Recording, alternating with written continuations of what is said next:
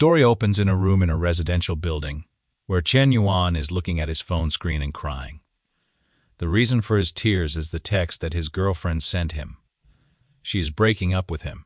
He asks her, "What's wrong?" all of a sudden while crying. He texts her and promises to work hard and give her a happy life. But she blocks him before he sends his message. He lies over the chair like a dead person. His roommates do not know what is happening to him and call him to play a game, but he ignores them and runs outside. Seeing his strange behavior, they think it is another case of a breakup. It is the 6th time this month he has faced a breakup. On the street, people look at him and start whispering about him. They know Chen Yuan as a famous dog licker. Chen is here to meet the girl who just broke up with him. Her name is Shutong. She tells him not to behave like this in public as everyone is watching them. He tells her he knows she is angry with him. So he has brought her favorite guava pork. He asks her to forgive him and not mention the breakup again. He will change whatever is wrong with him. People around them look at them and laugh at him while whispering about him. One tells the other that he has heard that Chen works 4 part-time jobs to buy her gifts, yet he has still been dumped by her. Shutong tells him that she is not angry. Her ex-boyfriend came to patch things up with her. After thinking a lot, she felt that he needed her more. Chen gets angry and asks her what she thinks he is. He says that her ex is a scumbag. He asks if she has forgotten that he cheated on her and made her have an abortion. While he is yelling at her, a Mercedes stops by them. It's Shang's ex. He tells her to get in the car. Before getting in, she tells Chen that it would be better for them not to meet again. She does not want her boyfriend to misunderstand her. She leaves with her boyfriend while Chen stands there, watching them drive away. Chen throws the food in the dustbin and goes into a convenience store. He picks up a water bottle from the shelf and starts drinking it. He wonders why his heart is always betrayed, and if he will be a dog licker for the rest of his life. He angrily crushes the bottle and decides that there is nothing wrong with being a dog licker. Suddenly, he gets a notification that the most vigorous dog licking system has detected the host. A screen appears in front of him, showing his biodata and stats. He is surprised to see the dog licking system and wonders what the plug-in is used for. Unintentionally, he touches the breasts of a girl standing before him. She yells at him, calling him a pervert, and asks if he wants to get his hands dirty. She says he has been staring at her boobs for a while and asks what's wrong with him. The system starts showing the girl's data. Her name is Zhu Lil. The system informs him that with the help of the dog-licking system, if the woman's favorability towards the host exceeds 95 points, the counterattack will be successful, and her identity will be transformed into the host's licking dog. Now he realizes that the dog-licking money worth 90 billion can only be used to spend on women. He is also told that when the opponent becomes the host's dog, 10 of the amount spent will be rewarded to the host's account and become the host's personal property. The host can also get other rewards. Chen decides to use it on the girl in front of him. He smiles and tells her not to be mad at him and that he will pay for her meal today. The system successfully binds their dog-licking relationship. His mission is to counterattack Zul. The reward for completing the task is 10 of the dog-licking gold and 5 strength points. These strength points can strengthen the host's physical attributes, including physical fitness, mental strength, and agility. Zul Lil is the flower of the art department. She is powerful, and once made a man spend 30,000 yuan on her with just 3 words. Zul smirks at him and asks if he wants to play rich and flirt with her. The people around them look at Chen and think he is in trouble. Chen smiles and says she will know if he is good if she tries it. She says she wants to treat all her classmates in the canteen to snacks today and asks him to help her pay for them. She thinks he is dressed like a beggar and is still trying to flirt with her. She will let him know what it means to be embarrassed, but she is stunned when he transfers 50,000 yuan to her account. People around them are shocked. They think that this guy looks like a loser, but he is a hidden rich kid. Chen says that 50,000 is not much for him. He smiles and asks her if he can add her on WeChat. Zul is still struck and wonders if that guy is a rich second generation. So, she decides to play along. She tells him not to worry and that it is not impossible to add WeChat, but he has to come with her to a place. Chen is getting sweaty, as no girl has come so close to him before. She takes him to the brand store and tells him that she is not a gold digger. She just wants to see his sincerity and attitude. He tells her that it is not a problem. She can take whatever she wants. He wants to let her experiment with the dog licking system. Inside the store, he hears a familiar voice. He looks in that direction and sees Shutong there, shopping for luxury bags. He is sad to see her there. Zul gets that the girl is his ex-girlfriend. She blinks at him and says she has come at the wrong time. He smiles and says she has come at the right time. Zul goes to the counter and asks the girl there if they still have that bag from the spring sales. The shopkeeper replies that there's only one piece left, but the lady over there is trying it out. Shutong looks at Chen and says she cannot believe such a broke guy has brought a girl into the store. She decides to show him the difference between a loser and a junkie. She tells her boyfriend that her birthday is coming up. He irritatingly asks her if she didn't celebrate her birthday last month. She tells him that it was a birthday based on the lunar calendar, and people still have birthdays based on the solar calendar. Her boyfriend tells her that he does not like materialistic girls. He asks her if she is with him because of his money. She gets his meaning and gets scared. Zhu takes the bag off Shuang's shoulder and says she will take it if she is not buying it. Chen pays the bill and Zhu's favorability increases to 60 points.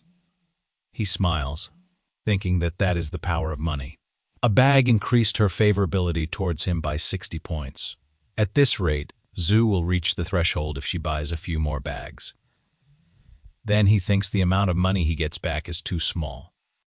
The two store attendants whisper that they do not understand why some people seem rich and stingy with their girlfriends, while others seem ordinary and spend tens of thousands of dollars without blinking an eye. That's why the store manager taught them not to look at people through tinted glasses and that they cannot judge spending power based on appearances alone. Shuang is feeling insulted. Zhu makes her jealous and says that a bag is like a boyfriend. It is always better to grab it. Then she looks at Chen and thinks she must grab this big fish. She grabs his arm, calls him hubby, and thanks him for the gift. Shuang starts shedding tears when she sees that. She pushes Chen in anger while going out of the store and tells him that he has gone too far. He looks at her, smirks, and thinks they still have a long way to go. The system tells him to bind the dog-licking relationship to Shutong. Her current favorability towards the host is 10. When the heroine's favorability towards the host exceeds 95 points, the counterattack will succeed, transforming her identity into the host's licking dog.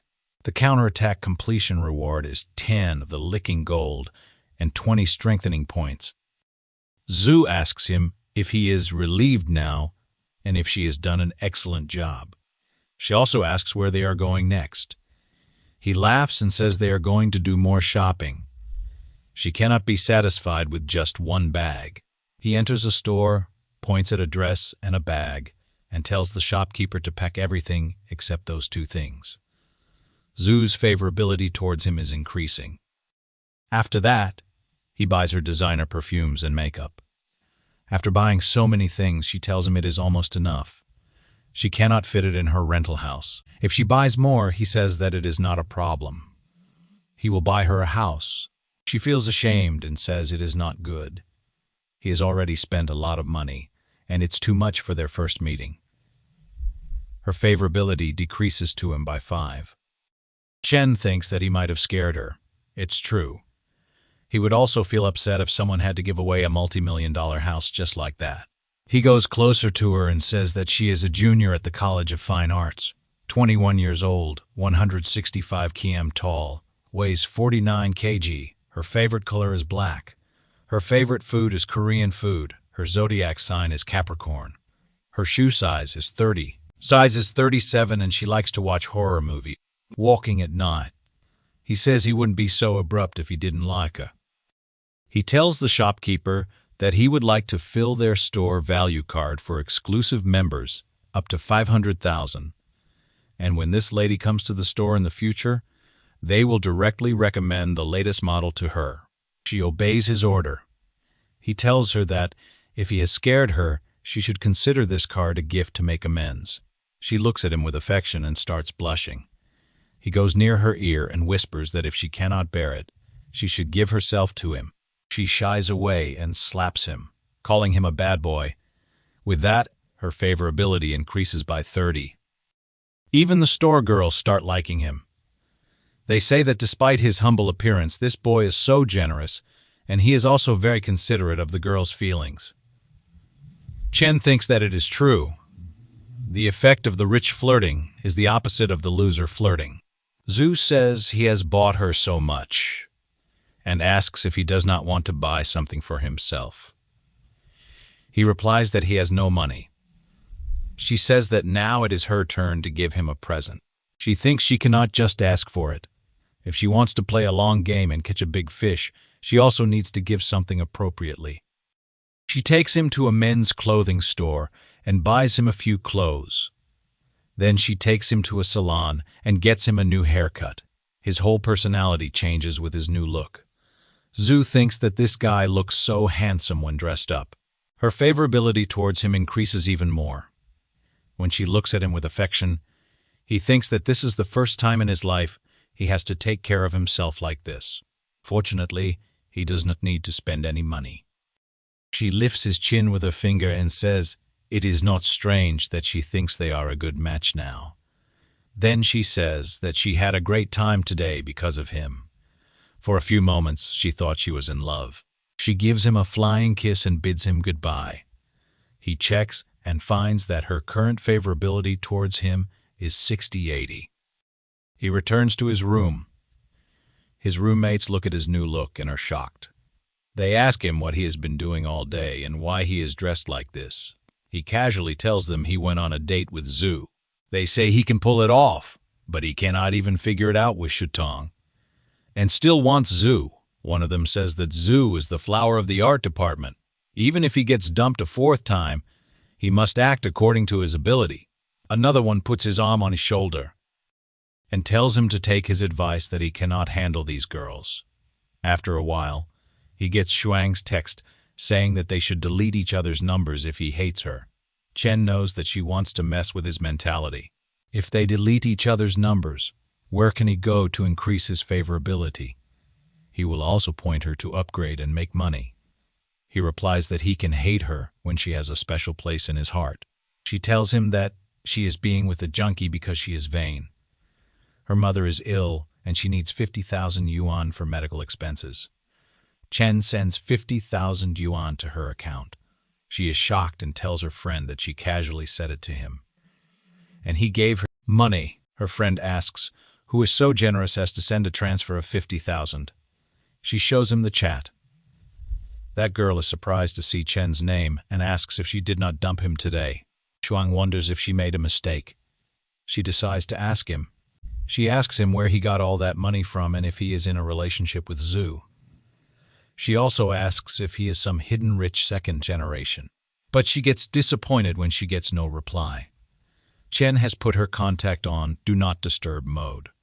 He thinks Shuang is too teared up while Zhu cannot act too hastily.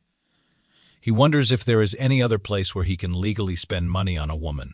He decides to try the live streaming platform. The girl on the live stream tells her viewers there is still an hour left before she goes off the air. So if her viewers want to send gifts, they'll have to hurry. Chen looks at the comments and is amazed that she has earned $1 million in no time. It means he has come to the right place. He presses the rocket icon and sends her money. After seeing the amount, that girl is stunned. It is not just her who is shocked. The other viewers are struck as well. Chen gives her more money, shattering all expectations. At the headquarters of that streaming application, An employee rushes to his boss and tells him that an unknown tycoon has just swiped $10 million in Z's livestream. The boss spits the water in his mouth and asks if it is not their trustee. Seeing this, the other streamers start sending him private messages. They think that just a few points from him are enough to cover their salary for several months. Zhu thinks that she is dreaming. She could not believe that someone had given her $10 million. A guy shows her a board where it is written that the boss told her to confirm that he will give her a 10 raise to get that lonely smoke. She understands the assignment and says she will not give up her big daddy to someone else. She sends him a flying kiss and thanks him for the gifts. She requests him to send her a private message, and she will give him 8 management. But Chen has slept peacefully. The following day, his fellows check out the search engine and are surprised that some rich guy swiped $10 million in half an hour on the stream last night. Chen wakes up due to the noise of their discussion. While brushing his teeth, he thinks he spent so much money last night and wonders why Mr. did not have any binding relationship. It means the bonding has to be in real life. Also, he wasted his money last night.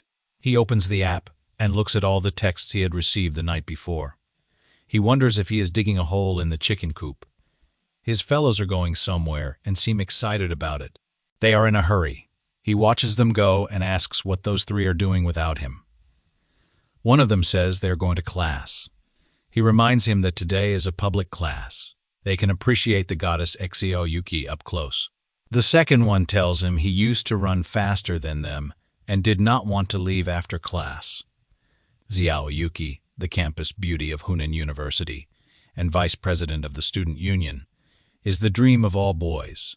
She is a pianist, a ballet principal, and a second-level athlete. Her outstanding talents and superb looks make her so difficult to approach.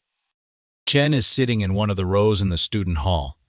Some girls look at him and say, "That guy is so handsome." They wonder who he is, as they have never seen him before. Chen thinks that a beautiful woman at Lakeside stands apart from the rest of the world. For 3 years, no one has been able to reach the top of this lonely peak. It must be worth a lot of money if it is hard to track down. Shuang and her fellow are also sitting a few rows behind Chen. Her fellow looks at him and asks if he is Chen. She says she has not seen him so handsome in a few days. She asks Shuang if he is dressed up especially for her. Shuang says that it should be correct, but she has a junkie now. Her heart is in turmoil in case they get into a fight. Her favorability is continuously increasing for Chen. Chen looks at her with a side eye and thinks, he just changed his clothes and she is getting favorability.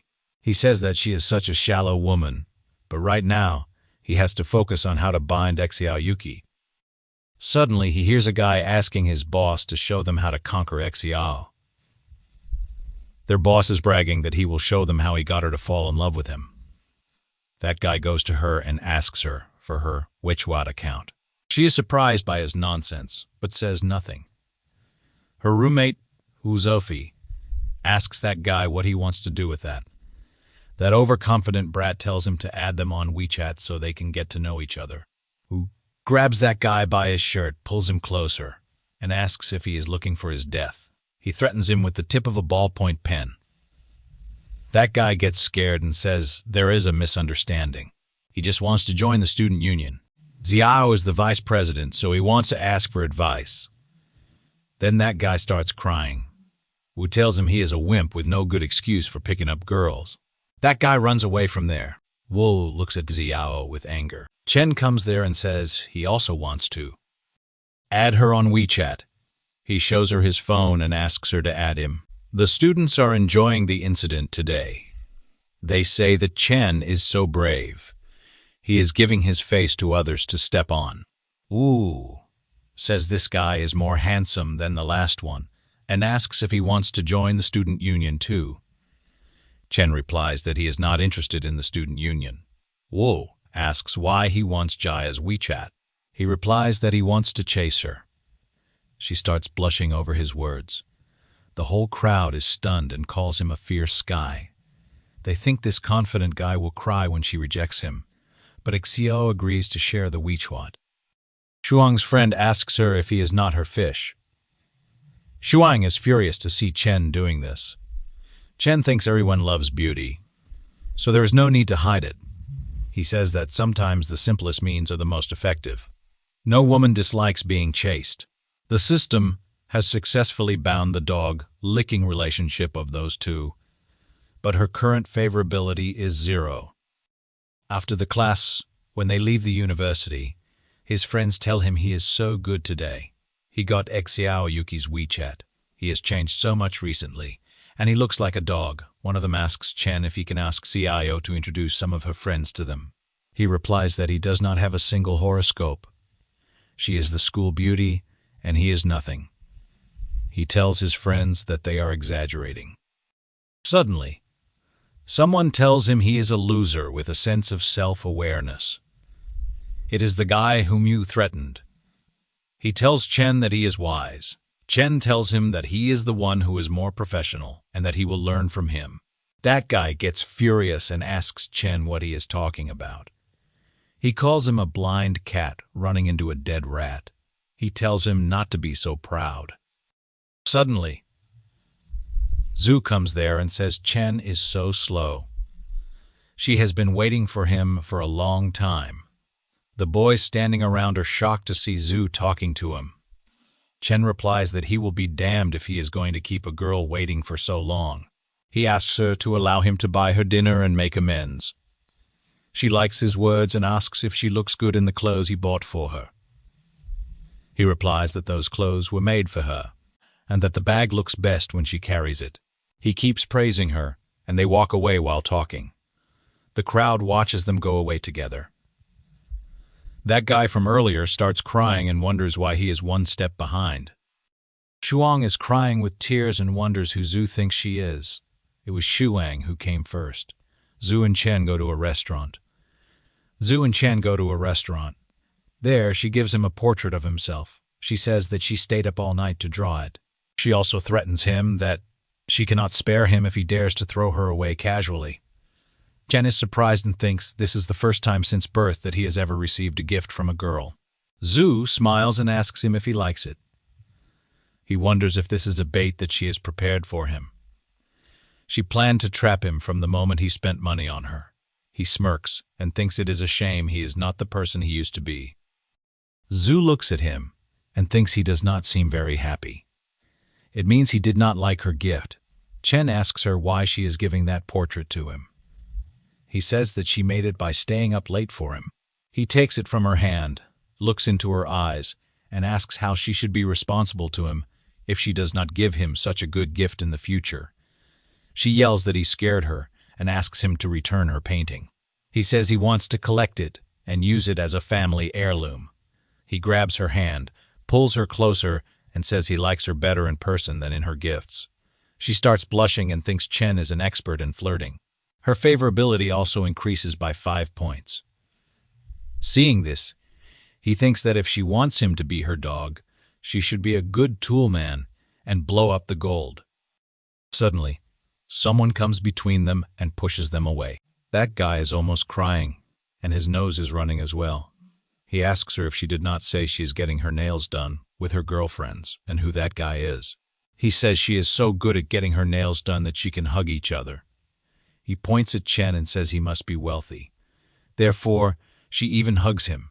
He adds that he has been chasing her for so long, and she will not even let him touch her hand. Chen looks at that kid and thinks this unlucky kid must be Zhu's licking dog. Chen is too familiar with this kind of treatment. Zhu asks that kid who he thinks he is to her. She says it is none of his business whether she falls in love. Suddenly, Chen comes in between them and introduces himself. Then he asks the name of the guy standing before him and how long he has been chasing Zhu. That guy replies that his name is Wang Yu, and he is from the Department of Fine Arts.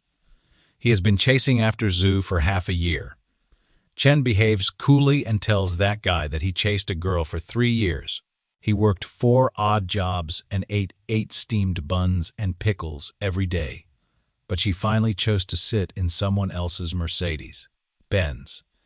He tells him that those who have turned their backs on them will be their motivation for self-improvement. A real man should focus on getting a wife.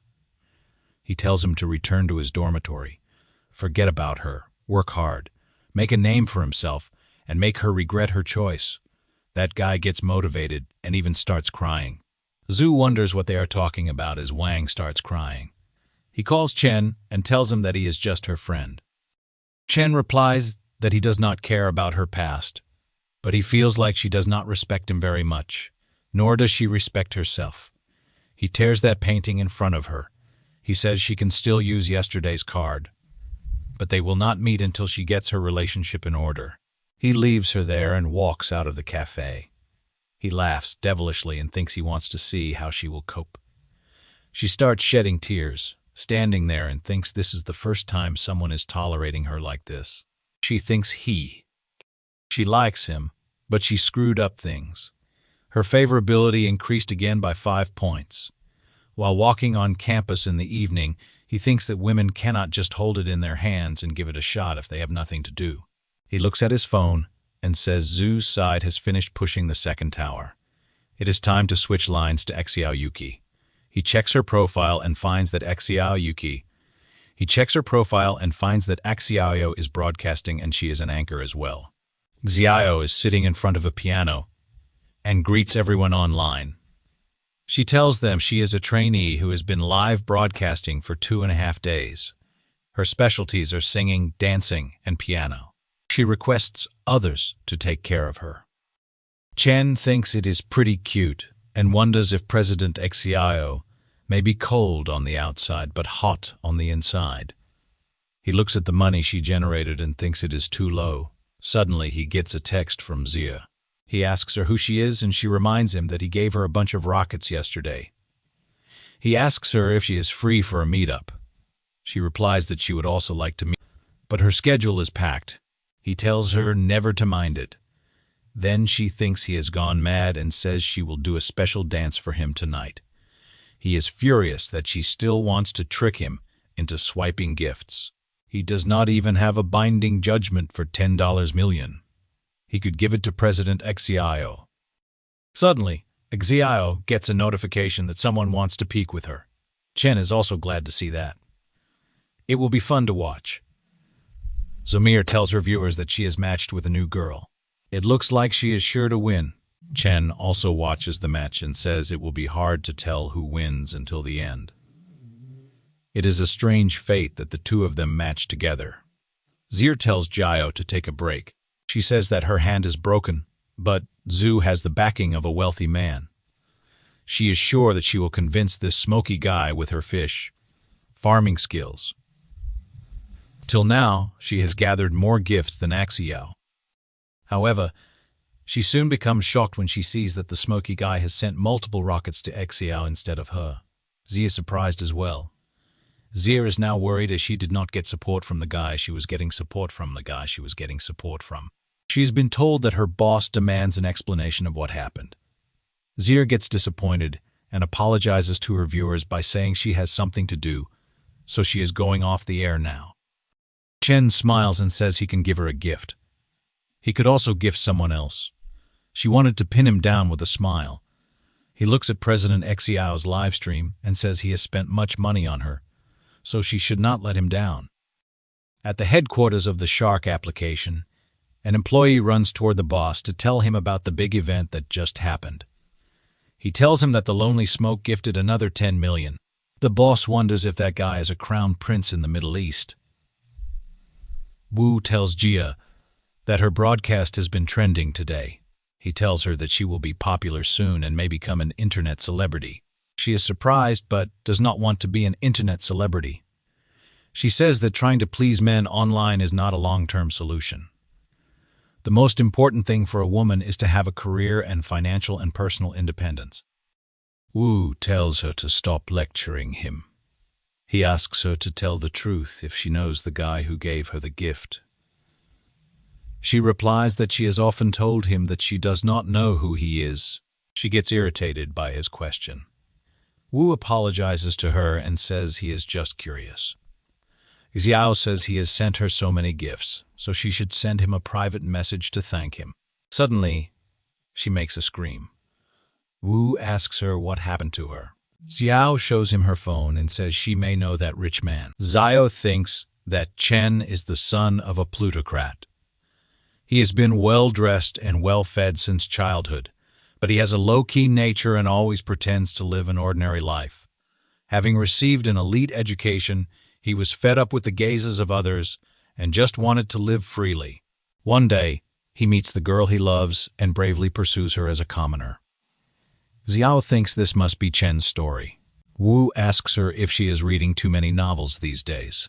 She does not care what Wu thinks and says Chen has lived well since childhood, so pretending to be ordinary must be challenging. Now, she has to thank him sincerely. Chen comes back after taking a shower and sees Xiao's text.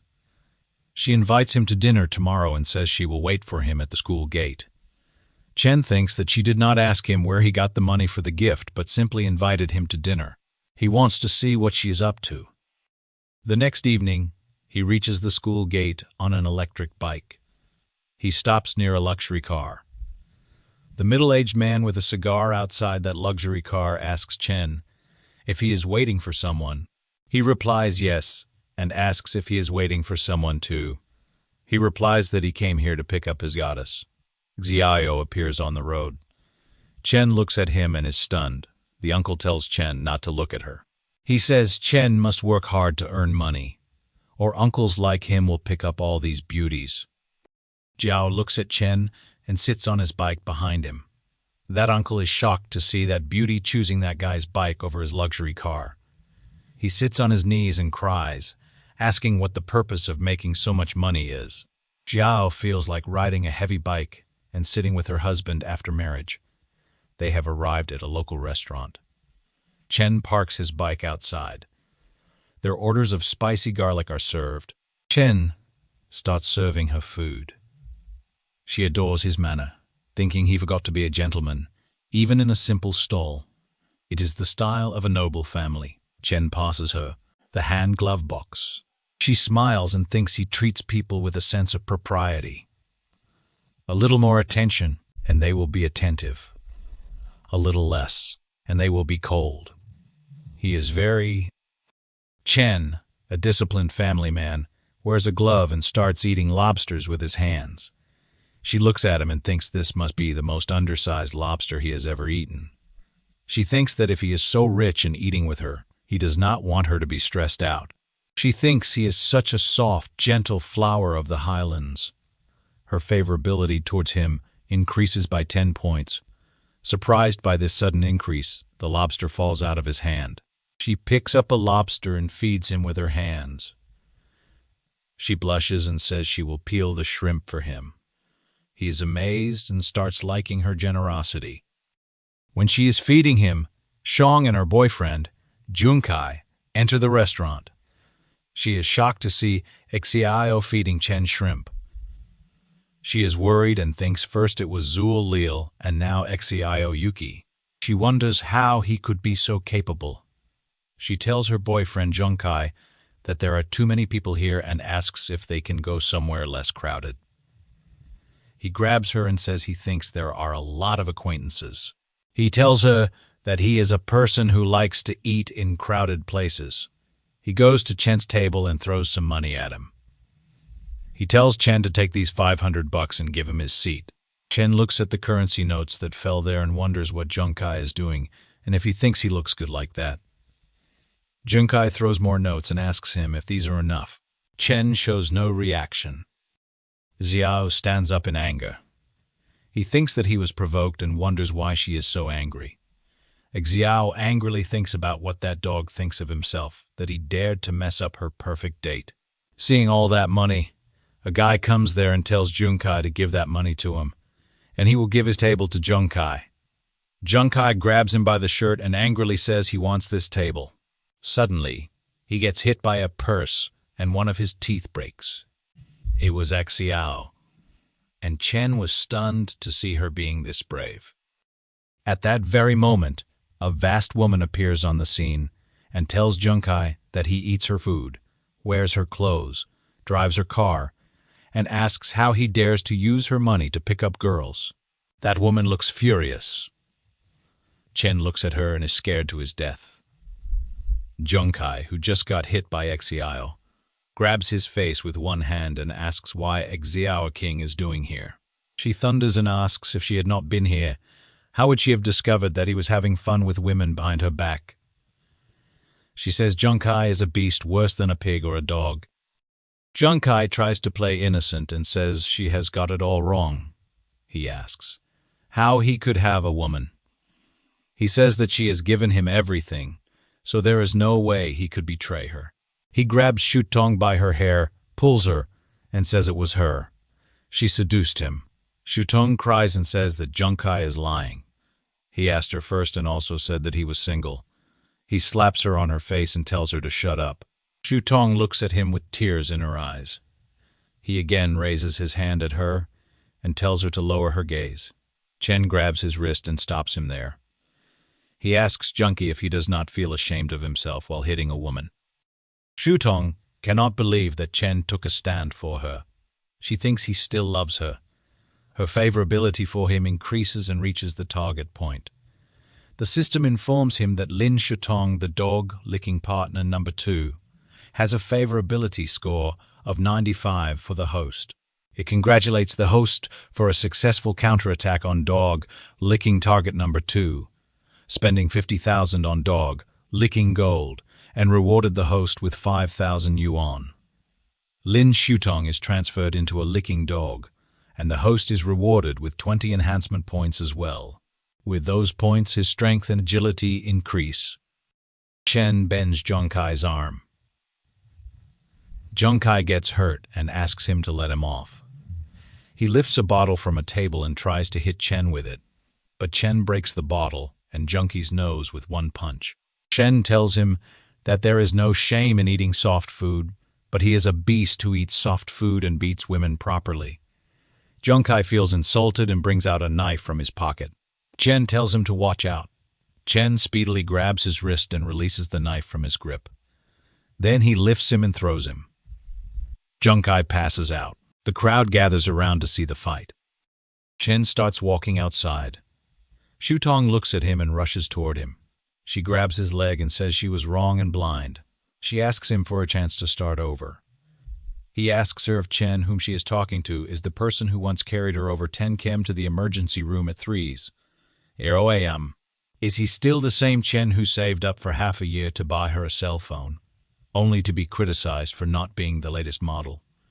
Is it Chen who knows she is frivolous and vain, but always believes she will look back one day? He tells her that the old Chen is already dead. She chose it herself. Then he leaves her there crying. Chen drops Jia at her hostel. He apologizes to President Xiao for the mess tonight. She replies that calling her president is too rude. He should just call her Kiki. She adds that she did not feel disturbed, but she got to see a different side of someone.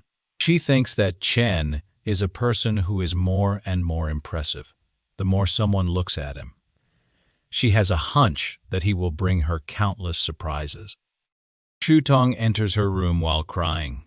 Her friend asks her why she has not brought an umbrella, as it is showering so hard outside. Shutong just calls Chen Yuan's name and says nothing else.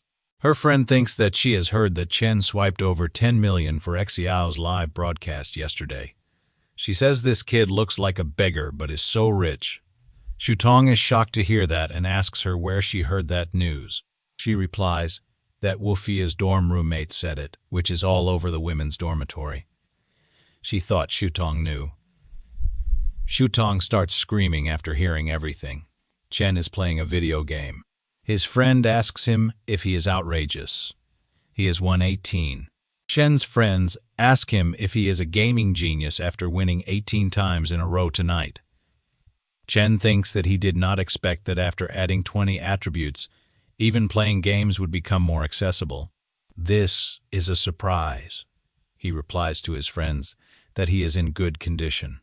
One of his friends asks him why he does not become an anchor. He says that when Chen makes 1 million a month, he can fly with him. Chen removes his shirt and looks at himself in the washroom's mirror. He thinks the attribute points have made qualitative changes in his body, and he is in better shape. He focuses on his jawline and says that calling himself Pang Yuan of Hunan University should not be too much. He looks at his abs and says that with such a perfect body, he does not know which woman would be cheapened. Suddenly, his friend calls him and asks if he has fallen into the toilet hole. He tells him that the phone is ringing continuously. He comes out and checks his phone and wonders why Zul is calling him so late. He wonders if she is thinking of some new tricks to trick him. He calls her and asks why she called him so late. She is crying on the other side. She tells him that she does not know what to do and could only think of him. She asks him if he can give her $500,000. She explains that her dad owes a lot of money because of gambling. The family, which was initially relatively wealthy, has plummeted, and they have to deal with loan sharks daily. Zul says she is not a very materialistic girl, but she has to pay off her debts. Chen asks her to give her card number. He instantly sends her the money. She is shocked to see the figure, as it is 5 million instead of $500,000. She asks him why it is 5 million. He replies that it is okay. He accidentally hit an extra zero. Her favorability increases towards him multiple times. She thanks him for helping her and says she will repay him. Zul's current favorability score is 94. Chen wonders why it is still 94, and if his sudden help did not win her heart. He wonders if she wants to confess her feelings. Then he thinks that it might not be the case. The person who reveals his neediness first is often at a disadvantage. Whoever confesses first will lose. The next day, when Chen is outside the cafeteria with his fellows, Shang comes there and tells him that she has brought him a bun from the cafeteria. She invites him to go to the classroom together. His friends are stunned to see her bringing breakfast for him. Suddenly, Zul comes there too and says she has brought him breakfast. She guesses he is tired of eating in the cafeteria, which is why she made him seafood porridge. Both girls look at each other with hate in their eyes. Suddenly, someone else calls Chen at the same time. Now his friends wonder who the third candidate is. It's Yao. She says she has brought him beef noodles. Shong and Zul wonder why Xiao is there. It's like a boxing match between those three inside a ring. Her strong sense of oppression fears those two. They think that is the power of being number 2 on the school's beauty list. Chen asks Xiao how she knows that he likes to eat beef noodles. She says she just assumed he likes spicy food when they ate crayfish yesterday, and knows a great place that serves it. He replies that it feels so good to be cared about by others. He thanks Kiki. He thinks that he expected this from Xiao. She could gauge his taste through the details, and without making a sound. Xiao welcomes him and says, of course, giving breakfast is a priority. She adds that if one does not care for the other party's liking, how can they say they like them? Shutong and Zul are annoyed to hear that. It feels like she is punching them very severely. Xiao gives him a gift and says it is to express her gratitude. Chen asks if it is the newly released F15 Pro Max. Chen's friends are shocked to see him getting the latest mobile phone model as a gift. Seeing him receive the gift makes them feel worse than the death of their fathers. Even Shang and Zul are surprised to see her willingness towards him, as that phone costs more than 10,000 yuan. This feels like she has knocked them in a single move. Chen tells her she does not need to spend so much on him. She replies that he has spent more on her. She does not have much money. It is a favor to him. He says that he will accept it. Then they both walk away, leaving the others standing there. Shutong says she wants Chen back and wonders why it is so hard. She is sad because it has only been a few days, and another girl has appeared. Zul comes to him and tells Shutong to find a place to chat. Shutong asks what she is talking about. She has nothing to discuss with her. She adds that it is all Zul's fault. Zul says that she wants to talk about forming alliances. Shutong startles and asks what kind of alliance. She replies that it is an alliance against their common enemy, Xiao. Chen checks the mobile features. It is hard to believe that she gave him such an expensive mobile phone which costs more than 10,000 yuan. Jiao asks him if he is okay, and if something is wrong with the phone. He smiles and says everything is fine, and the phone is handy. Her current favorability is 40. Chen thinks he would have already believed she loves him if he had not seen her favorability. She is indeed worthy of being the goddess. She is more skillful in making the hunter think she is the hunter. He has to find a way to push forward the progress as soon as possible. When he is busy thinking about this, his phone beeps. It is a text from Zir. She tells him that the last time she said she could not meet, it was not that she could not do it. She is a little bit afraid of society, but it does not mean she does not want to meet. Smokey. He looks at the message, laughs, and wonders what kind of attitude this is. He also wonders if she thinks him a. At the same time, he gets a notification that Dragon King wants him to join a group where all the anchors are ranked. He wonders if this is the legendary Big Daddy group of anchors. He joins the group and starts chatting with the other members. He realizes that these rich guys want to test his skills, so he plays with them. One of them says that Mr. PM Smokey seems rich. Ends of millions are just a tiny amount of money for him. He asks if he wants to do business with him. That guy adds him for a private chat. Here, he tells him that he has a villa. He plans to sell, but doesn't know if Mr. Giz Smokey is interested in it. Chen asks him about the location. He replies that it is located in Jianyu District, a river, view villa. Chen searches the location on maps and is stunned to see that Jianyu District is a well-known wealthy area. A villa costs at least tens of millions. He replies that he has just planned to buy a villa to store some sundries. He will go to see the house tomorrow. The guy on the other side of the phone is shocked to see his reply. He says that this guy seems to be planning to buy it. He wonders if they guessed wrong. He tells Dragon King that Mr. Kin Smokey is not a shill. He is rich.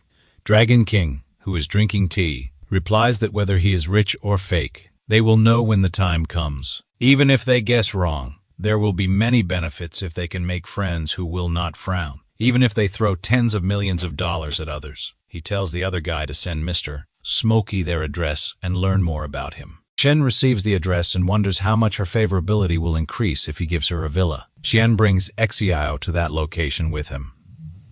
She asks him why he has brought her here so mysteriously. The owner is waiting for them outside. He waves at Mr. P. Smokey. He thinks that Smokey looks ordinary, but he is accompanied by a woman who is a natural beauty. He wonders if he may be the son of a hidden family. It seems to him that the price today is challenging to negotiate. He extends his hand for a handshake and says his name is Hong Yuan. He has a small business, but recently he had to sell this villa due to financial problems. He welcomes them inside the villa and tells them to have a look. He says the entire villa has a construction area of 500 square meters. The usable area is 2,000 square meters. Famous designers designed the decoration, and the whole house was customized with imported Italian furniture. He shows them the view from the balcony and says that the river is surging and dragons and tigers are roosting. The feng shui is excellent. He would have wanted to bury himself here if he were not short of money. Xiao wonders if Chen is buying a house. She thinks this mansion must cost tens of millions of dollars. Chen says that this place is good. He tells him not to waste his time and quickly tell him the price. Hong tells him that he will not lie. Although he needs money, before he came here, several people were very interested in this place. He thinks his psychological price for this house is 50 million, so he has to leave some room for bargaining. Therefore, he will quote a higher price. He tells Smokey that he will give him an average price of 60 million. Chen sighs before saying something. Hong wonders if he has overstated it. He thinks it is hard to fool a nobleman's son. Chen acts as if 60 million is nothing for him and agrees to pay. Hong is shocked to hear him. He is now repenting and thinks he should have asked for 80 million. Chen asks Yigao if they should buy this house. She asks why he is asking her. She does not care if he buys it or not. He replies that he is buying it for her. Hong thinks giving 60 million to others is a massive amount of financial resources and courage. He is shocked because the price he quoted did not offend Smokey. Xiao is stunned and thinks no matter how rich and generous Chen Yuan is, he should have some restraint. This is too exaggerated. She wonders if this is some kind of main Nordal trap, and if he will trick her into drinking tainted water later. She replies that it does not sound great, and she cannot accept it. He grabs her hand and says that the property restriction policy has been implemented recently. He owns too many properties, so he is thinking of transferring one to her name. He also hopes to give her a home. She starts blushing. She wonders if this kind of money transfer is typically allowed for legally married couples. She wonders if he treats her like his future wife. Chen asks her what their relationship matters, and if it is not his and hers, there is no need for distinctions. She starts blushing more, and her favorability rapidly increases for him, reaching 90 points. Chen thinks his acting skills are improving, and the film industry owes him an Oscar. Chen paid the initial deposit of 10 million and said he would transfer the remaining money to Hong after completing the formalities. Hong replies that it is okay, and Chen can leave the transfer matters to him. It will be sorted out in the next few days. They sit in the taxi and Hong waves them goodbye. Hong thinks that with Smokey's wealth, it is surprising that he still insists on taking a taxi daily for physical exercise. It is like going incognito, proving that the wealthier he is, the more low-key he becomes. While sitting in the taxi, Chen thinks that President Xiao's favorability is already 90 points. Once he completes the licking dog transformation, the 70 million invested in her will turn into 700 million in returns, with the addition of attribute point rewards. This is a hefty profit. Xiao looks at him and thinks that, based on her experience reading novels, if Chen just said something embarrassing, the next part will likely be their wedding. She wonders if the wedding will be in Milan or the Alps, and what name suits their child. She wakes from her daydreams when the driver tells them they have arrived. She exits the taxi and asks Chen if he is not leaving the car. He replies that his roommates have invited him to play games at the internet cafe. He bids her goodbye and leaves. She becomes sad and says it should not be like this. She wanted to confess. Chen arrives at the internet cafe. He looks at his friends, who are already playing. They ask him why it took him so long to come. They tell him to hurry up and go open a card, as they have saved a machine for him. He tells them not to worry. He will drive the machine to take them flying. He goes to the counter and asks them to open a 20U card, 4 packs of liquid cigarettes, and 4 bottles of iced black tea. Zoe is on the counter. She calls Chen, who is looking at his phone. Hearing her voice, he looks at her and asks what she is doing here. She blushes and says she told him earlier that her dad runs a chain of internet cafes and opened this one. Thanks to him, her family's debt has been completely paid off. She excitedly says she will give him a lifetime membership for the internet cafe so he can use unlimited computers. He replies that it is not necessary, but she still does it. Suddenly, a gangster asks Zoe if she is Leo's daughter. He also asks when her father will repay the money he owes them. She replies that she paid him 5 million last time and asks why she still needs to pay him back. The guy smacks his hand on the counter and says, 5 million is the principal, and there is also interest. The interest is still 15 million short. She yells at him that he is thoroughly engaging in fraud. It is robbery. He grabs her and tells her to stop talking nonsense. If she cannot come up with 15 million today, she will come with them. With her looks, she would be the star of his nightclub and could easily earn enough to cover the 15 million debt in 1 or 2 years. Seeing him crossing the line, Chen grabs his arm and twists it. He warns them to leave quickly before he gets angry. The gangster, furious, calls Chen a meddling mouse and orders his men to kill him. All the other gangsters attack him simultaneously. Chen kicks them, and his friends are shocked to see the blind monk's ultimate move. Cyclone kick. They say that Yuan has improved his fighting skills recently. Those gangsters leave the cafe saying that Chen should consider himself lucky today, but not let them into him again. Zoe hugs him and thanks him for saving her again. She was scared to death just now. Chen gets a notification that Zoe's favorability has reached 95 points. It congratulates him for the successful counterattack. It says that the dog-licking target, no one spent 53 million U in dog-licking gold, and rewards the host with 530,000 U. He also gets 5 bonus points. Chen thinks that today is a double delight. Suddenly, Shutong comes and sees Zoe hugging Chen. She calls her treacherous. She points at Zoe and tells Chen that they agreed to ally, yet she is hiding and seducing Chen Yuan, enjoying the benefits alone. Chen gets embarrassed to see them fighting and tells the system to add all the points to strength and agility. The next day, students are wandering in the sports field. Chen is also there. He thinks that Lin Shutong and Zoe Leal have been successfully wooed, So dealing with President Exio is just a piece of cake. It is time to find new targets, or else he might end up in a situation where no one is left to charm. Suddenly, a girl taps his back to call him and asks him if he can move to the side because he is causing inconvenience to others. She says their sports club has requisitioned the sports field for a short distance race. She asks him if he could make way and avoid the area. He looks at her closely and thinks that, even though this girl seems a bit fierce, she is pretty straightforward and genuine. He tells her that he can do that. Then, he shows her his phone and requests her to share her WeChat, so he can add her there. Suddenly, someone comes and asks him what he is doing. That guy says he is her boyfriend and tells Chen to get rid of this idea as soon as possible. Chen thinks that he has seen this guy somewhere before. Then, he remembers that this guy used to beat him in the past. The guy calls Chen a toad dreaming of eating swan meat. He tells him to give up that unrealistic hope and face reality. Chen thinks that it is a narrow road between enemies. The system binds that girl in the dog-licking relationship. She is haining, and her current favorability towards the host is 5.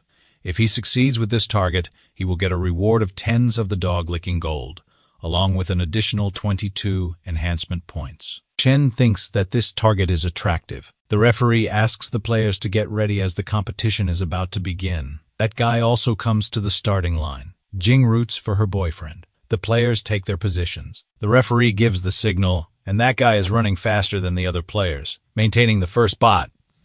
He thinks the other players are a bunch of ants.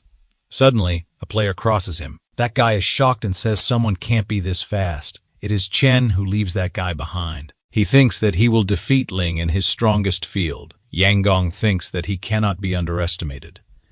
He laughs and says that although he does not know who he is, he will show him what it means to be a great emperor. But then he looks around and wonders where Chen has gone. Chen appears on his left, and he is still running.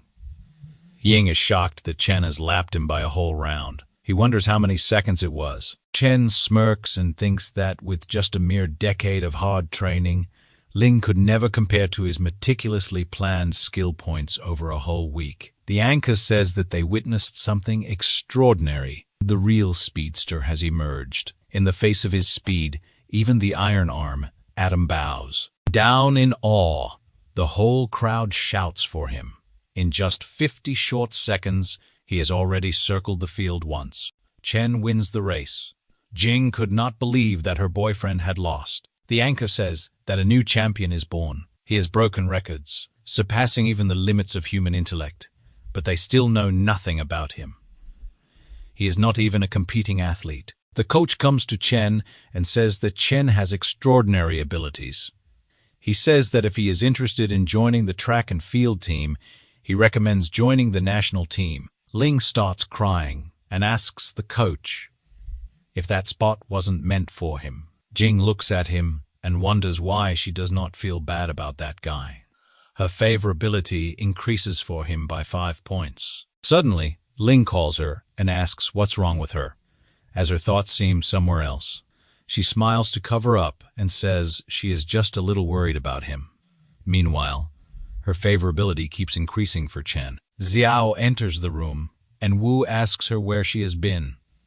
She tells him that Chen bought her a house. Wu is shocked to hear this news. She replies that it is true. She went to see a house with him today. She tells him that Chen bought that house for 60 million. She asks him to help her check the house prices in Jianu district. She says that if that chubby guy selling the house plays dirty, she will not spare his life. Chen told her that what belongs to him also belongs to her. Wu thinks that sometimes luck favors the naive. He wonders why he cannot encounter such good fortune. He is feeling jealous of her. Wu tells her not to show off. He will help her with this. Suddenly, he sees something on his phone and yells, "What is this?" Someone has posted an article about Chen, claiming that he is a top-tier scumbag juggling multiple relationships at the same time. At the 21st level, Chen's roommate shows him that article on the internet and makes fun of him. Chen is angry. He thinks that the writer of this article is kidding with him. He is obviously a money-splitting boy. It seems like he has been relatively high-profile lately, and someone might not be happy about it. He wonders who that person could be. 3 nerds are behind this scene. The one with the glasses tells the others that their article was pushed to the top of the list. The post has gone viral.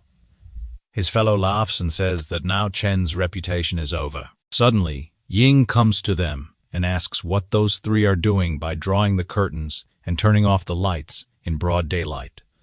Firstly, those 3 get scared by his sudden appearance. They look at him and say he is so scary, as he always walks silently. The main culprit tells Ying that there is a guy named Chen Yuan in the School of Liberal Arts who is very arrogant. Recently, they are dealing with him. Ying looks at Chen's picture and wonders if he is not the guy from the sprint race. He suddenly realizes that he is the same Chen that he used to beat up in high school. He laughs and tells those 3 that he knows him. They went to the same high school. Chen has been a sociopath since childhood, and he has quite a bit of information about him. Ling says that Chen is probably not worthy of being a good guy. He persistently clings to girls and harasses them. Those 3 start welcoming Ying to get more information about Chen so they can add more to their already viral article. Ling wants revenge as well. He smirks and thinks it does not matter if Chen wins the game, and the coach likes him. Ling wants him to be ruined. They update the post and write that Chen rides on many boats, objectifies women, and frequently pressures and dwarfs them. They advise all the women to be aware of this well-dressed beast. They also mention that those women already in a relationship with him do not do so voluntarily. The article also mentions that an insider has told them that Chen Yuan had the reputation of being a 3-headed dog from high school. He can be called the best licking dog among all licking dogs. The article spreads like fire in the jungle. Everyone is shocked to read so much about Chen Yuan. Even the principal of the university reads it. He smashes the phone on the table in anger and says, "That is too much and is simply unreasonable." He adds that he will not allow such a black sheep to appear in his school. He will personally investigate and find out if it is true. He will expel this scum among students. Xiao tells the investigation team that Chen Yuan from Huda College of Liberal Arts is an exceptional person. What he hates the most is girls suffering. He comes from a famous family and possesses extraordinary wealth, yet he is generous and willing to help others, hoping to alleviate their worries and solve difficulties. He hates those who beat women. Whenever night falls, he transforms into a dark knight, pushing evil and striking with a heavy fist. He is powerful and mysterious, guarding this city entirely of desire and sin. Xiao says that from her perspective, Chen Yuan is a hero. Those officers ask if it is not an exaggeration to call him a hero. They ask her on what basis she draws this conclusion. She replies that she has drawn it with her woman's intuition. The principal asks his secretary if Xiao Yuki's testimony is credible. He looks at her profile and replies that she is the vice president of the student union. Although he thinks she is a bit weird, she should not lie. Chen Yuan is probably a good person. The principal orders the officers to ask Chen's classmates again. They go to Sheng, show her their ID, and say they have some questions about her classmate Chen Yuan.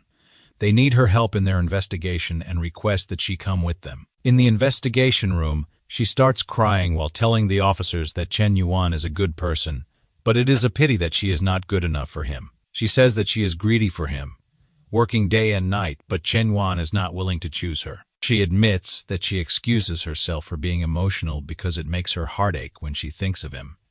The officer passes her another tissue and asks if she is saying she likes Chen Yuan, and he rejects her, but she still thinks he is a good person. She sobs and says she deserves it.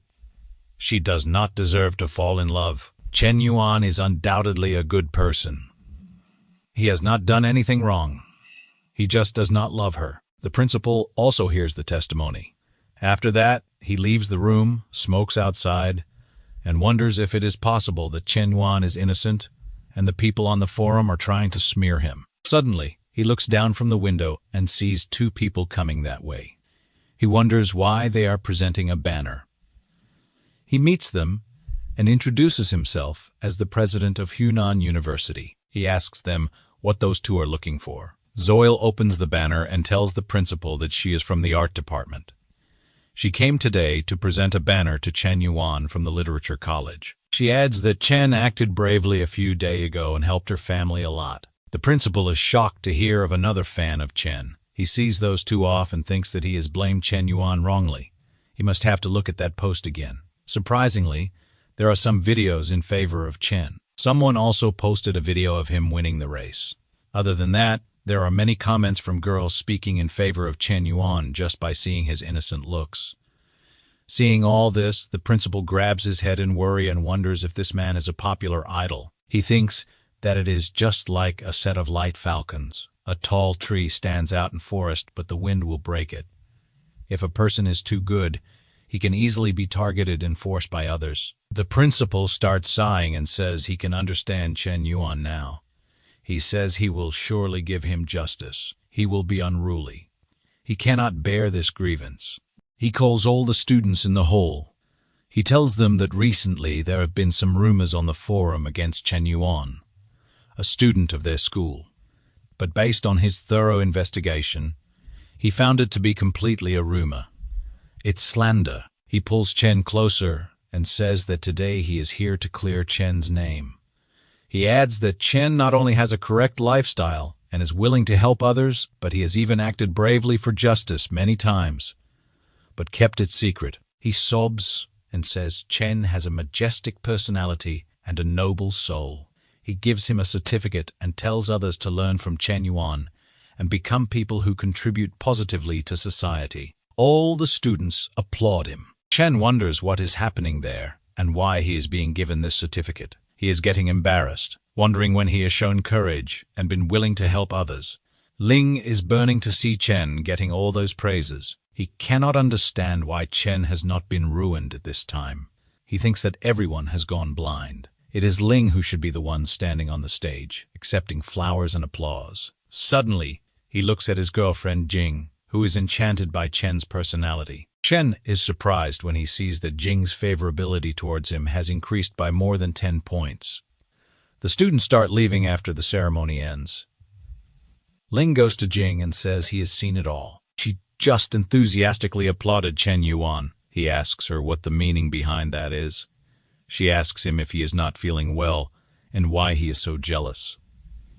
She says that she only has genuine admiration for her classmate Chen Yuan. As a fellow university student, he has done many good deeds yet remains indifferent to fame and wealth. She quotes an example. After winning against Ying, he could have become the pride of the heavens, but instead he chose to return. These comments work as oil in the fire for Ying. He grabs her wrist with force and tells her to shut up. He says that Chen cannot beat him. She starts weeping and tells him that he is hurting her. Ying has gone crazy with hatred and says Chen Yuan is just a useless dog that he stepped on. It does not matter if the coach likes him. This society values those with money and power. His dad can buy him a Tesla. He asks her what Chen Yuan has in his possession. Suddenly, Chen passes them, talking on the phone, telling Hong he can drive in. He tells him that he keeps a low profile at school and instructs him not to come to pick him up in an overly expensive car. Jing and Ling forget about their fight and start looking at him. After a while, they see that a fancy car comes and stops by Chen. He tells the man who brought the car that he told him not to drive such a fancy car. He scolds him softly and tells him to pay attention next time. Hong apologizes to him and says he will from the next time. He explains that he rushed and forgot. Chen does not like it to be too flashy. Hong opens the door for him, and Chen gets in. Ling's eyes come out of the shock that he has just received. After the car leaves, Jing tells Ling that they should break up as he does not trust her. Ling cannot believe that his girl is breaking up with him. Chen Yuan and Hong go to the office where he pays the remaining amount to Hong, and he gives him the villa papers. After completing all the legal procedures, Chen says that he is heading back to school. Hong offers him a lift. He refuses, saying that his car attracts too much attention. He will take a taxi back himself. While walking on the road, he thinks that even though he has bought the house, he still needs to prioritize with President Exia. After all, reaching full favorability earns a 25-point attribute bonus. He needs to give her something else. He checks his phone to see what else Hong wants to sell. He opens the group chat and sees the praises for him as he bought an expensive villa in no time. Moreover, he gifts it to his girlfriend. Chen replies that it is just a small favor he is doing. Suddenly, someone posts in the group an ad about selling a car. Chen likes the idea of giving her a car. Chen reaches the showroom of that guy. The guy receives him in person and introduces himself. He is Jiang Hain, and his family runs a small business. Personally, he manages a small car dealership.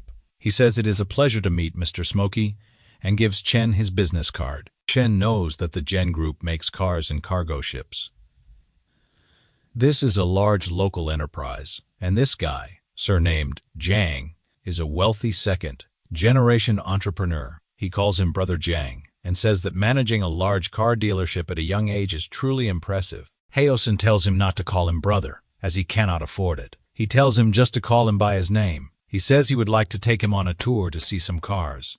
He tells Chen that he is really young and promising. When he first heard Hong say, Mr. Smokey, he thought he was an uncle, but he did not expect Mr. Smokey to be so young and have such outstanding charisma. One of Jiang's secretaries asks the other who that person is, whom Mr. Jiang received personally. She replies that he must be the son of some wealthy tycoon. She tells the other not to bother looking into it.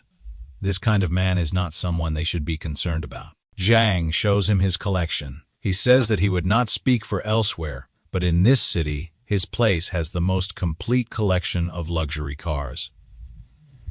Everything he can think of is here. Chen looks around and says he wants to buy a Bugatti Chiron. These words hit Jiang like an arrow. He smiles embarrassingly and says that Chen really loves to joke. He says that the Chiron is a top luxury car with a limited edition of 20 units in the world. Chen asks if he is saying that he does not have it. Chen asks if he has a Lamborghini Veneno or a Pagani Huayra Roadster. These words critically hit Jiang. He wonders if Chen is here to disrupt his place. He explains that the vehicles he usually deals with here range from 2 million to 89 million. Chen gets that he has no car that he desires. He tells him that there is nothing suitable for him here. He also mentions that Jiang's business does not seem to be that extensive. Jiang thinks that Chen can buy houses worth tens of millions, but he finds it hard to believe he can afford cars of the same value. He decides to unveil his trump card to keep the shop bustling. He tells Chen that even though he does not have the car he asked for, he does have one expensive car here. He takes the curtain off a Ferrari LaFerrari. It features a 6.3 LV12 naturally aspirated engine capable of delivering a maximum power output of 588 Q. The independent electric motor produces 120 Q of power, contributing to a total output of 800 horsepower. Paired with an A7 speed dual clutch transmission, it achieves an acceleration time of less than 3 seconds for 0 to 100 km. It is available for 225 million. Jiang asks Chen how he would respond in such a scenario. Chen thinks that, while the Ferrari may not be excessively expensive, it is still not considered cheap. It would indeed be fitting as a gift for President Exia. He puts a hand on Jiang's shoulder and says that if it is over 20 million, he will buy it. He has put in effort and tells him to take him to swipe the card. He tells him to deliver the car to Hang Riverside Villa Community. Jiang is shocked and takes the card from him. Suddenly, Chen gets a call from his friend Lai Wen. He wonders why he is calling him this time. Wen tells Chen that on his birthday, his girlfriend Liu Jia said she was accompanying her best friend to do nails. It got very late. Too late. Liu Jia did not bring an umbrella with her. He was worried about her, so he hurriedly took an umbrella to give it to her. But he witnessed a scene that tore his heart apart. She was kissing some rich guy with a car in the rain. At that moment, he felt a sense of confusion. They were getting wet in the rain, while he, holding the umbrella, felt like a drowned rat. Wen is crying tears and tells Chen that his heart hurt so much. It was a 3-year relationship. He had planned to take her home to meet his parents. Chen tells him to stop drinking. He has already had 8 bottles of poetry. Wen sobs and asks if he did something wrong, and if he can still try to win her back. Chen grabs him by his shirt and scolds him. He tells him that he must stay clear-headed. The mistake is hers, not his. He tells him to pick up his self-respect and not become a licking dog. Wen falls to his knees and says he already knows all of this, but he does not know what to do. Chen looks at his miserable friend and says it is hard to accept. He asks him if he thinks she is just impulsive and not a bad person. Chen needs to teach him a lesson. He brings out his phone and dials a number. Wen asks him what he is talking about and whom he is planning to call. Chen tells Wen to trust him and let him handle the situation. He will make Leo kneel before him and repent. Chen calls Zhang Haosen and says he wants to borrow a few cars, noting that they are too expensive, just a few million each. He also asks him if he can contact some of his trustworthy friends to have them drive the cars over tomorrow. He replies that he will handle this matter properly for him. Wen wonders why there is a double cross involved in this. After that, Chen calls Zul and asks her if she is free tonight. He would like to meet up with her. He tells her the address and says he will wait for her there. Wen looks at his friend and says he seems to have changed a bit. In the evening, they meet in a restaurant. Wen is stunned to see Zul Li hugging Chen so openly. She says she missed him so much. Wen thinks that Chen made a single call and brought an 810 girl. He wonders if this is still the loyal licking dog he used to know. Chen introduces Wen to Zul. She asks Chen if he has called her so late just to introduce friends to her. But then she wonders if he is introducing her to his circle. She starts blushing, thinking he has her in his heart. Chen replies that he wants to ask her to help him with a play tomorrow. Maya is driving on the highway with Liu Jia. He tells her not to be gloomy. She will not be happy with that loser Lai Wen. He will get her a new bag for her birthday in a few days. She replies that words are easy to say, but considering the years of their relationship, Maya better treat her well in the future. Suddenly, a Ferrari overtakes them and applies brakes in front of his car. Maya applies the brakes just in time and avoids an accident. He yells at the guy in the Ferrari and asks him if he does not know how to drive appropriately. But then, he sees someone with perfect curves and shining wheels and a pair of unparalleled headlights stepping out of the red car. He becomes a Ferrari as nothing in front of her. Right after that, Wen steps out of the car. He is covered in luxury brands from head to toe. Dia is shocked to see him coming out of that luxury car. Li grabs him by his arm and says she is scared, as the new car he bought for her almost got hit by this guy. Wen is acting hesitantly and says that if it gets hit, he will buy her a new one. Maya looks at Wen and wonders how he turned out like this. Is he a hidden rich second generation? Jia looks at them and thinks for a second. She understands that they are acting. She yells at him and asks what he is trying to pretend. Wen tries to act cool but fails. He tells Zul to get in the car, as they still have a bit to go. Jia tells him she has known him for a long time and asks if he thinks she does not know about his background. She admits she is wrong, but aside from the facts, his performance today disgusts her. Zhang is in the car with Chen, listening to their conversation. He tells Chen that the woman has figured it out. Chen smiles and says it is not a problem. It is time to take the stage with his little brother. The real show is about to begin. After that, all the cars he borrowed drive toward their location. They reach there in no time and surround Maya. A guy in a white suit who knows Maya comes out of the car. He looks at Wen, pretends to be an old friend, and is surprised to see him there. Maya is shocked to see that guy. After that, all the other drivers come out of their cars. The guy in white named Bai walks toward Maya and asks if he recognizes him. Maya starts shaking due to some fear. Bai surrounds Maya and Jaya and asks if that guy told her that his name is Maya. His family owns a coal mine, and he studies in America. Bai grabs him by the head and tells Jia that this guy is a habitual liar. He pretends to be wealthy to deceive women into bed. He is nothing more than a gigolo. He laughs and asks her if she actually believes he is some rich second generation. Bowie says, Maya's tactics are so clumsy, he should have starved by now. But surprisingly, there are still naive girls falling for it. He adds that she does not even take a good look at herself. She does not even deserve to be with wealthy people. Those words fall like lightning on Jaya. Jia runs to beat Maya with her sandals and says he is worse than a dog and that she will kill him. Maya starts crying and apologizes to her. Seeing this, Wen tells Zul to go from there. Jia grabs him by his leg and tells him not to leave her behind. It is not that she admires vanity, but she is just afraid of being poor. She asks him for another chance, but he walks away saying she should not call him that way. He breaks up with her and tells her not to call him ever again. Maya finds a chance to run away, but Chen comes from the front and asks him where he is planning to slip away. He adds that letting him go is not impossible, but first he must give himself 100 slaps. After that, they all go to a pub to celebrate. Chen thanks everyone for their strong support. The others tell him not to be so formal, as Hyan's friends are his friends too. Bae gets closer to Chen and says he has heard Chen is a master on the Shark Live platform. He has a favor to ask Chen for help with. Chen asks what kind of favor it is. Bae says he has a favorite streamer he wants to support, but he has run out of money this month. He is wondering if Chen can help him a bit. Chen understands that they want to test his abilities again.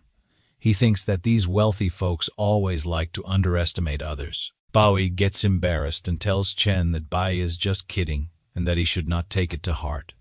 He tells Bae that supporting his girl is his own responsibility. It is unreasonable to expect Chen to foot the bill. Chen slams his glass on the table. The boys there think that he has gotten angry and wants to fight, but Chen unlocks his phone.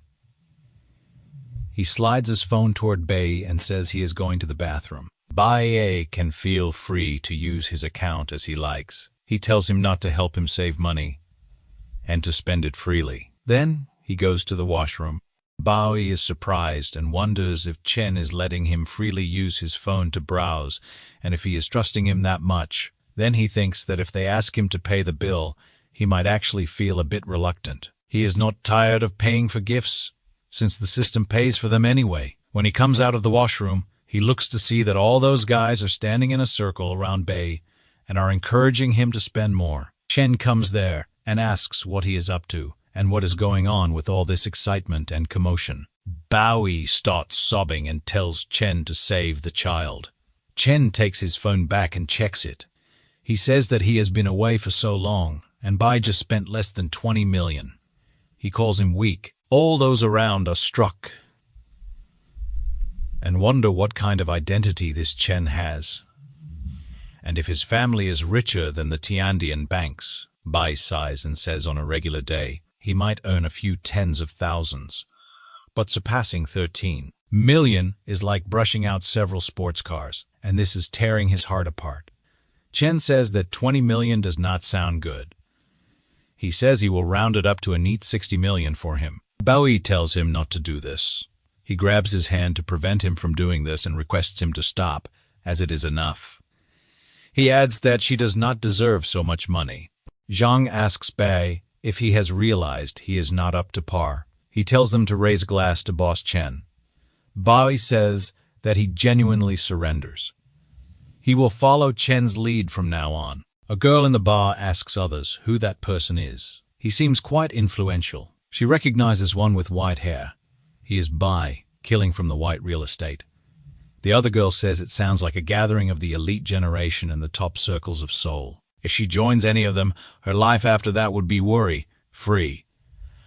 Another girl asks if the one called Chen is that mysterious person who went viral for brushing 1 billion. She says that his life is her dream. Chen receives a text. He tells others that he has something to attend to, so he will take off now.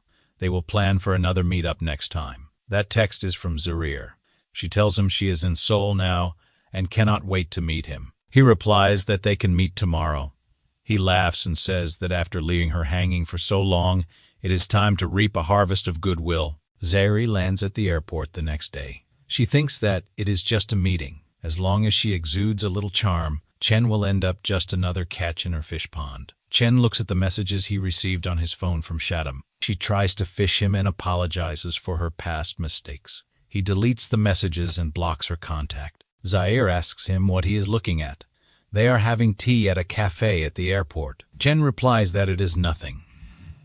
He asks her what she is talking about. She recalls that her boss strictly asked her to capture him, even if she stripped herself naked and sent him to his bed. This time, she thinks it is hateful that he can stay indifferent, even in the face of beauty at her level.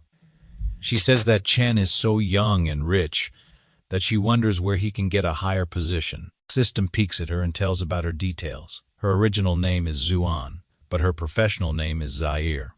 She is 26 years old, and her appearance is 78 points. The girl's favorability towards the host is 60 points. Because of the too high favorability, it is unable to bind with her. Chen cringes and wonders if all his money went down the drain. It seems like he needs to lower the favorability first. He starts pretending to be silly and puts his pinky in his nostril. He tells her that she has got him wrong. He has just come here as an unemployed wanderer. Zaire feels embarrassed and asks him if he does not have a job. It seems Chen is probably running his own business or has a company. Otherwise, where does the confidence to spend lavishly come from? He replies that the money he used to buy gifts was from his dad. Now his dad's company has gone bankrupt because of his spending, owing the bank tens of millions. He grabs her hand and says he is meeting her to ask if she can refund some of the money spent on gifts. She feels sick of him suddenly, and her favorability drastically starts falling. She yells at him and asks if he is broke and why he is pretending to be rich here. She has had enough of him throwing attitude at her time and again. She asks him if he is a man. He is a disappointment, asking for money to be refunded.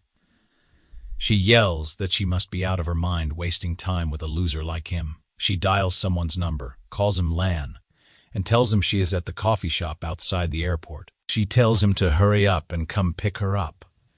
There is a loser bothering her, and she is scared. Chen looks at her and smirks, thinking he has met practical women in reality. But seeing someone so realistic and shamelessly distorting facts is genuinely a first. After a while, Lan enters the cafe roaring. He asks if he does not know who runs this territory in Seoul as he is harassing his woman in broad daylight. Zeri runs towards him to hug him and says she is so scared that the pervert even grabbed her hand. Lan is surprised to see Chen there. He ignores her and runs towards Chen to shake hands. He asks him why he is here. He tells him that he is Che Lan, who followed Brother Bai to toast him yesterday. Chen replies that he remembers him. Lan says he regretted not having a few more drinks with him yesterday. Unexpectedly, he bumped into him here today. It is on him. He requests Chen to honor Lan by coming. Zaire is stunned to see that Lan is unexpectedly polite to Chen. Lan is a top-tier, rich second generation in Seoul with numerous family industries, well, connected and influential. Lan scolds her and says she is so stupid that she does not know that Chen is his eldest brother. He tells her that Chen has enough money to bury her whole family alive. She wonders if he has such a background. What was he doing a while ago? She realizes he was testing her sincerity, and she missed the opportunity. She thinks she must reclaim the moment. She apologizes to Chen and says she misunderstood him. The system notifies that the dog-licking relationship is successfully bound, and the title's heir will give him 20 strengthening points. Chen takes a sip from his cup, plays relaxed, and says he forgives her. She is young and inexperienced. He was just joking with her. She thanks him and says he is her favorite. Her favorability also increases towards him. Chen thinks that she is indeed a professional anchor. Her favorability will rise like chicken blood as long as she has money. Unfortunately, he will not simply let her go. Lan yells at her that he has boosted her popularity to millions, and he is treating his brother to this foreign soy milk. He tells Chen that they should make today an unexpected encounter. He is hosting, and Chen must honor them with his presence. Chen replies that it is not a problem at all. He will show him the respect he deserves. Chen opens his car door for him and makes him sit carefully. Zaire also runs to sit with him. She grabs his arm inside the car and keeps her chest close. She asks him if he is still angry with her. He replies that she is worrying for nothing. He looks at his screen. She wonders why he is using the Shark Live app. Anchors live stream and sends her multiple gifts. She is shocked to see him. Chen keeps tapping the gift icon and almost sends 3,000 gifts. Even the host of that live stream feels stunned and falls unconscious. Zaire is stunned as it is her first time seeing someone receive gifts this quickly. She worries that the money should have been hers if she had seized the opportunity. She understands that this man is playing with her. However, the way he spends money is really good for her. She thinks that if his fingers were not tapping the screen, it might be hitting her body. Her favorability towards him increases unimaginably. Lan brings Chen to the most famous private restaurant in Seoul. It's called Black Pearl, and it is a 3-star restaurant. Lan says this place operates on a members-only reservation system, ensuring high privacy. But the most renowned aspects of this restaurant are its 3 main highlights. Chen says that one is the outstanding food, the other is the unique scenery, and asks, what about the third one? Lan says that Chen is genuinely experienced. He got the first two right. The third highlight is the boss's daughter, Xiao Yuki. Xiao is sitting there playing an instrument. When she looks at Chen, he's also shaken up to see her there. Xiao glances at Zer holding his arm, and her favorability for him decreases by 5 points. She gets furious and breaks her musical instrument. Her eyes tear up and she runs away from there. He is worried now as Xiao's side was so close to staging a counterattack. He wonders if it is going to overturn at a critical moment. He chases after her and catches her in the corridor. She yells at him that he toys with her emotions and asks him to let her go. Chen thinks that if this continues, the sensitivity will be lost. He has no choice but to risk it. He plays the victim and asks her if she has watched the 4.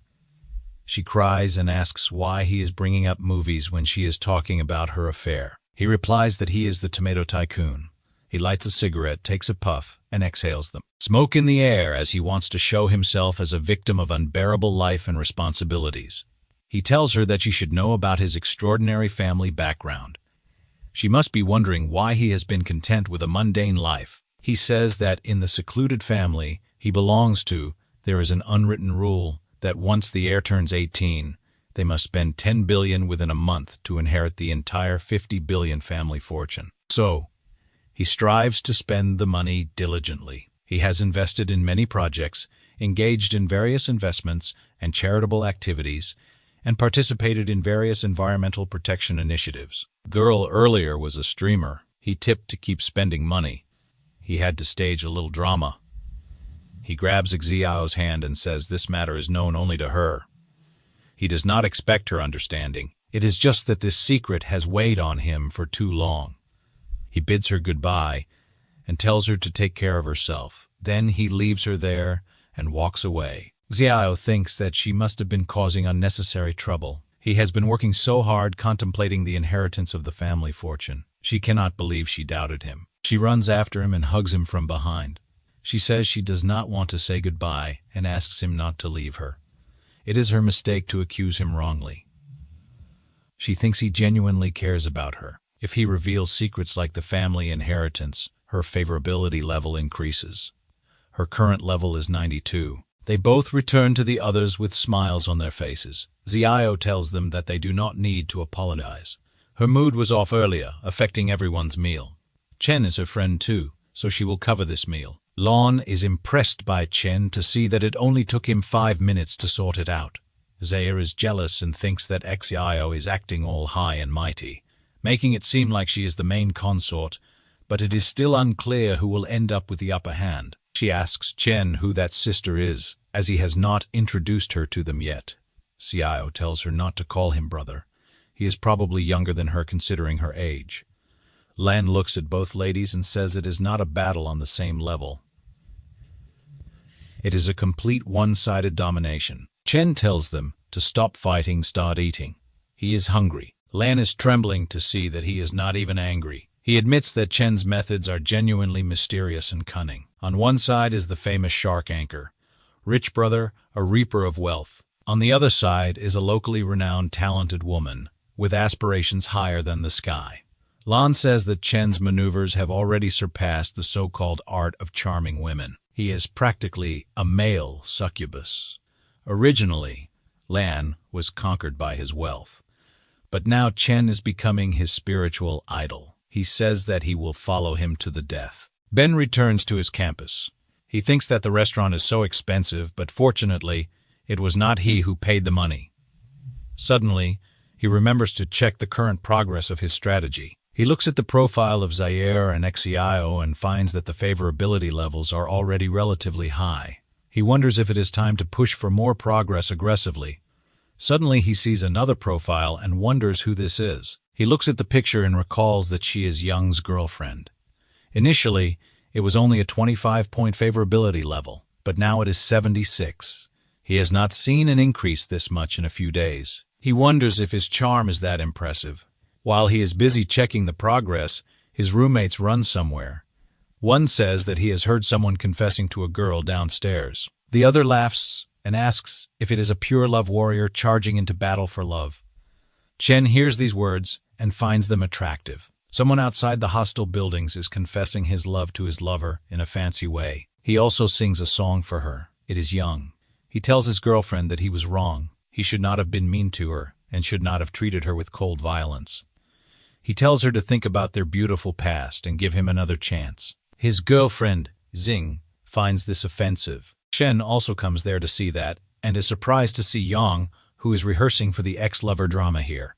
Jing looks at Chen and runs towards him, completely ignoring Yang Gong. He cries and asks her where she is going. She asks Chen if his anime is Chen Yuan. She is happy after finally finding him. Today is her lucky day. She forwards her mobile and asks him if she can add him on WeChat. She begs him not to reject her. The crowd wonders what is happening there and why there is another guy. They say that it hurts to see Yang Gong losing. Yang Gong is furious. Instead, he asks why it is Chen Yuan. He refuses to accept it. Jing has disappointed him so much. Chen looks at him and asks him if he senses frustration. He finds it incomprehensible and feels that Jan is inconsistent. Yang asks him what he means by that and why he still humiliates him. Chen tells him honestly that he has always envied Yang, with his handsome appearance and athletic prowess, effortlessly winning the hearts of the opposite sex. He seems to take girls' love for granted, but when he realizes he has lost that aura, he panics. His mind is filled with a desire for victory and success. Yet, he overlooks his girlfriend's feelings. Yang Gong pushed her away bit by bit with his own hands. At this point, playing the pitiful card to seek reconciliation, he must feel like he has become a clown. Yang grabs his head and starts crying. He admits that he is wrong and the one to blame. The crowd is stunned to find that this is not a case of a third party intervening. Cold violence is indeed beneath dignity. When they were together, there was no consideration or kindness. What's the use of trying to salvage things now? Jing is emotional to see that he understands her. Her favorability increases to 91 points. Uzopi is also in the crowd and wonders about Chen's relationship with that girl. He turns to tell Xiao. He enters the room and yells that Chen is cheating on her. She almost gets scared by his sudden entrance. She tells him that he must stop messing around. Anyone can cheat, but Chen Yuan cannot. It is impossible. He replies that there is a girl downstairs confessing to Chen Yuan. They were exchanging meaningful glances. Xiao says that Chen Yuan cannot control others' expression of their feelings. Besides, it does not necessarily mean anything significant. He shows her the news and asks her how she explains this. Chen is lavishly spending money on other women. She replies that Chen has told her about it, and the total amount he spent is more than 30 million. Uzopi is shocked to hear that Chen gave the female anchors gifts and has told her about it. She replies, "It is true. Trust is the foundation of any relationship." She pats his head and tells him never to mind it. He has been single since birth, so he will not understand this kind of telepathy of the heart. After that, she starts singing. Uzopi wonders how such a sensible person ended up acting so foolish. Chen is yawning as he is feeling sleepy. His friend, China, asks him to focus and asks, "Who gets sleepy during a murder mystery game?" Chen replies that he did not want to come in the first place. He begged him to come here. Those girls there ask how or why he is being so loud. He might scare Chen Yuan. They just enjoy watching Chen Yuan sleep. One of them asks him if he has some time for her tonight. The other says that Chen seems tired and asks if he wants her to buy him a hazelnut tea. Taya tells him that if he does not come, these girls will not come either. A handsome guy like him will not understand the struggles of the ordinary guy. Chen points at Shang and asks Taya to explain why she is here. Shang is acting well in the play. She sobs and says she abandoned her childhood sweetheart and ran away with the wealthy man. Then she got killed, but she feels she deserves it. There is no need to look for a culprit. She deserves this punishment. Her classmate tells her to calm down and says they cannot continue playing this way. Tao tells Chen that if Lin Shutong hears that he is around, it is tough for Tao to avoid tagging along. He asks Chen what is wrong with her. He has also heard that she has been seeing a doctor lately. It is related to some health issues. Chen wonders if he went too far. Although she deeply hurt him, She also sincerely desires repentance. After forming a connection, he wonders if he is being too harsh, even if she is at fault and bears guilt. Suddenly, some random girl comes to him and says there is a rumor at school that he is the online sensation, Mr. Smoky. She asks if it is true because his online handles are the same. A man comes there instantly and says, if Chen Yuan is Mr. Smoky, he will take his head off and use it as a ball. That guy keeps going and says that Mr. Smoky has flaunted an incredible billion on Shark. But Chen Yuan is not even worth comparing himself to Mr. Smoky. Chen recognizes that guy. That guy goes to Shutong and introduces himself. His name is Luno, and he owns this shop. He has noticed her for a while. He asks her if she would like to exchange WeChat contacts. Chen remembers that Luno was his rival in high school. He often bullied him, taking advantage of his wealthy and influential family. He thinks that if he wants to show off, he will let him do it thoroughly. Fortunately, he does not want to be too high profile in front of his classmates. He also wants to give a stress test on someone. Chen moves forward and says he wants to introduce this guy to everyone. This wealthy guy is Luno, his high school classmate. He is currently studying at a prestigious university and runs his own company with assets in the millions. He can be considered a genuinely high-profile, wealthy individual. All his classmates are charmed by Yao. As for Chen Yuan, he is not precisely Mr. Smoky. His family recently received some compensation from a demolition, around 3 to 5 million. There has been a misunderstanding.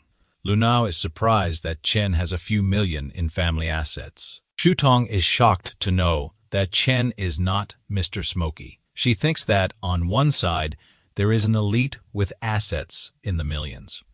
Conversely, someone with some money used to have feelings for her. Her favorability starts to decrease drastically and reaches 15 points. She adds Luno on her WeChat instantly. Luno tells Chen Yuan that the world is strange. The girl Chen introduced Ediyato on WeChat. He whispers in Chen's ear that in the past, hitting him was like beating a dog. Now he can only be stepped on by Yao. Then he tells his waiter that Chen Yuan is his classmate. He has made him very happy today, so the bill for his table is free. Chen puts his hands on his face and laughs hysterically. His classmates wonder what has happened to him. Suddenly he tells them that he is okay. It is just that he suddenly understood some things. He thinks he gave Shutong the opportunity she wanted. But unfortunately, a leopard cannot change its spots. He will not sympathize with her because she does not deserve it. Chen leaves the cafe. Luno asks him why he is leaving so soon. He tells him they are having a high school reunion tomorrow at Kyushu restaurant. He asks Chen if he is daring enough to come there. He replies that since Luno has invited him, he will come. At the reunion, Luno tells everyone to enjoy food and drinks today. He will cover all expenses. He also says that those guys do not help him save money. It is meant to be spent. His friends praise him and say Luno is generous. He welcomes them and tells them to give him a nice word when Ruyu comes later. One stands and says he and Ruyu are a perfect match. Talented and beautiful. They will all support him and help him succeed. Chen thinks that you never misses any opportunity to show off. After a while, Ruyu enters the room. She apologizes for keeping everyone waiting. She says the driver at home took a day off today, so she took a taxi and arrived late. Chen looks at Ruyu and thinks she is the only white moonlight that could illuminate his life. During the 3 years of high school, she is so mysterious and noble, like an unsolvable equation that makes all the boys in the school lose their composure. Chen goes to her and asks if he can add her on WeChat for easier communication. Yao gets irritated to see Chen doing this. He thinks he will make him regret that in no time. Ruyu thinks she has seen him somewhere before and replies that it's no problem. They can exchange contacts. With this, the boot-licking relationship was established, and she has an appearance score of 9.2. Someone shouts from the middle of the table that Chen Yuan has never been anything special, so why is he being so bold? One of the girls says that he's pretending to be rich and is actually shameful. She warns everyone that Chen Yuan hangs out with some second-generation rich kids who harm many women. One of Chen Yuan's friends says that she has no idea what she's talking about. She says that Chen Yuan made her get humiliated by her ex-boyfriend. I think it was that guy who delivered the car and made her suffer. Crying. She says she is sure that Chen Yuan only asks for Ruo's number to sell it to his friends. Ruo looks on and starts losing favorability because of this. I takes the opportunity to ask Chen Yuan if he is so poor that he needs to lean on others, and if he wants, he has a job for him. Chen Yuan, seeing the two insulting him at the same time, thinks that they are plotting together. But if they are showing their faces, he will have to step on them. He sends a message to Hen, telling him to come to this restaurant with a Ferrari. A while later, everyone is going downstairs to leave. Yi is confident that Chen Yuan and his friend will never show up here again.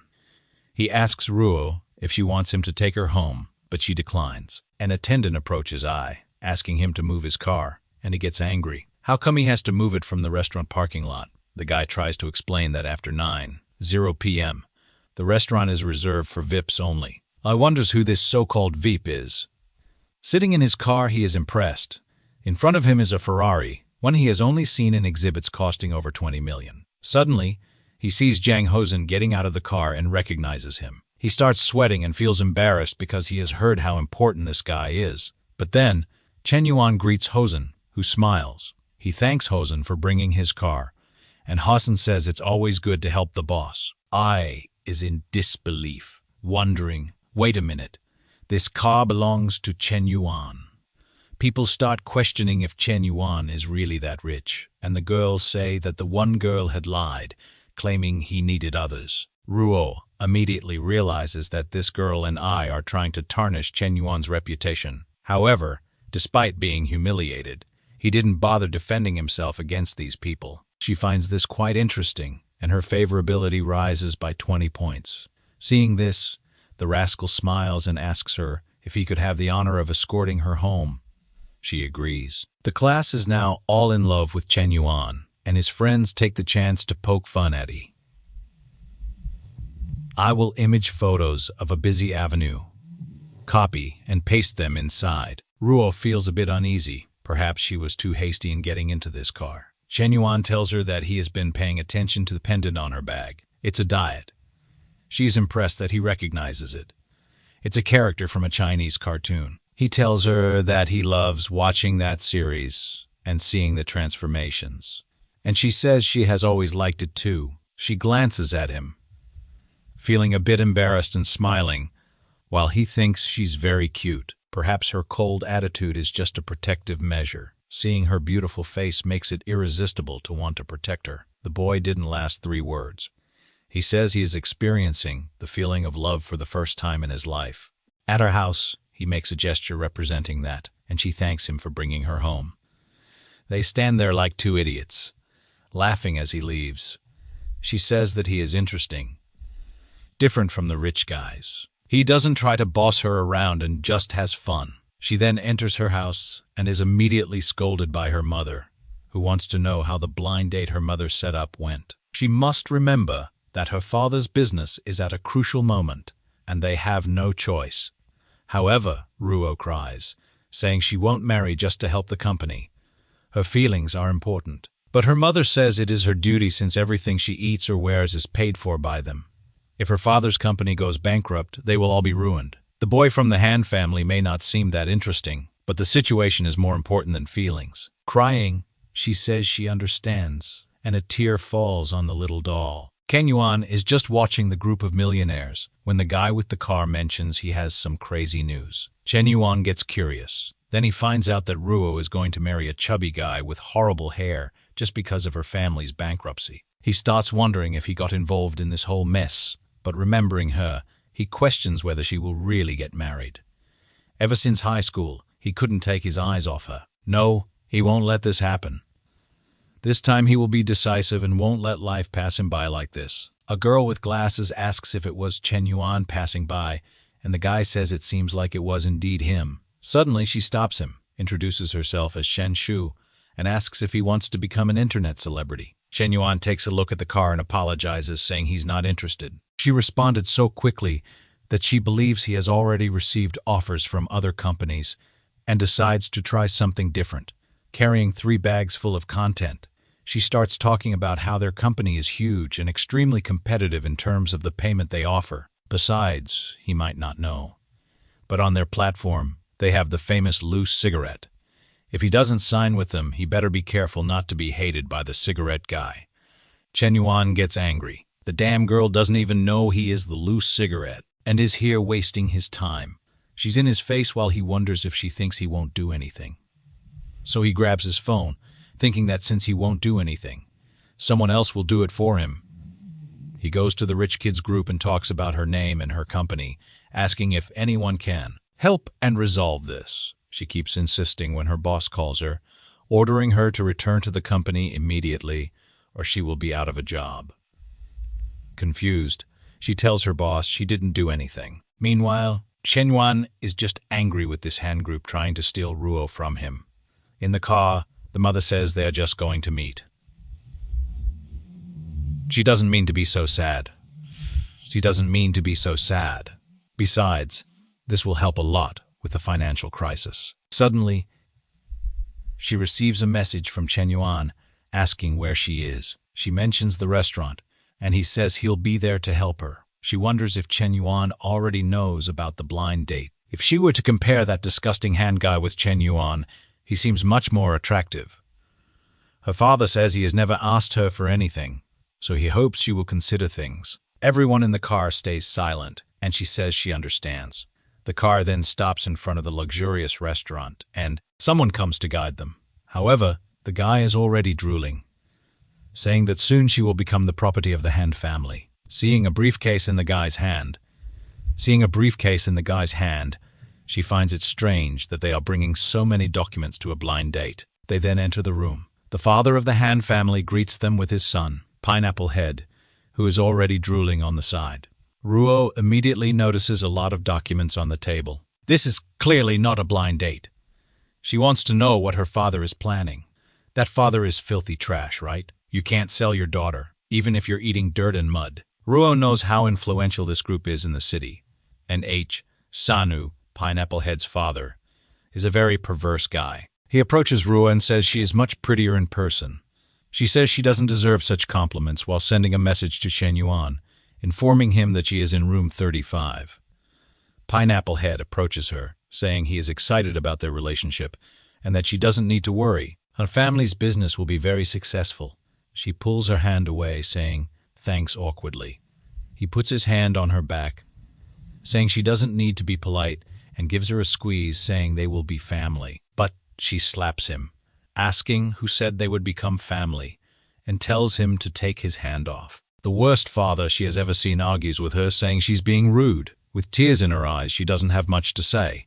Her father turns to Sanu and says that his daughter is very young and doesn't know what's best for her, but they can take a look at the contract. A man arrives and begins to explain all the details. They will buy 20 of her father's company for 100 million, on the condition that she marries Pineapple Head. However, this money will be invested in stocks they control, and they will only be able to access the 100 million once she gives birth to a child with Pineapple Head. She is shocked and immediately grabs the document, asking if they are seriously talking about having a child in this. She cries, looking at her father, asking if he really brought her there to sell her this way. Her mother tells her to calm down, but she refuses. Crying, she asks why their failure has to affect her life.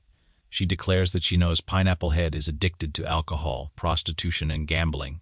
She will never marry him. The disgraceful father slaps her across the face, leaving her in disbelief with a red cheek. This story is getting better than a Mexican soap opera, folks. Her father yells that he spoiled her too much and she only thinks of herself.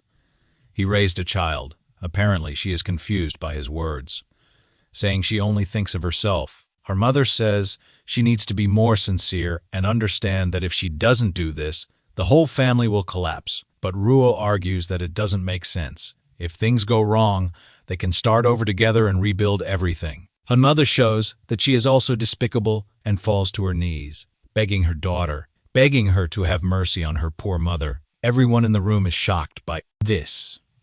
Ruyu tells her to get up and asks what she's doing. But her mother says she has no other choice. She will only get up if Ruyu agrees to this. Ruyu doesn't know what to say. The poor girl is lost. Pineapple Head says she can trust him to deliver the heavens and stars to her. At this moment, the poor girl gives up and realizes that this is her fate. Being born into this rich family means she has to sacrifice certain parts of her life. Without any expression, she tells her mother she will accept, and her mother can get up immediately. Her mother's tears stop as genuinely as my promise to stop looking at 3Ds on family-friendly sites. She stands up, congratulating her daughter. Sanu says that now that she's agreed, they should sign the contract immediately. The guy starts taking the documents out of the briefcase, while Sanu says this will be great. As soon as the marriage happens, their company will boom. Meanwhile, Pineapple Head is now licking his lips, angry that she initially refused to accept, already imagining the fun he will have with her. Everyone in the room is silent while she doesn't even sit in the chair. But suddenly, Chen Yuan arrives, kicking the door open. The first to notice is Ruyu, and no one in the room can believe it. Chen Yuan says they are very brave and have lost their sense of danger to be doing this. Ruyu is ecstatic to see him. Pineapple Head comes running, asking if he is tired of living, but he immediately gets a slap and falls, breaking everything in the room. Chen Yuan calls him a fool and tells him to disappear. The guard asks if he has any idea who he is messing with, and if he knows the status of the family present. Chen Yuan laughs, saying it's a family that sells their daughter and another that buys her. He wants to see who has the courage to touch him. Sanu tells everyone to be quiet while thinking about how this kid knows they are there, and still does this. He realizes this boy is not that simple. He then approaches and asks Chen Yuan which family he is from, to which he replies that he is not qualified to know. Pineapple Head tries to shout, but his father tells him to shut up. Chen Yuan looks at Ruyu and tells her she can relax because he will help her family's difficulties. He goes to the table to look at the contract, while her father asks what he is doing. Chen Yuan says her father is suffering from brain failure for selling his daughter at such a low price. He tears up the papers saying he will buy 60 of their company for 500 million. People can't believe it.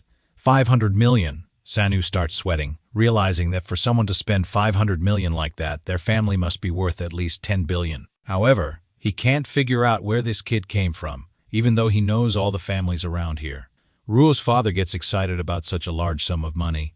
Not only can he restore the company, but he can even expand it. But Chen Yuan says that to provide the 500 million, he has one condition. He points to Ruyu, who wonders if he really wants to buy her for that price. She drops her bag to the floor, feeling desolate, thinking that Chen Yuan is just like all the others. In the end, once again, she cries over her little doll. Then Chen Yuan reveals that his condition is that 60 of the company must be transferred to her name. As soon as she has more than half of the company, he will transfer the 500 million. Now she is radiant, feeling like a bird released from its cage. Double meaning yes or no. She sees Chen Yuan as a hero, and obviously her favorability starts to rise and rise, instantly reaching 85. A guy arrives with a contract and says all she needs to do is sign it.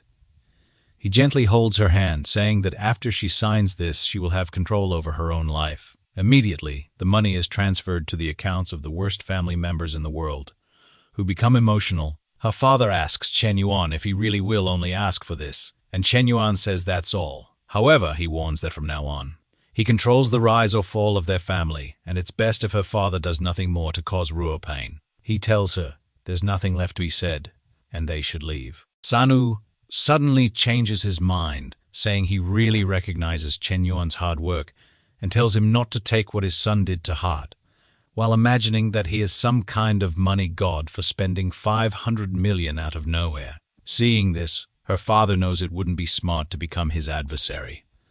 Pineapple Head starts yelling at his father, saying that he was the first to be hit, and now he gets hit a second time for being a fool. As he is being beaten, Chen Yuan walks out the door with Ruyu. Sometime later, in the Ferrari, she thanks him for saving her. He says nothing has changed. It's not the first time he has saved her. In a flashback, Ruyu was riding her bike home, worried she wouldn't meet anyone strange. Of course, she met the most honest people in society who wanted to talk to her. One of them even offered ear cleaning. But from afar, someone was running toward her, and he arrived, headbutting one in the stomach. While holding off the guys, he told her she could run and not look back. She ran while Chen Yuan stayed there getting beaten. She was so desperate at the time that she didn't remember his face.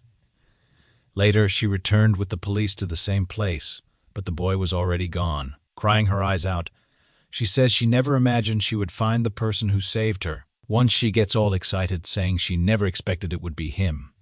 Another 10 favorability points are added. And with that, we reach the legendary 95, and the counterattack is ready. The system detects that he spent $500 million to bootlick her, and in return, he will gain $50 million for himself. Moreover, he gains several attribute points: proficiency in English, French, Russian, and Korean. Good heavens, he became a polyglot. Chen Yuan is amazed the system worked, and the deal was quick this time. Staring at her, he thinks it's too good to be true. He never had the courage to talk to her and could only watch from a distance. The only time he could do something was to save her, but it was an action that always brought him pride. He takes a look, and they get closer to feel each other's breath when, of course, the phone rings, and they separate. It's Yuan, and now it's complicated. She says she has already moved into the house and bought some furniture. Does he know what day tomorrow is? He says yes. Tomorrow is her birthday, and he has already bought several presents. While thinking, it's a critical moment in the middle of the house with the changes. She asks him not to be too extravagant when meeting her friends. He says it's fine. He will think about what to bring as a gift, while her friend just wants to set up the furniture. She never revealed it, but she finds it wonderful to have a house worth $60 million. Crazy in the head. Chen Yuan says his friend is organizing a birthday party and asks if she wants to go. His strategy is that he leaves things very exposed. No one will doubt him since he isn't hiding anything. However, she tells him not to worry and to go ahead. She has plenty to handle, but she isn't foolish and isn't asking questions. She knows won't get answered. He says it's a pity because she would be the most beautiful one there. She replies that when she has a chance, she will visit, but he's just being polite. He knows that if she really accepts, things will get complicated. Meanwhile, she is confident in her charm, believing she can win, even if there are more beautiful women. She loves competition. Getting out of the car, she thanks Chen Yuan for everything he did today. He tells her that if she feels bad for not being able to accompany him today, she can repay him in another way. She gives him a $500 million kiss on the cheek. However, she warns him that now he is marked by her and belongs to her. Chen Yuan suffers as he's getting back in the car, thinking about going home to play some games. Someone suddenly asks if that's his car. When he looks back, it's Chuang, shocked with her thumb out. The door closed and the car on the road. She was ignored. Her friend then says it looks like he lied last time and was just testing her again. Chuang is shocked for the 10th time. She messed up again and asks her friend what she should do to get him back. Her friend says it's not possible. She missed her chance, but maybe she can. Chuang is stunned. She gets angry, asking if she really is thinking of trying something with Chen Yuan. Her friend says he is amazing, so why wouldn't she try, since Chuang can't anymore? Chuang starts radiating like Goku, pulling her hair, and now they're fighting over nothing. Our boy just closed the door. They're fighting, getting uglier and uglier, lying on the ground with everyone recording. A while later, she is desolate, having lost the man, and her friend can keep improving. The distance between them keeps growing, and this way, she has no more chance. Suddenly, someone tells her to stop crying. It's Shen Shu from Dreamin', asking if she's interested in becoming an internet celebrity, and that she knows a way to help her get Chen Yuan back. At home, Chen Yuan is just wondering what to give Kiki as a present when, just as he was about to leave his room, one of his friends mentions that Chuang was starting a live stream. In the stream, she talks about everything that happened between her and the top spender on that platform. She tells everyone how their relationship started a long time ago, but after everything they went through together, he didn't want her anymore. Chen Yuan is angry. While his friend is curious if she really was with that rich guy, but our protagonist is already furious. She still wants to play the victim, but he thinks this plan doesn't suit her. There's definitely someone behind it. He then calls one of his friends and asks about who is sponsoring her live stream. Shortly after, he calls one of his friends and asks about who is sponsoring her live stream. Shortly after, he is informed that it's Dreamland Sheen's company. Chen Yuan is outraged. The damn girl provoked him and now thinks he won't do anything. At Dreamland Shen, Shu is impressed that her live stream was so successful on its first try. When she proposed this idea to her boss, she was reprimanded. But one of her employees found out about his childhood love, Lin Shutong, and that's where she saw the chance to win him over. She thinks she is a genius. Then, she gets a call from her boss informing her that their company has been banned from the platform. He went to the group of billionaires and told everyone to be careful and remove any investments or involvement with that company, since that group is only for the ultra-rich who trust each other. Everyone just followed the information and made several calls to withdraw everything they had. This caused a storm in the place, and in the end, they were banned from everything and had to terminate operations. One of the guys came to inform her that since everyone withdrew their investments, it would need 10 million to keep the place running. But they didn't have that. She was trembling and furious, wondering who was messing with her. Seeing the initial downfall of the company, some investors came to talk to her and withdrew everything they had. Even the streamers working for her left since it wasn't worth staying at a banned company without any investors. The company also lost the lease they had, leaving with boxes in hand and place desolate. She didn't know what to do. She was sure that to have so much power, it could only be Mr. Yuan. But why did he do that? Even Chuang was banned from the platforms, all obviously because of the bald contacts he had. Now, it was time to buy something for Kiki when suddenly, Shu smacked her face against the glass, giving him a scare. With tears in her eyes, she said she was foolish and begged for forgiveness. And with that, the counterattack began, with zero favorability. However, he thought he wasn't interested in an older woman. Even though she always came back from the market with 2 giant bags, he lowered his head. The window, in full gigachad mode, told her it would be best if she didn't bother him anymore. Strangely, she collapsed to the ground, reeling and wondering why she hadn't realized he was so handsome, especially when he spoke so coldly to her. Her favorability increased, and he sped up the Ferrari on the road. At Kiki's mansion, her friends were all impressed with the new house. Suddenly, one of them questioned. A girl with green hair asked if that place was really her house. As far as she had heard, the owner of the place was an old man. Kiki's friend told them to shut up, saying it was ridiculous to think she would be with an old man. However, the girl's boyfriend said it was true, and the owner of the house even had a 12-year-old daughter. Everyone started thinking that the house wasn't hers, but just a favor from an old man. But her friends slapped the paper on the table, showing that she was the sole owner of the place. People started believing that she had really bought it with her live stream earnings. Meanwhile, Kiki was feeling insecure, wondering why he hadn't arrived yet. He got out of the Ferrari with a teddy bear in hand. He parked his car far away to avoid drawing too much attention. Suddenly, he heard something coming from behind, and a car almost ran over his foot. It stopped in front of everyone, who wondered if it was a guy named Tang. The blonde guy named Tang Xuan got out of the car and ordered someone to park it for him. At that moment, he noticed Chen Yuan on the side. He wondered if Kiki had really invited this sewer rat to the party. Not to mention, he brought a teddy bear, which was ridiculous. Suddenly, Kiki shouted that he had finally arrived. As the two turned, she said she had been waiting for a long time. Tang Yuan, all gleaming, said it was so good to see her happy like that, but she dodged him. She went straight to Chen Yuan, who brought the teddy bear for her and thanked him. Everyone started commenting on how the fool was ignored, while he wondered why she was giving attention to this kid. Suddenly, a red truck passed behind him, and he thought the perfect chance had come.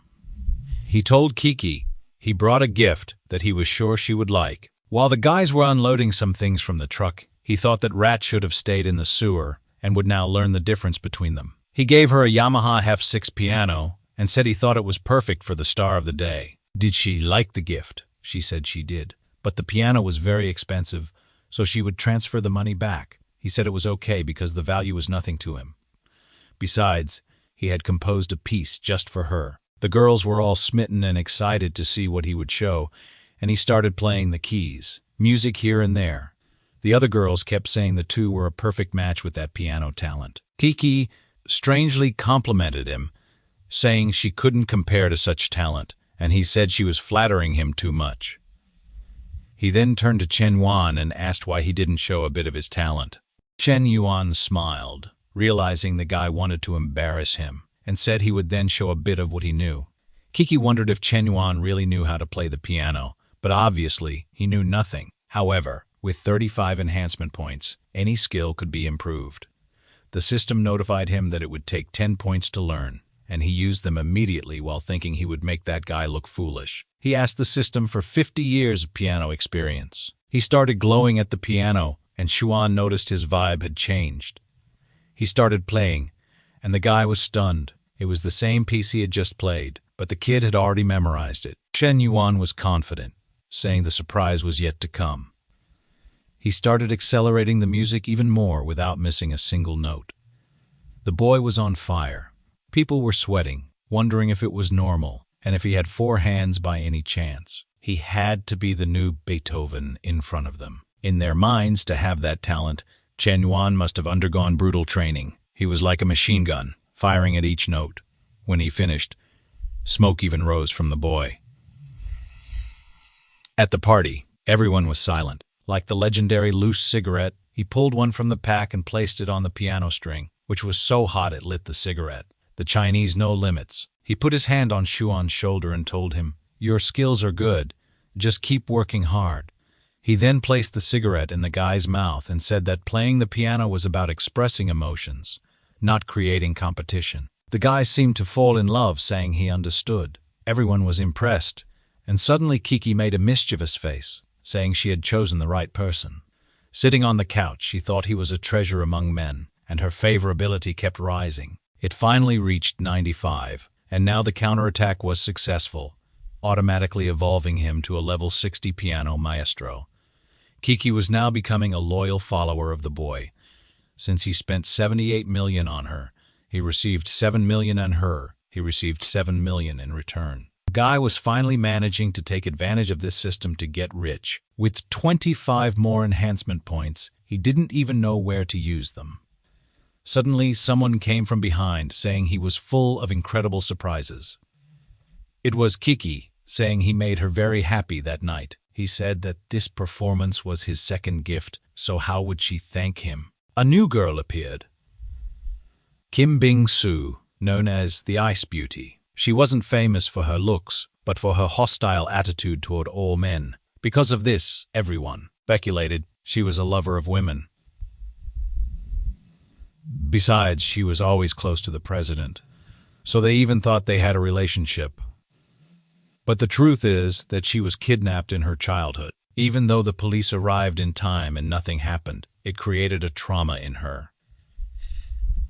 And since then, she hates men. Kiki asked Chen Yuan who he thought was more beautiful between the two. He told Kiki that, of all the women he had met, she was the most beautiful, while thinking he wanted to avoid women like Bing-soo as much as possible because they're all crazy. At that moment, Kiki called her friend over to meet him. She apologized, saying she was stuck in traffic. Kiki quickly introduced Chen Yuan, who asked if he was the guy who had played the piano. He said yes, but she said she had heard he was the type of guy who had relationships with several girls. Really, a man with no morals, even if he had some talent.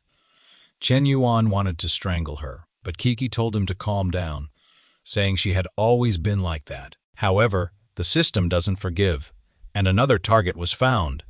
Kim Bing-soo, 25 years old, 52 kilos and 9.3 in appearance, with -80 in favorability. You would gain combat skills if he completed everything. Chen Yuan threw the system on the ground, saying that last time it was the ant, and now it's another woman. He doesn't want to bootlick. The night passed, and it was time for the birthday wishes. She celebrated, they cut the cake, and everyone was happy until Bing-soo called Kiki for a little chat outside. She warned Kiki that it would be good for her to stay away from Chen Yuan. Kiki asked why. Bing-soo said that Chen Yuan was involved with many girls, and she didn't want to see her friend in a toxic relationship. Besides, she was about to graduate and wanted to pass the president's position to her. Kiki seemed to want that president's position. She remembered that when she arrived, she always competed with Bing-soo, and they argued a lot. But now in the end, Bing-su wanted to pass the president's position to her. Were the rumors about Bing-su true? Was she looking for some fun in the capital? Embarrassed, Kiki responded that she really didn't deserve the position, and it was better to find someone else. But Bing-su approached and said that love really blinds people because Kiki wasn't acting like the person she knew. Kiki said she was even thinking about leaving the student council to spend more time with Chen Yuan. Bing-su got angry, saying she was losing all ambition and being stupid because of that guy. Her favorability kept dropping while he wondered if he couldn't even eat cake without losing points. The party was about to end, and everyone was leaving. Suddenly, she told Chen Yuan to wait a minute. There was something she wanted to tell him. He was about to leave, thinking she was getting more adorable with more favorability. All she did was invite him to watch a movie tomorrow. He thought she was inviting him for some Netflix and chill. Suddenly, he heard someone crying in the background. It was Xuan, leaning against his car, devastated and wondering why he had practiced piano his whole life. Chen Yuan felt awkward seeing the guy there and went to talk to him, surprising him. The guy was startled and asked what he wanted. Chen Yuan said he had just lost a piano duel, which wasn't a big deal. He felt awkward because he humiliated the guy using the system. However, Xuan interpreted it differently and thought he was being belittled. Chen Yuan said that wasn't the case, but Xuan replied, saying he admitted Chen Yuan's skills were good. However, it didn't matter because his family was extremely wealthy, and he had everything good. He pulled out his car key and said he was sure Chen Yuan was a poor guy who didn't even have a place to fall dead. But Chen Yuan was heading to the Ferrari. The poor guy even broke his car key lying on the ground. He wondered why the god wore simple clothes and drove a Ferrari. As he was leaving, wondering what movie to watch with Kiki tomorrow, he suddenly saw Bing-su standing in the middle of nowhere. She clearly looked cold, and he imagined she might catch a cold. But he didn't care about that, letting the ice princess freeze, and sped away. However, when he looked in the rearview mirror, she was surrounded by some guys. They asked if she was alone and if she needed a bodyguard. By any chance, if she made them happy, they would even do it for free. She got angry and said if they touched her one more time, she would call the police. The guys laughed in her face and said the angrier she got, the more fun it was. However, they stopped laughing when she kicked one in the balls. She turned and ran, leaving the guy in agony. He told his friends to capture her, who was already fleeing. Looking back, she was confident she could outrun them, but there were too many of them. However, suddenly she ran into Chen Yuan, who asked if she was okay. She was curious to see him, but now the guys had already surrounded them both. The guy who had been kicked told his friends to capture her quickly. She thought that men were indeed bastards, and now she was trapped because she bumped into this damn Chen Yuan. But he warned the guys they had 2 minutes to get out of there. The guy with the mohawk asked what would happen if they didn't leave. Sometime later, everyone was lying beaten on the ground. Chen Yuan wiped his hands, saying he had given advice. He turned to Bing-su and asked if she was okay, but he lost 5 favorability points. The poor guy was in disbelief. He was now at -95 after saving her. She was glaring at him with fiery eyes. He had no idea how this happened. She asked him if he thought she was amazed at how he was acting like that. Did he think such a trick would work on her? She was waiting for a car when some gangster showed up, and he saved her.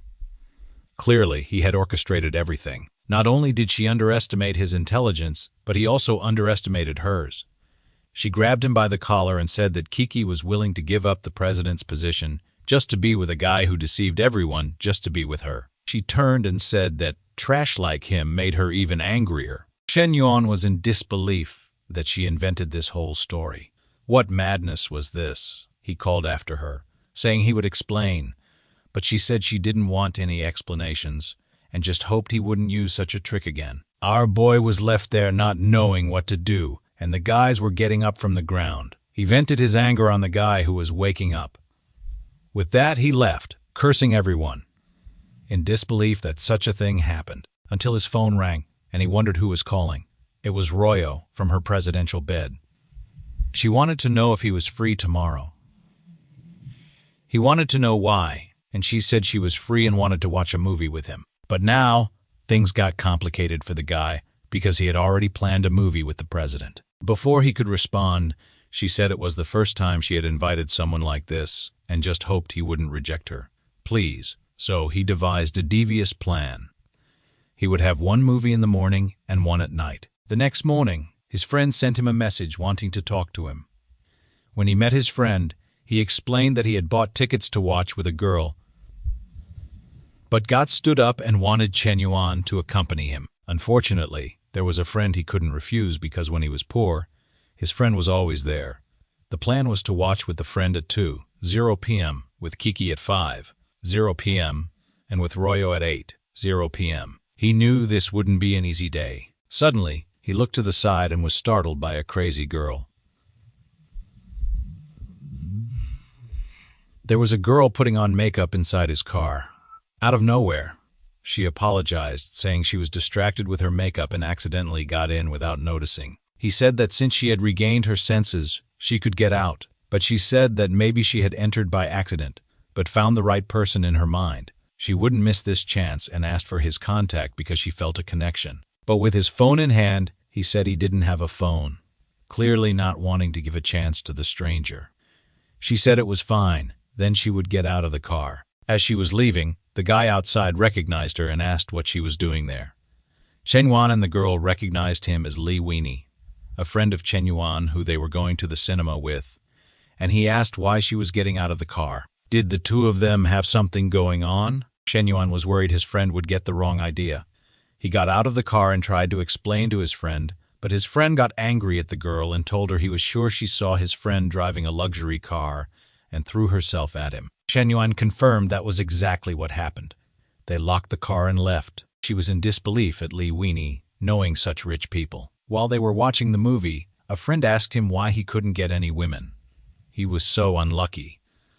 Chen Yuan told him not to worry too much about it. Two girls behind them said they were strange for watching a movie together like that. Chen Yuan then told his friend that he should never expose his needs. He explained that the more you chase after women, the worse they will treat you. A real man doesn't spend his money on women, but on himself to impress women. That's what he said. And his friend was impressed, saying he had heard a confession from the gods. He grabbed Chen Yuan's hand and said he really understood how things work now. Chen Yuan told him to be careful. People might think the wrong things. He explained that to attract more women, you just had to be a bit more handsome, a bit richer, and have a few more girlfriends. That's how it works. His friend was frustrated with these obviously impractical tips. As they left the cinema, his friend thanked him, and Chen Yuan said he had a favor to ask in about 2 hours. The girls behind them left, convinced they were a couple, all part of Chen Yuan's plan to escape and go on a dangerous adventure. In front of the cinema, someone was waiting. It was Kiki, wanting to know where Chen Yuan was. Suddenly, a guy named Wu Banzi appeared, asking if she could give him her contact info. She apologized, saying she was on a date, but the guy insisted, saying her date wouldn't be interrupted by giving her number. Suddenly, someone tapped him on the shoulder. It was Chen Yuan, saying he would show how it's done. He put his hand beside her and asked if they could have a deep conversation somewhere with fewer people. The guy wondered if this kind of harassment would actually work, but she responded affirmatively, and the guy was fuming with disbelief. They were watching an action movie, and Kiki kept glancing to the side. She asked if he wasn't interested in the movie since he was always on his phone. He tried to explain that it was some family business that had been troubling him a lot lately. She believed him, imagining that to have so much money, he must have many problems. His life was different. People only see his extraordinary skills but don't see the countless drops of sweat he sheds while practicing every day. He had been training tirelessly since childhood. He should be training for his future now, but here he was, being monopolized by her. Okay. Suddenly, she placed her hand on his, and he was startled. When he looked over, she was crying, wondering why she was so emotional. As they left the cinema and walked down the street, she asked if he wanted to recommend something. But just as he was about to answer, he received a call. He had asked his friend to call right after the movie so he could escape. He answered and asked what it was, changing his expression. He said it was something very serious, and he had to handle it now. His friend was confused, as was Kiki. He then told her his friend had some problems and he had to go help. She said it was okay, that it was fine for today. As he left, she thought he was a very decent man for giving up time with a woman to help his friends. In the car, Chen Yuan was thinking he was a genius. Now he just had to win the last challenge. He arrived in front of her apartment and informed her he was downstairs, while thinking he would never do this kind of thing again. His life was worse than a battlefield. Someone called him, and the girl appeared casually, asking if he had waited long. Our boy was smitten, saying she looked stunning. She really was a treasure among women and could look good in any style. She asked if he was ready to leave, and he said, "Let's go," while thinking that if things went well, they could take it to the next level. They went to the cinema, then to a restaurant, and the night passed. They were back home, and as he was leaving, she told him to rest well and said she enjoyed the night. But he asked her to wait. Could he come inside to get a glass of water? She seemed very happy to accept.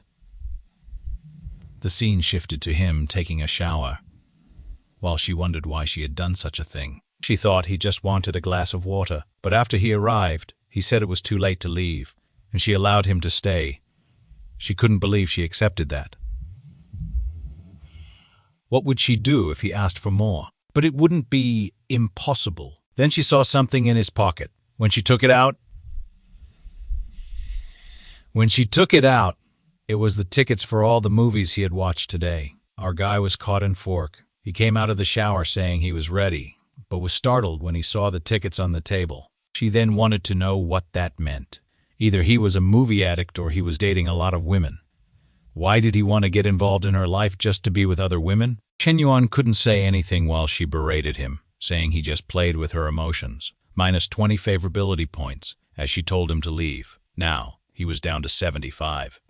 He was trembling, thinking he had seen this coming. He then told her that he never thought she trusted him so little. In a few movie tickets, everything he did for her went down the drain. Angrily, she said he still had the nerve to make excuses. He called Wayne and told her to talk to him and ask what they did today. Wayne answered, asking why he was calling so late. Ruyu picked up the phone and asked him if he went to watch a movie with Chen Yuan today. Wayne said yes.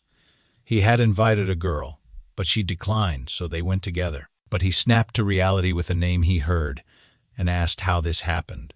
She half ignored him and angrily hung up the phone, saying it was all settled now. She was confused, not knowing if he was telling the truth or if his friend was lying to her. She had the number of the girl he said he was going to the cinema with, so she decided to check. When the girl answered, she said yes. The guy had asked her to watch a movie, but she declined until a guy in a Ferrari showed up. Chen Yuan asked her if she wanted to check his cards to see what he bought. He turned, saying he was very disappointed. She said there must have been a misunderstanding and asked for forgiveness, but he slammed the door. Outside, he thought he had managed to get out of that situation. The guy doesn't lie much. She sent a message on her phone and he said it was okay. He understood and forgave her. She felt relieved, thinking he was very kind, and her favorability rose by 21 points. Now, he relaxed. Her favorability went up again, luckily by 1 point more than before. He realized he needed to be more careful since he almost ruined everything. He needed to keep in mind that certain connections are just for gaining points and status, while others are for fun and joy. If he got the system for revenge, he would build a harem. Some girls passed by him, commenting that they were going to watch something. He seemed to recognize the name and decided to take a look as well. The court was packed with people.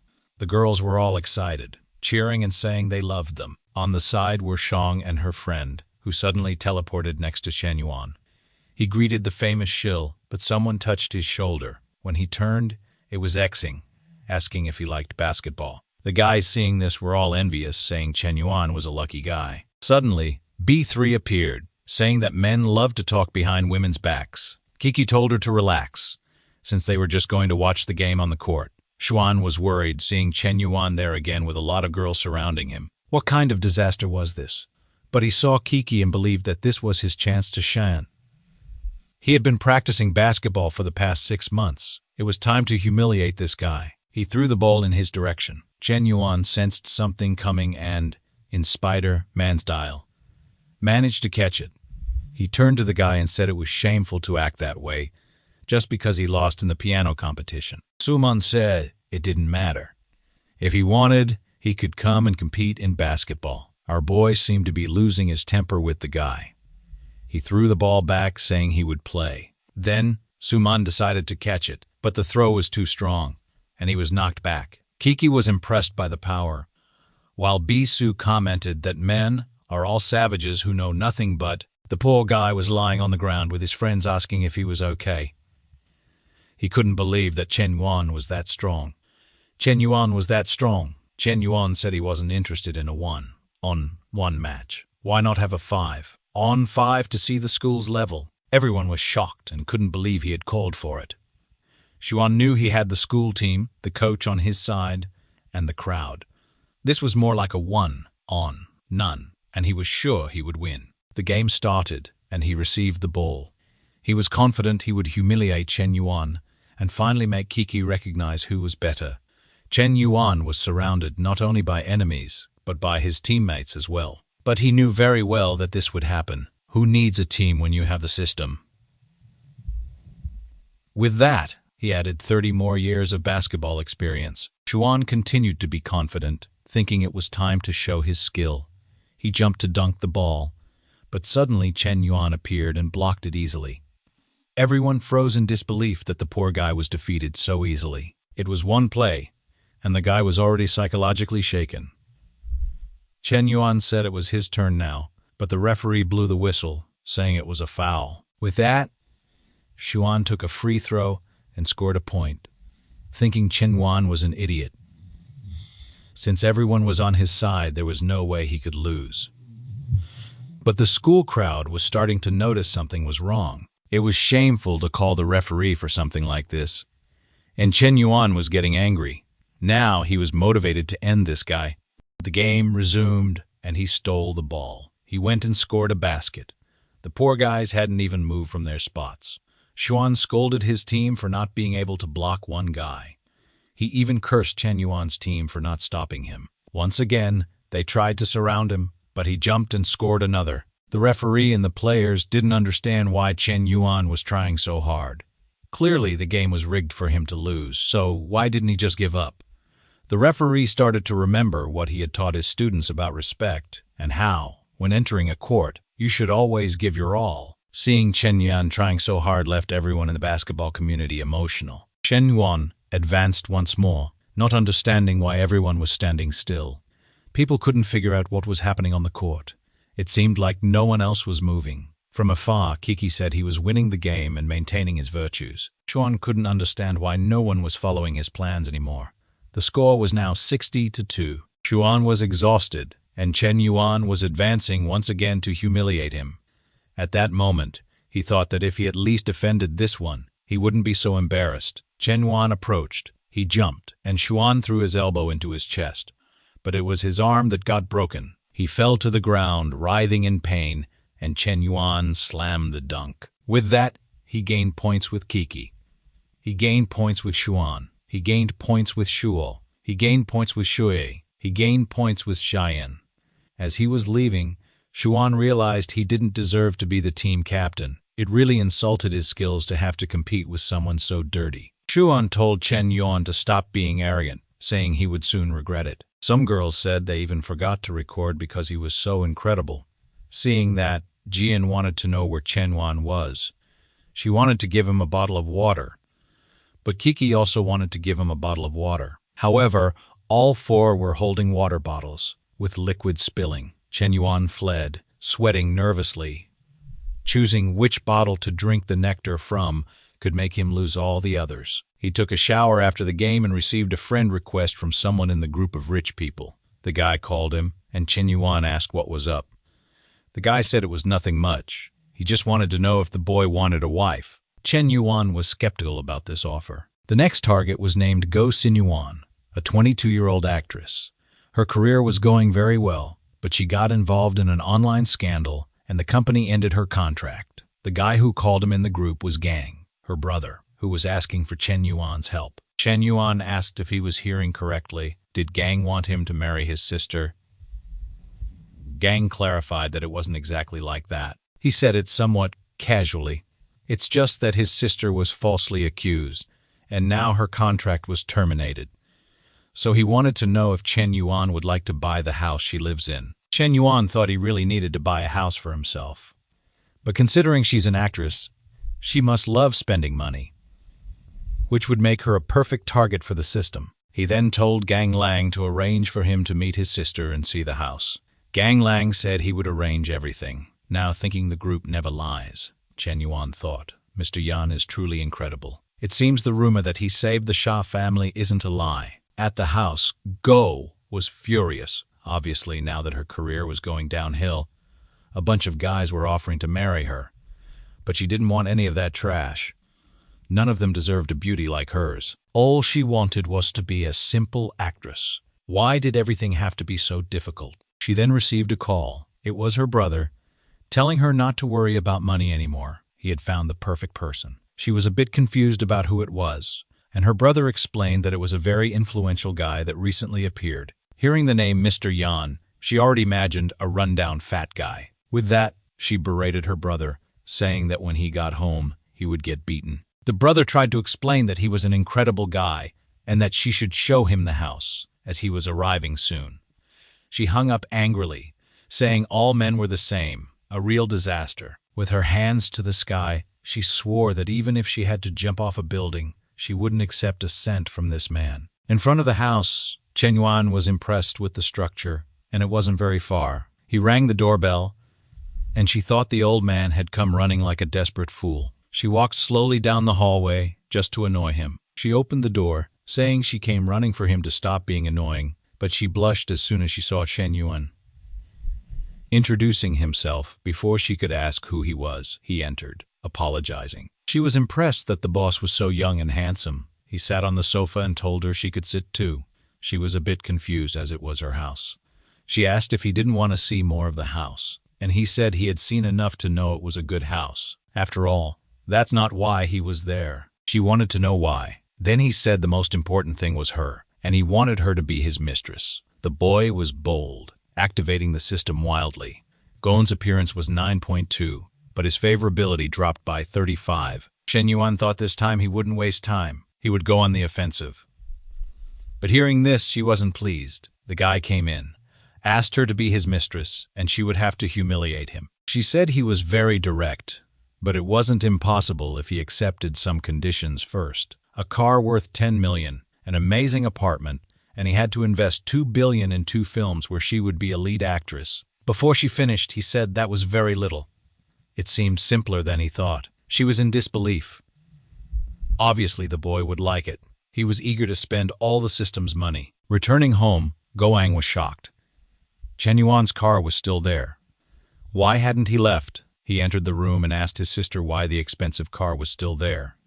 Despondent, she said she actually got it as a gift from him. Besides that, he deposited a lot of money into her account. The brother then asked if everything went well with the house sale, and if she at least got the 2 million. Showing her phone, she said she got 1 billion. The boy's eyes sparkled, imagining that Chen Yuan really liked his sister. Finally, he could retire and become an uncle who only smoked cigarettes. Goang couldn't forget about Chen Yuan.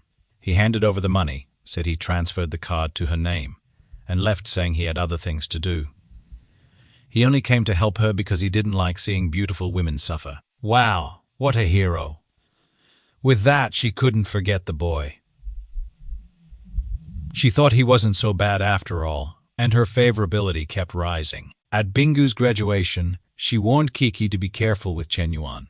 Kiki tried to explain that Chen Yuan wasn't what she thought, but Bisu was clearly determined to hate the guy. She then revealed to her that on her birthday, he orchestrated some gangsters just to try and win her over. Kiki said it seemed like she had a very troubled mind. Chen Yuan was a hero that everyone at school liked, showing a photo of Shui and her dad holding a poster. Not to mention that, on her birthday, he had no idea she was going there, so it was impossible that he had set everything up. Bisu started to question if she had really misunderstood things. Was she exaggerating with her paranoia? With that, she left without saying anything to Kiki. Now, Bisu felt embarrassed, thinking she had been mistaken in her romantic delusion. Back at work, she was exhausted.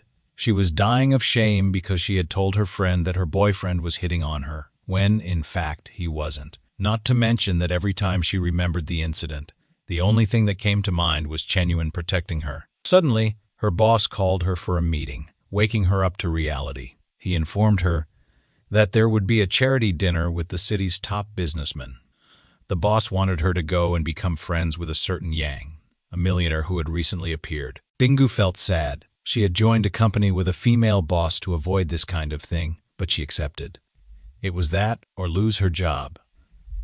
Back at home, Chen Yuan was talking with the guys from the Millionaire Group. After he gave infinite money to Goang, she had been able to defend herself against the false accusation, and Chen Yuan was impressed with how well she handled things. On the other end of the phone was Chang K, inviting him to the charity dinner. Thinking that it would only be rich people, he knew he could find a way or someone to spend a lot of money on, so of course he would go. At Go's mansion, Renan was doing her best to defend herself from the accusations, but it wasn't easy.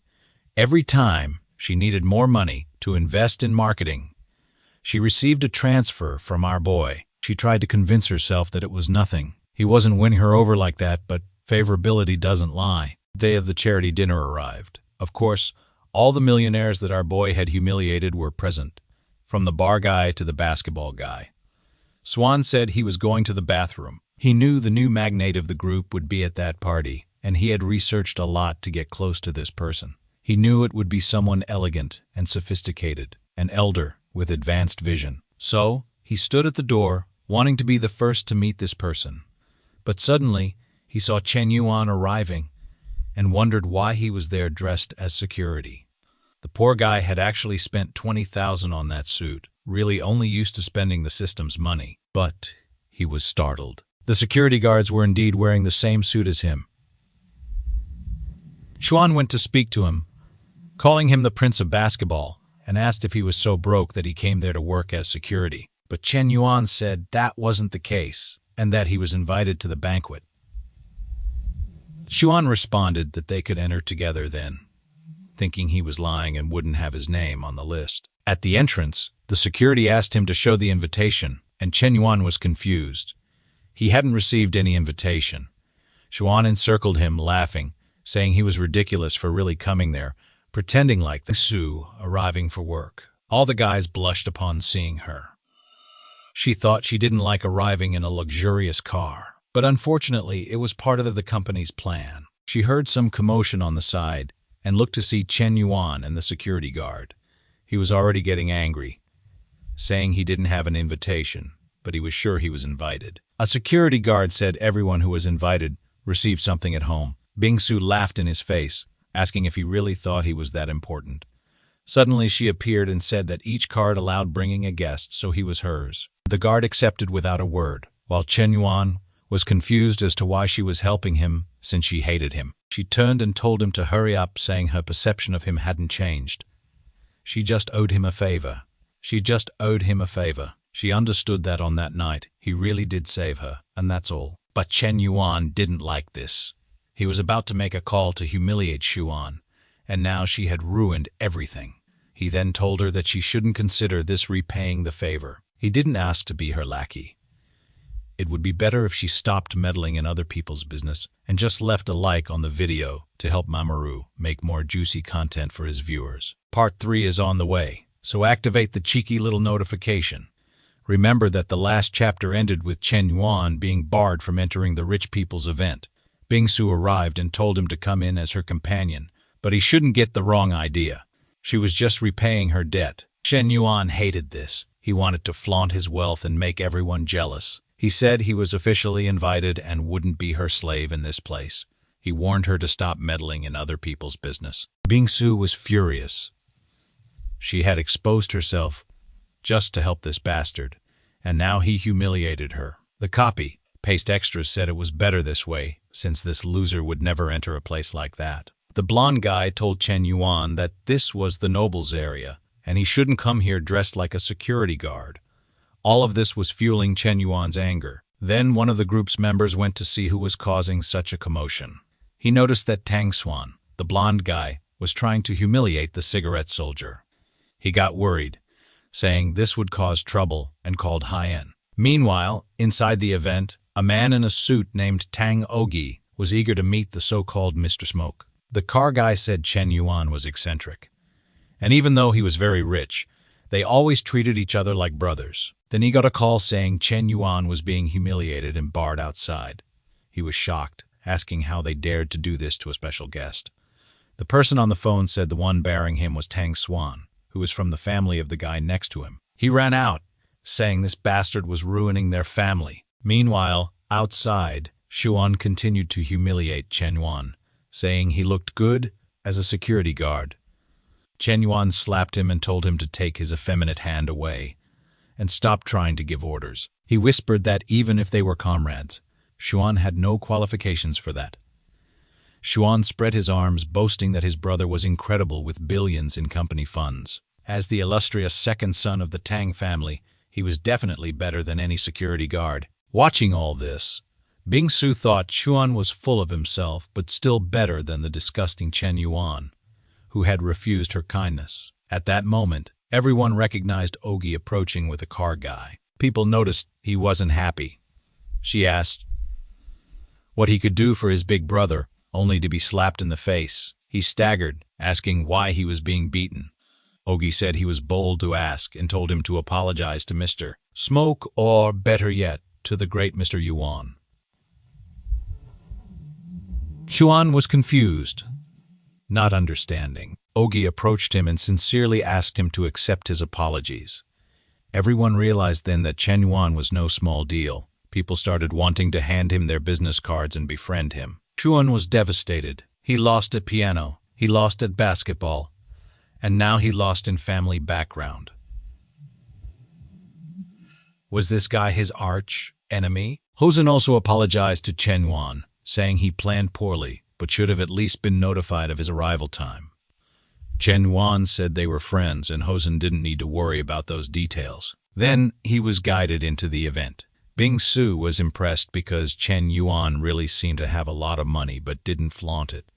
She knew that someone with such status would be chased by all the girls at the university. Now, she felt ashamed for being so presumptuous and thinking he was following her. She covered her face, wondering how she would complete the mission her boss had given her, especially since the guy she had to talk to was called the Smoke Soldier. She started to wonder if she would have to use her physical appearance. Meanwhile, inside the charity auction, Hosen said there would be jewels, paintings, and even pieces of an island. Chen Yuan was impressed, and the guy said it was all too. Support the auction. Our guy now had the face of a crazy psychopath, eager to spend money buying a piece of land in the middle of the city to build something which surely cost a lot. The problem is, as always, he has to give it to some woman to get a share. Later, he starts thinking about Ruyu but then realizes Bingyu is right behind him. However, he decides to abandon the idea because every time he tries to please her, he gets rebuffed. At that moment, a guy stands up exclaiming how amazing it is to see her there. The blonde Gwenon, whom our guy had given a mansion to, looking strong and healthy. Seeing her from afar, the psychopathic Chen Yu thought of buying everything in the place and giving it to her. He also found the seating arrangement interesting. It seemed that the more important the person, the closer they were to the front. That's when he recognized that the name of the person beside him belonged to someone extremely important in the city. Apparently, the cigarette soldier was highly respected there. Then someone sat down, and who do you think it was? Of course, it was a girl with extremely high potential, and she probably had her blood tests up to date. People around commented that she was the daughter of Secretary Shu. Our eavesdropping boy just listened. He blushed and got flustered, realizing she was not only the daughter of a big boss but also healthy and strong. However, he turned to the side, embarrassed and nervous, though he didn't know why. Oi went over to introduce himself to her, saying it was a pleasure to meet her. Obviously, the rascal was already thinking about forming an alliance or even marrying the woman. She recognized his name, and said it was a pleasure to meet him too. However, she was already thinking about how much she hated attending these events. Her father forced her to, but she was curious to know who the boy next to her was, since usually those seats were filled with old men. She tried to talk to Chen Yuan, who pretended not to hear, turning to the side. She was confused, wondering why she was being avoided like the plague. Was she that scary? Chen Yuan was terrified of starting a conversation and having the system create a bond with her. However, she kept pestering him, saying it was rude not to even say his name. Hosen then told Chen Yuan that he should pay more attention. She was none other than the secretary's daughter. He offered to help if Chen Yuan was unwilling. Our boy turned around and introduced himself immediately. The system started its operation. Chen Yumo, 22 years old, 1.73 m tall, 54 kilos, 9.1 appearance, and 0 in favorability. The counterattack gives 10% of what he spends, 35 points, and mastery with firearms. But our boy was devastated. This damn system screwed him again. Upon hearing the name, she said she would remember this, Chen Yuan. With that the auction began. The first item was a replica of the Titanic necklace made with diamond and platinum. Someone immediately offered 20 million. The girls were all fretting, saying they needed to receive that from their fathers or they would die. The bids kept increasing to 130, 150 million. Then Chen Yuan raised the paddle and said he would pay 3 billion. People were impressed with his audacity. Chen Yuan thought that he seemed to control his own money. No father would let their son spend that much. The old men were fuming with this type of bidding. The guy had increased the value many times over. The auctioneer asked if anyone would top the cigarette soldier's bid of 105 million. People were seething with anger but no one wanted to say anything. With that the gavel was struck and the sale was finalized. When it came time to process the payment, he said it was a gift for Miss Goman and should be delivered to her.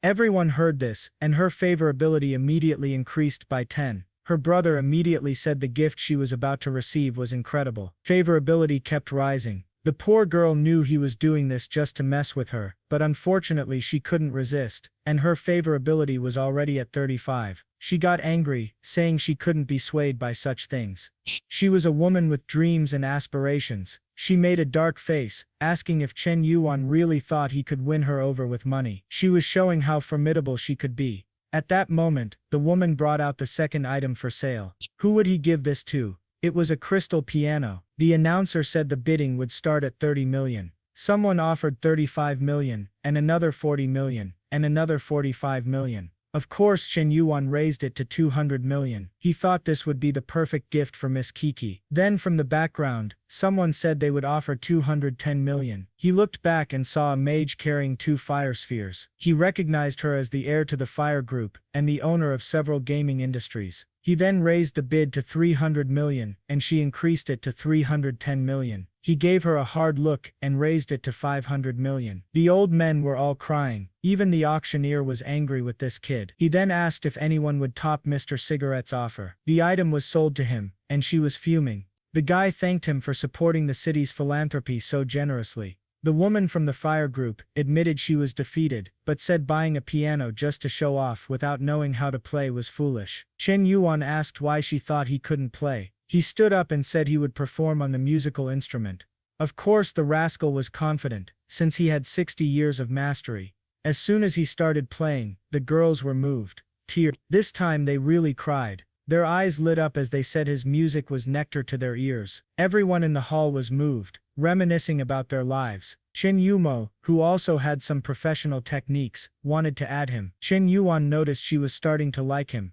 However, he seemed uninterested, and bluntly said he forgot his phone. But this psychopath loved being rejected and gained another 30 points. He wondered why he only encountered crazy people these days. She extended her hand and said it didn't matter that he forgot. He could just give her his number, and she would write it down. He apologized, saying he had a poor memory. She replied that she would send someone to investigate his number. They stood there staring at each other. After realizing he had no way out, he said he was defeated, and would add her. She said she always knew he had his phone, but was just trying to mess with her. The crazy girl thought that good things never fall into your lap. If you want something good you have to go after it.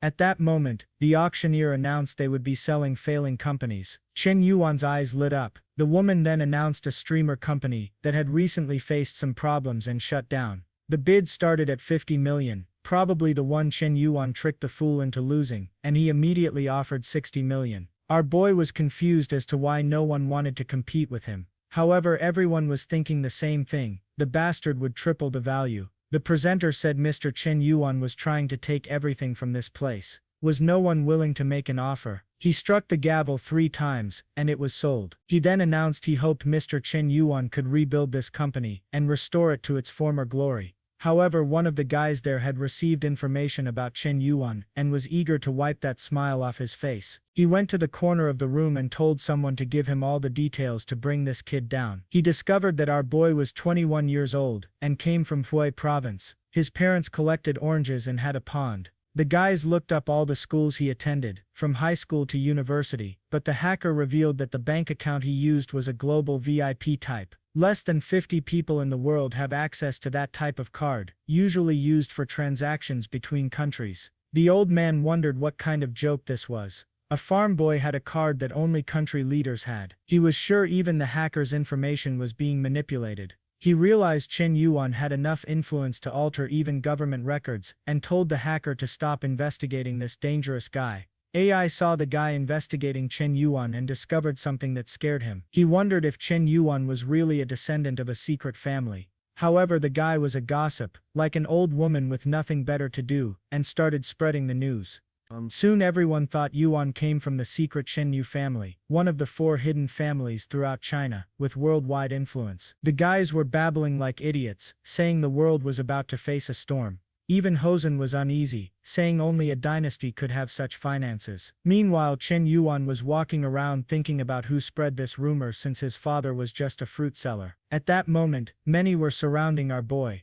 Some handed him their room numbers, others invited him to dance. One even said she could do a backflip, and asked if he wanted to see. Our boy was shy, not knowing what to do. While people danced, he was being dragged around. That's when he noticed Chen Yuan walking in from afar, and realized she was his escape from this situation. He told everyone he already had a dance partner waiting for him. He approached Chen Yuan, and asked her for a dance. She was embarrassed, wondering if she should refuse because he might take advantage. However, he gave her the necklace, so it would be rude to make him lose face, and she reluctantly agreed. He pulled her in, saying he wanted to enjoy the moment since he had turned down 18 others just to be with her. The rascal used the system to receive a specialization in dance skills. She was moved, saying he danced well and his hand was warm. She thought he always surprised her but didn't find it unpleasant, and was even starting to like it. Boy, all that effort just to gain 5 favorability points. This is tough. Everyone in the hall was talking about the two of them. Chen Yuan found it strange that he wanted to get involved with that girl considering her scandals, but at least he wasn't swayed by that swarm of killer spiders. Of course, she was angry that he rejected her and asked Chen Yuan instead. The same fool from before came to ask if he could dance with her. She told him to buzz off because she wasn't interested in old men. The poor guy was called old at 30, and felt crushed. Chen Yuan was happy he managed to gain at least 5 points with this dance. Then someone came and called him, saying they wanted to dance before he left. The guy who had been rejected earlier was furious at this brat. But our boy was very Sigma, and said he was unfortunately exhausted from the last dance. She said it was fine and asked what he wanted to know about her. Our boy was impressed with her resilience to rejection. Since that was the case, he suggested they could talk in the corner. She kept poking him, asking if the actress was his girlfriend, to which he replied, no. The psycho got excited, thinking if the relationship wasn't established, she had a chance. Then she asked if he knew about the scandal she had been involved in. He said he didn't care, since her image would soon be clean because he was supporting her. She asked how much money he had spent on her. He said that unfortunately, she had asked for too little, so he only gave some luxury cars, a mansion and 2 $500 million movies. Chen Yuan created a story in her head, thinking Chen Yuan was being deceived. It seemed he had grown up isolated to refine his skills, and that was why Gowan was using him to drain all his money. She then asked Chen Yuan if he didn't think her demands were too high. Uninterested, he said it was natural for a man to spend money on a woman, which was why he had transferred the 200 million. She grabbed him by the tie, saying he was being deceived and abused by her. Not to mention they hadn't even confirmed the relationship. She calmed herself, saying that in the end it was his money, but he would pay the price for it. Roy said he wasn't being made a fool like that. However, Yumon could only think that a lover always makes the worst decisions. Remembering when he was playing the piano and making bids for her, she thought it was unbelievable that such a talented man was still so innocent. The favorability kept rising and reached 45. Chen Yuan knew very well that she thought he was being exploited by Gowan, but little did she know that in the end, he would be the one winning. He made a villainous grin on his face, saying she didn't yet know the skills of the big brother. He turned to her and told her not to speak ill of Go-on anymore, saying her behavior was very much like the behavior she wanted to judge. She was devastated and stood up angrily to leave, thinking she had a better background, appearance and personality than that actress. She left motivated, saying that Chen Yuan should just wait. Soon she would get him too, since she always got what she wanted in life. Chen Yuan was worried, saying that next time he would keep as much distance from this woman as possible. At the end of the event, everyone wanted to keep in touch with the boy. While he was on his phone, Hosen approached, introducing a new friend, Joe XY. Joe was very shy, and Hosen told him to lift his head and speak to Mr. Cigarette. Chen Yuan asked why Joe was so shy, and why he had brought him there. Joe stammered as he explained that his family was selling a giant skyscraper building. Chen Yuan got excited and asked him to elaborate. Joe explained that it had more than 10 floors, 1,000 square meters per floor, and a total value of 2 billion. Even Hosen was shocked, not knowing his chubby friend was a billionaire. Chen Yuan then said to add him, as he would come to check it out someday. Joe was a bit awkward, thinking Chen Yuan would want at most 1 or 2 floors, but it seemed he wanted the whole thing. Joe left, telling him not to sell it to anyone else, and the guy agreed. In the taxi, Chen Yuan was thinking about who he would give a $2 billion building to. It couldn't be a regular girl, or she'd collapse. It had to be someone with very high mental resilience. The taxi sped up, and he hit his face. The driver stepped out and told the woman to get out of the way. Chen Yuan wondered what Bingu was doing there. She walked over, opened the door and got in with our boy, confusing everyone. She turned to the driver and told him to start driving. The poor driver had no choice. Roy was looking at her, wondering why she was there. Bingu was motivated. It was her first job after graduation, and she couldn't disappoint her boss. Chen Yuan, embarrassed, tried to be polite to her, thinking he had just gotten rid of that damn Yumo, and now he was stuck with the worst one. She said she was there as a representative of the Carpfish app, seeking an investment and claiming they already had millions of downloads. Yuan cut her off, asking if she was asking for help. She said it could be seen that way, but it was a win-win situation as they had great potential. Chen Yuan then asked if she was begging for his help. She said yes, she was begging for help, and asked him to stop. Almost crying, she wondered why he was using money to humiliate her like this. Now the rascal was satisfied, finally she was yielding. But he knew exactly what she disliked and approached, saying that if she came seeking something, she should offer something in return. He asked if she understood what he meant. Even the taxi driver thought he was a disgusting jerk. However, Bingu slapped him, telling him to get off, saying that's why he didn't deserve Kiki. The 10 favorability points he had gained went down to -5. He moved to the side, saying he had no intention of sleeping with her. He was just provoking but admitted he didn't like cold women like her.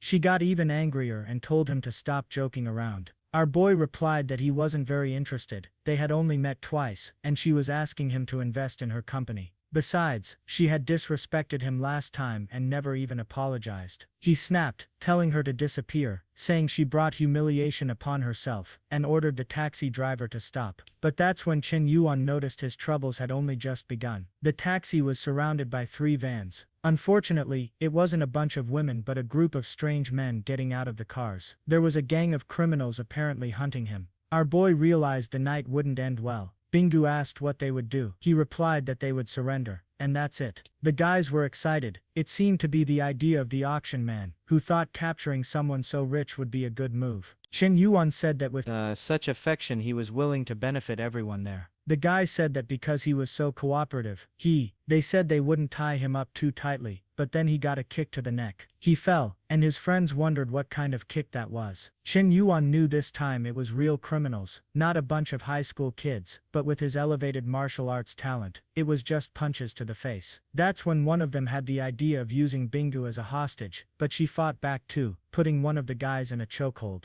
The man lost a tooth, wondering what kind of cursed woman she was. Chen Yuan thought he had it under control, but with her involved, things had gotten dangerous. With no other option, he spent all the points he'd been accumulating. 10 in strength and constitution, and 20 in agility. Now even his system said he'd be extremely dangerous on a battlefield. Oh my god, the display of millions of punches was horrible, but it hit everyone's face. The leader ordered them to capture Bingu again, but she kneed him in the groin, saying many men needed to learn their place. Then the guy pulled out an apple peeler and lunged at her, saying she had to die. Bingu was scared, thinking her life was over, but someone grabbed the blade with his hand. It was Chen Yuan, who said the habit of threatening women was shameful. Dropping to the floor as Bingu trembled, realizing she almost died, Chen Yuan kicked the guy, calling him disgraceful. Moments later, everyone was lying in red puddles. Bingu was mumbling incomprehensible things to herself. Then she jumped into Chen Yuan's arms, saying she almost died. That's when our boy realized the iceberg had an adorable side.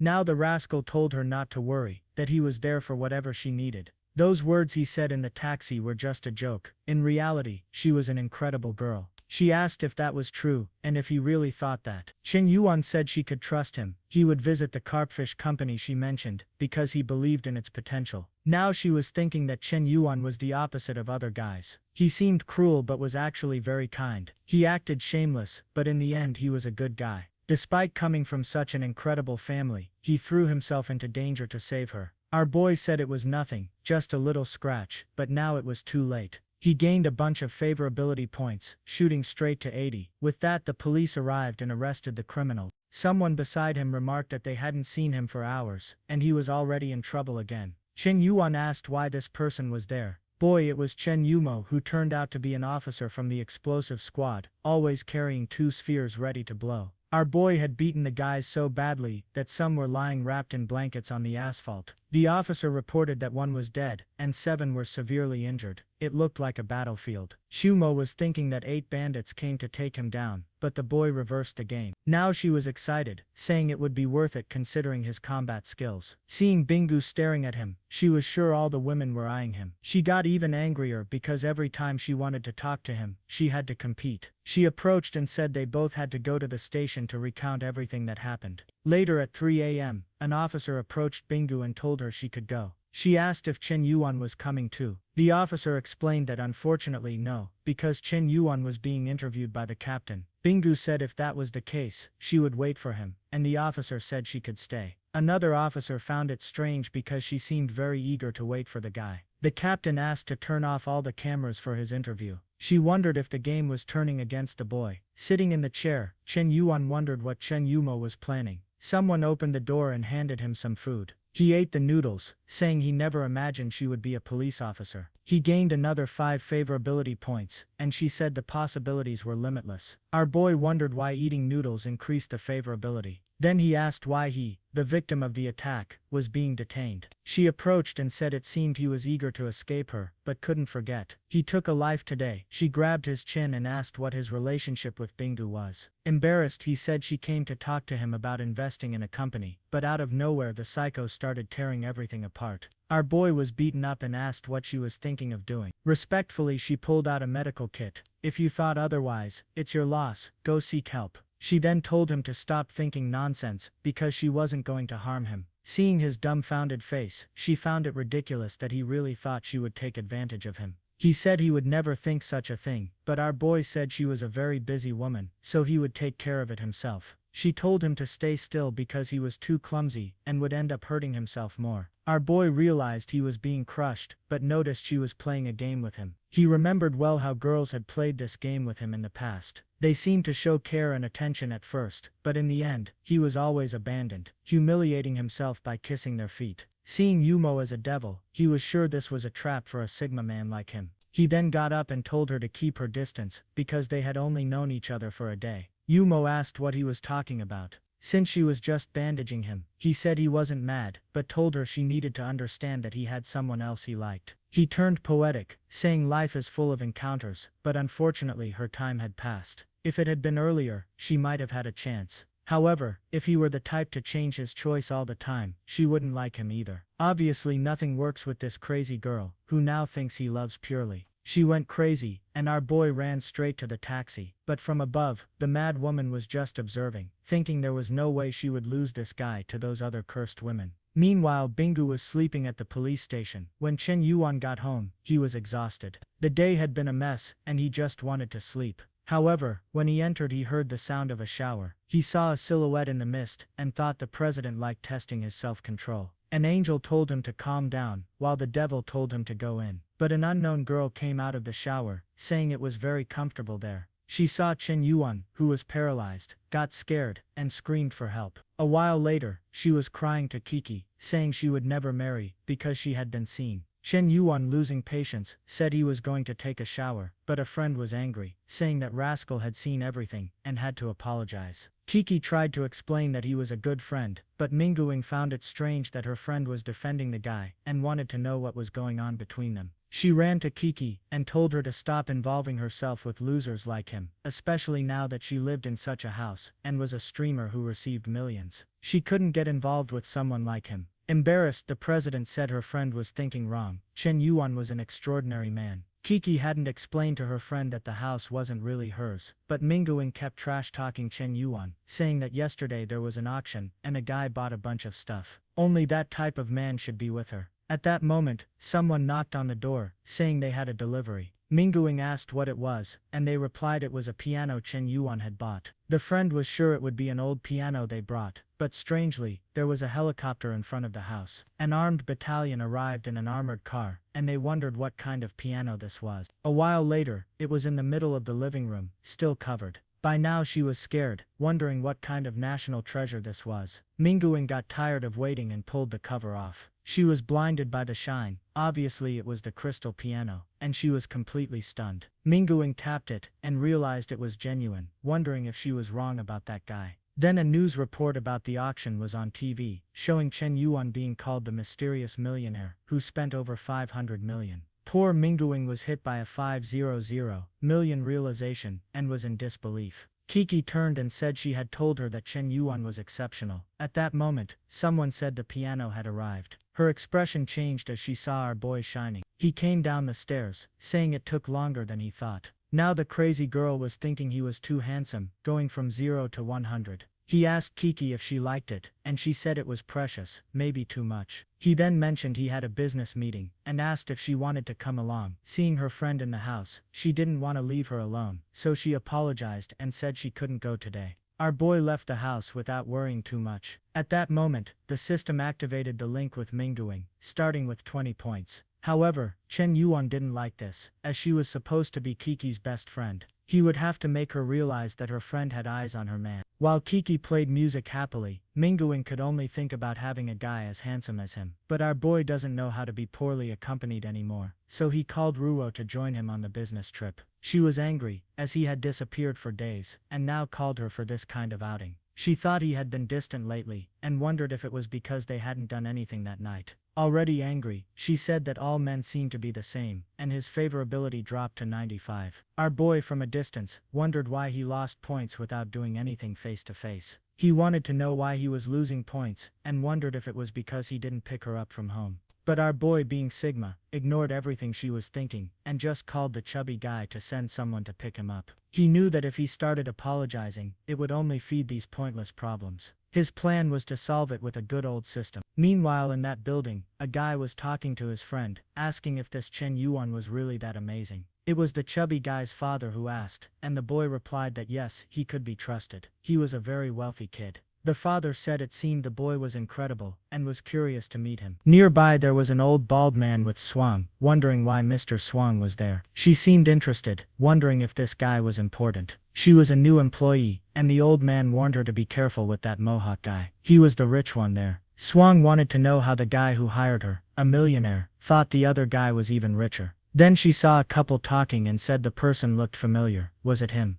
The man greeted our boy, who said he was very modest to come there to meet him personally. Then the son arrived, saying everyone was waiting to meet him. Our boy, he was excited, saying they were very polite, while the papers fell to the floor. Swang wondered why the owner of the place came to meet Chen Yuan. The old man said that the place took 9 years to build, and was extremely luxurious. At that moment, more than 300 companies had stores there. It was basically a complete shopping mall, with many stores, cinemas, karaoke, and everything else they could want. At the top, there was even an incredible commercial area. But Ruyu wasn't enjoying all this, wondering why the bastard brought her there, just to follow him around. The old man said he would show him all the floors, and he asked Ruyu what she thought of the building. She said it didn't seem that bad. Chen Yuan then told the old man that if she liked it, he liked it too. He told him to just name the price and he would buy it and give it to her. The father asked if he would really put the entire building in her name. Our boy said yes, as long as she liked it, nothing was a problem. The old man couldn't understand how the young man's mind worked. Ruyu was hesitant to accept, saying it was too much. After all, it was an entire building. But our boy wanted to convince her, saying that if she had it, she would never have any financial problems again. At that moment, she would have to take care of her parents' company, which would be a lot of work, but this building would ensure she had no more problems. Now she thought she understood why she was brought there, and wondered if she should maybe stop acting like a princess, because he gained 3 points, passing 98. He gained another 20 strength points. The chubby guy intervened and said it was all set, informing Chen Yuan that the selling price was 2.6 billion. He pulled out his black card and said if the papers were correct, the 2.6 billion would be in their account. A while later, everyone was clapping. A contract was sealed. Our boy then said he was just an investor because the true owner was Miss Ruyu.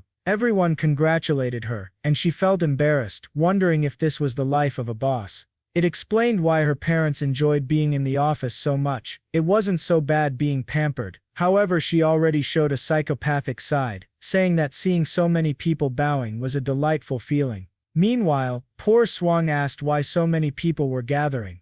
Her friend informed her that the entire building was bought and given to a girl in her 20s. Swang observed from a distance. The friend went to talk to her, but the girl had already disappeared. The poor girl was running off somewhere, saying all this should be hers, no matter the cost or what she had to do. She was determined to get Chen Yuan back. Meanwhile, on the subway, Ruyu was impressed and asked where he was. He said he loved the everyday life, and it was nice to spend more time with her this way. Ruyu then asked if he knew a woman named Gwenin. He got a bit flustered, asking if she meant the actress. Ruyu asked if he knew about the rumors regarding her disputes with the guys, and he said no, he didn't care about celebrity life. She responded that she didn't care much about it either. Recently there was news about a guy who bought a piano to give as a gift, but she didn't even look at it. Our boy was sweating, saying it was interesting to know. She asked what the problem was, and he said he wasn't ready for the subway's heat. After a while he said goodbye to her, thinking it felt like a prison, but he wondered if she was testing him.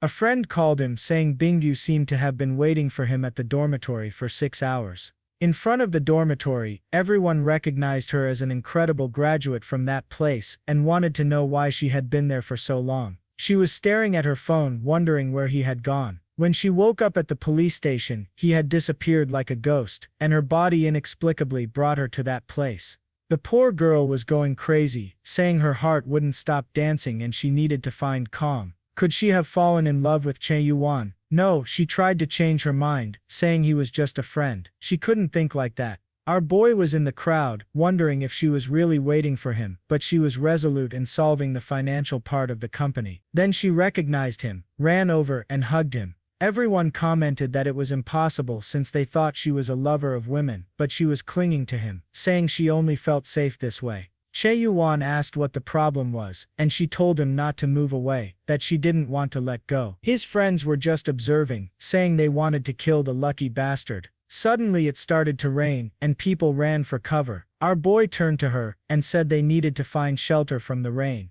The next moment, they were in the dormitory, and his friends were shocked. She sat in the chair, thinking it wasn't as dirty as she imagined. The friends wanted to know how the hell he managed to get someone like her. Suddenly she asked why his laundry basket had so many dirty clothes. When the rain stopped, she wondered why she had taken that without thinking straight. Chen Yuan didn't worry much, and said he would take her back home. On the way, he asked if all this was because of the help the company needed. She remembered the company and said yes, it was all for the company, which is why she was there. She mentioned that she hadn't sent a message because she didn't have his number. Could he give it to her? He said it wasn't a problem, and told her she could contact him whenever she wanted. She asked if it was only about the financing he was talking about, but our boy was already leaving, saying not to worry, he would check the company tomorrow. The poor girl kept saying she was indeed a bad woman for doing this, but she felt at peace. When she was close to him, she just didn't know how she would be treated. When Kiki found out the next day, he received a message from Ruyu asking for help to receive the company's funds, but he told her to put someone else in charge now that she was the boss, since he had things to do.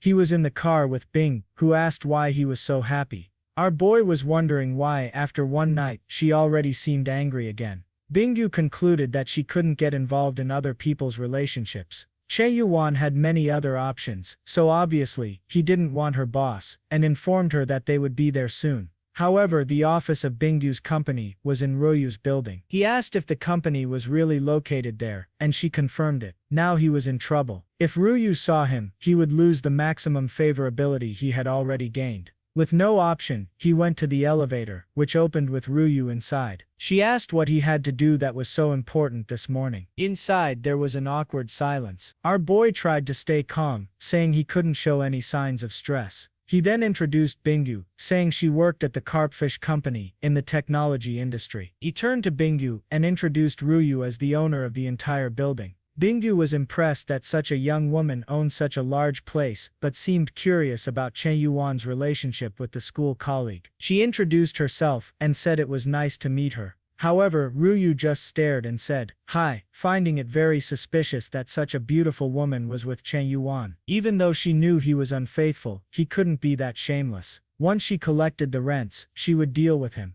Bingyu then left the elevator, saying she would call the company boss and that they should wait. Our boy didn't want her to go, knowing he would be humiliated. Now he turned to Ruyu, saying he wanted to explain something, but she wasn't in the mood to be fooled, and told him to speak up. He whispered to Ruyu to be careful with Bingyu, saying she was a well-known lover of women at school, and might try to seduce her. She asked if it was true and confirmed that everyone at school knew. With that, she called Chen Yuan, and he went. However, Ruyu didn't believe him, and said she needed to find someone to confirm it. She decided to call some people she knew from university. When the guy saw the number, he was shocked, wondering who he had offended to get a call from her. When he answered, he asked what the adorable classmate wanted to talk about. She asked about the rumors regarding Bingyu. He mentioned that people said the student council was her playground. Ruyu got excited, thinking Chen Yuan hadn't lied. The friend asked if she was talking about the same Chen Yuan he knew. However, she just thanked him and hung up. The guy got angry, saying he needed to inform her about the kind of person Chen Yuan was. He tried sending some messages but got blocked. Poor Ruyu was all excited, thinking that Chen Yuan really didn't lie, when the guy started sending a bunch of messages. She blocked him. In the meeting with the president, in a flexible suit, she went over all the company's numbers. Our boy was there just to spend money, so he wasn't interested in that. He raised his hand and said he already understood well because Bingyu had explained about the company. He asked her to just name the company's price. The president hesitated, knowing she had power that defied logic. She knew her company was worth $1 billion and needed at least $100 million in investments. She said $1 billion, and our boy was shocked. She wondered if she had mentioned a too high value. Chen Yuan asked if she had really taken all this time to mention such a low value.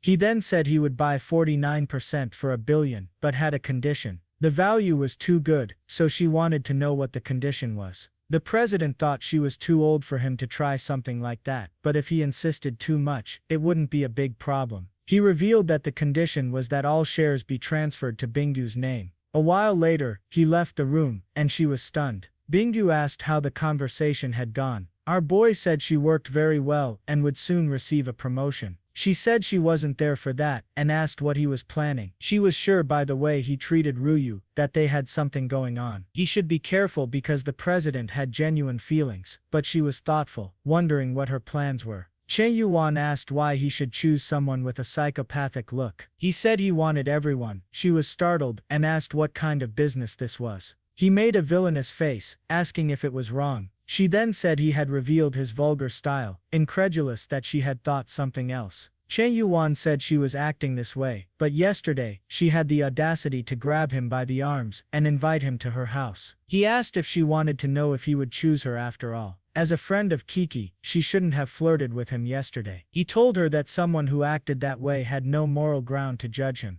Outside, our boy felt on top of the world. Giving her that moral lesson had been delightful. She wondered if she was really being hypocritical, and concluded that after flirting with him yesterday, she couldn't teach him any lesson. Some guys passed by announcing that the president had called for an emergency meeting. Now she was worried about the outcome of the negotiation. In the meeting room, no one had any idea what the president would say, and Bingu was terrified. The president appeared and announced that the new vice president, from that day forward, would be. Bingu was confused, wondering why she had been promoted. The other employees were angry, especially since she had started working just a week ago. The president said they had no say in the matter, as Bingu was a skilled, wealthy woman who had contributed significantly to the company. She presented the contract showing that Bingu owned 49% of the company's shares. With that, no one could question anything. The president thought to herself that Chen Yuan was quite the boss, so young, and already buying half the company. People commented that they never imagined Bingu had so much money. The president raised her arm and told everyone to applaud her.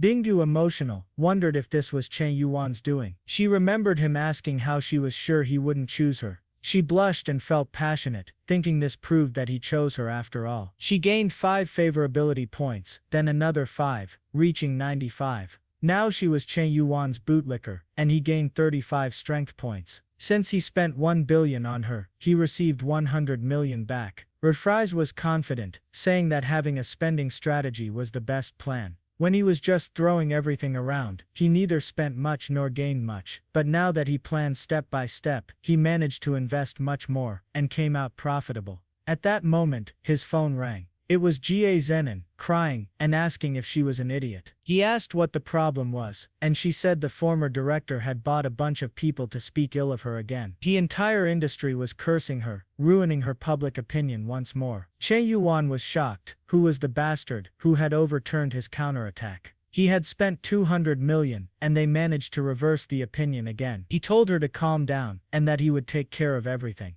This guy, known as Lord Tiger, or Wang Yahoo, was infamous for using his influence in the industry to take advantage of women. It seemed this significant change in opinion was due to another actress named Fang. Chen Yuan asked if she was that influential, and Hosen confirmed she was extremely famous and made many donations, so anything she said was taken to heart by the public. Hosen warned Chen Yuan that to take down a guy like Wang Yahoo, they would need unconventional methods. Our boy asked what the plan was, and Hosen handed him a card of someone who had information that could ruin Wang Yahoo's career. All they needed was to find this person. The scene shifted to a busy street, where our boy wondered who would work in a place like that. Climbing some floors, he heard someone shouting about receiving payment next month. Approaching, he wondered why this guy was there. It was the pineapple-headed chubby guy cursing a man on the ground, saying they would cut his hand off. The bespectacled man, Sigun, apologized, saying he was about to finish a film and would make a lot of money to pay off his debts. But the pineapple guy said this kid had offended Wang Yahoo, the so-called tiger, so it would be impossible for his film to succeed. Sigun insisted that his film had a lot of potential, and that this time it would succeed. The chubby guy was about to strike him when someone ordered him to stop. The chubby guy got punched in the face and fell to the ground again. The kid got up, asking who was brave enough to do that. Chen Yuan asked if he had forgotten him, and immediately the chubby guy started crying, remembering his father's warning never to provoke this kid. He quickly apologized, saying he would leave if that was the case, and they ran away. Seeing the chubby guy get scared, was excited to meet this person. Chen Yuan turned to him and said he was there to ask a favor. Sigun adjusted his glasses and said he had something to say too. He fell to the ground, pleading to be adopted as his son because he needed help. After everything was explained, he asked if Chen Yuan really wanted to destroy the Tiger King. Chen Yuan replied that he had no plans to be anyone's sugar daddy, but yes, he wanted to destroy Wang Yahoo. Sein thought that with Chen Yuan's potential, it might be possible. He then revealed that he did know something that could ruin Wang Yahoo. Our boy asked for the price. Sein said the price was to be his sugar daddy and invest in his films. Chen Yuan was moved by the guy's determination to pursue an artistic career. He then revealed that he was starting a film agency with Gwenin, and that Sein could join. If he needed money, he could just ask. Sigun agreed, saying the deal was set, and now they were loyal comrades. He handed over a USB drive, saying it contained his secret weapon. Not only Wang Yahoo, but the entire entertainment industry would be shaken. Chen Yuan asked what kind of video it was, and Sein said things would become crystal clear when he saw it. The video showed Wang Yahoo with a popular actress. Our boy said that with such information, they could really threaten both of them. Sein warned that it would be terrifying, but Chen Yuan assured him that with his support, nothing would go wrong.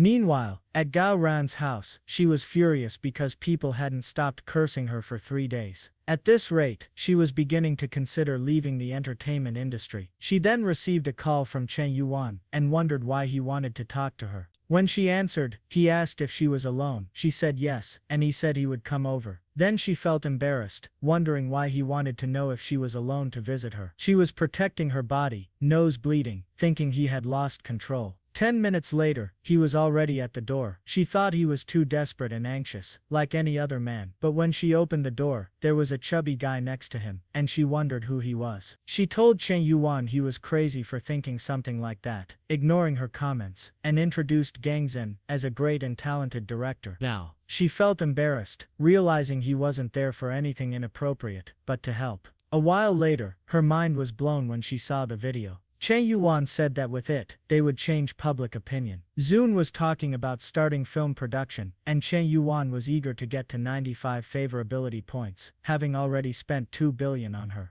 The video of the interactions between the actress and the director was published online, and the press tore her apart. She was furious, wondering who had gotten that damn video. The police set up a plan and caught the director red-handed with another woman, leading to his arrest. As soon as he saw the handcuffs, he knew it was all over. Taking advantage of the shift in public opinion, Guanan held a press conference with the company, announcing that in partnership with director Sein, she would launch her own film company. They received 2 billion from investors to create a masterpiece. All the journalists were impressed by the amount, while our boy was just smiling. He felt like the boss behind the scenes, which wasn't a bad thing for him. However, the guy blocked by Rus wasn't going to leave Chen Yuan in peace. He called President Kiki, saying he had something to tell her about Chen Yuan. Soon after, she was angrily questioning him. Even though her traitor friend suggested she calm down a bit, Kiki said that all these accusations about him having so many women might not be true. However, she also found it strange that lately, he had been speaking to her, and she was feeling a bit impatient. Mei understood that someone like him would attract many women, but he seemed like a man of absolute devotion.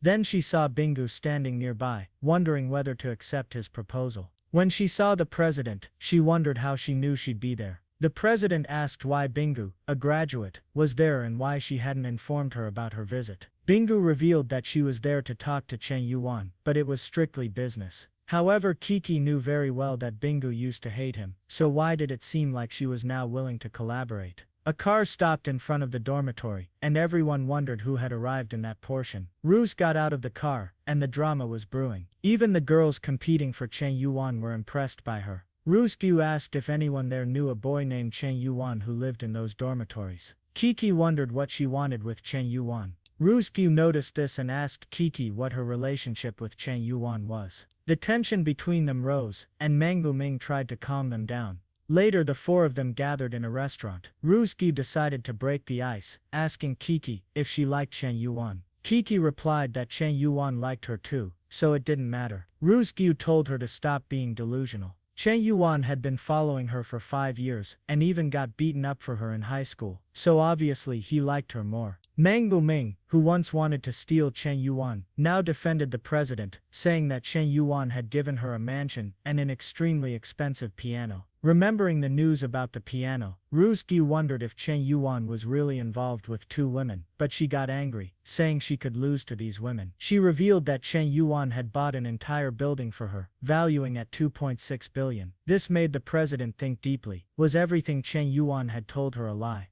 Bingu then spoke up, saying she also received 1 billion and shares from Chen Yuan. The 4 of them were left speechless. Kiki said she would call them right now to sort this out, but then she mentioned that he never actually confirmed they were in a relationship. Whenever someone asked, he said they were close friends. Rusgi said it was the same with her. Mangu Ming said they needed to confirm if he was using this as a strategy to be with multiple women. Rusgi stood up, saying she would resolve this now. However, Mangu Ming said someone like him deserved 1,000 deaths. They needed to come up with a plan to bring him down. They discussed how Chen Yuan loves spending money to keep them around, so it was time for them to take revenge. Ming proposed the perfect plan: force him to spend money until he went bankrupt. That way he wouldn't have any cent left to deceive another woman. The 4 of them were motivated, saying that Chen Yuan deserved it. A like on this video would help. Kiki felt a bit uneasy, saying that maybe this was too manipulative, but her friend insisted that he deserved it. She grabbed the phone from Kiki's hand and said she would send the message. At that moment, the message reached Chen Yuan, where she expressed her desire to start her own streaming platform. He was a bit curious, realizing that she was essentially asking for money. However, our boy knew the president and suspected that she was either being influenced or had a grand plan. He had just bought that failing platform, so he told her that their thoughts aligned, and he would help. Now the two girls were a bit embarrassed. He was not only going to provide a streaming platform, but also invest 5 billion as initial funding. Instead of being angry with the boy, she became even more intrigued. More enamored, she said that he always plans everything for her future. She felt moved, thinking that no matter how wrong his actions seemed, he always cared about her growth. In the end, Meng Buming told her to accept quickly, before Chen Yuan changed his mind, and Kiki said he never does that. While she was sending the message for Chen Yuan to start the process immediately, she was seething with anger, because she couldn't find a man like him. In his room, the protagonist knew very well that it wasn't Kiki sending the messages. The way of talking and the style of words were completely different. He already suspected it was Meng Buming, which was perfect because he would end up spending even more money. At Ruski's house, her mother asked if Chen Yuan was cheating on her. She said yes because he was involved with a lot of girls. Even though their relationship wasn't confirmed, they were already very close. She received a message and said that the group was active. Her mother asked what group it was, and she explained that it was one formed by his girls to get revenge. In the group, Kiki sent a message saying she was going to receive a streaming platform. While Ruski's fuming with anger, wanting to receive more than the others, her mother told her to listen. She thought her daughter was being deceived by these girls who claimed to want to work together. She explained that in the past, she and her father had a significant difference in family circumstances. She could understand that no matter how good their life was compared to Chen Yuan, they were poor. Someone like him attracts countless flies, so she had to prove her own strength. After all these girls were saying Chen Yuan was cruel, but none of them left him. This meant that each one of them was trying to monopolize Chen Yuan. Ruski got up excitedly, saying that must be it. Her mother warned that in such moments, she had to advance with unwavering determination to secure the rest of her life. Motivated, Ruski declared that she wouldn't lose Chen Yuan to those other women. In his room, our boy received a message from Ruski. She apologized, saying she had been blaming him for everything, which confused him. They hadn't argued about anything, so why was she apologizing now? Combining this with what Kiki said, he knew something strange was going on. At that moment, Ruski received a call from Chen Yuan, and she started trembling, asking her mother what to do.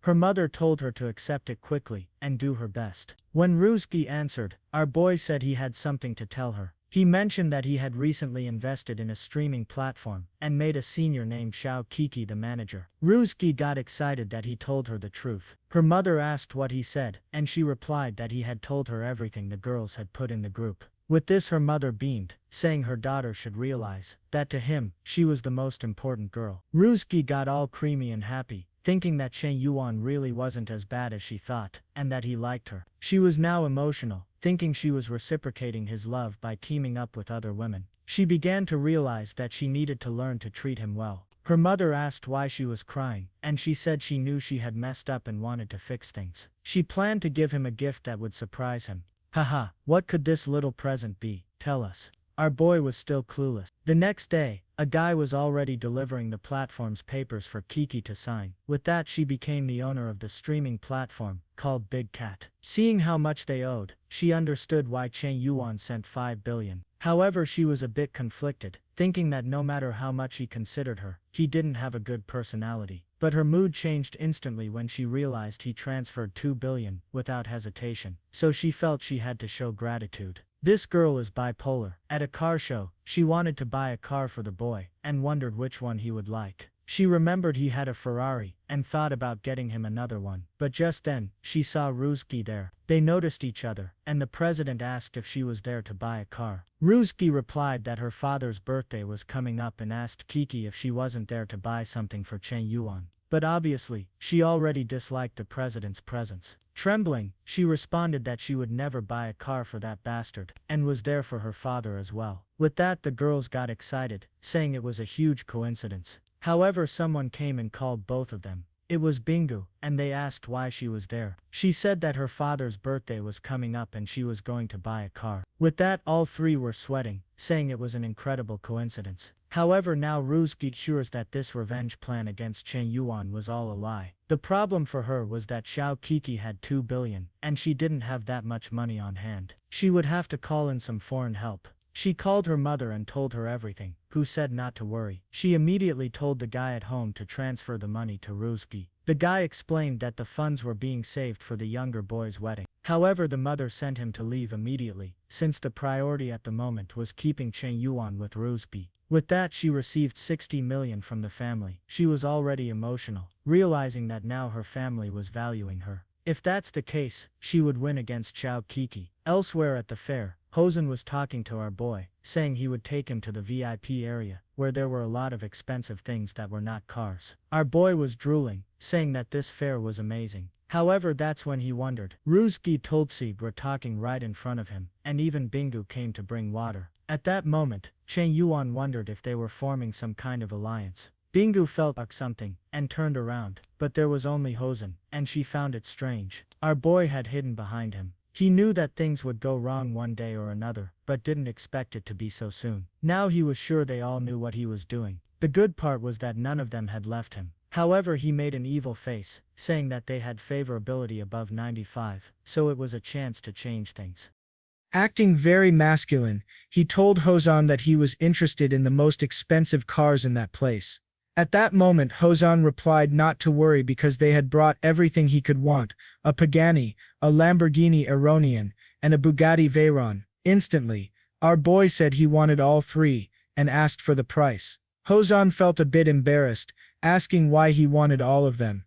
His plan was to use these 3 cars to test the strength of this supposed alliance. Hosen felt uneasy, saying that selling all 3 was a bit difficult. Chen Yuan said that money was not a problem, but the guy explained that they had been reserved by someone else. Our boy asked by whom, and Hosen said to take a look. The eldest son of the richest family, Mr. Lin, had reserved those 2 cars last year to give to his sister. Chen Yuan knew how powerful that family was, and Hosen said there were many others to look at. With that, this guy went to Ruyu, and approached her. He introduced himself as Lin, and asked if he could get her contact information, saying that she reminded him of a friend he lost, which was a great regret. At that moment, she noticed Chen Yuan on the side. Seeing his angry face, she wondered why he was like that. She had no intention of giving her number to this guy, so why was he acting this way? She got angry, because he played with her and then looked at her like that. Because of this, she gave the guy her number instantly. She looked to the side, and Chen Yuan had disappeared. She wasn't sure if what she did was right or wrong, but she felt bad walking around the event. Hosen asked if he knew the girl. He said he knew her a long time ago, but didn't know her anymore. He told Hosen that he would pay much more for those cars than Mr. Lin, and asked if 1 billion was enough. Smiling, he said he didn't expect this to interfere with Hosen's business. At that moment, Hosen smiled, saying the guy was an idiot. When talking about 1 billion, anything could be done. He was excited. He would profit 100 million more than usual just because of the fight between the two, and that was perfect. He knew that Mr. Lin was important, but not more important than 800 million in his account. The card was swiped, and our boy was now confident. Hosen asked if he wanted anything else, and our boy said he wanted to prepare something for the exhibition at the event. Ruyu was still looking for our boy. Suddenly, some guys came and placed a piano in the middle of the event. Everyone was confused because this sort of thing wasn't common. Then, out of nowhere, Chen Yuan started playing, and she wondered what song it was since she had never heard it before. The sound was melancholic, and she began to cry. People at the event were all emotional, saying that it felt like seeing a distant person. Shiki remarked that Chen Yuan didn't seem very happy, and Bingyu asked if it was because of what Ruyu did.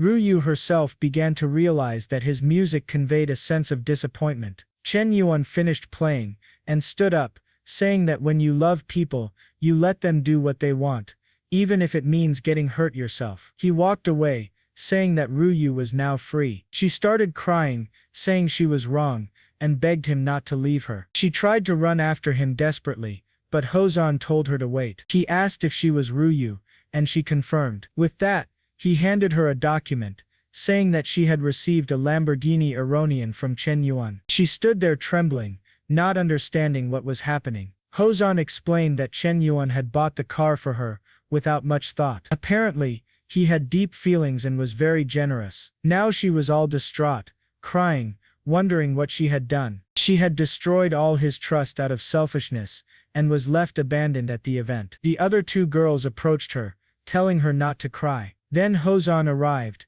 and also informed them that they both received multi-million-dollar cars. They stared at each other, thinking about our boy. Bingyu said it seemed Chen Yuan knew everything. Shiki confirmed, saying that even though he knew, he never questioned what they would do. In the end, he tried to maintain the balance of their relationships. Despite being a jerk, he was still a jerk who cared about them emotionally. Shiki said he gave everything without expecting anything in return. Bingyu added that, in the end, they could always rely on him. Ruyu said she felt horrible for trying to deceive him, just for money. With that, he gained another point of favorability with all three, reaching 99. In a taxi on the way home, he was excited that 1 billion had brought him to the brink of reaching 100 with all three, and he was curious to know what would happen at the maximum score. At the university, Ruyu apologized, but he said he wanted to be alone for a while. The boy wasn't stupid, and knew that if he spoiled her too much, she would always cause trouble. While walking around, someone asked if it was really him. It was Shu, whom they hadn't seen in a long time. She looked very casual. She seemed a bit different today. She grabbed his arm and started pulling him, saying she wanted to show him something. He asked what it was, and she said it was a secret. He already suspected she probably wanted some branded bag. In the end, they're all the same, but he was curious to see what it was this time. In front of the apartment, he asked what she was planning, and she told him not to be impatient. She opened the place, revealing a bunch of portraits of Chen Yuan hanging on the walls. He felt a bit embarrassed, and asked if she had done all that. She said yes, the place was too empty, so she made some portraits. He asked if that was the surprise, and she said no, it was just part of it. She told him that the house was the gift she would give him. He felt awkward, asking if she was really going to give him the entire house. She said yes. After the donation he made, her father stopped getting involved in gambling and managed to rebuild a family. Because of that, his business kept improving with her father's change. She realized she also had to reflect on her actions. She said she used to be very materialistic and understood why our boy didn't like her. She announced that she would become a woman deserving of him and win him over again. Man, what a plot twist. Our boy was confused. As far as he knew, this girl was only interested in material things. He said the house was too extravagant, but she replied that he had already given her 5 million, and this house only cost 3.5 million. If you thought about it, she was still taking 1.5 million from him. The crafty girl had even done the math, and I believe she's the least in debt. She handed over the key, saying she knew it might not mean much to him, but it was the best way for her to repay him. Our boy became thoughtful, understanding why she hadn't been in contact recently. Of all the girls he had been helping, she's the one with the poorest family, yet until now, she has taken the least amount of money from him. Our boy smiled, saying that this kind of woman aligns with his intentions. With that, he accepted the gift and immediately received a call from his friend inviting him to dinner. Upon arriving, the boys were impressed that he brought the legendary Shul. He apologized for being late and introduced her. Everyone, the guys introduced themselves. The one with glasses was Lao Keth. The one in the white shirt was Lao Keth. The one in the white shirt was Lao Keth. One also introduced Shul, but the guy said everyone already knew her, so there was no need. However, the one with glasses had a serious question and wanted to know the nature of their relationship. Both of them felt a bit awkward, and everyone stared at the guy, surprised by his boldness. Shul said she wasn't quite sure about their relationship. She was chasing after Chen Yuan, but he hadn't agreed yet. She was willing to give him a warm place to stay inside every night, known as a house, but she hadn't been very lucky. The friend said that even in the most fantastical story, they wouldn't have dared to think of such a plot. At that moment, a cup fell nearby. Bingu was there, disguised, not wanting to be seen. She thought it was crazy that the woman had given Chen Yuan a house, while she had never done anything. At this rate, his impression of her would only worsen, while this new girl would surpass everyone. She quickly went to the group chat to inform the others, telling them about a girl named Shul, who gave Chen Yuan a house. She also mentioned the restaurant. Ruyu, who said she was heading there now, finished eating, and the group asked for the bill. However, Shul said she would pay for everything, since it was the first time they were eating together. Chen Yuan thanked her for the kindness, but informed her that he had already paid. She thanked him and said she had to return to work at the internet cafe, and would see him later. Chen Yuan started to like her, saying that she was surprising, but not annoying. Meanwhile, Bingu thought this girl was a master of several tactics. Clearly, she was at least an S-rank opponent. The friends approached Chen Yuan and asked when he developed this legendary charm. Our boy explained that he could teach, but the person had to want to learn. The friend said he was joking, but warned that he thought Shul was a different kind of woman. However, after meeting her, he just hoped his friend wouldn't hurt her. Chen Yuan said not to worry, because he was the type to always give his all in love. As they were leaving, they saw a guy named He pass by. Chen Yuan got excited. It was him who had been passing information about our boy to the girls, and it seemed he still didn't know. At that moment, a Rolls-Royce stopped in front of the restaurant, and he wondered if it was real. The car's window rolled down, and out stepped a furious Rubo, but the idiot Liuan was smitten. She walked towards Chen Yuan, and he was sure she was going to scold him. However, she hugged him, crying and apologizing, saying she had been doing everything wrong. She informed him that she had deleted that person's number, and never wanted to see him again. She just wanted forgiveness. Seeing her using heavy spherical tactics against our boy, the guys were astonished by her skills. Leon was seething with anger, as he had been bad-mouthing Chen Yuan to her behind his back, but in the end, she was there licking his boots. Our boy told her not to worry because she had never been wrong. They really had no relationship, and he shouldn't get involved with whomever she befriends. She said she didn't want him to think things were like that, and that she had chosen this gift for him. Besides the cars he bought, this Rolls-Royce was the most useful. It was expensive at the event, and she hoped he would accept it. Man, it's daytime, but this girl was shooting high beams on her boy. Leon was fuming while Chen Yuan realized that she had been learning, but he turned to her and said it was a shame. He no longer believed in love. He would accept the car just so she wouldn't be embarrassed and invited Bingu for a ride. Bingu said it wasn't right to invite her to ride in a car that was Rubo's gift. Chen Yuan replied that a gift, once received, was now his and told her to get in. She agreed, saying it was fine, but that he didn't need to be so insistent. With that, our boy sped off, leaving Rubo in the dust. Leon told her to wake up to reality, because Chen Yuan was just playing with her. However, she responded that Chen Yuan had already sacrificed a lot for her. The guy kept insisting, saying it was all for her father's sake, but she told him to stop talking to her as if she wanted Chen Yuan to play with her. If she did, she would let him. She was sure Chen Yuan was deliberately trying to irritate her, but this only proved that, in the end, he still hadn't forgotten their relationship.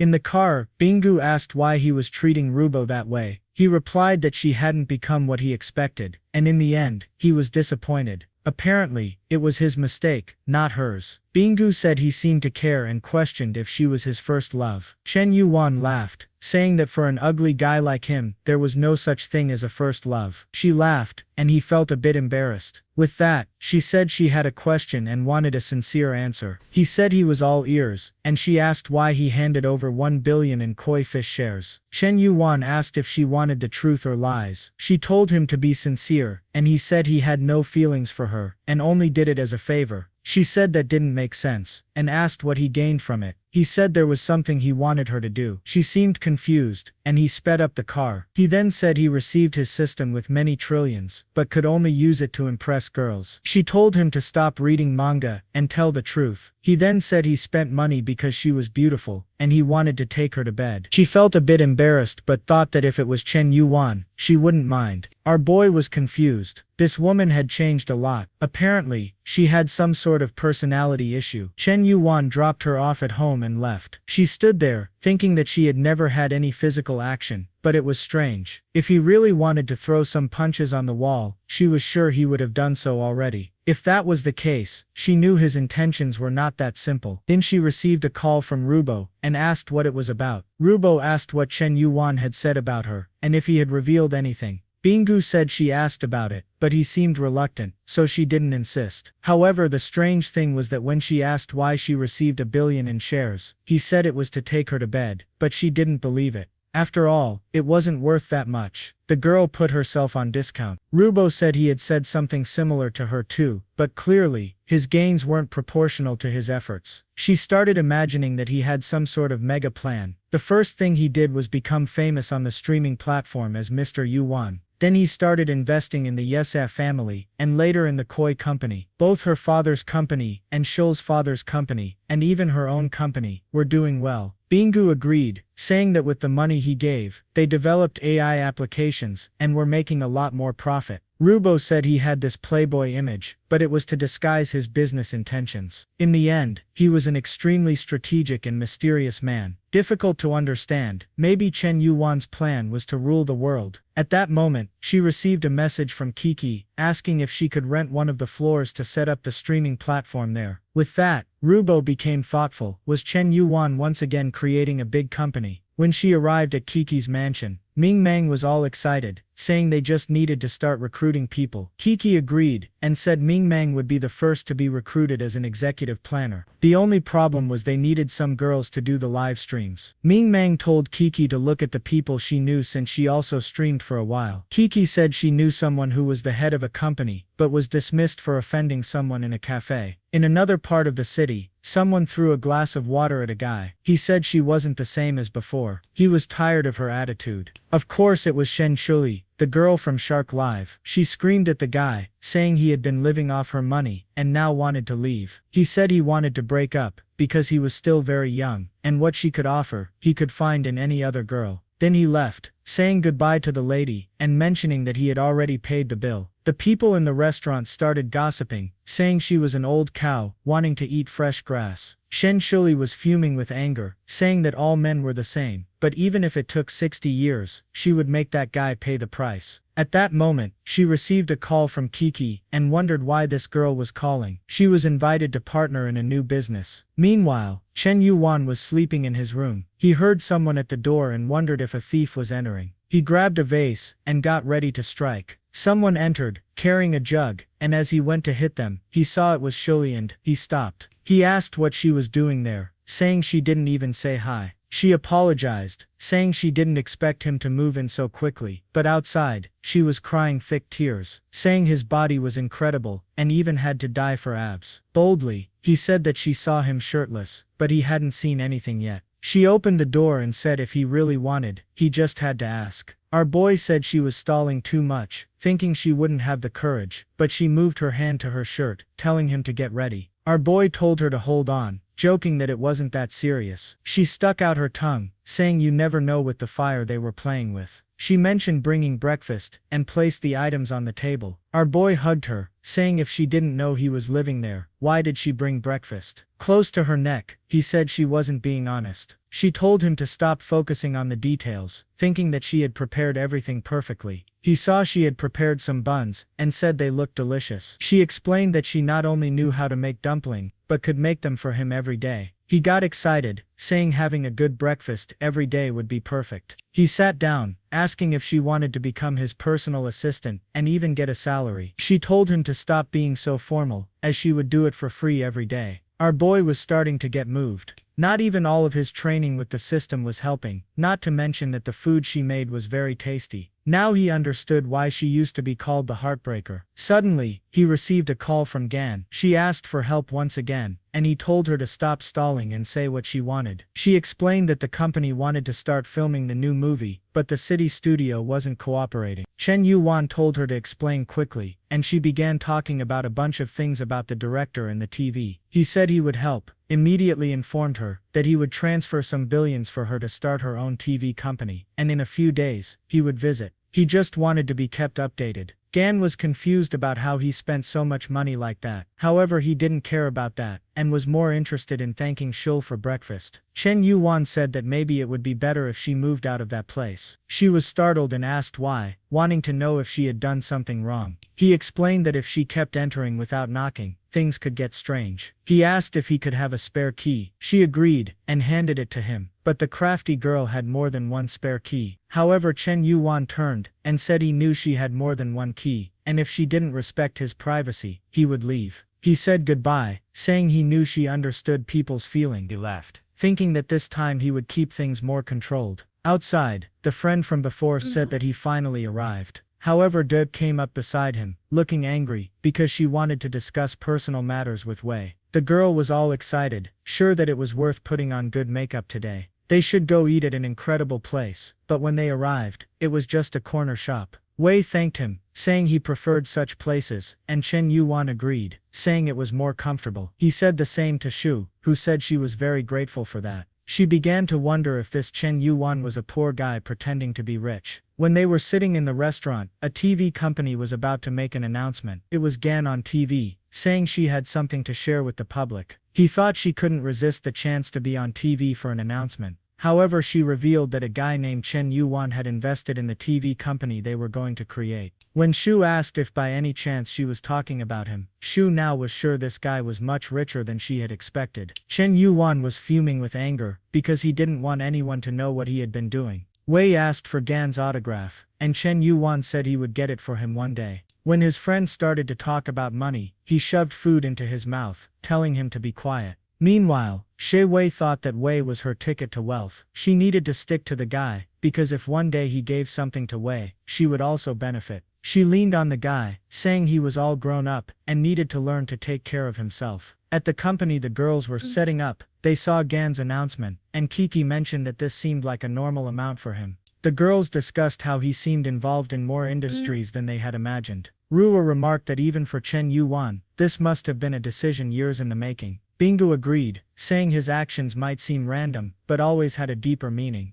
Ruyu began to remember everything he had done, wondering what his plan was. In the end, she had no idea. Meng Meng suggested that Kiki tell everyone that he was also an investor in their company, which would attract more people. She knew that having a billionaire investor would completely change public opinion about the company and attract many sponsors. Ruyu thought this must be part of his plan too. They began to think that our boy was very intimidating. Just then, Shen Yuan approached and asked what they were discussing. Kiki said they were talking about Gan and the investor, Mr. Yuan. Embarrassed. Shui asked who this Mr. Yuan was. Meng Meng explained that it was Chen Yuan, known by everyone there, and he was also an investor in their company now. Poor Shui was trembling, asking if she could resign from her position. Kiki told her to think carefully, because they needed her help in the company. However, Shui explained it was because of Mr. Yuan, revealing that her company had gone bankrupt, because she once offended Mr. Yuan. Kiki worried that if he found out she was here, it could disrupt their plans.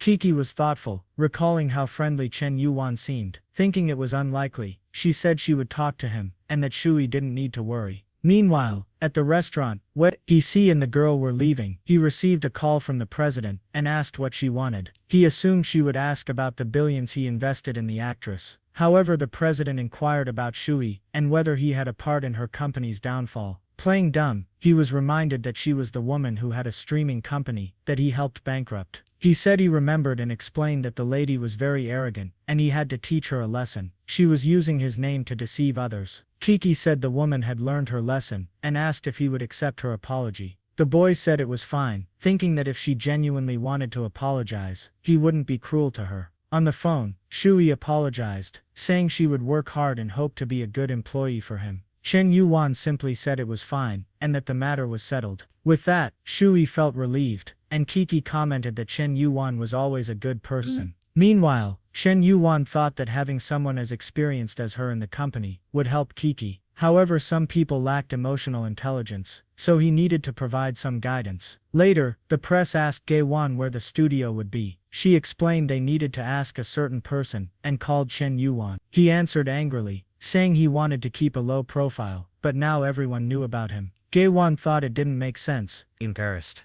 Since he spent millions on that damn piano. He said if that was the case, there was no point in arguing anymore. But she would have to help with one thing. She became curious about this one thing, while already imagining what it might be. Turning to the reporters, she said she had to take the investor's call. Everyone was eager to know what they discussed. She announced that Chen Yuan would relaunch the Big Cat streaming platform, and their newly opened TV station would be strategic partners directly linked with it. In other companies' offices, streamers who knew how generous Mr. Yuan usually was were already thinking that moving to his company. Streamers who knew how generous Mr. Yuan usually was were already thinking that moving to his company wouldn't be a bad idea. The owner of the Shark platform was already getting worried. At that moment, an employee opened the door, saying a bunch of streamers were leaving the company. The guy was shocked, saying this was happening faster than he expected. At Ryu's building, Kiki remarked that she was right, and this was all part of his plan, and didn't expect to be right, but they all concluded that Chen Yuan was the city's monster, who understood all business. Meng Meng suggested that his flirting was all part of his investment strategy. Ruyu said if that was the case, then they were just business partners. The girls seemed to reach the same conclusion, saying that in the end, they were just Chen Yuan's employees now. They were all sad, wondering if Chen Yuan loved to leave a like in the video that helps Mamoru make more juicy content for his viewers. Activate the cheeky little bell, and I'm out, she added. You remember how the last chapter ended with the three girls wondering if Chen Yuan loved them or not. Ruyu, looking sideways, knew that they all must be thinking the same thing. She didn't want to hesitate, so she told everyone that she didn't know who Chen Yuan really liked. He could like all of them or none of them. However, with that sleepy face, she was going to stay by his side no matter what he chose. The other three looked at each other in silence, until someone clapped and told them to forget about this matter. It was Leon who said that women like them needed to value their careers, and in this way, others would value them too. The four of them believed that if they really became more capable, Chen Yuan would want to stay closer to them. Shuan was working when someone arrived, introducing himself as Leon, and asked for a package. She politely handed over what the guy asked for. Then her friend beside her shouted that Chen had received investment of over 100 billion. Shubi Kong said that it must be a lie, because that woman had recently been involved in scandals. However, her friend said that she was being supported by a mysterious and wealthy man. When she heard that it was someone named Chen Yuan, she got a small cut on her finger. Her friend was swimming with excitement, saying that this guy had invested in television and bought an entire streaming platform. The guy next to them said he had heard about this famous entrepreneur in the city. Meanwhile, Shuwan once again felt devastated, thinking that the damn guy had spent a lot of money on another woman. She fell to the ground, saying she really messed up. The scene shifts to the financial center of Shanghai. Someone threw something at Godrenan's photo, saying, "It's that damn Yuan again." A guy with glasses asked if this damn guy was trying to go against him. It seems he was the one messing with Gan's business, but now the plan isn't going to work anymore. The secretary told him not to worry, as they had already sent people to investigate this guy. While staring at a giant portrait of Guan, he said that she would learn a lesson. He opened his arms to the safe, proclaiming that eventually, he would get everything he wants. Sometime later, the secretary reported that she spoke with everyone, and nobody knew anything about the boy's family. Confused, Jae-won said, "It's strange that no one knows where the boy's money comes from." She approaches, saying he doesn't need to worry, because the guy is nothing special. However, he replies that if that's her conclusion, she's very naive. On the other hand, his family is the most influential in the audio-visual industry, so there's nothing to worry about. To him, this means that Chen Yuan is directly challenging him. Therefore, their main concern should be the places they own in the city. She tells her boss that she will look deeper into his background to find out what kind of person he is. The scene shifts to someone bringing soup to our boy. It's Gaku Leo, pampering him while he plays. When he sees this, she tells him that he is amazing. He turns to her and asks if she isn't bored, taking care of him while he's just been playing for the past 3 days. She's been cooking, cleaning the house, and washing clothes. He thinks not even his mother took care of him this much. She says he can do whatever he wants, and she has no objection. However, he asks if she doesn't think he's lacking ambition. She says that he's been climbing the game rankings a lot, and that's incredible. Our boy feels a bit embarrassed, thinking it's shameful to be pampered because of game rankings. When he gets up, she asks where he's going, and if she can come along, but Chen Yuan just says it's not convenient, because it's some business. Chu Leo says it's okay. He starts to miss her. In this way, she will defeat all her rivals. At an event, the women comment that today the CEO visits everyone. Godrin is all dressed up to receive our boy. Suddenly, she makes a face that looks like Sid from Ice Age, but it's because she's excited that our boy has arrived at the event. As she approaches, he says she's too famous to come down just to talk to him. However, she replies that he is the main investor, so it's just a courtesy. She thinks to herself that recently Chen Yuan is becoming more and more attractive, as she feels very secure around him. Suddenly, all the men bow to him, saying they hope to learn a lot from him. Chen Yuan says that next time she'll keep it more reserved. While thinking that this damn Chen Yuan says that, but his face shows he loves it. The scene shifts to a meeting where they are discussing the plans for the broadcaster. The guy in front says the priority is to find a good location for the headquarters and that the city center would be perfect. Chen says that a large place in the middle of the city would be too expensive, so maybe a distant city would be better. When it's Yang's turn, he says he would prefer a place with lots of greenery nearby, as it would be good for filming. However, the three look back and ask what our boy thinks. He makes a strange face, asking if his opinion matters. Yan says yes, since basically everyone there works for him. He says he'll take a look, but these options don't seem good. He walks up to the map, draws a giant circle, and says that the best choice is there. The guy explains that this place is too remote and doesn't even have an airport, making it difficult to develop the area. However, Chen Yuan says he has a perfect plan to create a grand vision. The people discuss that they don't understand his plan, but a smart investor like him must have a good idea of what he's doing. However, our boy doesn't seem to want to succeed, as he thinks he's only investing there because it's his hometown, and he knows it's impossible for the place to grow. Besides, he wants to spend more money, and if he keeps making too much, how will he do that? With that, he sits in the chair, and the decision to invest billions is made. As people leave, they start commenting that they thought they were discussing 100 reais, not 100 billion. That CEO was either a genius or an incomprehensible demon. Meanwhile, he thinks they will need a lot more money to develop that area, and then he'll have to invest even more. Suddenly, he receives a video call from Shaya Yuki. At first, he thought she was going to do something bold, but she only talks about a meeting to recruit some people for the company. She sees that he's outside and looks confused, asking if by any chance he hasn't forgotten his obligations. He says he would never forget something like that and is just outside because he needed a signal. The poor guy is now in need of a place to hold this meeting. She starts explaining that after the conference, they received attention from several investors, but it's not been easy. They needed to conclude how the money would be divided with the streamers. The usual split is 50-50, but other platforms use 30-70 to exploit the guys, while they were aiming for 60-40. The problem is that the administrators said that 60-40 would make it hard for them to profit. Li said they would lose a lot of money with the 60-40 split. Our boy, with a horrible expression, asks what kind of business is this that loses money. Lean explains that the cat's company is already facing many difficulties and this would make things even harder. Staring at the phone, he says that it's really difficult to deal with these problems, but obviously he loves losing money in this situation. He says they have to aim for the platform's integrity and cannot exploit women like that. Everyone is confused by what he's saying. Our radiant boy says that his dream is to create a platform that. Meanwhile, Kiki thinks he is indeed making a super plan and is the visionary of the city. The only strange thing is that the money was transferred to her personal account and not the company's account. She concludes that he did this to give her maximum control in the company. She feels emotional, thinking about how careful and caring he is with her. It's at this moment that he remembers he should have transferred the money to the company's account. However, she sends a message calling him husband and thanking him. He feels motivated, thinking that it was a mistake that was worth it. Now that he's building an empire of companies, it will become easier and easier to burn money. As they start failing all their investments, they will need him even more and he will gain even more in return. The much-desired achievement of 100 points of favorability is now within sight.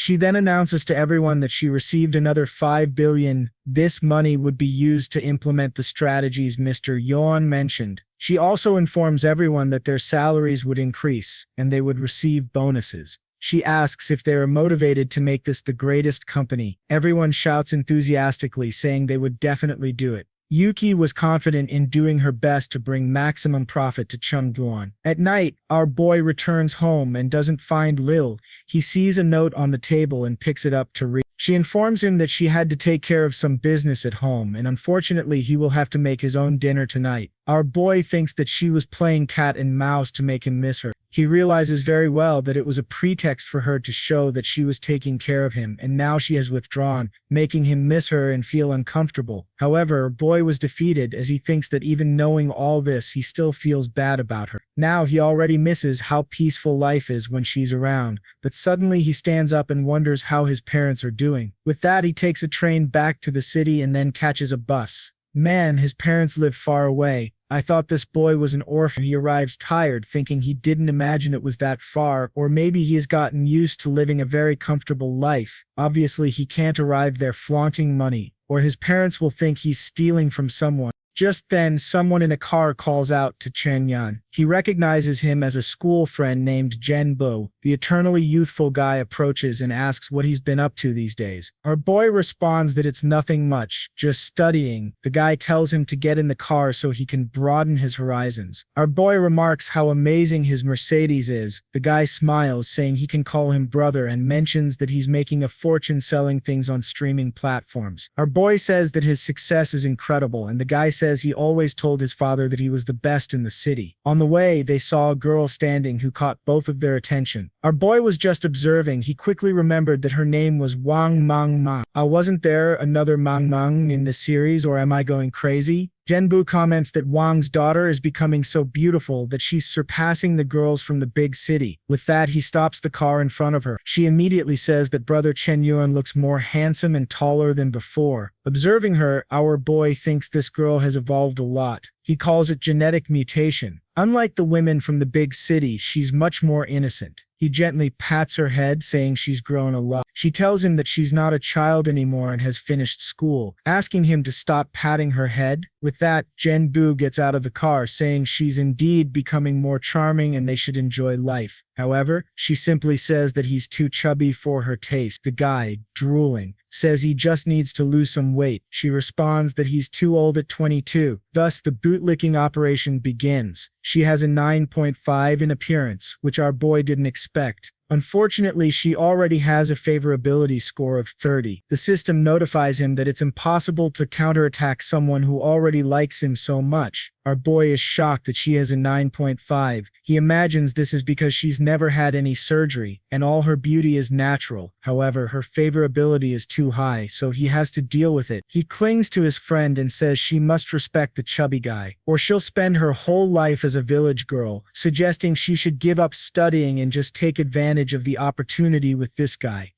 She immediately loses 10 favorability points. The chubby guy smiles and says that Chen Yuan is a pro at voicing his thoughts, while thinking that this idiot Chen Yuan studied for many years in the big city, but is still humiliated by him here. Suddenly, she starts crying, saying that he wasn't like this before. Her favorability keeps dropping, but the relationship with the bootlicker is formed. She runs away, saying she didn't expect him to change so much. Our boy apologizes, saying that 9.5 is very attractive. Back at his place, he calls for his parents. He knocks on the door for a while, but no one answers, leaving him confused. Then someone from across the street calls out, saying they need to tell him something. He gets confused and asks Uncle Lou what the problem is. The man explains that he has been away for a long time, but some things have happened in that house. Our boy questions if they want to tear down his village. The man says he's been reading too many stories to get those ideas in his head, and explains that actually his father ran away with Mang Meng's mother, while his mother returned to her religious home. He explains that his father's first love was always Mang Meng's mother. At that time, everyone thought they were young and the perfect couple. However, her family didn't accept Chen Yuan's father because he was poor, and in the end he was abandoned. When Mang Meng was born, everyone said she didn't resemble her father at all, so some DNA tests had to be done. He informs him that his father was about to be discovered as Mang Meng's real father, so the two fled. Shocked, Chen Yuan asks if Mang Meng is his sister. The aunt says it's probably a very high chance. Frightened, Chen Yuan wonders if the system really linked him to his sister. He slaps his own face, saying this is sick. The woman tells him to calm down, that it's not his fault. However, our boy, feeling desolate, walks away, saying he has to solve something. Idan thinks that the boy has a very strong sense of morality and will encounter problems in life because of it. Now our boy is motivated to make that damn Jen Bu stay away from his sister. At her house, Mongbing is wondering why he has changed so much. She's afraid of going to the big city and meeting the same fate. Someone nearby is kicking everything and asking where they went. It's Mongbing's father, saying today is a lousy day. She asks why he's drinking so much so early. However, he just says nothing while holding the bottle. He slaps her face, saying he's not her father. When he goes to throw a Mike Tyson punch, someone tells him to stop.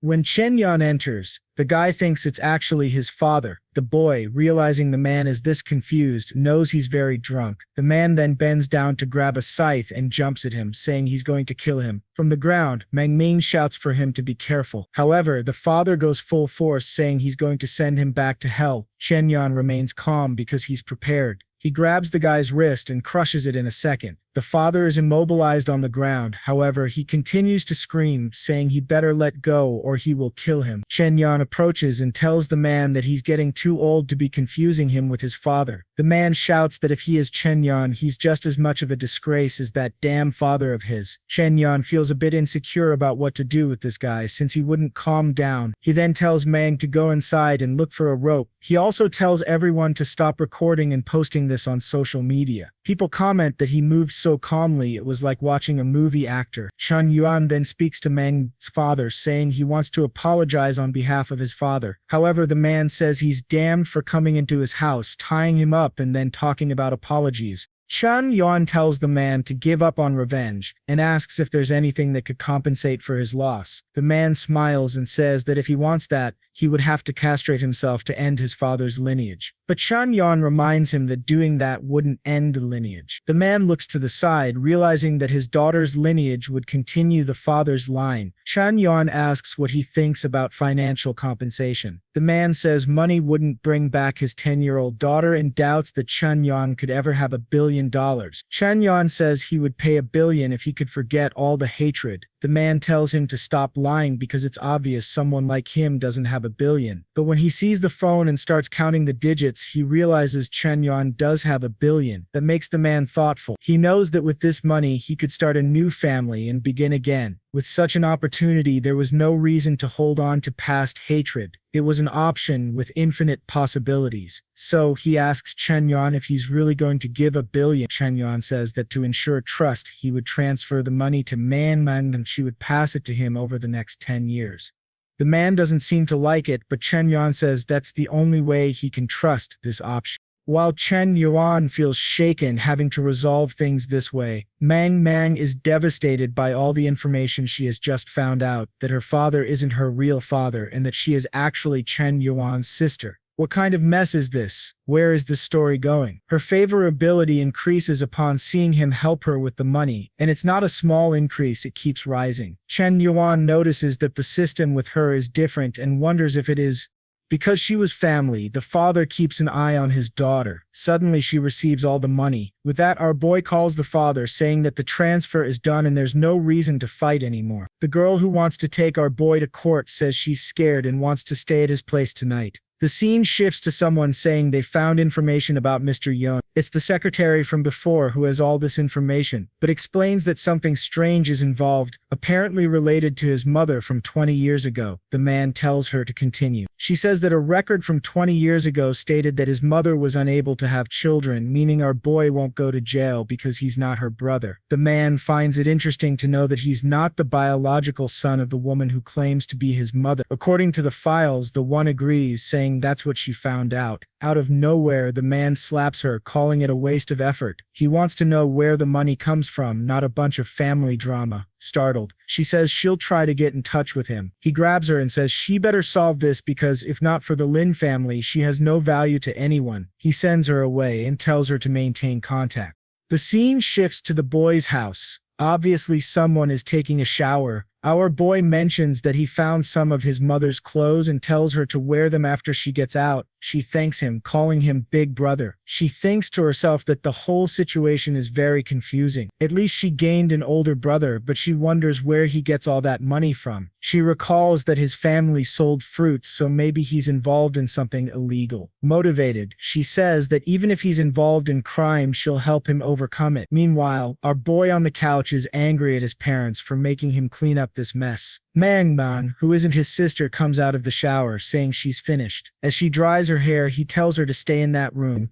He'll sleep alone in his room so she can call him if there's any problem. Out of nowhere, she clutches her shirt, explaining that she's very scared and asking him not to stay too far away. He sighs and says it's okay. He thinks that since they're close, there's no problem with them sharing a room. Thank God. He lies down in bed, thinking peacefully about the news he always reads. It has always been a dream of his to have a younger sister he could take care of. The next day, a train seems to arrive in the city. Song and the entire company team have come to visit the location. As soon as she observes the place, she thinks it's abandoned and very old. However, a man welcomes her to the city of Shaman and says he will take her on a tour. She thanks him and agrees to follow his instructions. She begins to get to know the people of the place, and some machines start working to build the structure. The man informs her that the entire area has already been analyzed by the team. Meanwhile, a seemingly innocent guy in the corner is just taking photos. Someone receives a message saying that the region has been chosen so they can initiate the plan. It appears to be the father of the pineapple head from the beginning of the story. He thanks them for the hard work and says he will send the money. The man instructs them to start buying everything for sale in that city to later profit by selling it to Chen Yuan. The assistant adjusts his glasses and says it's an incredible plan. The pineapple head's father says he won't mess with Chen Yuan but will profit significantly from him. With that, the guy with the glasses passes the information to another person to start buying the land there. Many people involved in these dealings also receive the same information. Meanwhile, someone picks up a pineapple from the ground. It's our protagonist, thinking it's strange that his parents fled and left everything behind. Suddenly, he receives a call. It's Gay Shang, who tells him that strangely, the prices in that area are all increasing. However, our boy smiles, saying that if prices are rising, they'll have to spend more money. Confused, she asks why he's happy about spending more money. He explains that he just means this is easier to resolve than she thinks.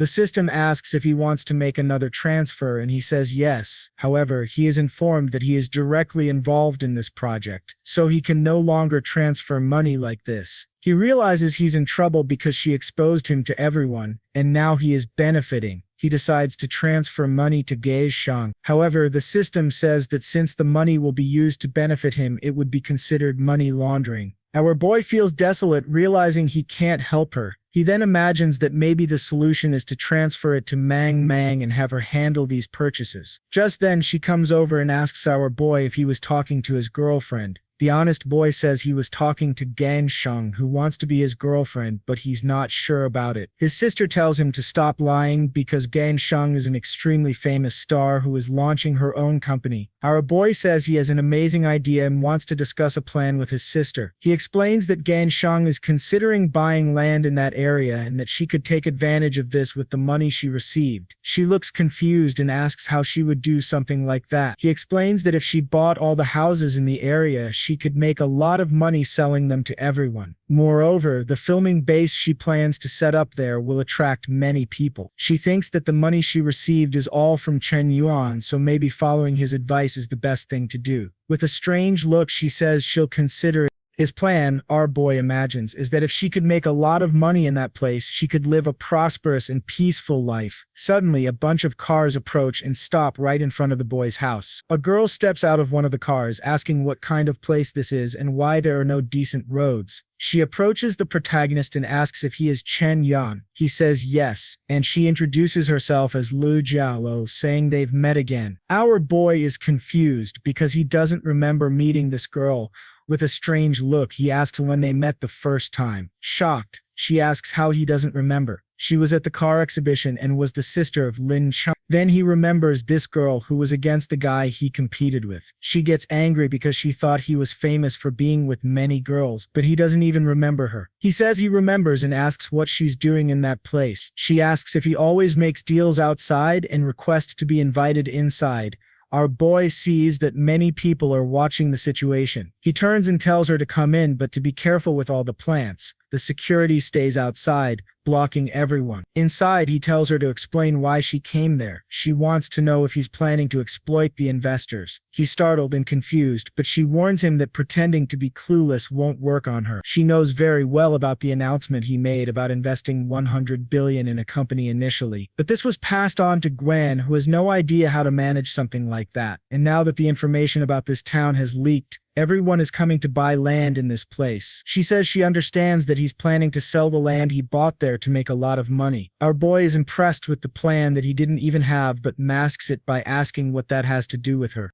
She's impressed that he admitted to this cruel plan without changing his expression, and begins to think it would be risky to be his enemy. She then says she came there to create a cooperative relationship with the Lin family. Suddenly, they hear someone outside saying that it's her house. It's the security guards blocking Mong from entering. She insists, but the guard says she won't enter until the meeting is over. Suddenly, Chen Yuan angrily tells him to let his sister go. The guard looks at his boss to see if he can release her. She is reluctant because Chen Yuan, who is usually calm, is now angry over this girl. But our boy starts to transform. He jumps toward the guard, grabs him by the face, and throws him away, telling him to let go. The poor guard crashes to the ground. Everyone is left speechless because no one knew he could fight. The girl is shocked as she heard he was just a spoiled boy with a lot of money. She remembers that the richer someone is, the weaker they usually are. Meanwhile, our boy tells Mangun that everything is okay. However, now it's complicated because the crazy girl says she has found the type of man she's always been looking for. Immediately, the operation begins, and she has a 9.0 appearance.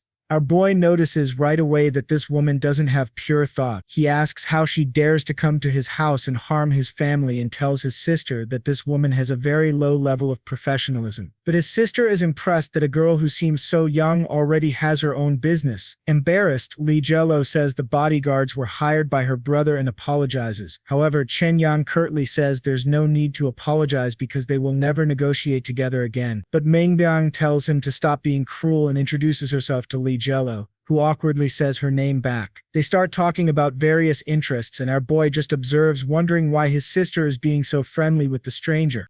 A long time later, the two are still chatting while our boy goes to peel some beans. It seems that Gigolo has told everything about Chen Yuan. With that, his sister approaches, saying she now understands why he is so incredible. Her favorability is at 35 while his sister is doting on him. Gigolo is observing in the background. She seems to be getting jealous of their relationship. Seeing him peel beans makes her conclude that his ambitions have already transcended those of normal people. To her, such a perfect man shouldn't even exist. As her favorability clearly increases, it's obvious she's planning something. That night, someone mentions that they don't know each other well enough for her to stay there. Of course, it's Chen Yuan telling Gigolo to leave. However, she insists on staying, saying she wants to experience rural life and that there aren't many people in the house anyway. Our boy doesn't want to accept, but his sister keeps insisting, saying she must stay. Suddenly, she pulls him by the shirt and gives him radiant eyes, asking him to let her friend stay. Our boy, feeling better, says there's no way to resolve it otherwise. However, his plan is to show her how cruel rural life is, since she wants to experience it. Meanwhile, she clearly has a plan to uncover all his secrets. Our boy tries to sleep while the girls keep talking. He thinks that maybe it's not bad to get closer to the Lin family since they can handle various things. The only strange thing is that they sent only the youngest girl. However, he decides he doesn't care since he will make money either way.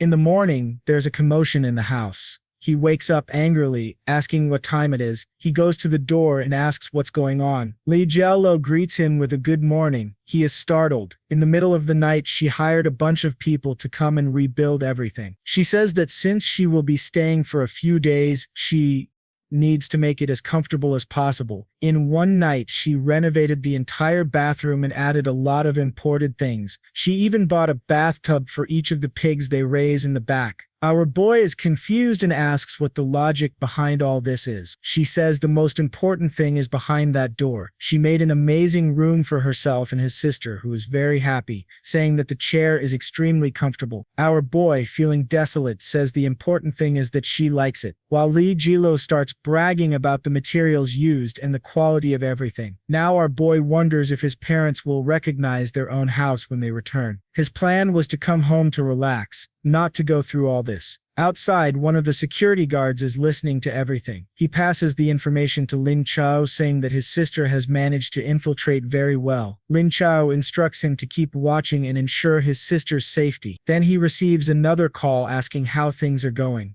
Lin Chao responds that his sister is extremely talented and easily won over Chen Yuan. The secretary from before says that the Lin family always manages to get what they want. When the right time comes, they will abandon Chen Yuan and keep all the profits. Now that this part of the plan has succeeded, they just need to move on to the next. However, Lin Chao questions why she is thinking of leaving, saying she needs to stay there. She informs him that he will only receive the reward when she completes all the work. She leaves, thinking that both men will be defeated because of the women. Outside, a crowd of curious onlookers is gathered and everyone already knows what's happening. They see Chen Yuan stepping out and recall that the girl beside him had arrived in the neighborhood recently. They start wondering if Chen Yuan is the type of guy who sells his body. However, his old friend is furious, wanting to know what makes Chen Yuan so special. He calls out to Chen Yuan and says they can have some fun in the city today. Our boy asks where the fun would be. The trippy guy says their school group is having a reunion and it might be fun if he shows up. Our boy agrees since he will be free that evening. However, he is so tired of flaunting his wealth that he hopes it will be a normal reunion. Walking with Gigolo, he thinks he has a bigger problem to solve. Sometime later, they arrive at the cornfield and she asks why he brought her there, imagining it must be some special desire of his. Our boy immediately questions if she doesn't know what he wants. She starts screaming in desperation. He puts a bucket on her head and tells her to pick at least 20 ears of corn. She feels desolate, asking what this business of picking corn is about. However, she picks one and gets all excited, saying it's easier than she thought. But our boy already has a malicious plan to make her suffer. She picks corn and sweet potatoes and they head to the lake, apparently to catch some fish. Sometime later, they sit on a rock, with her saying that rural life is better than she expected. Our boy is now angry that this damn girl enjoyed everything they did. Suddenly, they hear someone calling for help nearby. A girl is fleeing from a guy. Unfortunately, she trips on a rock and falls to the ground, getting covered in mud. The men ask why she's running so much, pulling her by the hair and saying she's faster than they expected. They warn her to return now or face the consequences. Then someone shouts, telling them to let her go. It's Gigolo, boldly telling them to release the girl. Our boy thinks she is brave to say that without any bodyguards. However, Chen Yuan starts to realize that this is too much of a coincidence. Chen Yuan calmly asks the guys to let go of the girl and disappear from there. However, one of them turns around, seething with rage, and asks who he thinks he is. In the next scene, the guys are lying defeated on the ground. The girl didn't even react, and everyone was beaten. Now Gigolo was even more infatuated, gaining 10 favorability points per person defeated. Our boy approaches the girl and asks if she's okay. She says she's fine and introduces herself as Lin Gyung, adding that she will repay this favor 100 times over. Chen Yuan is startled, asking why she seems to want to seduce him. At that moment, the system activates, revealing another girl with an appearance above 9.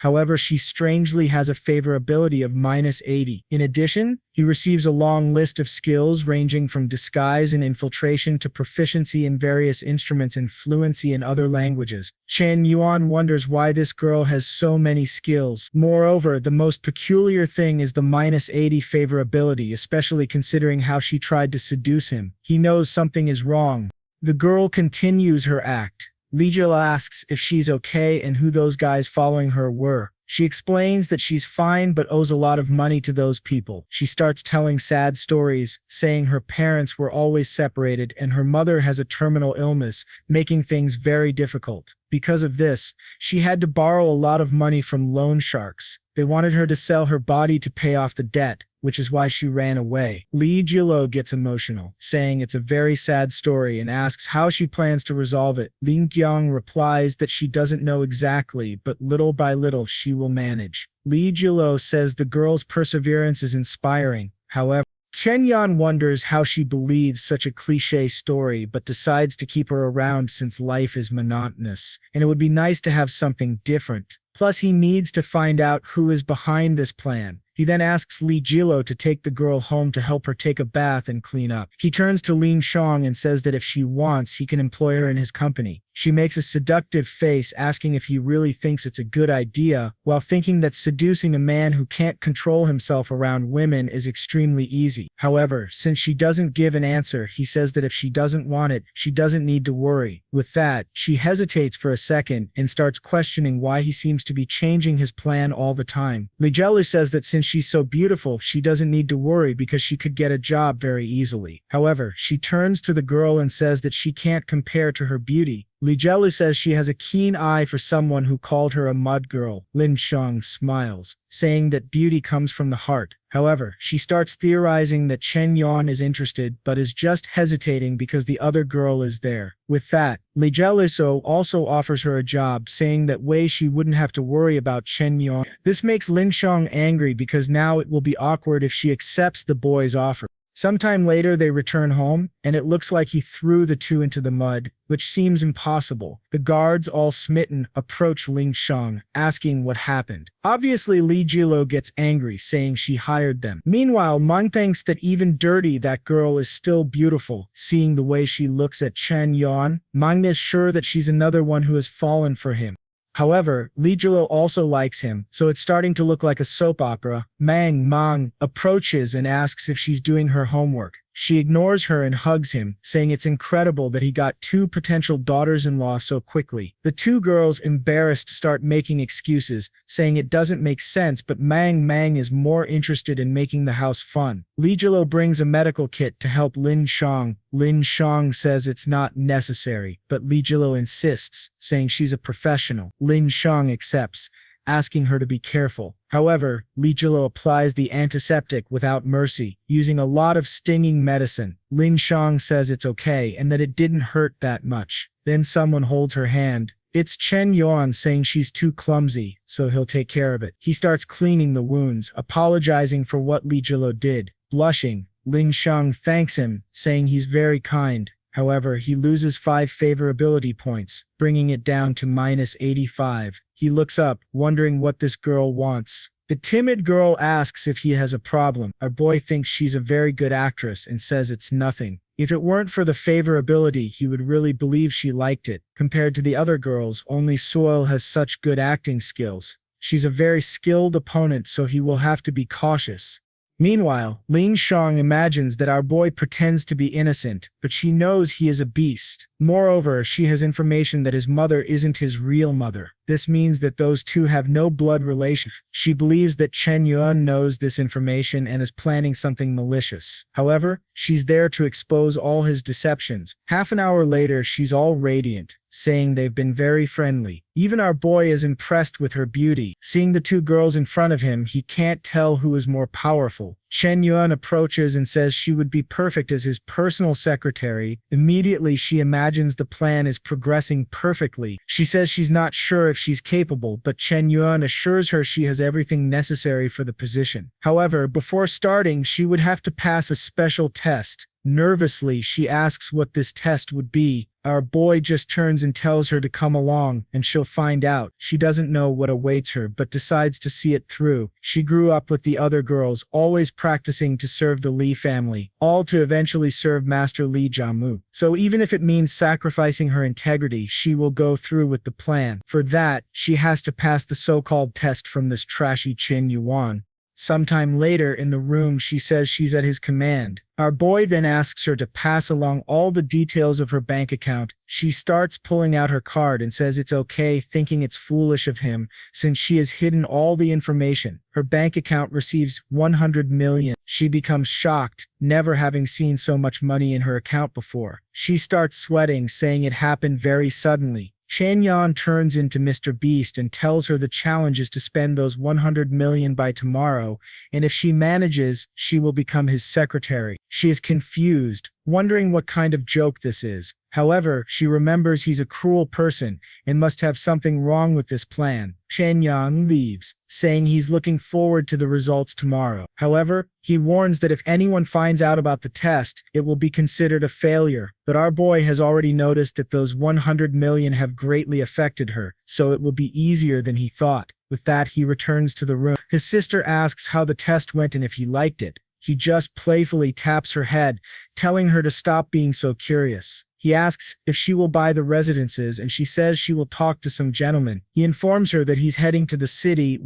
The other girl just observes in the background. He steers the conversation toward buying some land and imagines it has something to do with the television project. She knows that everyone is buying land in the northern part, but he seems to be focusing on the southern region. She begins to realize that all of this is part of his plan. While people fight over houses in the area where he pretended to be interested, he will grab everything in the south and profit. However, she's excited because unfortunately he won't do as well as he thinks. Meanwhile, his sister asks if she can go to the city with him. Our boy questions what she wants to do there. Embarrassed, she says she wants to buy a few things. He already knows this is influenced by Gigolo, who keeps buying a lot. He tells her she doesn't need to worry. They can go shopping together. Suddenly, someone catches them off guard. It's Gigolo announcing that if they're going out to have fun, she has to come along and could even bring the other girl to keep an eye on her. With that, everyone heads to the city mall. Our boy approaches Ling Shang and tells her to join everyone and get out of the car. She's confused, but he says it's obvious the SEC secret AR will have to help carry the bags. While walking around, he tells his sister to buy whatever she wants. She goes to a store and starts looking at dresses. He sees her from the corner of his eye and says that one is very pretty. When she picks up a handbag, he says it's beautiful and immediately buys one in every color. He keeps spending until she grabs his hand and says it's enough, mentioning that she now has an outfit for every day of the year. Our boy says it's strange because his hands are empty. She points to Ling Shang, saying the poor girl is suffering. He asks Ling Shang if she's tired, and she says she's actually fine. He then walks away, saying she should know she's easily replaceable, so she'd better work hard. He mentions it will be hard to take all these things home and tells her to buy an apartment in Mengming's name. Excitedly, she agrees to do it, but only because he's asking, thinking that this jerk is treating her like a toy. The scene shifts to a random bar. A car pulls up in front, and the guys recognize it as a new Bentley. The girls went shopping but apparently dressed up for a cosplay event. The guys remark that the person with the two girls looks familiar. Our boy calls out to his friends, saying they haven't changed at all. The guys are shocked, asking if it's really the Chen Yuan they knew. Someone nearby comments that it's impossible he bought that car. Chen Bayo tells Chen Yuan to stop acting high and mighty because everyone knows he has no money. Our boy is exhausted, thinking that every reunion is always the same. He wouldn't be surprised if others showed up to show off. Then a guy in a suit enters, saying no one there has seen each other in a long time. Chen Yuan remembers a shy kid from class and wonders if he underwent a genetic mutation. The girls are all complimenting him, saying he's changed a lot. The chubby guy is sucking up to him, saying they were wrong to judge him when he was younger. Startled, he sees the two girls next to Chen Yuan and asks him to introduce them. Chen Yuan introduces his sister and then introduces Gigolo. He says he brought them and hopes no one minds. The guys, of course, say that it's actually amazing of him to be so considerate. With that, Chen Yuan leads the group. Meanwhile, the guy in the background is wondering which of the two girls he will choose, but Chen Yuan already noticed this and tells him to keep dreaming. The group gathers around the table. The guy with white hair asks Chen Yuan about his plans after graduation, eating a lot. He says he has no idea. He thinks life is stagnant with lots of beautiful women and endless money to spend. For him, life has been a bit boring lately. He says he doesn't see himself doing a regular job and will probably travel the world. The guy chuckles, saying Chen Yuan is very young, and offers him a position in his company with an incredible salary of $5,000 a month. Gigolo immediately spits out her drink. She apologizes, saying she heard something funny while thinking she admires the courage of that idiot for offering such a job. Chen Yuan smiles and thanks him for the offer but says he's not interested. The guy says that's fine and he won't force him. However, in reality, even that job offer was a lie and he is only interested in Chen Yuan's sister. The group asks about his work, and he starts talking about studying architecture and working with his father. Meanwhile, the chubby guy keeps sucking up, saying he's been innovating a lot in the city. While he's trying to show off, the protagonist is there, relaxed. The guy thinks that this bunch of country bumpkins is impressed just because he put on a suit. At that moment, he sees Gigolo laughing and thinks she is interested in him. Boldly, he asks if that smile was directed at him. She says no and just remembered something extremely funny. She gives a peculiar smile and it's obvious she already has a plan. Chen Yuan watches the scene unfold, thinking about how predictable these situations have become. Our boy is wondering what she is planning to do. The guy approaches and asks for her number, saying he finds her adorable and that they could get to know each other better. However, she just asks if he really believes he deserves something like that. People think she's arrogant for implying the guy doesn't even deserve to be her friend. The guy loses his temper and says she's very audacious, but she says she doesn't care. He cares about her, but her indifference only makes him angrier. Suddenly, the manager of the place starts passing by and everyone greets him. The guy with white hair wonders who is so important that the manager himself would show up. The manager approaches Langjulu and apologizes for not treating her with the utmost cordiality. She says she doesn't mind and tells him to continue with his work. The guy is confused, wanting to know who this girl is. At first, the friends start commenting that the manager called her by the name Lin. They become frightened, realizing she might really be the second daughter of the Lin family. The protagonist's sister asks her to tell the truth, and she reveals that she is the daughter of the richest man in the area. Our boy thinks it's usually him who goes through situations like this. Meanwhile, the guy with white hair is devastated, wondering if he really said all that to the daughter of the richest man. Gigolo then hugs the protagonist, saying it's time to go home. The guy is left on the floor, wondering how it's possible that Chen Yuan attracted someone like her. They ignore him completely and leave without saying anything. Outside, our boy comments that they seem to enjoy ignoring that guy. They receive a call from Lin Jiang, asking where they are. Li Jiaoli responds that they were at a dinner, but are coming back soon. Poor Lin Chang has been waiting for them with the clothes this whole time. She starts suspecting that maybe Chen Yuan knows something, but her primary mission is to complete the task he gave her. The scene shifts to a giant mansion. A man is enjoying a luxurious bath when he receives a call. He is informed about Chen Yuan giving Li Wan the task of spending all that money. He tells her to take it seriously because it must be a strategy to test her skills. He says not to worry as he will send some people to help with the spending. He tells her she's doing a good job. She blushes, thanking him and saying she's giving it her best. Meanwhile, our boy receives a call from Jie Shuang. He asks what's going on. Go Shang complains that as always she's overwhelmed with problems, has only slept 4 hours, and can't even rest. She tries to explain that the prices of things in that area tripled in just a few days, and now the money isn't enough. Our boy says that tripling is indeed an exaggeration. However, they can simply move the whole plan to another place. Hesitantly, she asks if that's really the right thing to do. He replies that it's business, not philanthropy, so they'll do whatever is most profitable. The next morning, the entire internet is abuzz. Everyone is talking about Gang changing the location where she said things would be done. Naturally, a lot of people who invested in the city are furious. People have even parked their cars and are protesting. The prices fell so much that some people couldn't handle the pressure. One man even jumps, saying that Jai Shang will have a miserable end. Our boy sees this as the bubble bursting harder than he imagined. Suddenly, his sister opens the door, saying he has to see something. Startled, he tells her not to barge into a boy's room like that. She says they share the same blood, so it's no problem, but she saw something incredible. He asks what it is, and she says it's an amazing wedding in the village. Curious, Chen Yuan asks who is getting married. She points to a bunch of cars outside and says it must be a fancy wedding. In front of the luxury cars, there are lots of flowers. The only strange thing she notices is that everyone seems to be coming to their house. A crowd is gathered outside, and he is confused. Then Ling Shang returns, saying she completed the mission he gave her. With the money, she bought 10 Mercedes-Benz cars, hired over 30 professionals to serve him all day, and bought the titles to more than 100 houses in that region.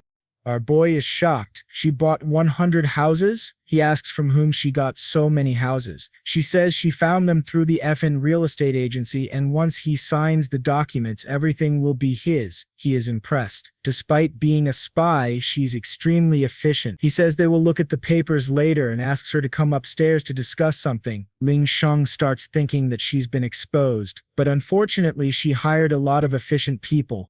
Upstairs, he asks if she knows why she was called there. She says she doesn't. He hands her the papers, saying he doesn't want to sign since it will all be in her name. She says it doesn't make sense since all the money was his, and she can't accept something like that. However, our boy steps closer and says she deserves it because he likes her. Blushing, she asks if it's true. He moves even closer and says that even if it were a trillion, he would still give it to her, all because he likes her. She asks if he's joking, saying it's not appropriate since they've only known each other for a day. He questions if she really thinks he would give away so much money if it weren't true. Embarrassed, she doesn't know what to say. However, he pounds the wall, saying that some people stay close their whole lives but never get intimate. But from now on, she's personally his secretary, and he congratulates her on passing the test. She's completely confused, not understanding what he wants from her. Then she receives another billion, totally bewildered. She asks what that is for. Our boy says her mission as a secretary will be to spend all of it in 1 week. Confused, she wants to know what he's planning. However, she starts to wonder why he trusts her so much. Maybe he really likes her. Our boy laughs, thinking it's foolish for her to believe he could actually like someone like her. Chen Yuan is still extremely interested to see what she will do. She tells herself she can't be influenced by this, since she was raised by the Lin family. No matter how much a billion is and how charming Chen Yuan may be, she will never give up. She doesn't care about money because she has integrity. She tells Chen Yuan that she is so kind she would give her life for him. Our boy just turns to look at her, however, the favorability hasn't changed at all. He says she doesn't need to worry about how to repay it and can choose how to spend it. She then asks why he is leaving without asking for anything more. At that moment, the favorability finally changes, like this video that helps Mamoru make more juicy content for his viewers. Do you remember? The last chapter ended with Ling Sheng's favorability rising. Our boy was laughing so hard she was actually starting to believe in him. However, she's no fool and promised herself that she wouldn't be bought by him. When he looked back, her favorability was still at -85. He told her again that she didn't owe him anything and could spend the money however she wanted. That's when the favorability made a slight move. However, at that exact moment, our boy's phone rang. It was Ruyu calling. The guy had really been MIA for a while. She asked where he was and if they could meet. Strangely, in the next scene, she was asking Binye if she was free this weekend, saying she was bored and wanted to go shopping.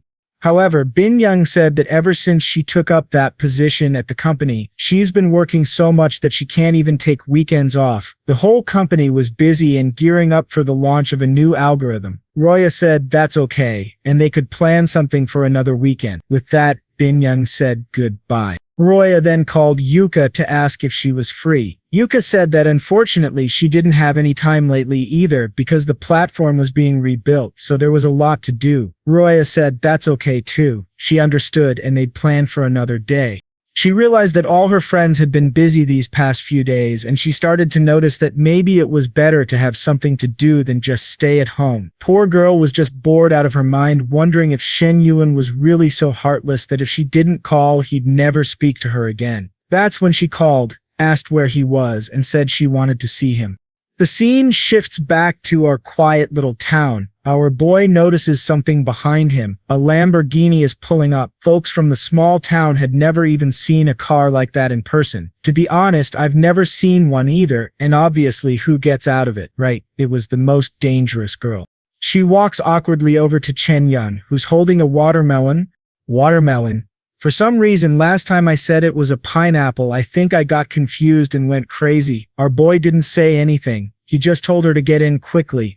The trippy friend was once again fuming that the jerk had another hottie with him. He asked the guys if he wasn't better looking and more prepared than Chen Yuan. They said that at least he was a funny guy. Ruyu went in, but she was all downcast. The girl was already crying. Out of nowhere, she hugged him from behind and told him to stop being so cold and indifferent. She asked him to forgive her and to stop being mad because she missed him. Man, I think he's so indifferent. He even forgot to be mad at her. With that, he took her little hand and called for Ruyu. But just then, someone was bringing the grapes and dropped them on the floor. It was Gigolo, trembling, wanting to know who that girl was.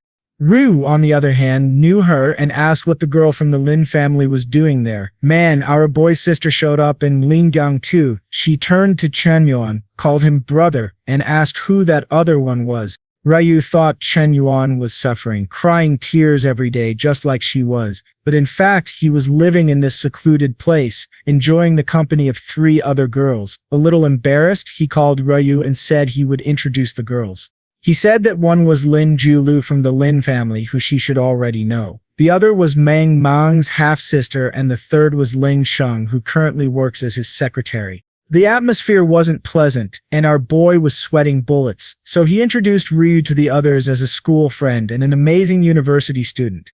Julie was seething with anger. She knew Ruyu had given her brother her number. Ruyu, on the other hand, was mad that this wretched sister of the guy who caused her trouble was still involved in all this. Her plan was just to come see Chen Yuan and then leave, but with so many people there, she was going to have to keep a close watch.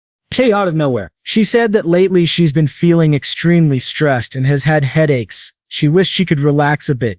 Our boy imagined that he already had to deal with so many people that one more wouldn't make any difference. Besides, Zilu had been pestering him lately, and Ruyu would put her back on track. He then hugged her and said she didn't need to be so polite. She could feel at home there. All glowing, she went inside the house, while Sulu was radiating darkness. Ruyu was determined not to share our boy with anyone else. The group over in the city was already too big, and with that, the competition between the groups was about to begin.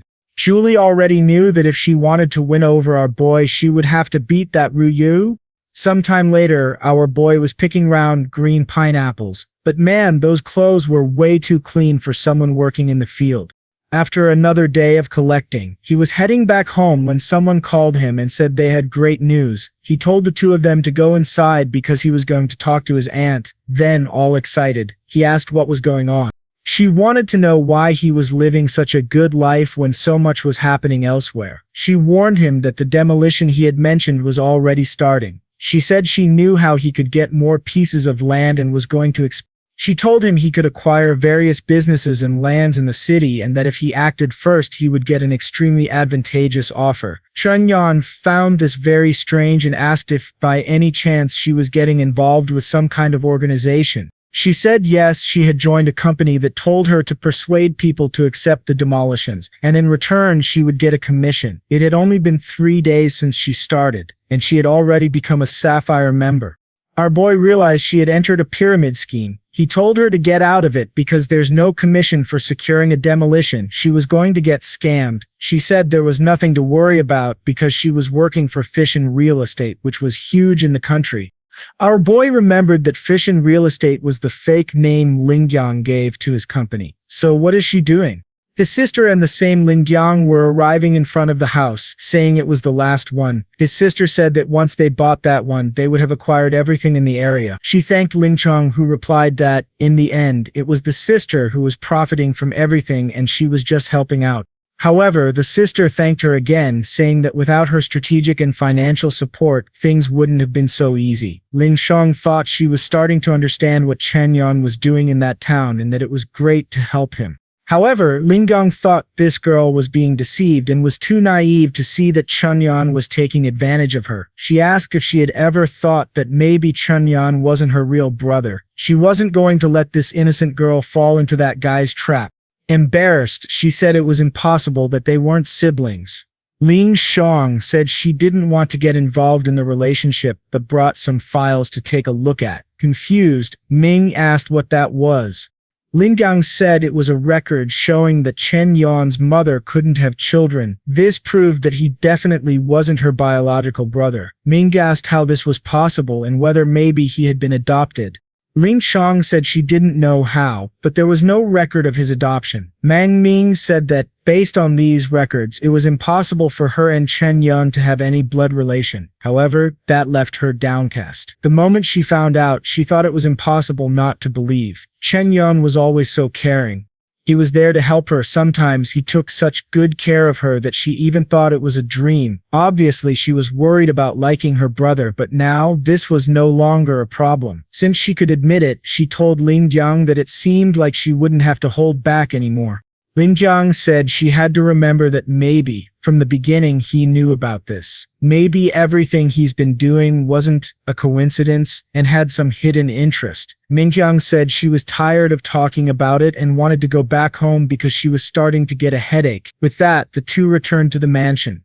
Ming Qi, who now discovered she's no longer his sister, thought that Chen Yuan had always liked her. However, strangely, he was surrounded by a bunch of other girls. The problem was that for her, the others were so incredible that she didn't think he'd like a country girl like her. Ling Shang kept thinking that that bastard didn't even spare the poor country girl. He really played with everyone's emotions. The favorability dropped to -. The boys wondered why the darn thing never went up and was always falling. He saw the two walking and thought to himself that he was sure he didn't do anything. Julu asked what he was doing, and he said it was nothing much, telling her to light the fire. Man, they had a 78 million story house, but still lit a fire in the fireplace. The professional at putting women to work already sent Ruyu to wash some vegetables. He turned to Minning and asked why she looked like that today. She seemed sadder than usual. He said he was going to cook something to make her happy, and she was impressed. He said it was nothing much, just something he had learned recently. Man, he said cooking was the only skill he was naturally good at, and didn't even have to try. Look at the dangerous boy with a knife, going to town on the vegetables. He didn't even need to use the system for this one. The apple isn't part of country cuisine. The girls were all impressed, and even the bodyguard was standing there like a fool in the background. He said it was his secret recipe, sliced potatoes along with fried rice, and called his sister to try it. While he was helping her eat, the two were just watching, and she said it was delicious. For her, that warmth was the feeling of happiness. She started eating like crazy so she wouldn't leave any for anyone else. Our boy told her to be careful. The others, also eager, went to try it and thought it was a miracle. It made them all so cute like that. Instead of a shack of chaotic noise at the table, they were all talking about how amazing it was. They had no idea he had such good skills. For the first time, our guy gained favorability with everyone and even got Piftantuni with Lin Yang. Strangely, the system congratulated him for gaining so much favorability by cooking, and his skill even went up to level 60. Our boy was confused. All he wanted was to please his sister. At that moment, he touched the secretary's back and told her to stop eating and go upstairs because they had something to discuss. Ling Shang asked if it really had to be now, and he asked if he needed to schedule meetings with his secretary. She awkwardly apologized and said she was going, while muttering that later she would get revenge on this capitalist boss. Already on the balcony of the upper floor, he said that lately she seemed to be working a lot and asked how the money was being spent. She handed him a file showing that it contained the purchase of all the lands in the area and also how 1 billion had been spent. Fission Real Estate, which was his, had already bought over 2,000 properties, not to mention they had more than 500 employees and 700 outsourced workers. She was excited to have spent 1 billion extremely fast, hoping it would impress him. What she was most excited about was that everything was a mess. Handling all of it was going to be a lot of work for him, which meant he would lose money. Our boy took a look at the papers and couldn't make heads or tails of what was written there. However, for him, none of this mattered since he was doing it to lose money. She was fulfilling the only function that mattered, spending money fast enough. He then said she seemed to be trying really hard and did a great job. She was startled because she didn't understand why he wasn't mad, since this would complicate his life. But suddenly, he reached out his hand and moved it toward her face. She thought he was going to try to forcibly kiss her and kept wondering what she was going to do. But it was the classic rice on the cheek move. The crazy guy didn't waste a calorie, he ate the rice, and told her to be more professional. Apparently she liked that because the poor thing almost exploded, saying she would be more careful. She wondered why she got so scared like that. He then got closer and said her efficiency exceeded expectations, spending that billion faster than he could. With that, he sent another 5 billion to her account. She started wondering if he wasn't afraid she might get involved in some problem. He said that was what she'd have to spend next week. If she managed to spend all of it, she would get the chance to learn the secrets of Chen's company's financial success. Now she was motivated, saying this mission would be accomplished. Meanwhile, our boy thought he didn't care that she was a spy as long as she kept spending as much money as possible for him. That night, she sent a message to Mr. Li saying she had infiltrated Chen Yuan's secret group and gained his trust. Soon she would be able to figure out everything they had been operating and how he made his money. He could look forward to the next news. The email had been sent, and her operation, everything was going completely according to plan. She thought Chen Yuan gave her those 5 billion to fix the mess she had been making. However, she was going to take this chance to destroy him for underestimating women. That way she would finally end his riches. Our boy, however, had an itch in his ear. He was playing League of Legends on mobile without a care. The girls had gone out shopping and said they didn't want him to go with them because it was their day. He couldn't understand why they didn't want to take him, but okay. Now he was alone in that whole house and missed the days when he was with his parents, being a lazy student. He ate and drank without having to worry about anything. With that, he seemed to fall asleep.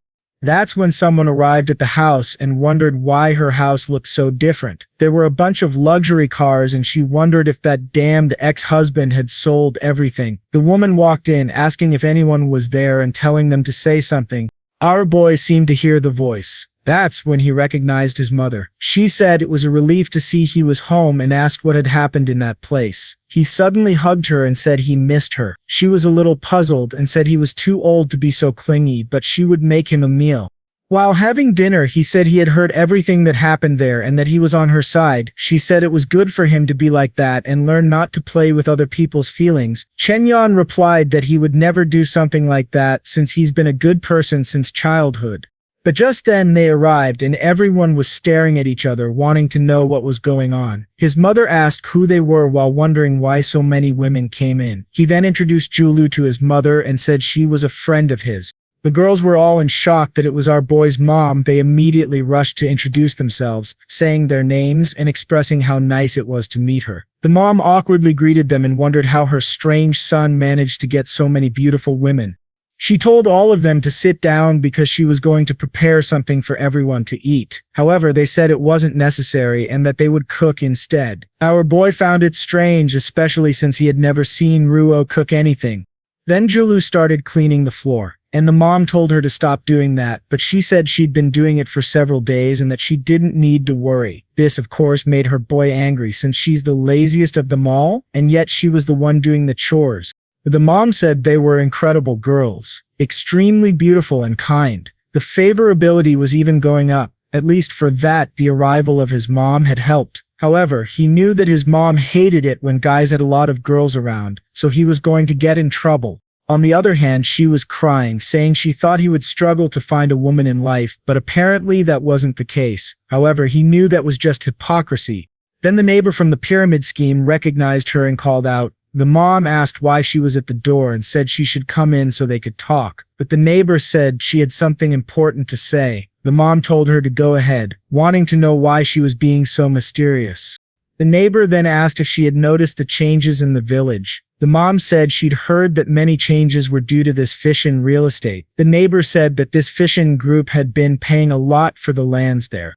The mom asked if the woman was there to try to make her sell a house, which she immediately said she wouldn't do. However, the neighbor said she should do it for her son so she'd have money to pay for his wedding. The mom was thoughtful and figured he really would need money, seeing as he had so many women around. The pyramid queen said she managed to sell hers for 600,000 in cash. The mom then replied that it made sense, but she would have to think carefully about it. Inside, Gigolo asked where his mom was, and her boy said she was strangely diligent, but he warned that she'd been around for a long time and it was time for her to fulfill her part of the business. She was going to have a mission. She asked what mission he was talking about. He told her to follow him and he would explain. That's when she remembered she was there for business, and for a moment she had forgotten about it and focused only on Chen Yuan. He then handed her the black system card. She knew that was the legendary one that few people had and asked how he managed to get one of that caliber. He informed her that the card had 50 billion on it and that the password was her birthday. She wanted to know why he was giving her so much money and if he wasn't afraid she might do something wrong. However, our boy shouted that he trusted her. Now she was all flustered, convinced that our guy loved her. He said he would give her total control of the land acquisition project. That's because she was the only person he could trust. She asked about the sister and questioned if she wasn't trustworthy. He explained that every move he made was being watched because Lin Shutong was a spy. Poor Gigolo had no idea about this.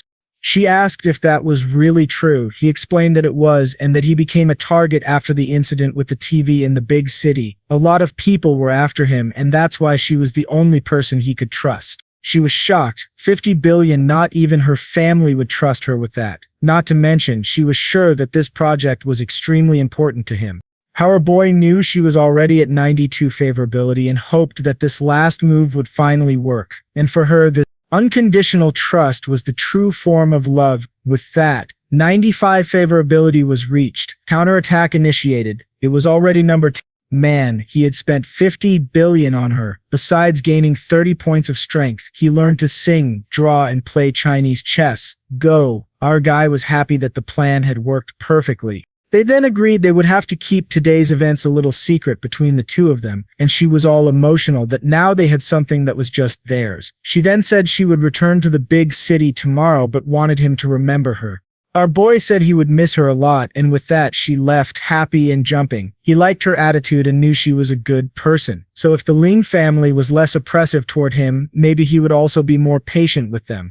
As soon as he went down the stairs, his mom called and said she had something to talk about. Already in the room, she said the neighbor had mentioned she should sell a house and she was thinking about it. He said it wasn't something so trivial to discuss overnight, and that they should plan carefully over a longer time. What he was wondering, though, was whether his mom needed money. However, she said he was no longer a child. It was time to start thinking about marriage. That's why she wanted to give him money to buy a house and a car. She said the buyer would be Fishin, real estate, and our boy wondered why Chen Yuan wanted to buy his mom's house. The mom explained that the chapter between her and his father had ended, but now she wanted to help her son. Our boy was emotional, thinking how hard it is for other families, but she didn't know he was a millionaire. Maybe it was a good idea to let her sell, so he could buy her one in the city center. That way she would be closer.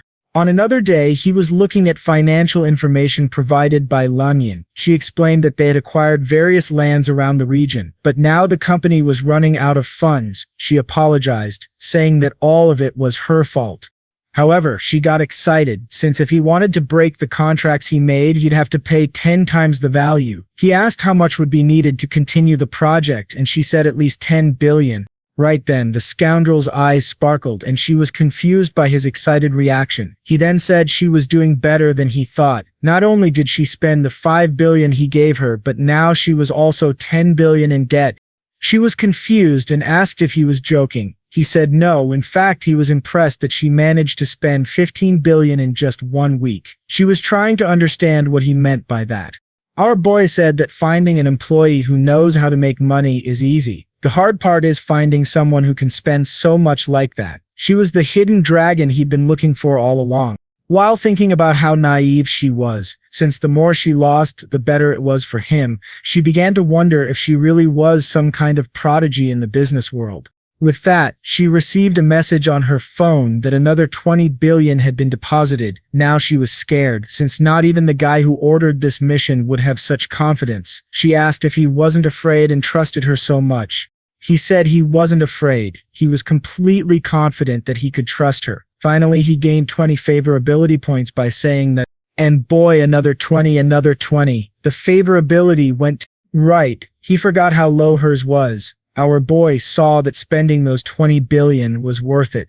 He then told her to prepare a car because he would be returning to CH tomorrow. She had no idea why he wanted to go back to the city so suddenly. In a conversation with his mom, she asked why her son was going back so soon, since he could still take more vacation. He explained that a friend's company was about to open, and the guy asked for help. Obviously it was Zoikruth, his streaming company. The mom thought he was doing a part-time job to pay for his studies. Since he was little, he had always tried his best to ease the family's financial pressure. Even so, in recent years she had been harsh with the boy. He asked why she was crying, saying it was nothing much and that he could go. She handed him a card saying it had 50,000 on it and he didn't need to worry, he could spend it.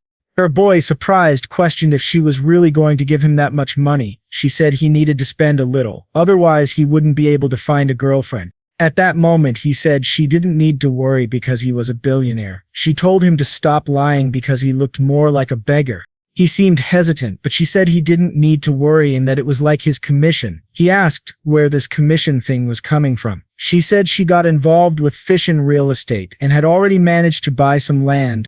Our boy was confused, thinking there was another one in the same pyramid scheme. She said he didn't need to worry because she was going to convince a few more people in town to sell their houses. Knowing she would be shocked if she found out he was involved in it, he decided to keep it a secret. At that moment, someone called for her brother. Obviously, it was Minging asking if he was really going back to Seoul. Our boy said yes and asked what the problem was. Naturally, she asked if she could go back with him. That's when he remembered that Mingming had no relation to his mom, so things would get weird once he left. With that, they hit the road. Google Maps open inside the BMW. Our boy asked what that was. That car was too cheap and he told Li Yuan to pay more attention. She apologized, saying she would be more careful next time. The sister told him to stop giving Li Yuan a hard time because that car was already good enough. Besides, He had announced the trip very suddenly, so it would be hard to find another car, and strangely, she pampered our boy, and he gained favorability. Meanwhile, Lin Shutong was fuming that he treated the girl like a maid, and with that he lost favorability. He even got the system out to see if he could recover, but he couldn't understand why Lin Shutong was angry just because Minky had given him an orange to eat. Suddenly it started to rain and our boy told Lin Shutong to be careful, but right then a truck started sliding on the side and the car in front spun around. With that, man, I don't know what happened, but our boy's car got hit. The three were startled. Man, the accident was no joke. The poor guys were spinning on the street. I don't know which car he was in, but I think it was that upside-down black one. The BMW on the left. Yeah, that's the one, folks. The thing was destroyed. The series is over now, really. But overwrite that, because our boy is the protagonist and he's already kicking the door open. He managed to protect his sister's body thanks to the strengthening he got from the system. She asked if he was okay and said she was terrified.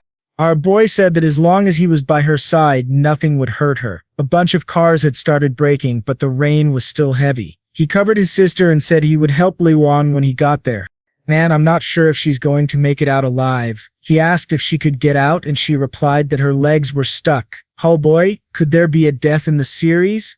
Watching him disappear, she wondered if she was going to die in such a ridiculous way. But our boy grabbed the door and with the system's strength, pulled her out. He told her to hold on, he wasn't going to give up. The poor thing was there, almost dead, already thinking that at least in the end he never disappoints. The affection score went up to 5. Our boy was there, saving her, thinking that finally the number was positive. Only in a story could you survive a head-on collision with 30 flips in the air. At that moment his sister asked if Lin Shutong was okay and was startled, saying something had happened to her face. Apparently the poor girl had a cut across her whole eyebrow. The sister brought the rearview mirror for her to take a look. She immediately saw she had almost split her head open. Our boy said the important thing was that she was alive, and medicine these days could heal any injury. She questioned if that could really be cured and whether he would think of her as a monster. Our boy told her she didn't need to worry about that. Then she hugged our boy tightly. After a while, the ambulance arrived and they were taken to the hospital. Our boy realized it would be good to use the system to learn a bit of medicine. The next day, Ziyuki asked if he had arrived and said there would be an event that night. Our boy explained that he had been in a car accident. Right away, Ziyuki ordered a car and asked which hospital he was at. He said she didn't need to worry, that he would still manage to attend the event tonight. Meanwhile, Lin Shutong was just watching our boy, thinking that maybe being disfigured wasn't so bad after all. Now, instead of relying on her looks, she would only be able to count on her intelligence and skills. However, she knew that in the end, people judge appearances, and no one would want someone ugly around.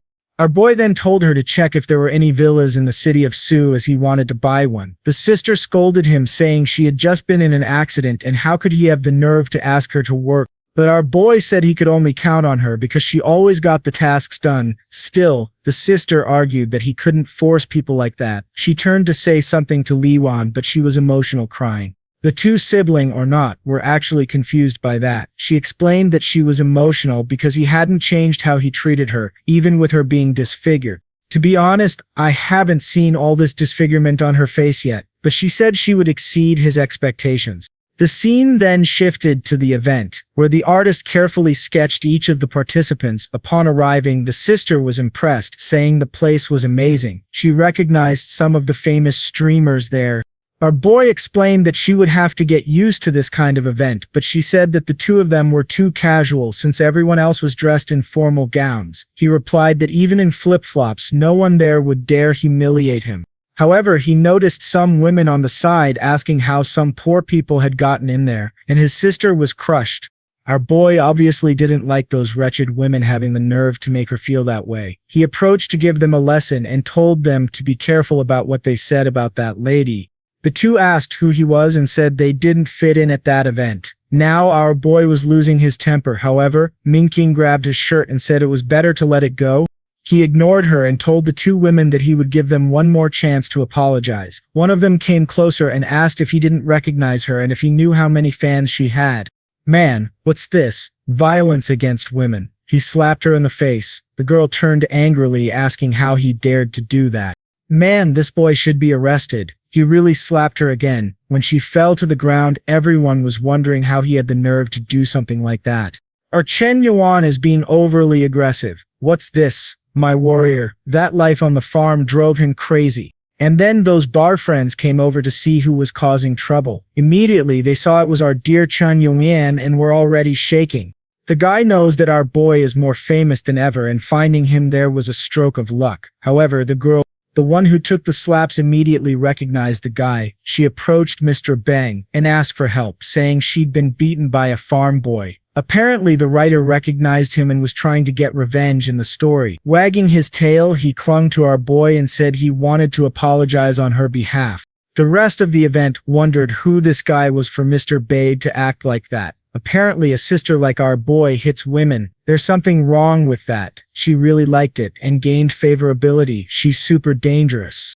Meanwhile, Lingang was in her room. It was time for her to call her boss and report everything that had happened that week. However, she was remembering our boy, everything he said and how he saved her. She couldn't understand why her mind was filled with these thoughts, but she decided none of that mattered and called the young master. He answered and asked what it was. She said that the time to initiate the plan had come. She had acquired several scattered island pieces, and they could be used to disrupt Chen Yuan's plans. The guy congratulated her and said that when she returned, she would be extremely well treated. She thanked him and said he didn't need to say such things. After all, if it weren't for him and the Li family, she would have died on the streets. He replied that she was the person he trusted most, and as soon as she returned, he would send several doctors to take care of her. She thanked him and hung up the call. However, she wondered how he had found out about her accident. The only way would be if he had placed a spy to keep an eye on her, because he didn't fully trust her.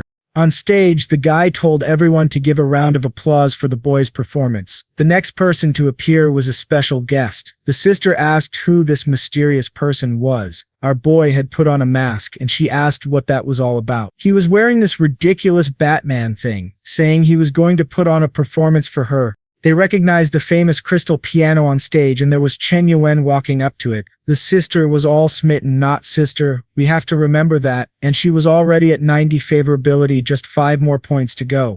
Everyone thought it was some guy named Lang Sheng, who seemed to be famous on the piano. 5 minutes later, our boy was still up there. Everyone was wondering why the fool wasn't starting to play or even saying anything. They told him to get off if he wasn't going to do anything. The people on the live stream were all cursing him out. On Xiao Kiki's camera, Meiki was watching everything. Kai said they needed to think of something because the audience wasn't liking it. Xiaoqi said they had to trust Chen Yuan. She was sure he had a plan. She knew he was a genius on the piano, so what was he doing? Suddenly, he finally played the first note, and the two were excited that at least he was going to do something. Our boy took advantage of the singing ability he had acquired and let it all out. Now, people were getting emotional. The song our boy sang was about inexplicable emotions. He said he still loved that person. Mangmin couldn't believe it and wondered how many more secrets he had. Our boy sang that time was passing and they had to face their choices, and that he wasn't happy when he left. For a moment, Mengming was there, thinking he was hard to resist, even if he was her friend's guy. From her house, even Gao An was watching, and she thought that this kind of song could only be sung by someone who truly loved. He pretended to be cold, but he had a wounded heart. The favorability was at 93 play 2. I thought he had already achieved that. Everyone at the event was left speechless. As soon as he finished, I saw a guy clapping, saying it was incredible, on the live stream. It was obviously all hearts now, and everyone was supportive. Ro couldn't believe he had yet another skill like that. She regretted not being there in person to see it. Her father told her to get off the phone during the meeting, but the Li family guy said it was okay and that he sometimes ended up doing the same. The father apologized, saying he should have raised her better. Once again, the Li family guy said it was okay and not to worry about those things since they were about to form a contract. Meanwhile, Ruyu wanted to know why the guy who had caused problems with Chen Yuan was right in front of her. The fact that her father brought her there without her knowing made her angry. That's when the guy stood up and said he had prepared a surprise for them. He said he'd been studying piano for a few years and wanted to show her a piece, so he started playing, certain that with this performance there was no way he wouldn't win her over. However, for her it was far inferior to Chen Yuan's. They didn't even compare. Someone was crying while watching our boy's performance. It was Lin Shutong, who couldn't understand how that song had touched her heart. To her, our guy was like a bright moon in the sky. Meanwhile, in a limousine, someone was saying they had already bought good lands in the Tian area. However, they were starting to get apprehensive about the financial situation. It was Julu who said not to worry about that and to just keep buying. She knew Lin Shang was buying other lands, so she was making a strategic move to counterattack the girl.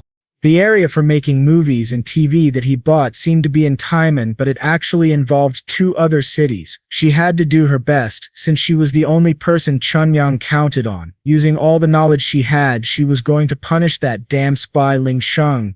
Then, she received a message from Mang Ming saying that Chen Yuan was performing and she had to take a look. She found it strange for someone as wealthy as him to be live streaming. It didn't make any sense at all. She opened it and saw that he was there playing with a mask on. However, our boy was in the colorful LGBT section singing. She was impressed. She never imagined that.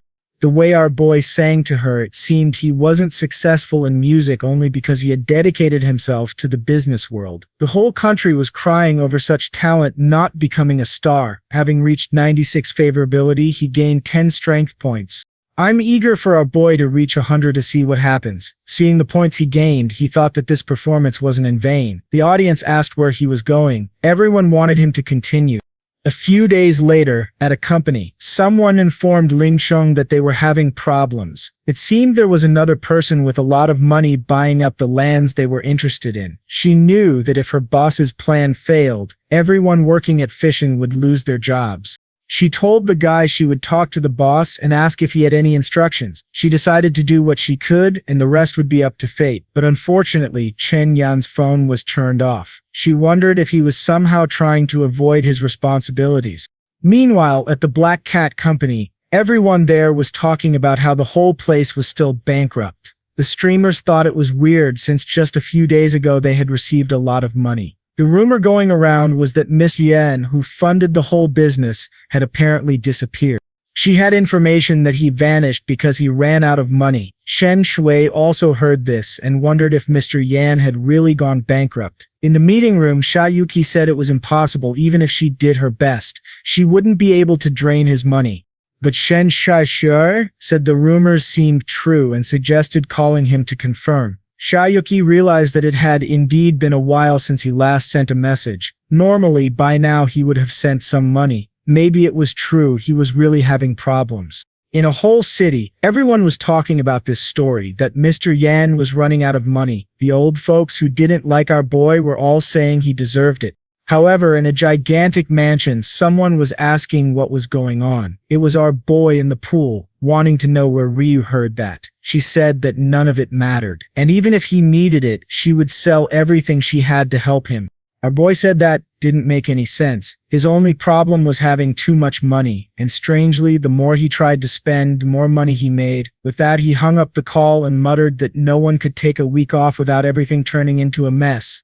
The mother asked Ruyu what he said. Ruyu replied that he wasn't admitting he was going bankrupt and said she was going to sell everything to help him. But the mom yelled saying she wasn't going to do that, not just because that was all they had, but also because Chen Yuan's bills wouldn't be covered by their business. Ruyu agreed. No matter what they tried, they would never be able to pay Chen Yuan's bills. The mom said maybe he was deliberately trying to show weakness to someone.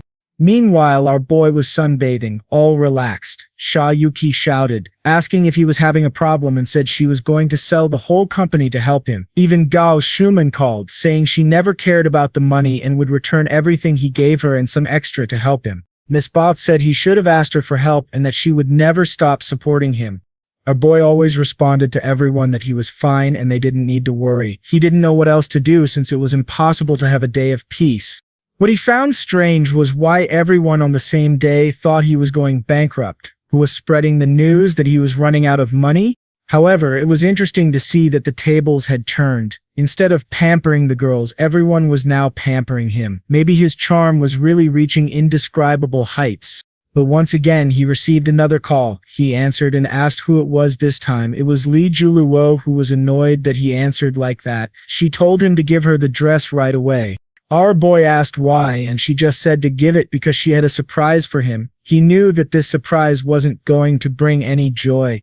The scene shifted to one of the fanciest parts of the whole city. The guy from the Lin family told the staff they couldn't make any mistakes today. At the event, all the most important figures of that city would be there. With that, some cars approached and the first person got out. The first to appear was a guy named Li Jiamu. The Lin family boy welcomed him and told him to come in, but Jiamu replied that he didn't need to be polite. They had known each other for a long time. Then, a taxi stopped right in front. Lin Gyang had been instructed by her boss to attend tonight, and when is she going to take that bandage off her forehead? At that moment, she told Miss Li to wait so they could go in together. But the security guard just pushed her aside and asked where the beggar came from. The security team alerted everyone to protect the master, saying there was someone suspicious. All flustered, Lin Qiang called out for the master, saying she arrived a little late. He then recognized her. He approached and asked what happened, telling her to get up. However, he strangely smelled something. It seemed the poor thing smelled bad. He covered his nose and said that if she entered the event like that, she'd ruin his reputation. Still, he told the two security guards to help her get up because he couldn't dirty himself with that. Apparently, she couldn't take a bath to avoid infecting the wound. I've never heard of that, but okay. However, she realized that she would be discarded like a dog when no longer needed. Everyone was at the table, and the guy with the little mustache asked if that Mr. Yan was already finished. Jeremy told Ling Sheng to explain everything that happened, and she explained that they had acquired all the most important lands for the project he was trying to launch. The guy said he understood it would be impossible for him to expand his project without buying some of the lands they owned. Otherwise, he wouldn't be able to proceed. She confirmed that was exactly the case. The Lin family guy said he was hearing rumors that Mr. Yan was already running out of money, so this time he was truly finished. Gamma agreed, saying they would finally be able to finish him off. Everyone at the table was laughing. They were even toasting to our boy's bankruptcy. Ling Shang said she would reveal that his sister was also by Chan's side. With just one signal, she would start collaborating with them again, and then he would be done for good. But at that moment, someone kicked the door open, calling for our boy, saying she was starving and demanding he make that same rice from last time. The one who greeted her was our boy's sister, who said she thought she'd never see her friend again. On the couch, she asked if Shilu really liked her brother since she was always wanting to see him, but Shilu replied that men all over the city wanted her. Of course she wouldn't like someone like Chen Yuan. Meanwhile, our boy was in the kitchen, listening to everything, wondering how the Lin family could be so prestigious and still have a crazy one like this. But it was okay since his sister had been getting bored, and now she had some company. At that moment, someone knocked on the door saying they knew he was home. The two were confused and could tell it was a woman's voice. Jielu said it must be another love debt that Chen Yuan left behind. With that, they opened the door, and who was there but Gowan, all tired, wanting to know if Chen Yang was home. The two recognized her as a super famous star. Soon, the three were at the table chatting, and Jielu was all curious about what that star was doing there. Our boy's sister even asked for an autograph. The poor star said that if she had to compete against her, it was going to be really hard. She'd be a very formidable opponent. Our guy then appeared, saying that dinner was ready. The three praised him, and Gowan said she never imagined he had such skills. He wanted to know, though, why she was there. She said she was worried about the way he talked on the phone and asked if he was having any financial problems. A while later, the three were full. Once again, he gained favorability, and his sister and Gowan were almost at 95. Our boy realized that cooking was always effective. It wasn't just a notebook that fell on the table. It was a financial record that left our boy confused. Jielu told him to take a look. This was the surprise she had prepared. The company she was managing was the secret real estate. Our boy wondered why it seemed like she was picking a fight with Lin Gang. Jielu said it didn't stop there because that was just part of what she did. Additionally, for his convenience, she even brought a map to help him understand. Looking at the map, she said the purple region was the one she bought. It already had the support of the neighboring cities, and she managed to buy all of it without even spending all the money he gave her. She thought he'd be impressed, but his expression didn't even change. It was really hard to impress our boy. Gowan was dying of sleepiness. For him, what mattered was that the money was spent. However, Gowan recognized the map and asked if he was behind all of it. With a region as huge as that for production, the sky was the limit. Moreover, his structure was divided among 3 cities, which made it so that none of them could have control over him. It really seemed like he had thought of all this from the beginning. He was like a master strategist who didn't let any move slip by. She was lucky to be right there beside him. Guys, we reached 95 favorability again. The brown-noser relationship had been completed and he received 283 million back plus 30 strength points. Now he was also a master of acting. Our boy wondered if he looked better while holding that financial paper. Meanwhile, at the Black Cat Company, someone asked Man for a favor. It was Shayuki, who said it seemed like Chen Yuan had a real estate company. One of the girls was supposed to take a look at it. Manjing said the name of the company was Fishin, and that the new secretary named Ling Shang was managing it. Hickey said it was dangerous to leave him alone in this and that they would need to investigate to figure out how to help him. Her friend then said she would investigate all of Fishin and especially Ling Shang. With that, she gave her a kiss on the cheek, saying she could always rely on her best friend. Meanwhile, our boy was curious since he had become a master of acting. Could it be possible to use this skill in flirting? He turned to Goen and asked why she was looking so intently when he was checking the files. She seemed a bit confused, having no idea how he noticed she was so focused on him, and strangely, he seemed more charming than before. Our boy thought that now flirting was finally getting easy. While looking at the map, he realized that everything he wanted to do had kind of worked out. The problem was the other people who tried to go against him. Maybe he was really destined for something extraordinary. Perhaps that's why Goen thought he planned it all, but if they wanted to let their imaginations run wild like that, he wouldn't stop them. He would continue playing his game, regardless of each one's reaction. Jilu then asked what he thought about having someone as competent as her. However, for now, we're back at that banquet of the rich. Explaining the situation, she said it was impossible for Mr. Yan to turn things around, unless the guys wanted to know. Unless what? She said. Unless he put in billions and billions more, but she doubted he had that kind of capital. Lin said he was startled for a second, but that she was quite funny. Then DM wanted to know if anyone had any questions. Strangely, the guy with the sharp jawline said he was smelling something weird and mentioned hearing that all of DM's secretaries were wonderful. So he wanted the girl to take off the bandage on her head and reveal her true face. The artist could have hidden that face better to create this drama, but all right, she started crying to Mr. Lee and he knew that this guy was being extremely rude, but he couldn't afford to lose this cooperation. He then told Ling Shang to take off the veil and let the guy have a look. She asked if she really needed to do that, and the guy told her to obey right away. Funny thing is, this veil they keep talking about is just a 2-centimeter bandage. But for dramatic effect, here she goes, crying. The veil is then removed, and man, this scar is really huge. No one knew it was that bad. The doctor who stitched her up should be sued because her wound is still open. The table fell silent. The jawline guy said he didn't imagine there was such monstrosity underneath and told her to cover it up right away. She said if it was bothering the environment she would leave, and with that she left while Jami just watched. He thought that her face couldn't be recovered, and now that the mission was complete, she was of no use anymore. The guys from afar were laughing, saying she was horribly ugly. Another agreed, saying he had seen prettier beggars. Meanwhile, at our boy's house, Shilu was inviting his sister to go to a bar. But she said she wouldn't do that because Chen Yuan said he doesn't like that kind of thing. She's just going to take a bath and go to bed. Zilu said she should have more fun, but she replied that she loved staying there at home with her brother. Then someone rang the doorbell. The two turned to see who it was. It was Ling Shang, looking completely worn out. Mang Ming immediately asked what happened because she didn't look well. Lin Shang said nothing happened, with a face that looked like she took a beating. Mang Ming helped her and said she could tell her anything, while Julu was angry because to her Lin Shang was the biggest traitor of all. To be honest, she was right. Ling Shang really was the biggest traitor. Ming said that Chen Yuan told her to wait a bit for Ling Shang because he thought she would show up. Shocked, she asked if he really mentioned her and Mang Ming said yes.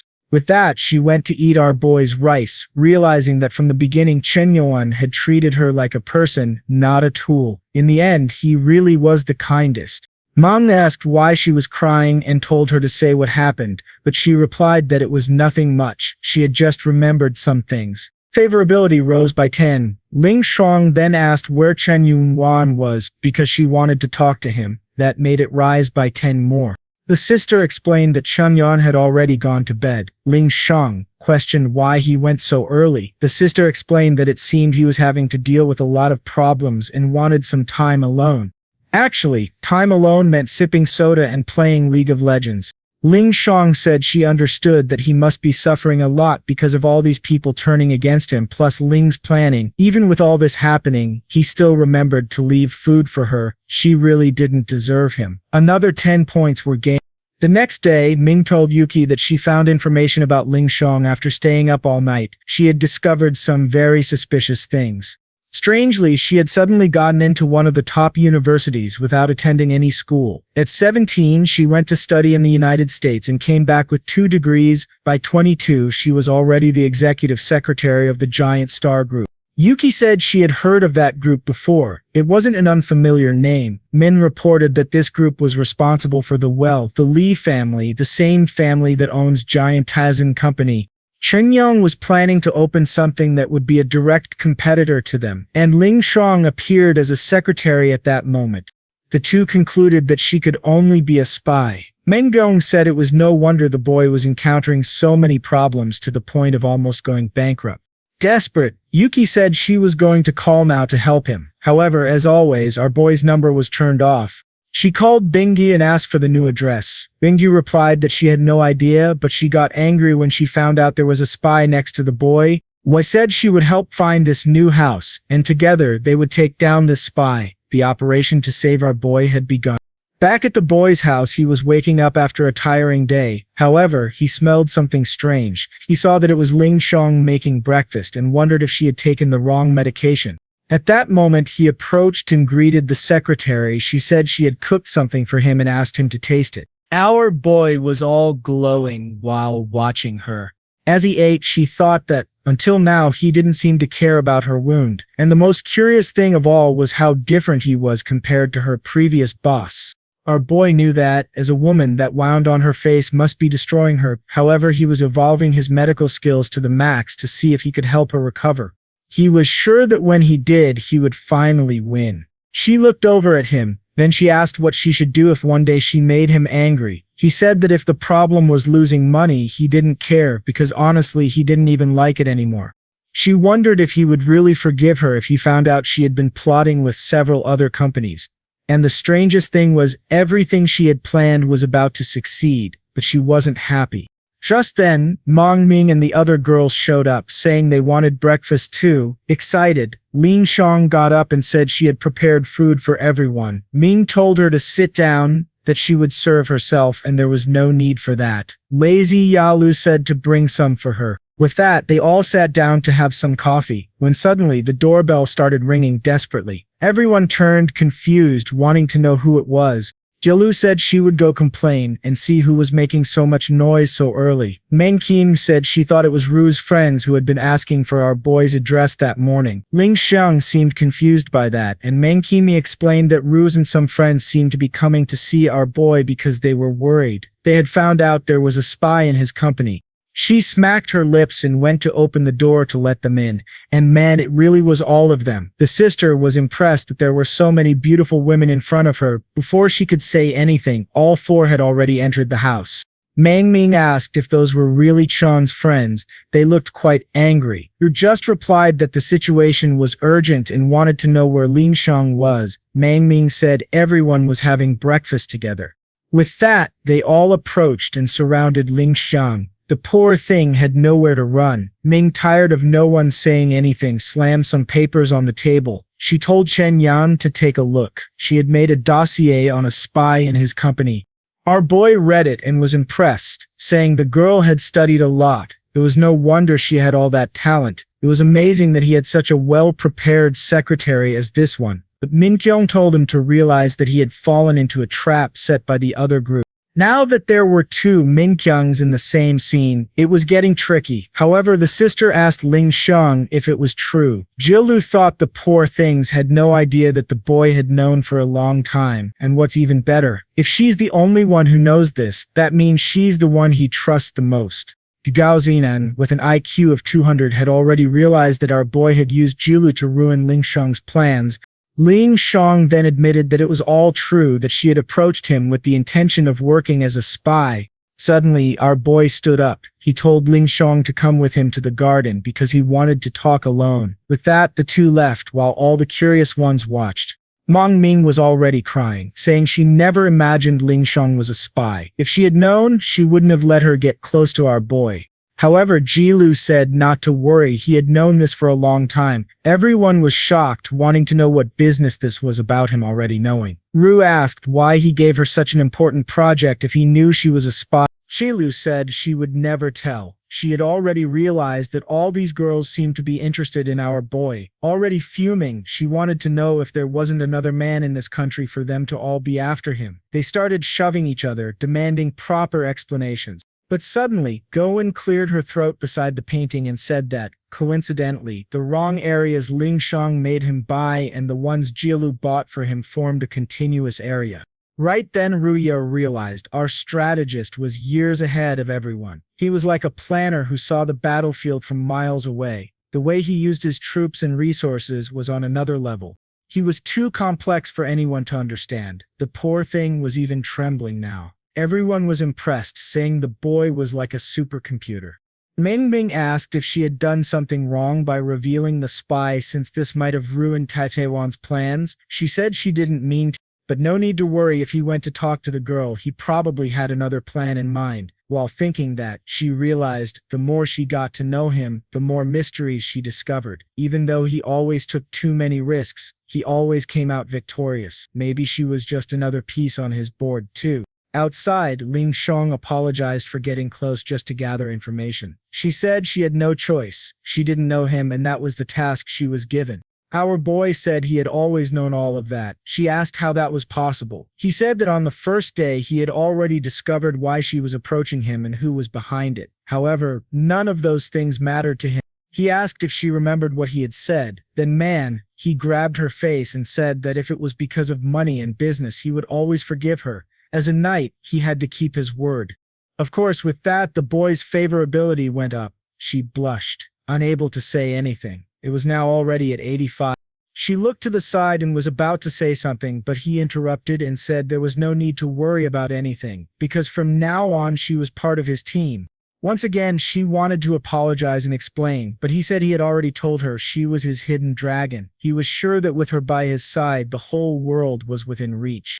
And then he left, telling her to keep working hard. She stood there wondering if she really wouldn't suffer any consequences. Our boy said her punishment was this mission for next week, and with that, she received the pretty billion to spend. Her nose even ran with so much money, and she fell to the ground saying she didn't deserve this. Another 10 favorability points, and our boy was almost there. But he was angry. He had already spent 50 billion on this woman, did everything possible, and was still at 93. But whatever, since he'd been evolving his medical skills, he assumed she would be within reach. As soon as that happened, the game would finally turn around. She sent a message apologizing for everything that happened and said she just couldn't betray the Lali family. Our boy knew she was almost switching sides, and now it was just a matter of details. He told her to stop making excuses and just complete that weekly mission already. He said the only mission she had was to spend money, even if it was to support the Lali family.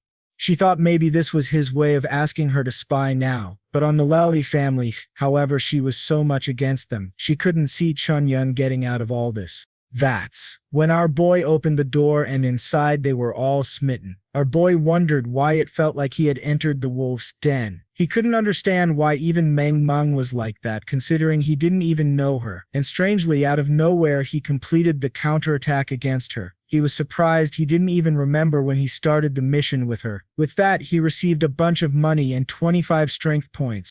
What's this? Did our boy end up in the Matrix? Ooh, that explained it. What he gained was proficiency in being a hacker. What he didn't understand was why every time he gained a skill now, his head hurt even more. The system told him to increase his mental power because this overload of information was wearing him out. The poor guy was suffering because he had too many skills, but it made sense. The skills he gained were like years and years of someone studying. This was one of his biggest profits, and he didn't even have to make an effort to gain an incredible skill. And with that, he told the system to spend 50 points on mental power immediately. Our boy went through a transformation. Now we have Chen Yuan 2. With one look, he could tell the perfume, a shoe, the weight, the brand of the clothes, and the height, and he wondered if he had become some kind of super genius. Mangmeng apologized, asking if she did something wrong by revealing Ling Sheng. He said that was irrelevant, since the truth would come out sooner or later. The only thing he hoped was that no one would treat her badly, and to pretend it never happened. They were confused as to why they would do that. The others were obviously fuming, wanting to know the same thing, and Mangmeng concluded that he must have already convinced Ling Sheng to change the plan. Maybe he was trying to turn her into a double agent.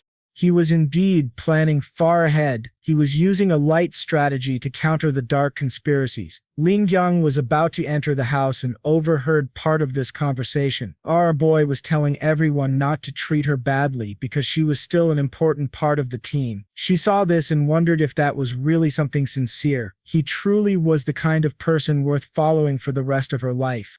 A while later, she was leaving the house. She said he didn't need to worry and that she would call a taxi. He said it really wasn't a problem if she wanted to keep living there. However, she said the crack had already been created and she would always be seen as a spy from upstairs.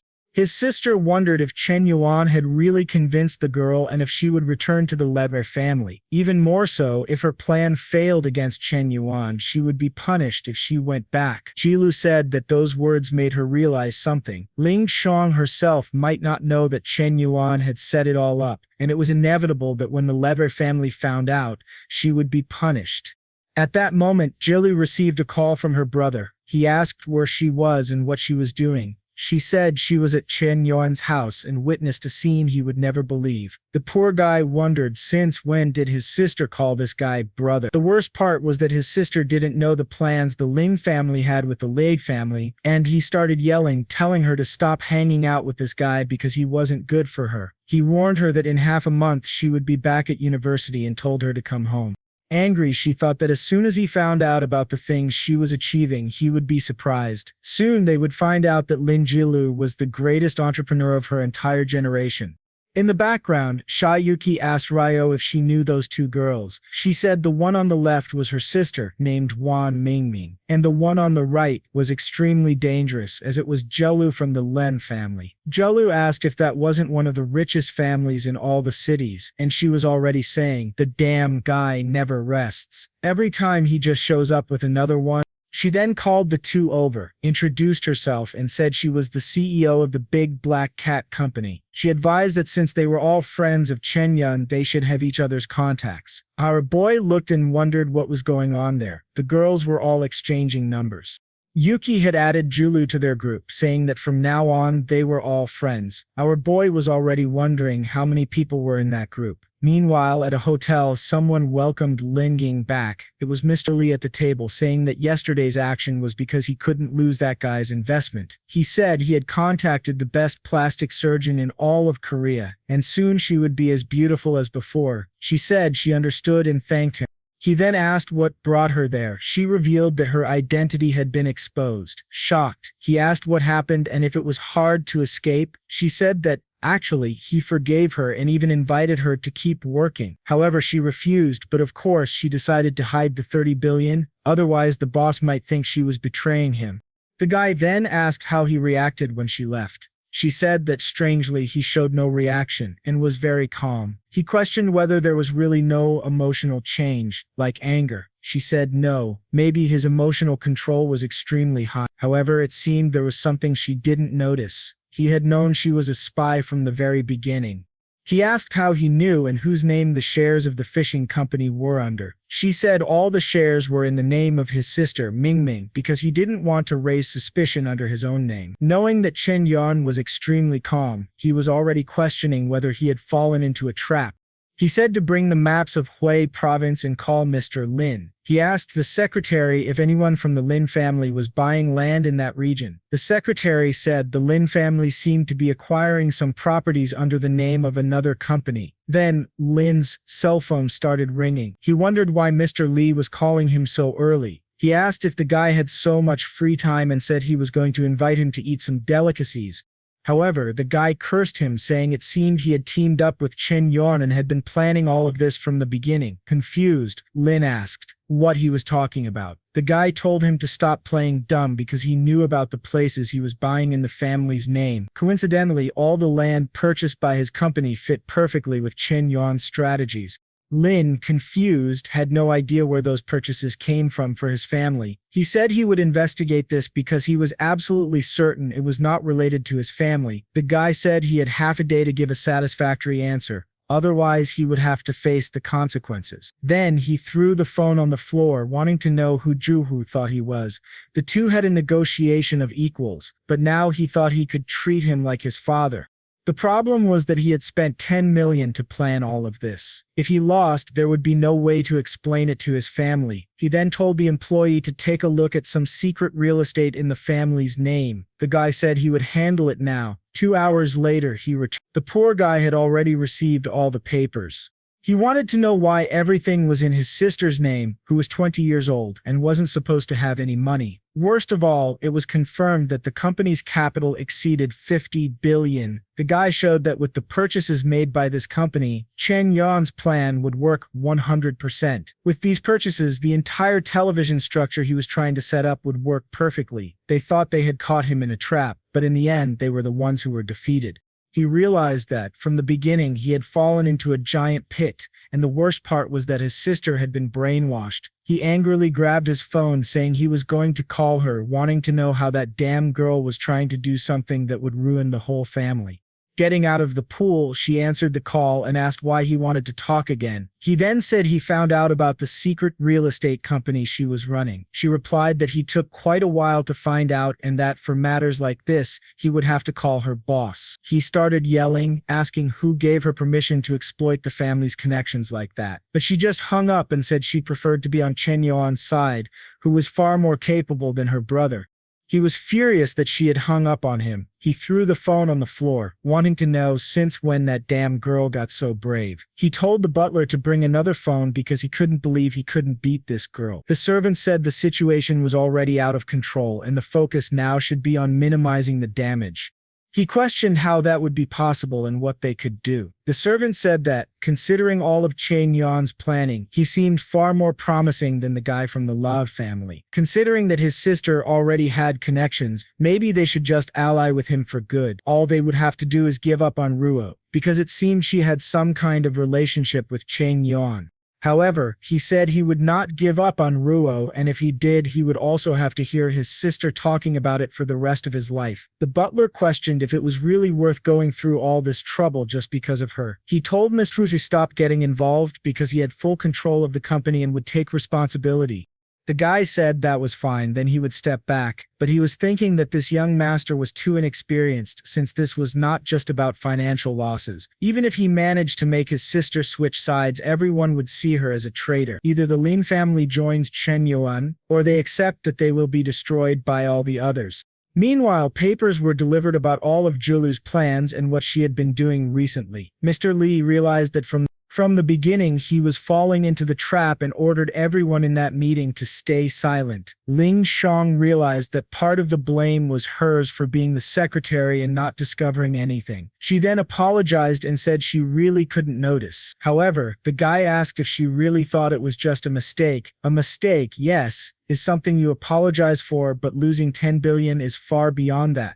He threw an ashtray at her face and questioned if she knew the magnitude of the money that was lost. Apparently, it was the trust he had in her that led to this arrogance, and now she thought she was worth all that money. He said she should remember that everything she has in life is thanks to the Li family, and she doesn't deserve any of it. He ordered the security guards to detain her and warned that from now on she was completely suspect in any activity related to the group. She would undergo an investigation to make sure she wasn't behind all of this. One of the girls said she was sure Ling Shang hadn't betrayed them since she had told them everything and besides, had been with them from the beginning. He said that betrayal was irrelevant now since he would have to give an explanation to the group. That's when she realized she was just being used as a scapegoat. Meanwhile, at our boy's house, someone asked if Mei was there. It was Ruyu who said that her brother was irresponsible for leaving the girl alone.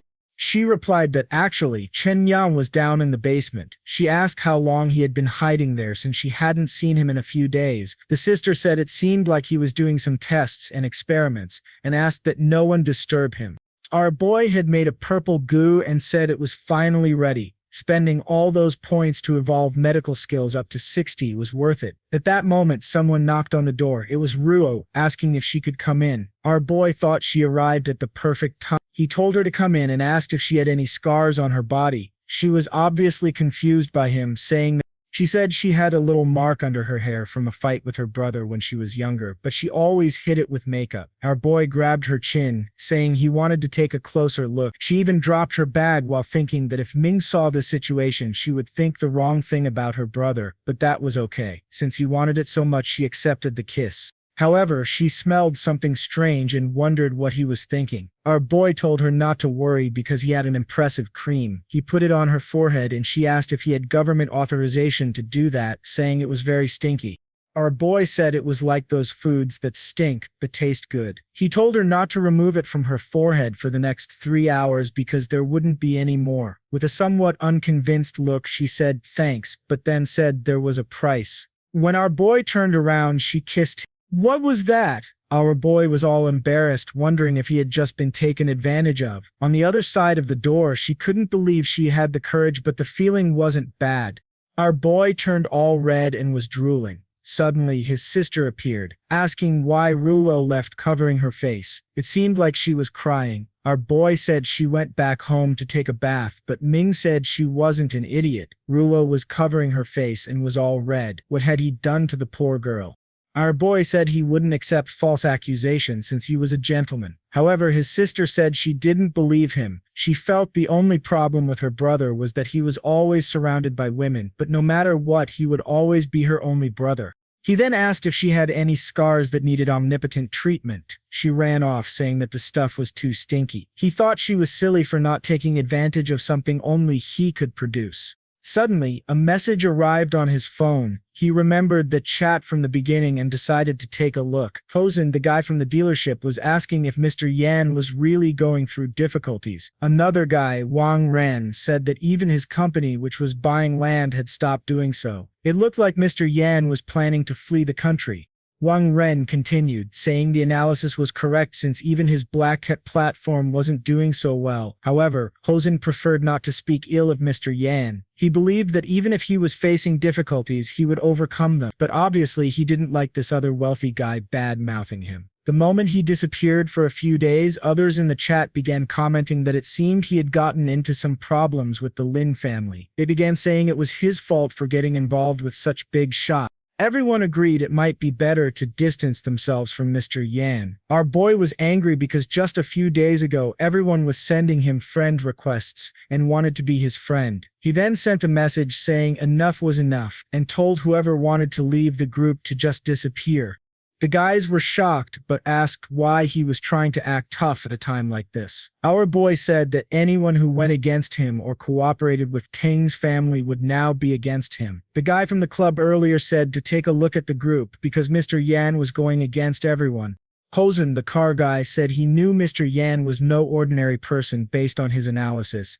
Even if it were the entire Lin family, no one would stand a chance against him. However, others replied that they didn't care about that and were leaving the group. At that moment, some people started leaving the conversation and others followed the herd. Our boy saw that more than 300 people decided to. However, now he knew exactly who he didn't care about. If they tried to suck up to him thinking he was broke, he decided it was time to slap everyone in the face. Naturally, he started browsing live streams. He went to his platform to recharge some credits. Seeing auctions of 10 million, 500 million, he realized that President Zhou understood him. It was time to recharge a few billion to spice things up. Meanwhile, on the Black Cat platform, one of the employees called Shen Shui to take a look. She came in worried, asking what was happening. The guy said that someone had just purchased a few billion on the shopping channel. Shen Shui immediately wondered if it was him. There was a blonde girl doing a live stream, dancing for everyone, and another with pink hair messing around. However, our boy found all that quite dull until something caught his attention. What seemed to be his sister had started live streaming under the name Dreamy Little Monstrous. How this clueless guy didn't recognize her immediately is beyond me. She dresses up like a little cat. You can even buy a litter box. What a disaster. She thanked her viewers, saying she hoped they'd have prosperous lives. Now our boy recognized his sister and understood why she hadn't been bugging him so much today. However, as always, he wouldn't let this slide. He immediately sent a rocket. A guy named Happy Wind, who made the donation, asked to add her as a friend. However, she responded that it wouldn't be possible because her brother doesn't allow that sort of thing. But then 10 more rockets arrived. The guy once again asked if now she could add him. Our boy started getting angry, seeing this guy hitting on his sister like that. His sister wasn't happy either, asking why this guy kept insisting if she had already said she wouldn't add him. She repeated that if he was sending gifts just to be added, he better stop because it was a waste of money. But the guy sent 100 more rockets. He went into the chat again and asked if now it was enough. She saw that not only was this guy annoying, but everyone else in the live stream was starting to join him. However, something caught everyone's attention. The entire planet was destroyed. It looked like our boy bought a stellar explosion. At the Black Hat operations base, everyone commented that the most expensive item in the store had been purchased. Shang Shui was already wondering if the legend had returned. A shocked Ming asked if they really received the item that cost over 1 million. Meanwhile, our boy said he was going to humiliate anyone trying to impress his sister with rockets. He had to shatter this guy's dreams until he realized any attempt was futile. He then sent 2 more stellar collisions, followed by 3 more stellar explosions. When he did that, it even appeared on other people's live stream. Everyone found out that Dreamy Little Monster had already received more than 4 galaxies. Our boy kept clicking until the guy learned his lesson. Meanwhile, those watching couldn't believe it. He had already sent about 3,000 of those. There were so many donations that she couldn't even see the chat properly anymore. Having received so much, her popularity score hit 100 million. At the platform's base, people couldn't believe it. Our boy had spent 300 million. Apparently, the earlier 3,000 was a mistranslation. Our boy smiled, saying it might be enough to cause a financial shock. Just then, he received a message from his sister asking if it was him who did that. He admitted it was, but she said it was a waste of money. However, she quickly realized that since the platform belonged to him, he wasn't really losing much. Still, she asked him to stop because she couldn't continue her live stream. Our boy wanted to spend about 10 billion, but it looked like he wouldn't be able to interfere any longer.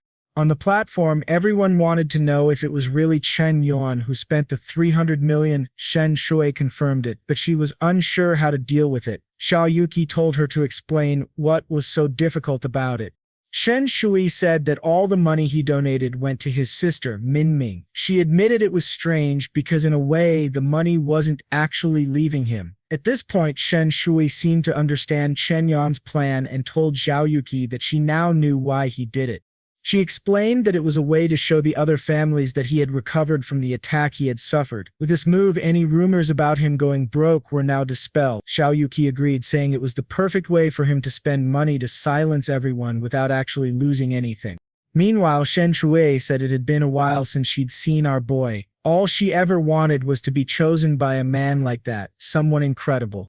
The next day, of course, this became news everywhere. The bowling guy told Hosen that he was right after all. And Hosen said, "You must learn that Mr. Yuan wasn't going to let himself fall like that." In the end, it was all just a joke, but in reality, he was terrified of betting on the wrong person. Luckily, Mr. Yuan hadn't gone bankrupt. Then a bunch of notifications started flooding the group chat. Everyone who stayed was relieved they trusted Mr. Yuan and someone mentioned how his plan worked, taking down both the Li and Lin families. The guy was impressed, saying it's amazing how he went against so many people and still came out victorious. Another commented that a move like the one he made will impact the next decade. Our boy concluded that those who decided to trust him were now on his side. Since he wasn't keen on constantly being attacked by everyone, he decided to reward those who deserved it. He announced that anyone from the group could now join the television city. One guy said his family owned several malls and that it would be great to be a part of it. Another said his family ran various restaurants and definitely wanted to be involved. Obviously, someone from the hotel business jumped in, and a few construction guys said if he needed more materials, he should just let them know. Our boy was taken aback as notifications kept pouring in from people wanting to participate. His sister was impressed that everyone was talking about her, both her live stream and her name were trending in the top searches. He told her it looked like she had become an internet celebrity. She responded that she was only famous because she received money, which wasn't a big deal since most comments were about him. Everyone was saying he was a selfish person who only knew how to spend money on women to show off. While other wealthy people financed the nation and talent development, he was just spending money on streamers. Our boy tried to defend himself, but his sister said Ruyu already explained that he only pretends to give out money, when behind the scenes he's actually a business genius.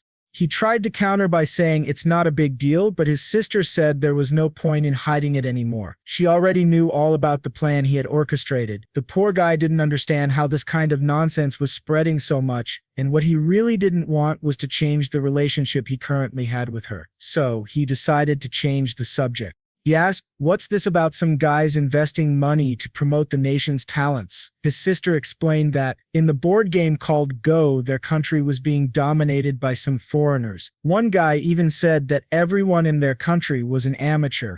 Our boy asked, "Who was bold enough to say that?"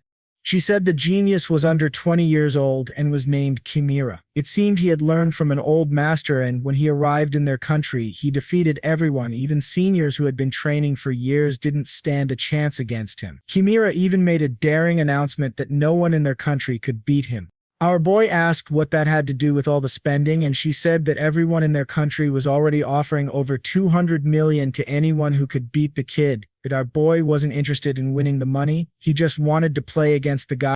His sister asked if he was serious, since the kid was a genius. He said of course it would be much more fun to compete. Besides, if things got tough, he'd just level up his skills a bit. His sister wondered when he learned to play Go, especially since he was so busy managing multiple companies. Our boy asked, "When do I ever seem so busy?" She then recalled that every day he's lying in front of the pool sunbathing comfortably. At night he's drinking Coke and playing video games. She had no idea how he managed his time so well. Our boy wondered why she seemed so shaken. Right then she opened a live stream saying that today they'd focus on studies. But of course, the chat wasn't interested in watching someone write on paper. However, for our boy, this was perfect. He then entered the biggest online platform to play Go, and as always, decided to use a different name to avoid drawing attention. So he chose Sunset Master. It was 10 hours in the morning when he started training, eager to test his system's abilities. The first round began and our boy was just clicking away with his Logitech mouse. By 10:33 he had already finished off the first opponent, but it was so quick it wasn't even fun. So he decided he would win 10 in a row to see if he could find tougher opponents. With that, he began crushing everyone. By 6:30 in the evening, he was still playing. He had won 30 consecutive matches and was still at the easy level. It seemed like he was going to have to spend more time there than he had imagined. One of the problems was that the higher he climbed, the longer the matches became, since the players weren't making as many mistakes. All he wanted was a chance to face this Prodigy. Kimra also played on this platform under the name Devil's Hand. One day, he had won 20 consecutive matches and thought no one could beat him there. However, he decided to go for one more match. He looked through the rankings to see if he could find someone who had been doing well lately. Naturally, he spotted Sunset Master. Our boy received a notification someone had challenged him to a duel. He immediately saw it was Devil's Hand and wondered why it sounded like the nickname of someone still in high school. He was impressed to see that the guy had 20 wins in a row that day. The duel was on. Devil's Hand made the first move and the match began to unfold. Our boy was amazed. Unlike other players, it was hard to understand this guy's moves. He remembered someone called the Demon of Transformation, whose every move had multiple variations, 30 moves in, and our boy wasn't in a great position. He realized that at the pace things were going, he was going to lose this match, and losing his streak would make it harder to climb the rankings. Kimra was impressed. It had taken 30 moves for this guy to fall into his first trap, but even so, it was irrelevant, since in the end, he was going to win again. Our boy then asked the system for 50 years of experience, which drained a lot of strengthening points, leaving him with only 25. Decades of techniques and strategies began flashing through his mind. After analyzing the options multiple times, he finally found the solution for the game. It was time to go on the offensive. Now, even he would transform into the so-called demon of the heavens. Kimra wondered why the guy wasn't making any moves. To him, in his vast world, he was still a solitary master. Then a notification caught his attention. He was startled by the move. It looked like the guy had made a bunch of nonsensical plays and apparently given up on the game, but our boy knew he would interpret it that way. It was all just a distraction. He had the perfect piece. It looked like something familiar to the kid. He knew the demon transformation technique from the games. To him, it was impossible. There was no way an amateur could know a move like that.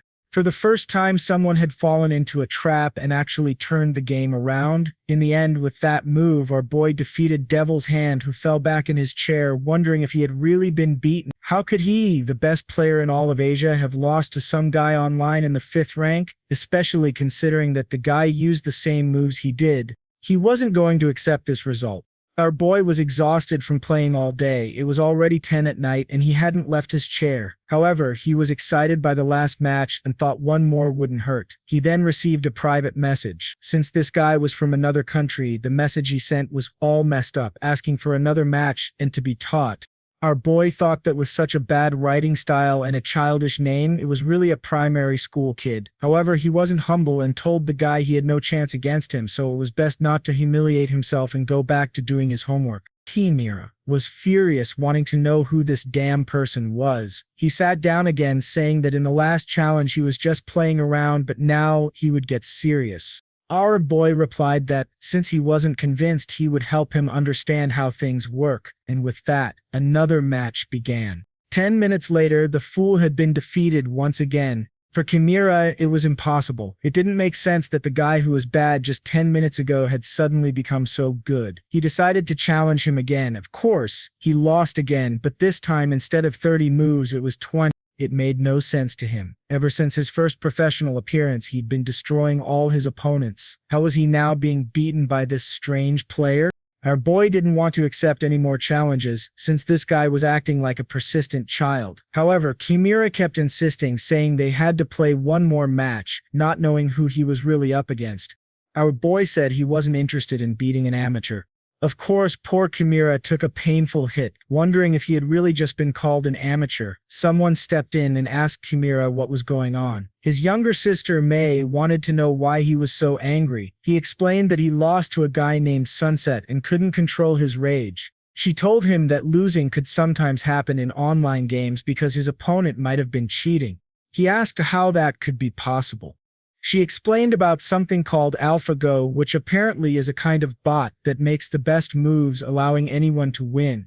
Kimra concluded that this was why the guy seemed so bad at first and then suddenly got better. His sister said that for someone like him who had been defeating the world's best, it didn't make sense to lose to someone like that. He agreed, saying that must be the case and that he would return to analyze the matches even further, accepting only one challenge a day. He was sure that by absorbing the knowledge from this supposed artificial intelligence, he would reach the next level. Meanwhile, May thought to herself that it was good he was young and innocent. That way, it was easy to boost his confidence again. Even though their father had been generous in teaching him everything, his maturity hadn't yet reached the same level. Besides, it was impossible for him to be defeated in 30 or 40 moves. That was something not even her father could achieve. Meanwhile, at our boy's house, he was still stuck at the 7th level, saying it was impossible to get out of these ranks. To face that damn Kimra, he'd have to reach the professional rank, otherwise they wouldn't even let him participate. The problem was that, at the current pace, it would take about 3 or 4 days. What he really wanted to know was how good or bad he actually was, since so far he'd only beaten amateurs, especially considering he almost lost to a student and was lucky enough to use the system to save himself. However, he was sure that if he kept pushing himself, the reward for defeating that guy would be his.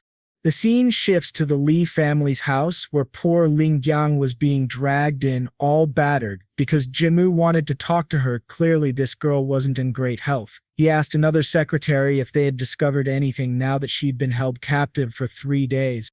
The secretary said they found some very interesting and suspicious things about the girl. One of them was that she had 30 billion in her bank account. Curious, Jamo asked how it was possible for a secretary to have so much money. The other secretary said this was clearly a piece of evidence that made them suspect her. Jamo said it all made sense now. If you were offered 30 billion to betray the family, maybe even he wouldn't be able to resist. He turned to her and said that now it was clear why she put on that little show pretending she wasn't guilty. Lin Jiang asked if he really thought she would betray him for money. He threw a bunch of papers in the air and asked if that looked like a lie. He said that if she hadn't betrayed them, then why didn't she ever mention the money she received?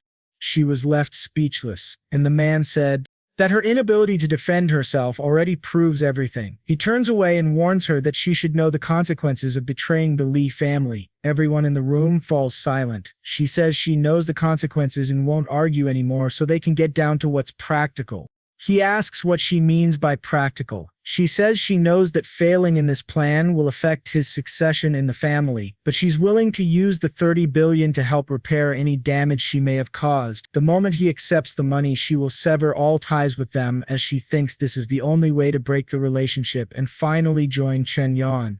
However, the man laughs and says that since she wants to sell herself for this money, he will accept and let her go. He promises that once the money is in his account, she will be free, as he, Master Jamu, always keeps his word, but of course he has other plans for when that happens. The transfer is made, and he says that now with so much money in his account, he doesn't even have to worry about the old folks' opinions anymore. Even if he is removed from the family, he can rebuild everything, thanks to Secretary Yu.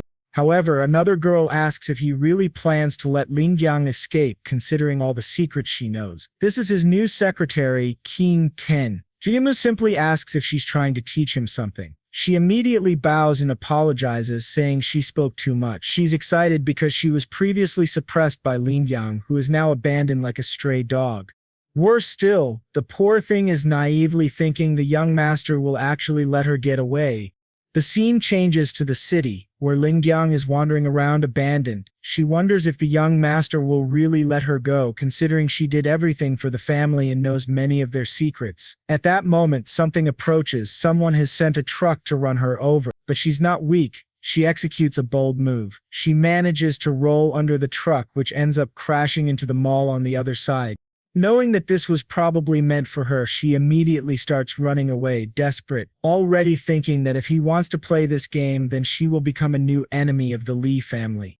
One of the men nearby had just been observing and informs that the driver missed the target and they lost her. Jamu asks how that's possible, but says it's fine. They can leave her because she spent the 30 billion that Cherdyoung gave her. He's sure that once Cherdyoung finds out she wasted all the money he gave her like that, it will be the end of the girl. The scene shifts to our boy's house with his sister saying it's time to eat. He was still playing on the computer and she asked when he was going to get out of there. He says she doesn't understand the exhilarating feeling of continuously dominating his opponents. She doesn't believe he's that good and asks what rank he's at. Our boy is at the 8th Dane and she says that's impressive, asking if he's really planning to challenge Kimura. He replies that she should never underestimate his talent, and taking this reward will be like taking candy from a baby. Dinmang Ming thinks she's never seen him put so much effort into something. Instead of working hard in his career to make more money, he's determined to defeat this rival. To her, it's exactly how a stubborn man should be. She knows he doesn't care, since he already has so much money, so it's all about honor now. His favorability is already at 93, and our boy is worried about what will happen if it continues to rise. He wonders why she's saying these things, considering he's doing this for the money anyway, especially since when he wins, the system money will finally be his. The most troubling thing would be going past 95, leading her to develop some kind of negative feelings. He needs to cut these points and end this mess quickly. He then calls for her. She's all confused. He says there's something he's always wanted to tell her. She says there's no need to keep secrets, and that he can say anything. However, at that moment the doorbell rings. Meng Ming rushes off before our boy can say anything. He knows she's been through many traumas, so it might not be easy to explain things to her. When Meng Ming opens the door, it's Ruyu, for the first time with her heavy equipment stored away. She says she brought a gift for her sister, who thanks her immediately. She wants to know where her brother is. Meng Ming tells her he's in his room and asks why she changed her hairstyle. Ruyu explains that she used to have a scar on her forehead that she always hid, but after using the cream he made, it disappeared. She's impressed that the smelly stuff was actually so effective, remembering when our boy insisted on applying that nasty ointment. She then enters the room and our boy asks why she looks prettier than usual. He says there aren't many seats, so if she wants, she can sit on the bed. She blushes a little but goes over and sits down. Stroking the sheets, she thinks about how this was where our boy slept every day. Could she be the first woman to lie on that bed? She then comments on the cream he had and asks if he could give her some more. He says it's ironic. She's asking for more when last time she refused to apply it. She admits she was wrong and says it's so amazing. It would make a fortune if it could be mass-produced. However, our boy says that mass production would be a lot of work. He hands her the formula and says that if she's interested, she could launch the product and help him build. She hesitates when she sees the formula, a product that could shake up the entire market, but he's so honest with her that she doesn't even know how to refuse his kindness. Once the company is up and running, she plans to transfer all the profits to our boy, lending a sharp blow to him. But is it really suffering, or is he actually enjoying it? Then the doorbell rings again and Min-kyun goes to answer it. However, this time it's Lin Shutong, all disguised and obviously sad after being kicked out of the Lee family. Min-kyun is startled and asks what she's doing there. Lin Shutong asks where Chen Yuan is, saying she wants to see him, but Min-kyun pushes her back, saying she's not welcome there and should never come back. She says she trusted her like a sister, only to find out that all she wanted was to harm her brother. From upstairs, the two hear the commotion and wonder what's happening. When our boy comes down and sees Lin Shutong, he gets excited that she's finally back. He had lots of contracts and money to spend, so her arrival seemed perfect. However, Min continues telling her to leave, saying her brother doesn't want to see her face anymore. The poor girl leaves, apologizing, heartbroken. She's devastated. Now without a master, without a friend, without Chen Yuan, completely alone, and worst of all, she has nowhere to go. Just then, someone grabs her hand. It's our boy telling her she doesn't have to leave like that. He pulls her back while his sister demands to know what he thinks he's doing. Our boy simply says to leave the past behind because she's still his secretary and asks her to go make some noodles.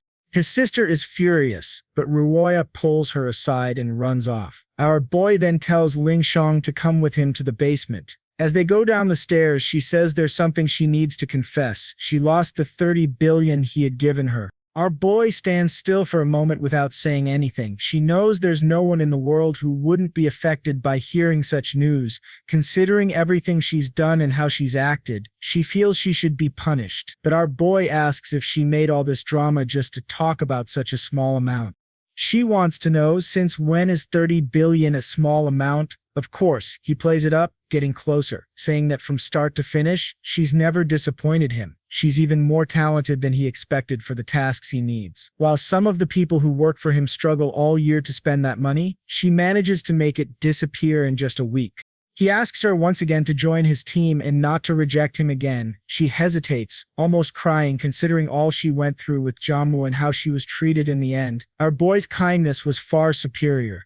She then cries, saying she spent her whole life lamenting and suffering, searching for a true master. Now she's willing to dedicate the rest of her life to him if he doesn't abandon her. Our boy tells her to get up, saying he's her friend, not her father, and warns her not to think things will be easy because tomorrow she's going to be back at work. She says he doesn't have to trust her so much, and that she's willing to take a more common position, but he insists that she must obey and take on a leadership role. She's the only person he trusts to handle those 50 billion wisely. She starts crying, wondering why he trusts her so much, considering all the harm she caused him. Finally, her favorability reaches 95. Our boy is thrilled as the counterattack has finally arrived. He receives 10 billion. Since he had spent over 100 along with 50 strengthening points. Along with that, he gets an extensive list of all her skills. Our boy is excited, saying that out of everyone so far, she's been the most valuable. She swears to follow him for the rest of her life, even if 5 thunderbolts strike her. But he says that's not necessary since they're on the same side now. She asks him to call her Shayo, which is her favorite nickname. Our boy agrees and calls her Shao because there's something he wants to discuss. He explains that he's been studying a specific formula for the wound on her face. He takes out a box and tells her that if she uses it 3 times a day, she'll see results in 2 weeks. She's touched to know that her billionaire boss spent time developing something just for her and hugs him, saying he's truly amazing. Upstairs, Mei wants to know why Ruyu stopped her. That damned woman shouldn't be there. Her brother shouldn't be giving her another chance. She was planning to load that ramen with pepper and make her burn to death. Ruyu tells her to calm down and understand that this must be part of Chen Yuan's plan. He probably already knew that because of the failure of her espionage mission, the Li family would kick her out and her last option would be to return to Chen Yuan. That's when his plan would really start working.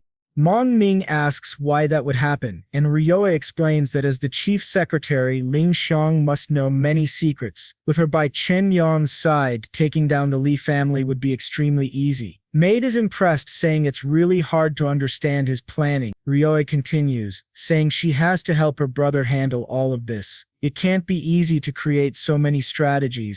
Mei agrees, saying she'll be more obedient when her brother asks for something. If that's the whole plan her brother is working on, this ramen had better be delicious. She's ready to dedicate herself completely to Chen Yuan. A while later, they return and she says the ramen is ready. Ling Shang doesn't understand why the girl who seemed to hate her is now so cheerful. Not only did she prepare ramen, but she also made a mega banquet and even offered it to her sister, Ling Shang, saying she made it with great care. The two were shocked by the size of the meal. Our boy asks if Min Kim didn't put any poison in it. She says of course not, and to prove it, she'll eat it herself. With that, she takes a bite, assuring them she would never poison their food. At that moment, Raya seems to notice something. She sees the medicine box and says she now understands why Chen Yuan prepared it. The effect of that stuff is amazing. She says she had a scar on her forehead for 10 years, but after using it, it really disappeared. Ling Shang asks if it's really that effective, and Raya confirms it. She's moved, thinking that maybe there's a way to restore her face. Ruyu suggests that creating a cosmetic line with this product would be perfect since the quality is the best out there. Lin Shang agrees, adding that they could use Gawundin to promote the product or even utilize the Black Sea platform for promotions with streamers. She says she'll get in touch with Yuki right away. However, once again, Ruyu tells something strange. Could it be that Chen Yuan had thought of all this in advance and knew they would reach these conclusions? But night falls. Our boy looks at Ruea's forehead and says it's incredible how the scar is really gone. The effect of what he created was stronger than he expected. He pulls out a sheet and says he's going to jot down a new ingredient that will make it even more effective. But suddenly, Ruea grabs him from behind and says she's been waiting a long time for them to be alone. The girl turns into some kind of ear specialist because she gives him a little lick. Our boy drops the clipboard, turns around and tells her to wait, asking if she's not afraid of others seeing this. She asks who would see. She knows Ming Ming went upstairs just now, and besides, Ling Shang has a lot of work to do, so she won't show up anytime soon. She's sure no one will interrupt them. Our boy grabs her hand and wow, a kiss. It only took 200 chapters, but he finally made his move. Roya thinks she has to seize this chance to make him hers. She won't let any other woman take Chen Yuan. Then she delivers a perfect strike on our boy. The Muay Thai fighter immobilizes the Korean, but of course someone knocks on the door. He wants to know who this damn person is, interrupting his moment of fun. Outside, it's Min Ming asking if he can help her solve an issue. Our boy says yes. She just woke him up when he was almost asleep.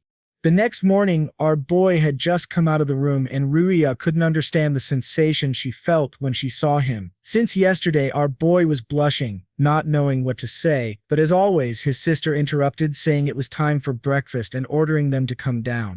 Our boy started to suspect she must have hidden cameras, always interrupting him at the perfect moment.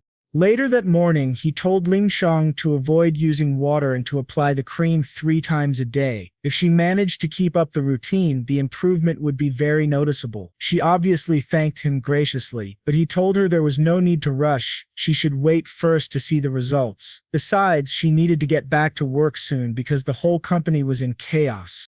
She simply replied that she understood and wouldn't disappoint him. She was motivated to dismantle all the Lin family's plans and show who the best boss really is.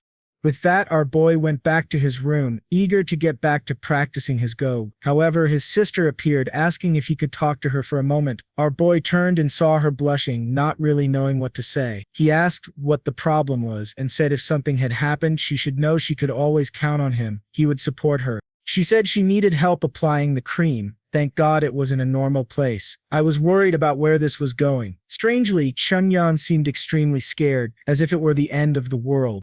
Min stopped and told him there are things the two of them can't do. She said he was acting weird since she was only asking him to put his hand on her shoulder. Besides, he was the one in the wrong as she wasn't embarrassed by it. However, he tries to give her a moral lesson, saying she should only do that with a future boyfriend who loves and respects her. Strangely, she gets closer and asks if she could ever find a guy like him out there. He says no, that's impossible, and besides, she shouldn't look for someone like him since he's a loser and not worth it.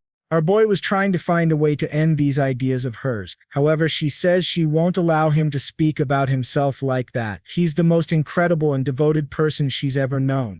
Our boy was thinking about giving up on this, as she didn't seem to accept it. He then says he'll apply the medicine just to end the argument. Obviously, she hadn't succeeded in her plan, right?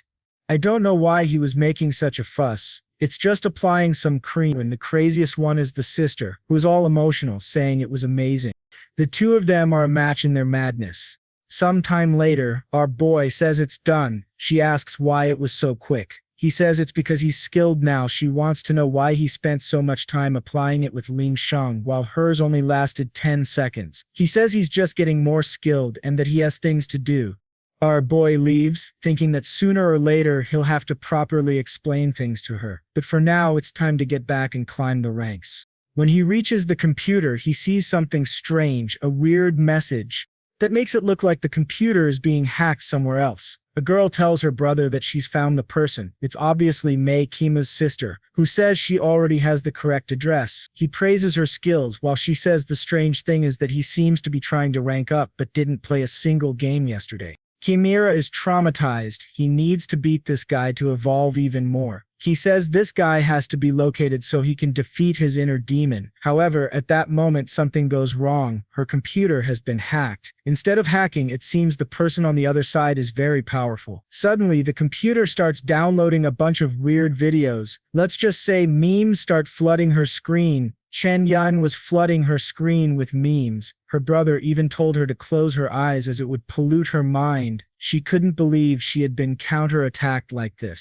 Our boy was there feeling smug, saying they never expected him to have such skills. That's when he finds something, a photo of May. The most interesting thing is that he discovers they are foreigners. He wonders when he provoked someone like that, but considering everything he's done, it's probably enough to keep her busy.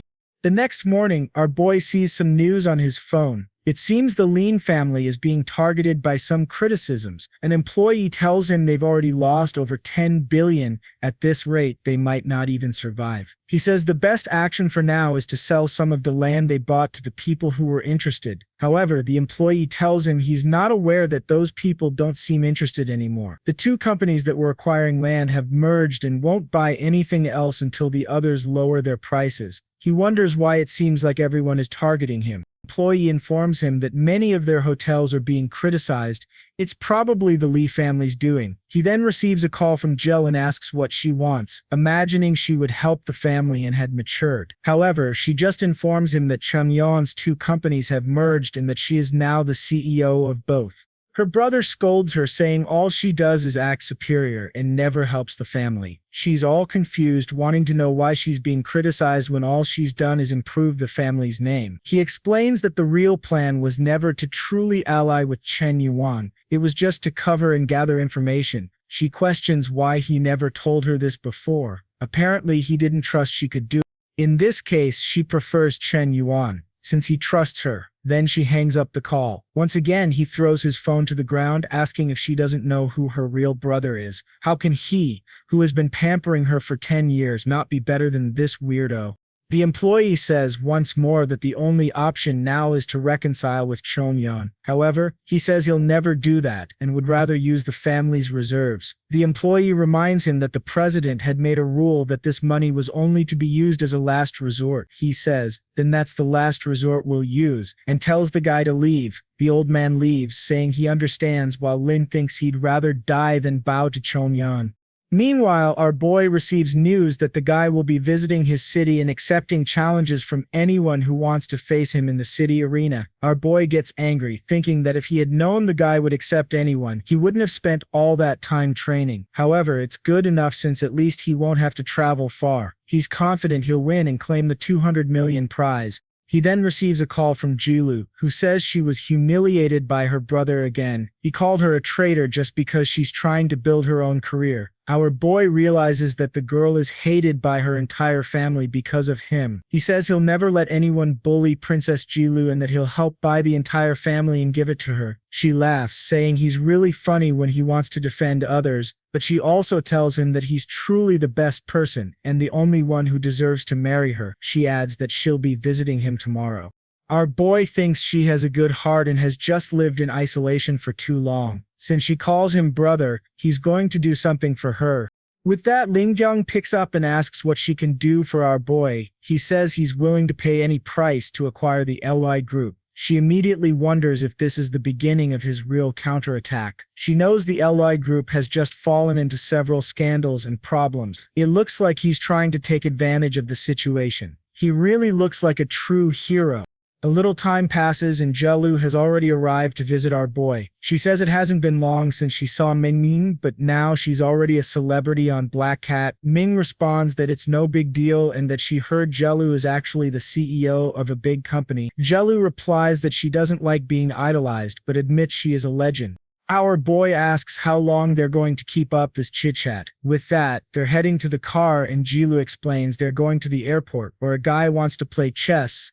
Even her cousin will be there. Our boy thinks it's a coincidence that someone from her family will be there too. Minkyung asks for the person's name and age. She says his name is Shu Yumo, and that he should be a bit older than her. If I'm not mistaken, Shu Yumo is that girl our boy met at the beginning at the auction, who is a police officer. He asks if she's the same person. Really? Jelu's cousin? She says yes, and asks if he knows her too. Our boy says no, he's just seen her once or twice around. With that, he rushes to the car. However, Gigolo already noticed his reaction was very strange. The scene shifts to the sports arena. Our boy says the place is packed, and Gigolo says it's obvious since the guy is very famous and an international competitor. However, it seemed to cost 500 yuan just to enter, so they went to buy the tickets, and the guys asked who this boy was, arriving with two beauties in the middle of the arena. Some matches were ongoing, and Gigolo said she didn't see the foreign guy playing there either. One of them pointed to the center of the room and asked if that wasn't Kimra. On the other hand, this girl was also taking down one of the geniuses in that place. That's when he heard people next to him say that to challenge Kimura, you first have to beat this girl named Mei. Our boy looked thoughtful, as if he had seen her somewhere before. Ming Ying explained what was happening. To challenge Kimura directly, you had to be a professional at the 9th level. However, another person had just been defeated. So far, no one who had participated in the event had even managed to beat the girl. Then Shu Yumo got involved. Someone called for her. It was Gigolo cheering with our boy next to her. Shu Yumo saw her cousin and wanted to know why that weirdo was there too, but she couldn't lose focus since it was game time. To beat Kimura, she first had to take down this Mei. The moves started being made and the old men were all impressed. The competition was fierce, but one particular move shocked Yumo and it seemed like the poor girl lost. The old men started wondering if no one in their country could even beat the little girl. Then Salam placed a hand on Shu Yumo's shoulder, telling her that losing was part of the game and that he would defeat the girl. Everyone recognized him as Brother Xi, and Shu Yumo seemed excited that he had arrived. He replied that there was nothing to worry about anymore because he would win everything back. Everyone seemed impressed with the arrival of this guy, and Mingming even wanted to know who he was. He appeared to be the most promising player of the new generation, having won 3 championships. Mei said she recognized him and hoped to have a good game. With that, the two sat down while Kimura watched everything from another room, wondering if this was the Sunset Master. Regardless of who that guy was, he wanted a chance to get his revenge. Meanwhile, Shu Yumo went to talk to the group, and Jilu said she almost won. However, she was more curious to know what Chen Yuan was doing there with her. Jilu said they were like best friends, while Yumo found it strange since in her opinion Chen Yuan only liked older women. Another move happened on the board, and this time Mei was indeed defeated. Everyone was impressed, saying they were finally starting to win something. The guy asked if he could challenge Kimura now. She said yes, and wanted to notify him, but at that moment, Kimura appeared, saying he was waiting for a worthy competitor. If this was the guy who had beaten him online, now was the time to regain his honor. He said he had come from his city just to face him. He admitted that he accepted the losses he had suffered, but he would not tolerate any of those insults. Everyone wondered if the guy had really beaten Kimura before and even insulted him. The guy was all confused, trying to remember when this had happened. Without much room to explain, the two sat down to play, and so another match began. Chen Yuan started to find Kimura's moves somewhat familiar, and then there was that Japanese girl. That's when he remembered the photo of the girl who had tried to hack his computer. He began to wonder why Kimura's assistant would try something like that. The only person he had humiliated with words while playing was that Devil World kid. Could it be that the schoolboy was actually Kimura? That would make sense, considering he had traveled to exactly the city where Chen Yuan lived. His sister asked who he thought would win the match. Our boy explained that the challenger from their country seemed smarter, but was using outdated strategies. Considering this, Kimura was much more up to date and would probably win. Everyone around questioned who he thought he was to be criticizing the best like that. Even Sho thought he was going too far. What kind of qualification did he have to judge someone like that?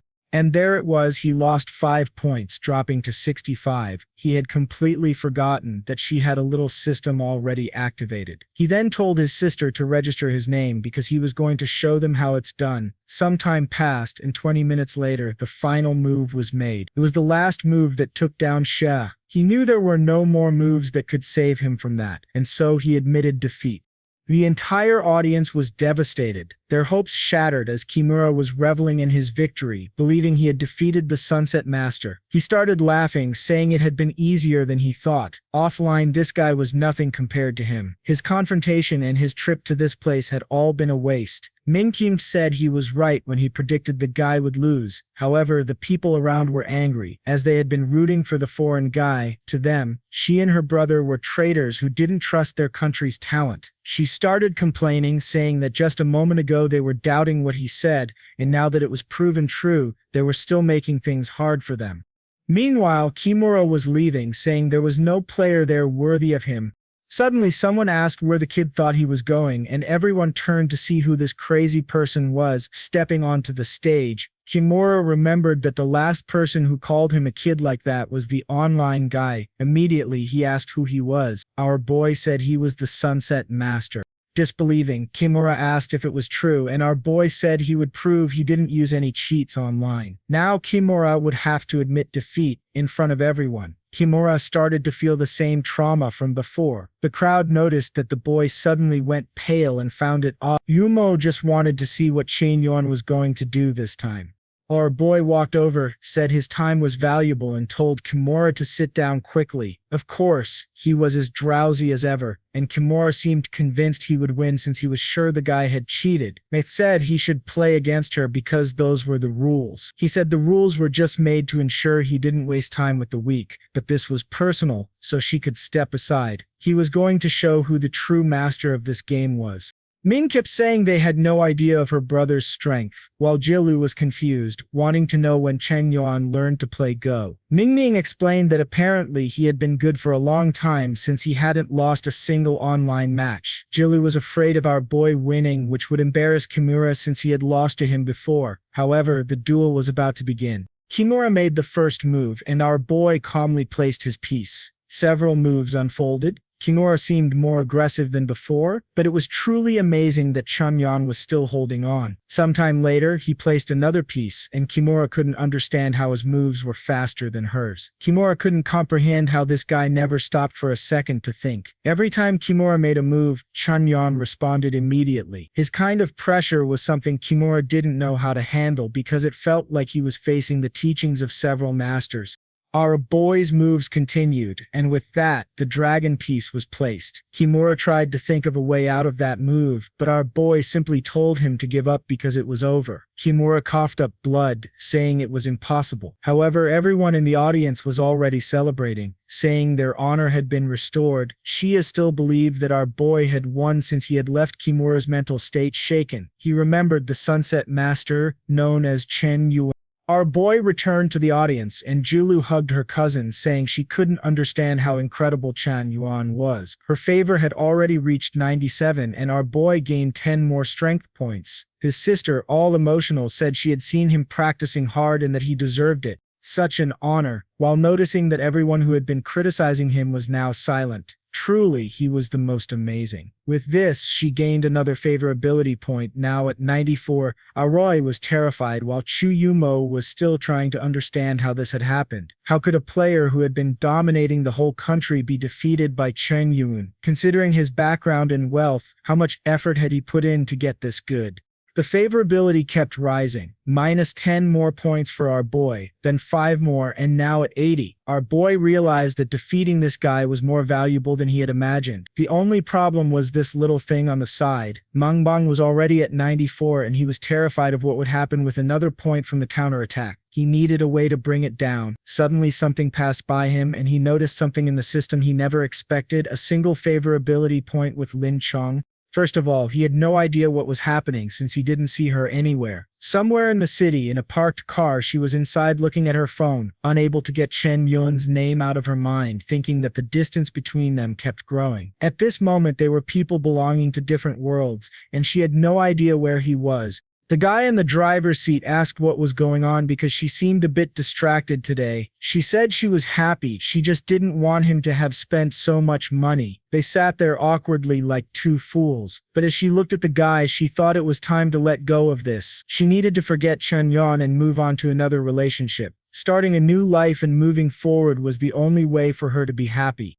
However, in front of the building, the guy asked if she liked Taizhou and said something amazing had happened today. She said she didn't quite understand it, but he could tell her what happened. The guy said one of his friends had brought glory to the country and she needed to take a look. With that, he threw the phone to her.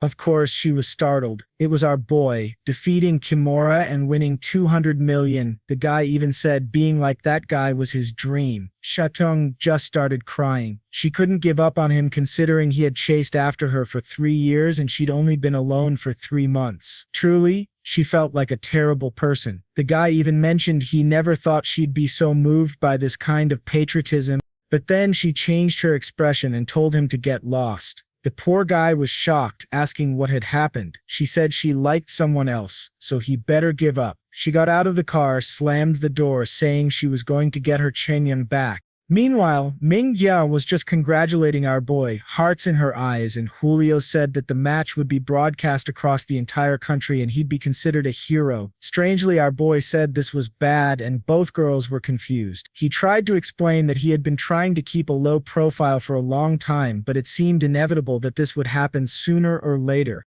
The scene shifts to the northern part where someone tells C that she needs to take advantage of the opportunity. It's that other girl from the beginning, and her friend says she didn't need to be like this and needed to know how to seize things. Now that she was single, she needed to take advantage of the guys around her. Her old crush was playing, and she got to go and give him some water. She said she used to really like him, but watching him play now, she couldn't feel anything. Her friend said it was strange since he was performing so well, but in her mind, she had another performance in mind. Zoe said that to her, this guy seemed like an old man playing unlike other people she had seen. The friend asked who she had been watching to have such high standards. She grabbed her phone and said it was better to change the subject. However, she was startled. The news said our boy had won the match too.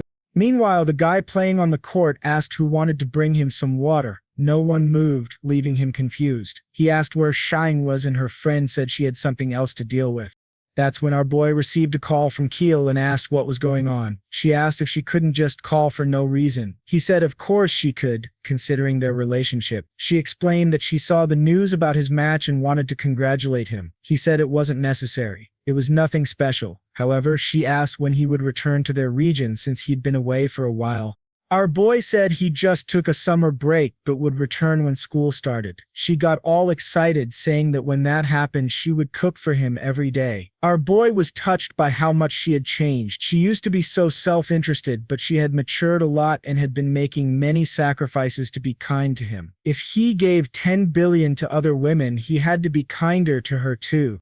Suddenly, Ming appeared and said the suitcases were ready. Our boy asked if all the clothes he requested were there. She said she couldn't just take this much. He said not to worry, he'd have someone pick everything up. She got all emotional, ran over to hug him, saying he really was the person she liked most. He said it was the same since she was his only sister, but Mang Ming, still hugging him, thought he was the only person. She hugged him and felt safe with him. That's why she didn't want to let him go. She was just afraid he would notice something strange and maybe she should tell him that they weren't blood related. But if she did that, he might abandon her and she couldn't live like that forever. She then said she wanted to talk about something, but he was terrified she would say something and her favorability would hit 95, so he covered her mouth and said he knew how she felt, but he didn't want anything that would affect their relationship as siblings. She wondered if he already knew she wasn't his blood sister and concluded that, given how smart he was, he probably did, but it seemed he wanted to keep her as his sister, which made her feel special too. With that, she gained another favorability point, reaching 95. As always, he gained some strengthening points. Despite the money he had spent, our boy couldn't understand what he had to do to prevent this from happening. He had just rejected her, so why did the favorability go up? The system said he was a fool who didn't understand there's no such thing as a sibling relationship. Suddenly, she gave him a little kiss on the cheek and left, all blushing, leaving our boy bewildered. He wondered if this was karma for playing with so many women's hearts.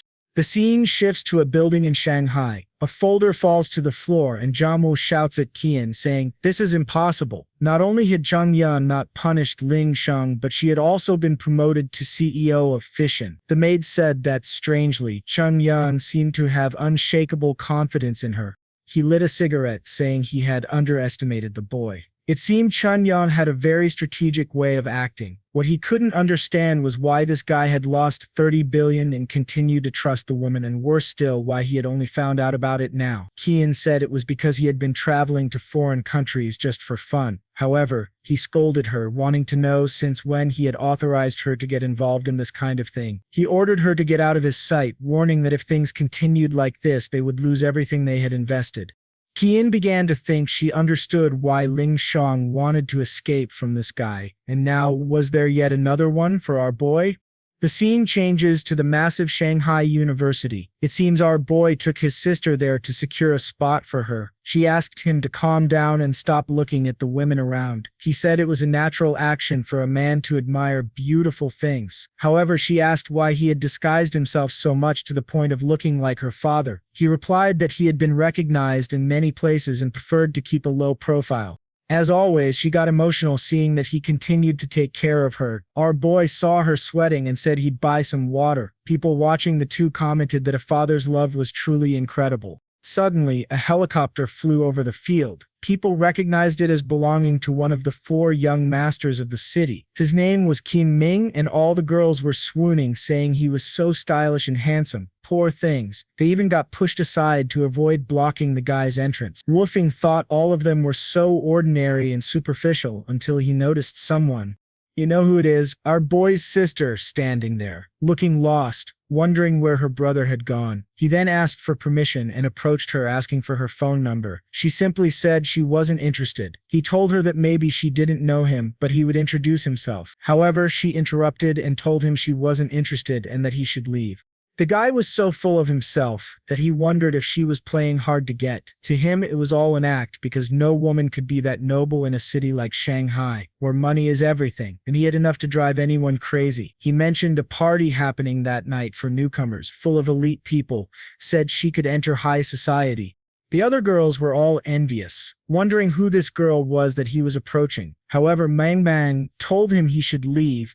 because if her brother saw him there, he'd end up causing trouble. Turning back, Wufing questioned if this guy was really that impressive compared to his bodyguards. Wufing was already imagining that her brother must be some kind of muscular mutant. Menkyong told him to look, her brother was coming. Wufing turned around and wondered who this farmer-looking guy was. Our boy approached and told him to get lost. Wufing couldn't believe this guy said that, and people around were shocked, wondering if he really dared to act like this against one of the four masters. Wufing asked if he knew what happened to the last person who talked to him like that. But before he could finish, our boy slapped him in the face. Everyone around was stunned, asking if they had really seen that. Wufing ordered his guards to beat the kid up. The 3-meter-tall thugs approached, but our boy unleashed a JoJo sequence, easily sending the goons flying. Wufing questioned how someone could defeat an ex-boxing champion and a guy from the special forces. Chen Yuan warned him one last time that if he ever approached his sister again, the consequences would be severe. He tossed the jerk to the ground. At that moment, people around recognized Mang Ming as the little monster from the Black Cat livestream. Everyone knew she was the woman who had received 300 million from Mr. Yan, and they assumed this old guy was hired to protect her.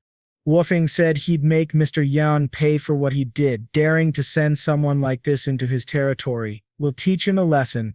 Just then, a pink-haired girl asked what he was doing. And here comes another one, right? Could it be? It's been a while since a new system activated. Obviously, she's the goddess of the university and the eldest daughter of the Qin family. She asks why he's ruining the Qin family's reputation like this on his first day, arriving all disheveled. He asks when she arrived, but she ignores him and demands to know why he came by helicopter. Does he think no one knows about their family's wealth? He replies that he wasn't trying to cause trouble, he just ended up getting beaten. She asks who did it, and everyone points to our boy. She approaches and asks if he really had the guts to hit her brother. Our boy simply says yes, it was him. And there it is. The system activates. Male 23 years old, 1.70 mm tall, appearance rating of 9.6, we're almost kidding, a 10, and oh boy, her favorability is 90, just like Ling Yang. And this is Wang. She says she'll give him a chance to repent for what he's done. Curious, he asks what chance that might be. She says that if he and the girl behind him kneel, she'll consider giving them a light punishment. However, our boy, who clearly has no qualms about hitting women and probably needs a trip to jail, says he'll give her the chance to apologize. She comes in for a slap, calling him ignorant, but he catches her arm. Seeing this, she wonders how this bastard dares to touch her with his filthy hand. She tries to knee him right between the legs, but her boy lets go of this crazy woman. He notices she tried to land a kick in a sensitive spot and says that it seems she deserves it. And oh man, there's another one. This guy really is the king of slaps. Even his sister is devastated that her brother hit such a delicate girl so hard. One poor thing. Never imagined it would end like this. The university guys say they can't let this happen, and everyone rushes in, saying he deserves a beating for this. From behind, Minky Mung says she's starting to get scared, but our boy tells her there's no need to worry, he's there. Everyone grabs some bricks, and our boy asks if they really want to die. The first one rushes in, saying he's arrogant. Today he'll meet his end. But our boy, having mastered about 300 fighting techniques, hits the guy with one move, sending him flying. The others realize it won't be easy and start shouting to attack together. Our boy seems to have a different system activated now, apparently even using some shock abilities. The girls can't understand how he's fighting 30 people. At that moment, a baton swings past him. He narrowly dodges it, but it leaves a cut. These guys won't be as easy to handle. Wang declares that whoever kills him will get a 10-year bonus. The guys comment that the kid messed with the wrong person, and now he'll have to pay the price. Seeing the situation getting dangerous, our boy decides to make an investment. The system asks if he really wants to spend 81 points. He activates his Dragon Ball aura and starts shouting. His aura is literally visible. It looks like he's about to start a dungeon raid. His vision is so sharp that he wonders why everything seems to be in slow motion. With one step, he approaches the men. Before they can even think of defending themselves, he lands a punch square in one of their faces and easily takes them all down. Wang can't comprehend how one guy is beating all the mercenaries she hired. Our boy doesn't spare any gender. He heads straight for her again. She tells him to remember that they live in a law-governed society. He says he won't do anything if she apologizes and if her brother swears never to harm his sister again. Wang tells him to keep dreaming, because as soon as the police arrive, he's going straight to jail. She says his sister will be expelled from this place and never admitted to any other university again because she owns this entire city. Our boy slaps her again, and strangely, he gains 20 favorability points. Of course, he's as confused as we are, starting to realize what's happening. He attacks again and gains another 20 points. Now that he understands what she likes, he picks her up. She tells him to let her go, but our boy starts giving her a beating. The poor girl wonders how he has the courage to do this in public, and every slap is earning him a point. The people watching have no idea she's enjoying it, and her brother is devastated seeing all of this. She's screaming, telling him to stop because it hurts a lot, while secretly thinking it's the first time she's met someone with the guts to humiliate her like this.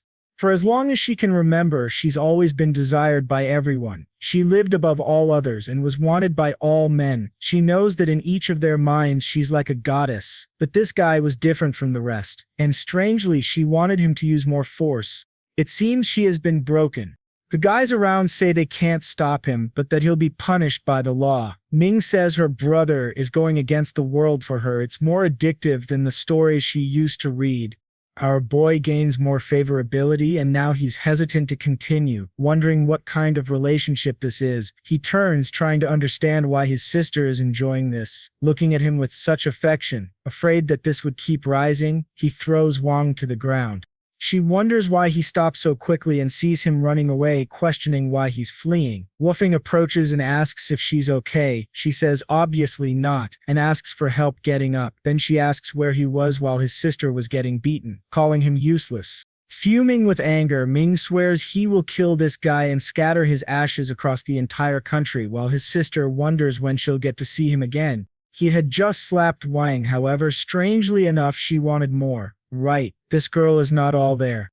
The next scene shifts to inside the university, where some guys are banging on the bathroom door, wanting to know who locked it. Inside, we find our beloved Chen Yuan either putting on makeup or taking it off, not sure which. He says his disguise skills are so good that no one would have any idea that person was him. Suddenly, his phone starts ringing. It's Hosan yelling. Hosan says he has news about that plane he mentioned, and our boy is confused because he doesn't even remember this. However, Hosan says that a few days ago our boy said he wanted a plane, and it just so happens he has some connections at Shanghai University.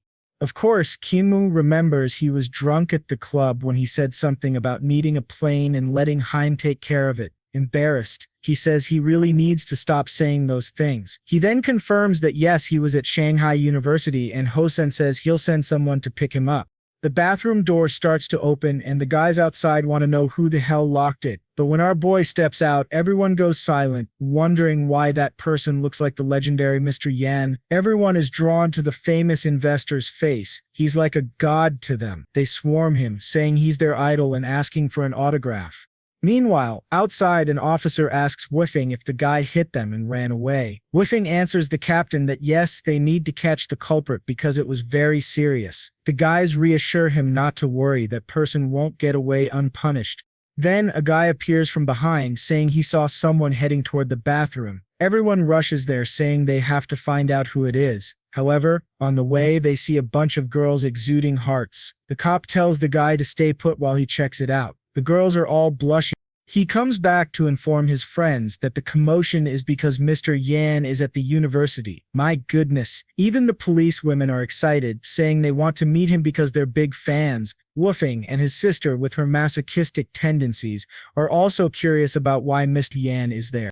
Sometime later, an officer reports that she checked the bathrooms and found nothing suspicious. The police officer, at a loss, says they should check the cameras. This can't go unpunished. Meanwhile, Wang finds it very interesting that this guy managed to disappear, but then she sees another commotion. She approaches and asks if it's Mr. Yan. She's already set on the game, a bowling game. In this case, our boy sees the crazy girl again and is shocked that the beating increased her favorability from negative to over 60. Everyone recognizes Wang and wonders if she's also a fan of Mr. Yan, but it seems she has a slap memory. She starts to realize that the body of this person resembles the guy who hit her.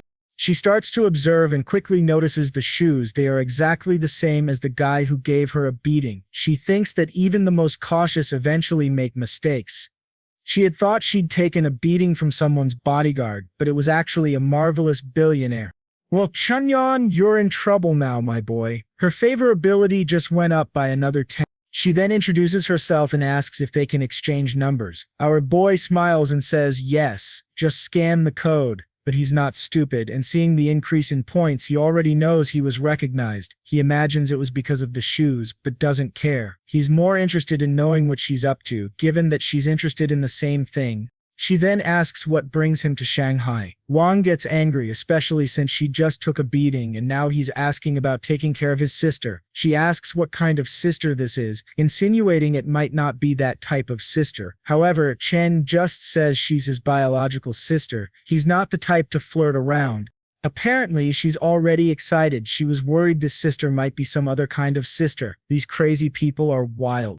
That's when she remembers that a streamer known as Little Monster recently won 300 million. All of this was because she received significant support from the handsome guy's platform. She sees him caressing his sister and realizes that Mr. Yan is someone who even fooled Li Jiamu. He's just the type of man she likes. A suit-wearing combination of intelligence and strength. She makes a face which I think the illustrator meant to look sexy, but it turned out a bit strange, to be honest. However, another 5 favorability points are added, leaving our boy confused again. In her background and appearance, he thought it would be much harder. The problem is he can't let this continue, especially since he hasn't spent a single dime on her and won't get anything in return. She, being one of the Qin family descendants, is the perfect person for him to make a few billion. He calls out to her and she gives him a look asking what the problem is. The people around them are gossiping, saying it's crazy to see the goddess talking to the legendary Mr. Yan. Meanwhile, the officers finally manage to access the cameras. The video shows someone entering but no one leaving. Clearly the person locked the door, but 10 minutes later it was Chen Yuan who walked out. Wufeng gets excited, saying he never imagined it would be Mr. Yan in disguise. He turns to Captain Mei and orders him to arrest him. However, the captain isn't a fool and asks if Wufeng has been reading too much manhua. Come on, there's no such thing as disguising yourself like that. Clearly not Mr. Yan, he says, with a chubby face. Wufeng replies that they shouldn't jump to conclusions so quickly. However, the officer realizes he's in a tough spot with the Qin family on one side and Mr. Yan on the other. Wufeng insists, questioning why he's hesitating even with such solid evidence. Maybe he needs to make a few calls to certain people to get things moving. The officer changes his mind and tells the others to go arrest Chen Yuan. However, the others are already terrified. They don't want to get involved in this. At that exact moment, a bunch of helicopters starts flying over the university. Everyone wants to know who this billionaire is, spending millions to bring in all these helicopters, but someone else says to stop being foolish. That's an AS-332 helicopter worth far more than just millions. Everyone turns to Wasing and Wufeng thinking it's their doing, but they look at each other confused. They know their family doesn't have that many helicopters. This leaves them both wondering who called for it. Just then, some officers approach Chen Yuan saying he's suspected of a crime, but our boy asks if they're making some kind of mistake. The officer insists, mistake or not, he should go to the police station now.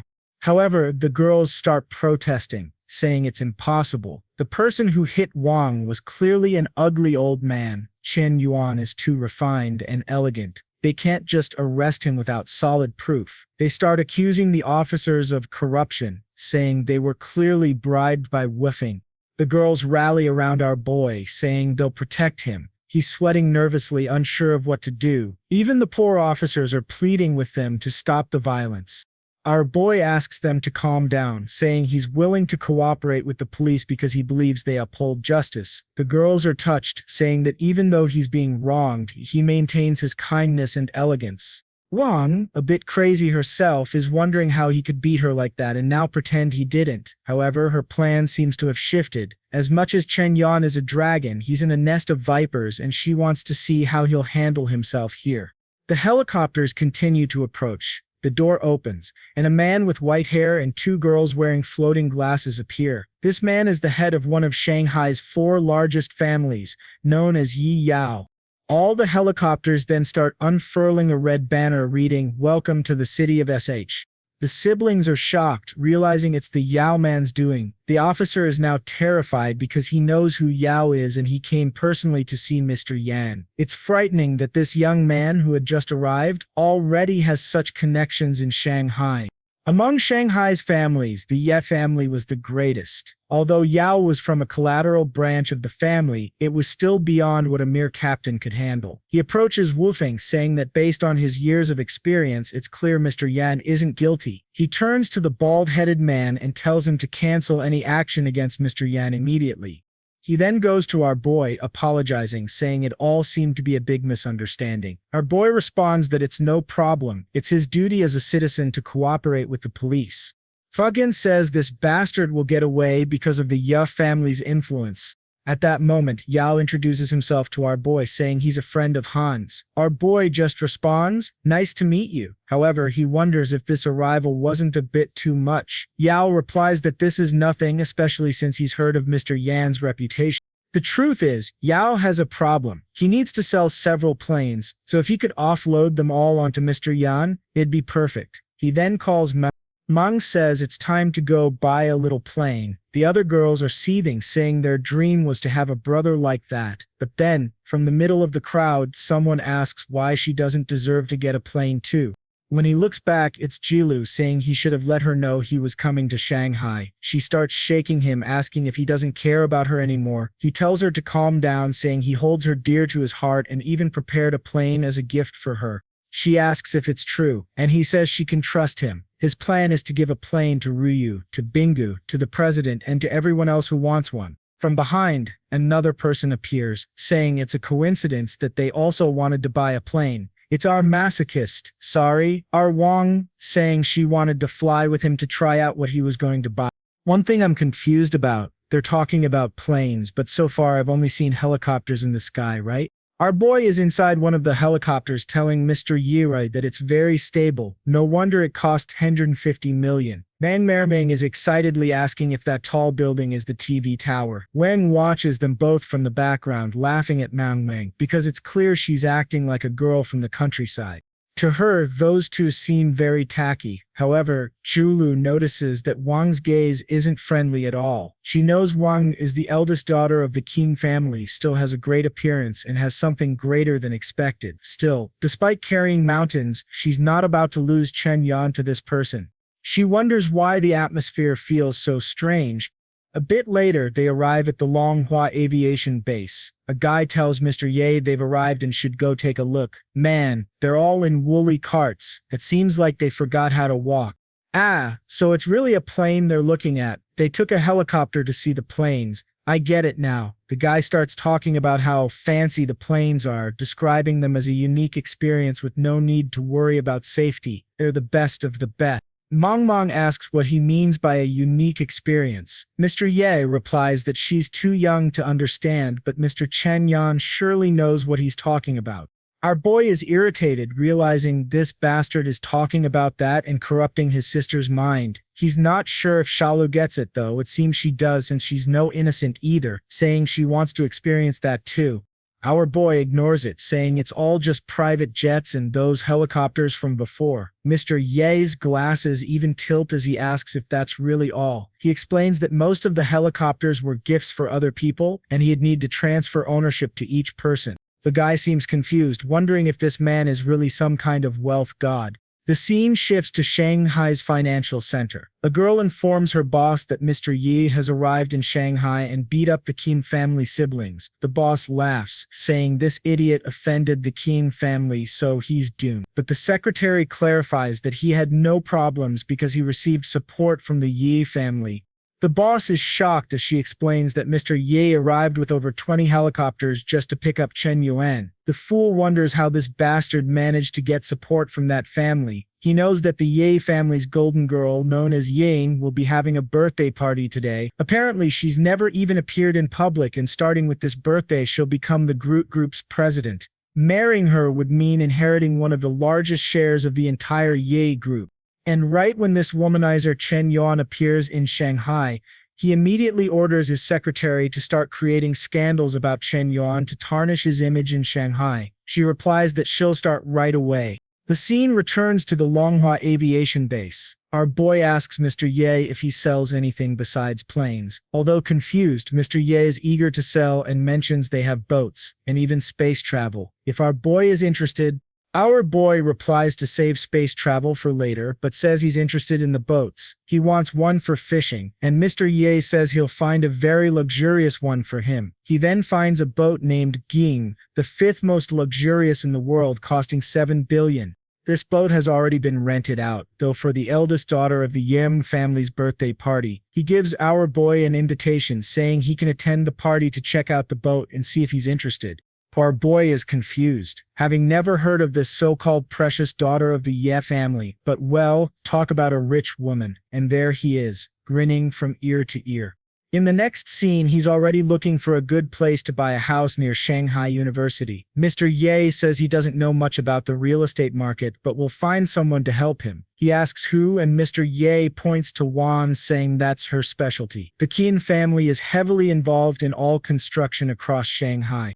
Our boy turns to her and asks for a recommendation, saying he'll pay 5% above market value. She responds that if he's buying 1 or 2 buildings, it's easy, she'll just discuss it with her family. However, she's impressed by how much he's been spending already. She tries to explain, though, that there are currently some construction restrictions in Shanghai and the taxes are quite high, so it might not be worth it. He just requests one of the houses in the Thompson Riviera area and says he'll give her a Jaguar helicopter. She replies that the house is worth over 150 million and warns him not to try taking advantage of her. However, our boy says there's no conflict in friendship. This time he'd benefit, but maybe next time she'd be the one receiving help. She's a bit confused, wondering if he's hitting on her and is that impatient? She then says fine, but they have to see the house now since she's busy tomorrow. However, she leaves with an angry look, saying she won't let him get away so easily as she still hasn't tested him. Not sure what kind of test that is, but our boy looks nervous too. Meanwhile, in the helicopter, Shilu is fiddling with her phone, already bored. Then she sees a post online about a rich man who started a relationship, didn't follow through, and left the woman pregnant and poor. Shilu says she needs to find out who this jerk is, but well, the woman in the post introduces herself as Zhang Shakyo, a girlfriend of Chen Yuan. Am I going crazy? She looks like Ruyu, but she's not. She just said she's Shakyo. Remember this one. He has so many women I'm starting to forget, just as lost as he is. She says she's 3 months pregnant, knows he has other women and doesn't mind, she just didn't want to be abandoned. At this, the phone is thrown to the floor. Mengang asks her why she did that. When she goes to pick up the phone, she hears a voice saying she doesn't mind sharing him and his love with multiple women. She just didn't want him to abandon her.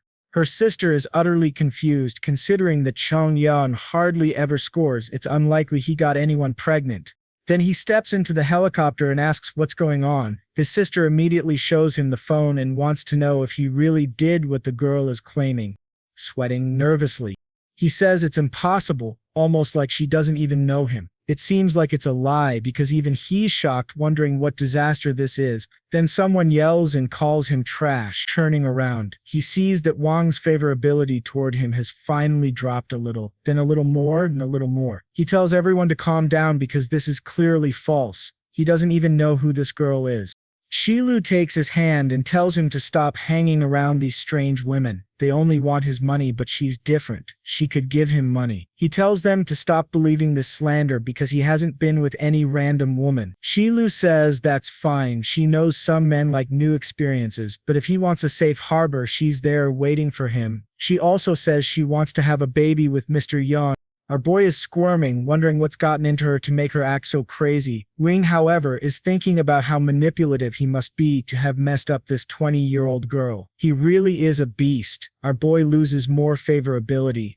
The scene then shifts to an apartment in Thompson Riviera. The problem is, it's much smaller than what he had in the other city. But considering he's in the center of Shanghai, there aren't many larger options. He tells himself the standards are getting a bit excessive. Lang shows up and asks if he's satisfied with the house. He says it's okay, and she says that if that's the case, she'll send someone else to handle the registration. He says he understands and asks if she'd like to enjoy dinner with him. She's annoyed, thinking that he acted exactly as she expected in the end. Worse still, he invited her to dinner alongside 2 other women, making him shameless. This guy really is trash and loses another 15 points. Our boy is confused and can't understand why her favorability keeps dropping. He begins to wonder if she's angry because he changed his behavior. Apparently, she doesn't like people being nice to her. She then tells him that if he has nothing else to say, she's leaving and will have someone contact him later. She turns, gives him the house code, and slams the door shut. Delu pets his chest, saying it seems she doesn't like him very much. He grabs her by the cheek and asks if she let everyone see that video to ruin his reputation. Embarrassed, she apologizes, saying she just didn't want any more women looking at him. She hugs him, saying she doesn't want to let Wish steal him away. In a romantic gesture, our boy hugs her and tells her she's the most beautiful genius girl he knows. She blushes, saying he treats her better than anyone in her family. Even her brother had been treating her poorly, saying she'd caused problems. Our boy quickly realizes that her tough exterior is just a front to hide her vulnerable side. He tells her not to worry, as he'll soon transfer money to her, solving her family's financial situation.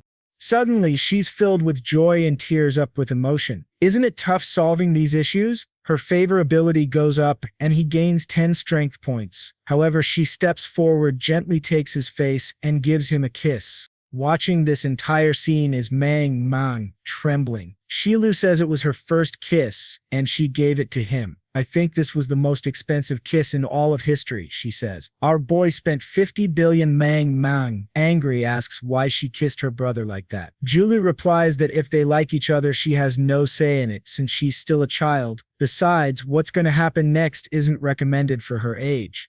Mang blushes and is speechless. She grabs Chen Yuan and says that if this continues, they'll end up fighting over him. However, Julu cries, asking why they can't be good friends and just share the guy. Mang gets excited, saying that's actually a possibility. Maybe she was being selfish by wanting all of her brother's love for herself. Jolu hugs her from behind, saying they can certainly share him, which would even bring them closer. Her sneaky plan, of course, is to secure a place in his family. However, Mangbug blushes, saying that sharing like this feels a bit strange, but Xiaolu insists, saying they're sisters now, right? But why? Really, it doesn't need to go to this level to be part of the family. Meanwhile, our boy is just watching, trying to figure out what's happening. At least he hoped that with Julu around, Mang Moang's forbidden thoughts would calm down a bit. The scene shifts to the next day and Julu receives the 20 billion. She tells our boy not to worry, as she'll invest everything in the Lin family and won't waste a cent. Our boy tells her to do as she pleases, because she's worth much more than that. Wow, we're already at 99 favorability points, just one away. I don't know what happens at 100, but I know she gave him another kiss on the cheek. Mang, annoyed, says Jiale is stealing everything and leans in to give him a kiss on the cheek too. Poor Chen Yuan still doesn't know she's not his blood sister. Just then, the door opens, and who's this new competitor? A girl with glasses, standing next to Manning, asks if he's her new neighbor. However, Manning replies that this guy was exposed online and just came out of the door with 2 women. The other girl stares and recognizes him as the legendary Mr. Yan. Manning says it's bad luck to encounter trash like this first thing in the morning. Our boy, seeing them walk away, is shocked. She said that Mang is excited to recognize the woman as a famous actress. Julu feels envious. She says she never imagined his neighbors would be this type of person.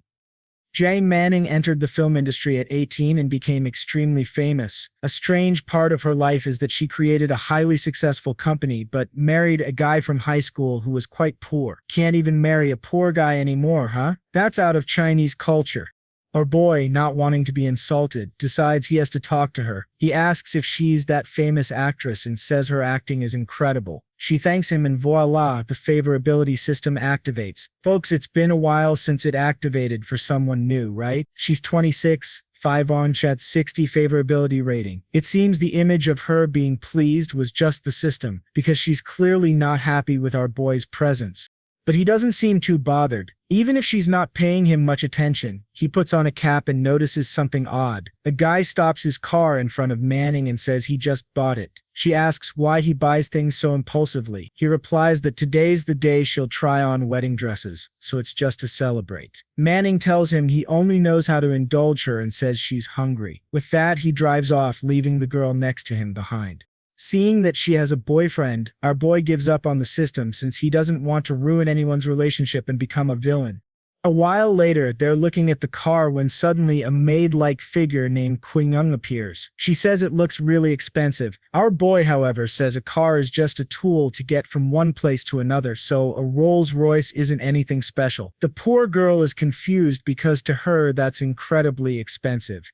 This woman, however, is terrified since our boy came to hire her and she accepted the job. The problem is, with a car like this, if she crashes it, she'll never be able to pay for it. Reading her thoughts, he tells her not to worry. If she crashes it, she won't have to pay a thing. All she has to do is take care of the two girls and she'll even get a year-end bonus. Mangbang then asks if he's leaving today. He says he's not leaving today, but he won't be staying much longer in Shanghai, which is why he hired someone to look after them. The poor maid, a bit crazy, thinks the two are lucky and wishes she were just a few years younger so she could try her luck too.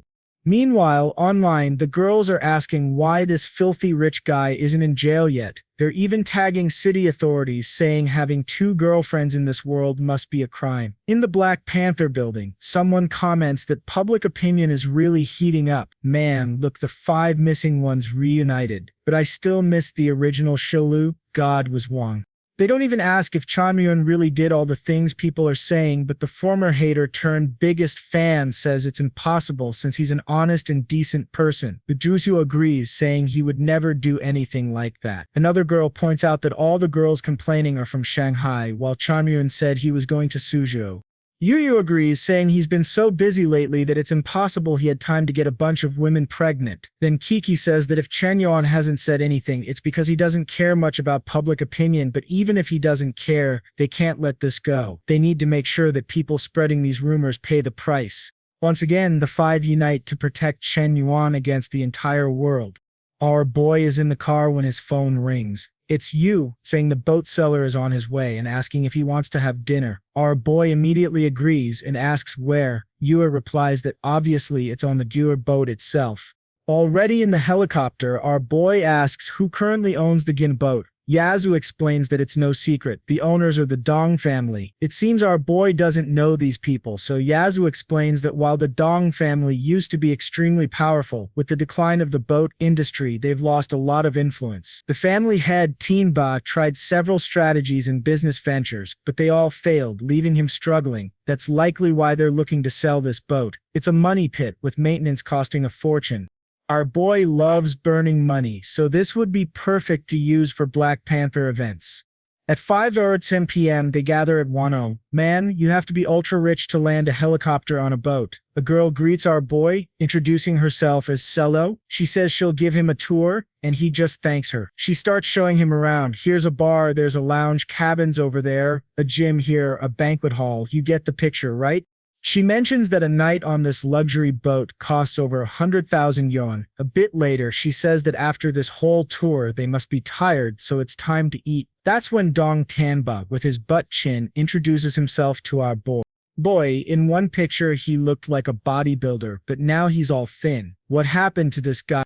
He greets our boy, who replies with a nice to meet you. As soon as he sits down, Yaozu says he'll get straight to the point. 7 billion. Sounds like a good price. Chen Yuan looks around, likes it, so it's time to close the deal. Tianba agrees, but he doesn't want any payment plans. He also wants most of the boat's staff to remain. Our boy says he can pay it all up front, but as for the staff, he has his own plans. Tianba just agrees, apparently not too attached to his employees either. Our boy, now the new boss, walks in as a group of suited-up employees murmur, saying this guy looks familiar. Our boy grabs the microphone, introduces himself, and announces that he's allocated 500 million to raise everyone's salaries. Naturally, they're shocked, and everyone celebrates in excitement. Chen Yuan says that to establish authority, you have to give people money. Good thing this guy has a system, because if he had to earn money in real life, he'd be doomed. He then calls for everyone with a role above administration to step forward. The crowd is excited, thinking he might give out even more money. Now, our boy counts and sees there are 11 people. Then he announces that these 11 are fired immediately. The men are furious, trying to understand what their new boss is thinking. One of them shouts that he won't accept it, claiming he's worked on this boat for 5 years. But our boy says that the boat is his, so they'll have to follow his rules.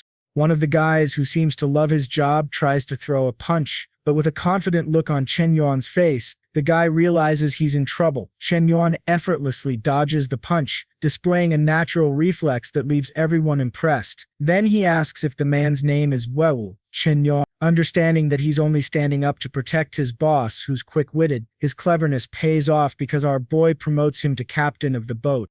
Everyone is confused, trying to figure out how this guy makes these decisions. They start regretting not defending the new boss, realizing they missed their chance. The only one crazier than him is Ye, who says that this was a brilliant plan. He quickly removed the administrators and won the rest of the crew over. Our boy then says he's a reasonable person, fair in giving both rewards and punishments. He also instructs that any misuse of the boat's funds should be reported directly to him. As long as the evidence is solid, the person who reports it will receive the same amount of money that was embezzled.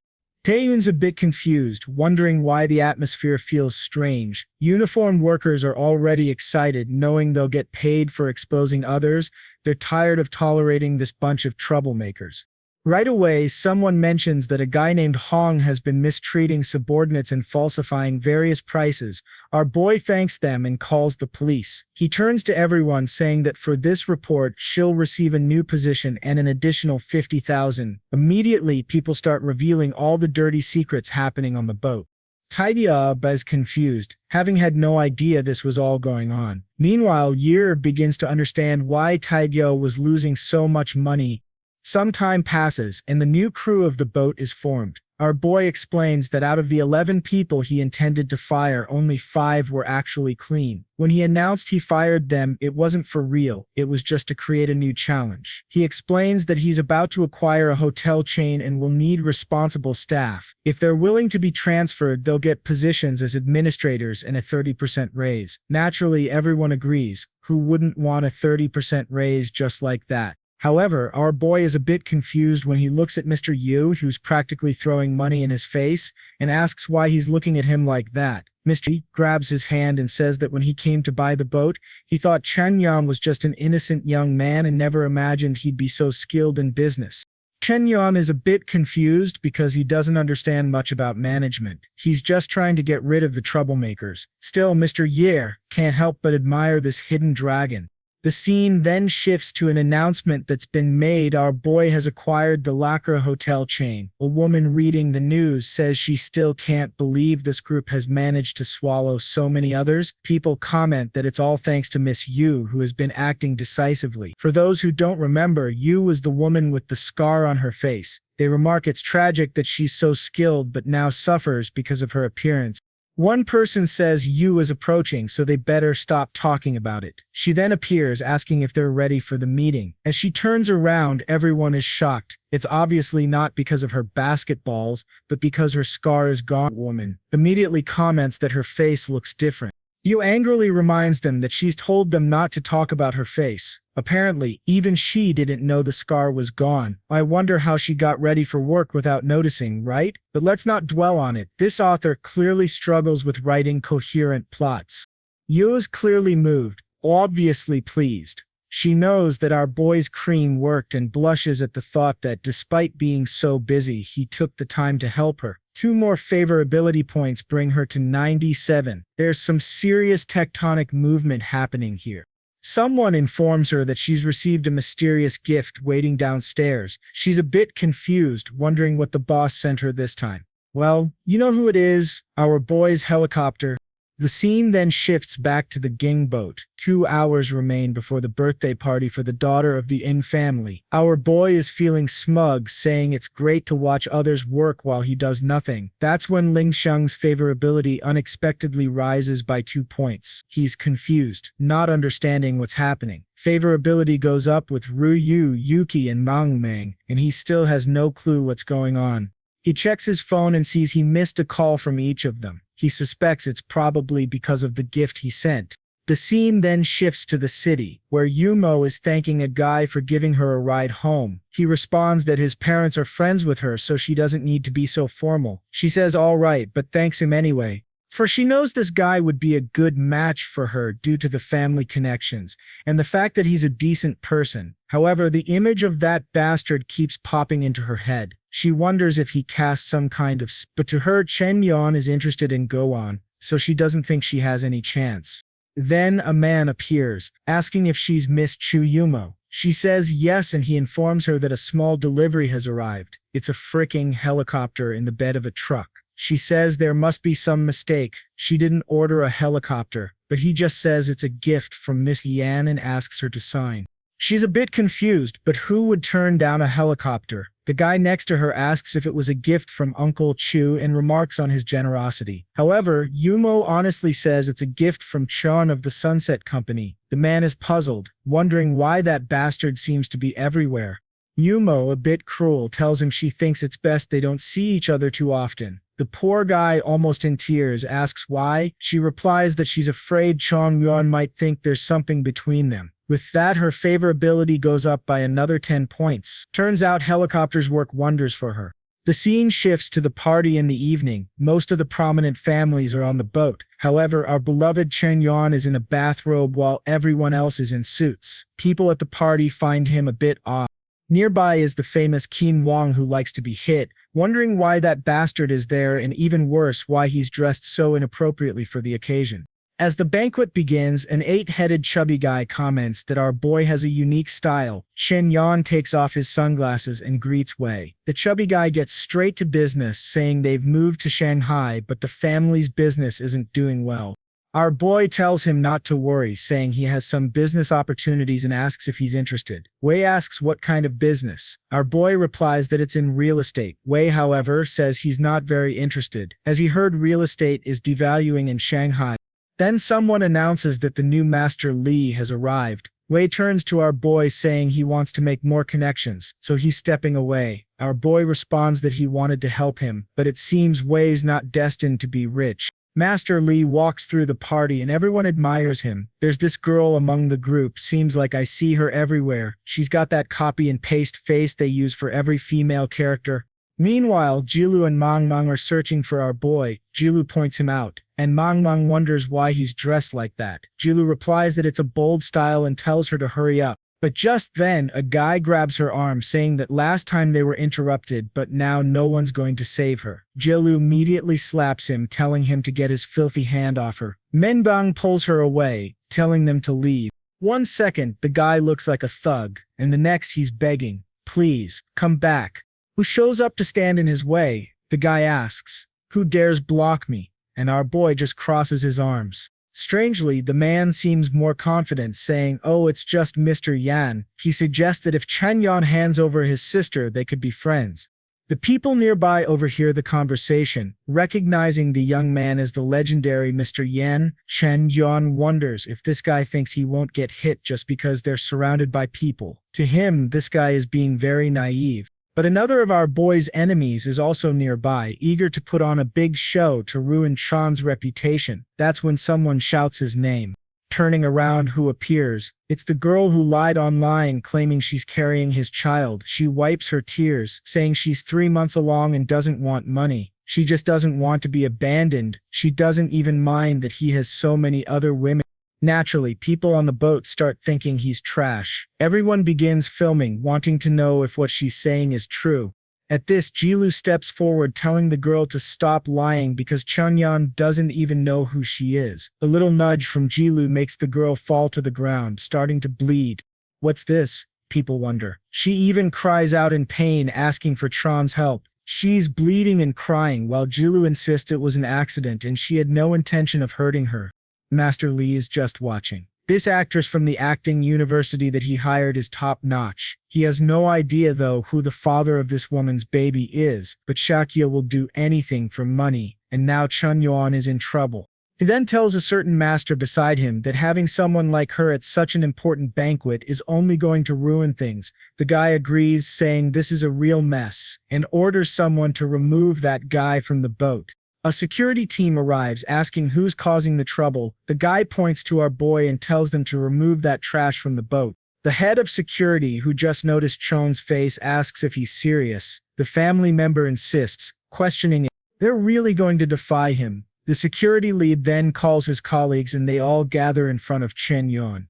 The people on the boat think he's about to be kicked out. The young man is confident, already imagining the fame he'll gain from ruining Chen's reputation. However, at that moment, all the security guards bow to Chen Yuan, addressing him as boss. The young man is confused, wondering why they're calling him boss, and Master Li is also puzzled, as he thought this boat belonged to the Dong family. The head of security turns to Chen Yuan, explaining that this guy wants to throw him off the boat and asks how they should handle it. Chen Yuan simply replies that if the guy wants him off the boat, then he should be the one thrown off instead, and while they're at it, they can send Master Li packing too. The head of security nods and calls in the team. The young man is bewildered, demanding to know what they think they're doing. He warns them of the consequences they'll face. Master Li tries to intervene, telling them to think carefully before they act, but as he's about to introduce himself, he receives a slap to the face. The security officer just tells them to stay quiet as they're getting kicked off the boat. Everyone is shocked to see a member of the E family getting hit, especially since he's being thrown off the boat like a dog. Our boy is pleased with the security team's loyalty. Just then, someone approaches him from behind, questioning if he isn't going too far. It's another member of the Yesh family, telling him this isn't the time to show off. One of them says that kicking out Li Jiamu is one thing, but throwing out his son crosses the line. However, our boy responds that the guy tried to slander him, so he's already being lenient. Besides, the only one who got hit was Jiamu himself, so he's actually showing respect to the son. These guys must be brainwashed because they think what Chen Yuan said makes perfect sense. In a way, he really did show some respect to the EA family, so they now see him as a decent young man. Meanwhile, the defeated Jiamu is crawling away. His secretary waiting outside asks what happened and if he offended the E family, but he elbows her aside, telling her to get out of his way, all while cursing Chen Yuan and vowing never to forgive him. Back at the party around the tables, people are murmuring they thought Chen Yuan would get in trouble today, but in the end it was Jiamu who was humiliated. A slick-haired guy comments that Zhang Sha must clearly have been an actress hired by Jiamu. Another praises Chen Yuan, saying it's clearly not easy to tarnish his image. Then, a blue-haired girl, the next person in line, asks Wang what she thinks of Jiamu. She replies that he's an ambitious and capable man, one of the prodigies of the new generation. She adds that her father once tried to match her with Jiamu, but apparently he turned her down. The blue-haired girl suggests that maybe Jiamu was playing hard to get, trying to make Wang more curious. Wang says that if that's the case, it worked. She's definitely curious about him now. Her friend replies that sometimes you have to look beyond appearances, especially since his family controls the entire entertainment industry. Wang agrees, saying she has a point, but today he got in trouble for crossing paths with that bastard Chen Yuan. She mentions that Chen Yuan is trash. He beat her brother and humiliated the whole Lei family. He had barely arrived in Shanghai and was already offending all the powerful families. She'd never seen such a psychopath before. She blushes, thinking about what he'd done to her, and insists, of course, that she's not a masochist. She'd never be into that. The blue-haired girl says that Mr. Yan, on the other hand, is a strange person she can't quite understand. Wang retorts that he's easy to understand, he's trash, and he pulled that whole stunt with Yakio. But the blue-haired girl suggests that's not necessarily true, and that she should look into Saku's background because she might have been hired to ruin Chen Yuan's reputation. Wang says she'll have someone investigate just to be sure. 10 minutes later, she's startled to discover that Xie is indeed an actress who works for Jiamu's companies. The girl smiles, saying it's clear that Mr. Yang was only getting his revenge. A shift happens as Wang realizes that our boy is innocent, and her favorability toward him jumps by 20 points. The mysterious woman remarks that even though it's a complicated conflict, Chen Yuan handled it cleverly. Within a minute, the woman's identity is revealed. Turns out she's Han, the eldest daughter of the Ian family. Back at the party, a large cake is brought out, and everyone is told they're celebrating Yan's birthday. Our boy is excited to finally see who's considered number one in Shanghai. Han descends with a violin, and everyone watches in awe. People are shocked, calling her an incomparable beauty. Even an old man admits he's starting to believe in love at first sight. She begins playing, and the crowd is captivated. However, our boy doesn't seem all that impressed. She thanks everyone, and the crowd erupts in applause, with people even wondering who the lucky person might be to win her heart. Then she lifts her face, revealing a scar. A man spits out his drink, wondering what disaster he's seeing. People shift awkwardly, muttering that now it's clear why the Yi family kept her hidden. Some people comment on her appearance, asking how someone as prominent as Shanghai's #1 could look like this. Wang, standing by her, takes her arm and tells her to stay strong. Han smiles back, saying she's fine, that whether she's considered ugly or beautiful doesn't change who she is. She then walks over to the cake to make the first cut. The head of the EA family, known as Tangent, seizes the moment to make an announcement. He declares that he's transferring 20% of all shares in the Longwood Group to his daughter. This would make her the second largest shareholder in the group. Now she could practically film a motivational video about overcoming life's challenges. She signs the transfer papers and everyone is shocked, realizing that 20% of the company is worth around 300 billion. Mong comments that it's sad she has that scar on her face. However, Chen Yuan remarks that he believes she's done this intentionally. Meng is puzzled, wondering what kind of girl would want to be intentionally unattractive. Chen Yuan says he has some ideas, but he'll have to talk to her to confirm. Just then, a few people approach Han to give her some very expensive gifts. Among them, a green-haired man named Zhen Ba steps forward, saying he's prepared a piano piece for her. Someone nearby remarks that Zhen Bo must be crazy, as Master Yang, a piano prodigy, is already at the party. Zhen Bo replies that while Yang is impressive, he's not as talented as people think. A friend nudges him, suggesting they ask Mr. Yan to play a song. They shine a spotlight on our boy, and everyone starts clapping. Chen Yuan realizes that while they may not think he's actually that skilled, there's no ill intent here. However, Zhen Bo is friends with Jamu, so maybe there's some scheme at play. Wang then greets him, asking if he'll play a song for everyone. Our boy says, why not, and decides to take the chance. Zhen Bo quickly calls for the piano to be brought out, but of course these guys are up to no good. The piano is rigged with issues, and Zhen Bo is confident Chen Yuan is doomed. This was the price he would pay for offending Master Li. Chen Yuan announces that, in honor of Miss Han's birthday, his performance will be his gift. However, he says he's not in the mood to play the piano today, but rather the violin. He then asks Miss Han if he could use hers. Zhen Bo is thrown off, realizing the piano scheme is ruined, but at the same time he doubts Chen Yuan could be equally skilled with another instrument. Han asks if he really knows how to play, and our boy replies, just a little. Then the sim suppression effect kicks in. Han stands at 5C with a beauty rating of 9.7, the highest he's ever seen in a girl. She says she didn't expect someone like him to have so many hobbies and is eager to see his performance. Our boy, who's been saving points for a long time, tells the system to boost his violin skills. He decides to go all in, purchasing 100 years of violin experience. A powerful aura rises around him on the boat. He begins to play, and his sister wonders when he learned to do this. Jilly jokes that it might have been around the same time she learned to play golf. The music flows powerfully, evoking the imagery of horses charging into battle. People feel the intensity and bloodthirsty aura in the melody. Han is amazed that he's using a Western instrument to perform a Chinese piece. Our boy is sweating, fully immersed in his performance style. Finally, he finishes the piece. Although the animation for the applause is terrible, the crowd is cheering wildly. Some of the girls murmur that it will be hard to live without hearing this every day. A rather eccentric girl even says she wouldn't mind being in Xiao's shoes and carrying his child.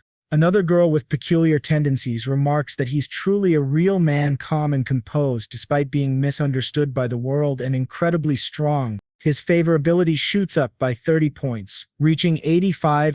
Our boy turns around with his characteristic mischievous look, leaving a particular admirer feeling all flustered. Meng, who's increasingly intrigued, tells him to stop being so charming. Her green system then awards him yet another point. The system congratulates him by dealing him a blow, as he wonders why his points with Meng keep climbing. All he wants is to beat these bastards at their own game, so he wishes she'd stop adding to the complications. Chen Yuan hands the violin back to Miss Han, who remarks that she never expected him to be so skilled. He casually replies that it's just a trivial talent and walks away. Han begins to feel intrigued by him, sensing a wildness but also a wealth of talent. His performance could rival Paganini, whom she looked up to. Apparently he was a French violinist and composer. Even her own teacher couldn't compare to him. She awards Chen Yuan the first 10 favorability points. As he strolls through the party, a girl glances his way. Looks like learning the violin paid off. He gains 60 favorability points with her as well. She says he has a bit of talent. But the guy behind her immediately interjects, saying that it doesn't change the fact that he's trash. Abandoning a woman in a situation like that makes him the worst. She turns to her boyfriend, agreeing and saying that no one compares to him. She then says the room is full of important directors and offers to introduce him and help his career. She greets a director named Ruyu and mentions that it's been a while since they last met, suggesting they have a toast. His full name is Gigolo, and he asks if she's been in any new films lately. She replies that she hasn't because she's been relaxing at home, then asks if he has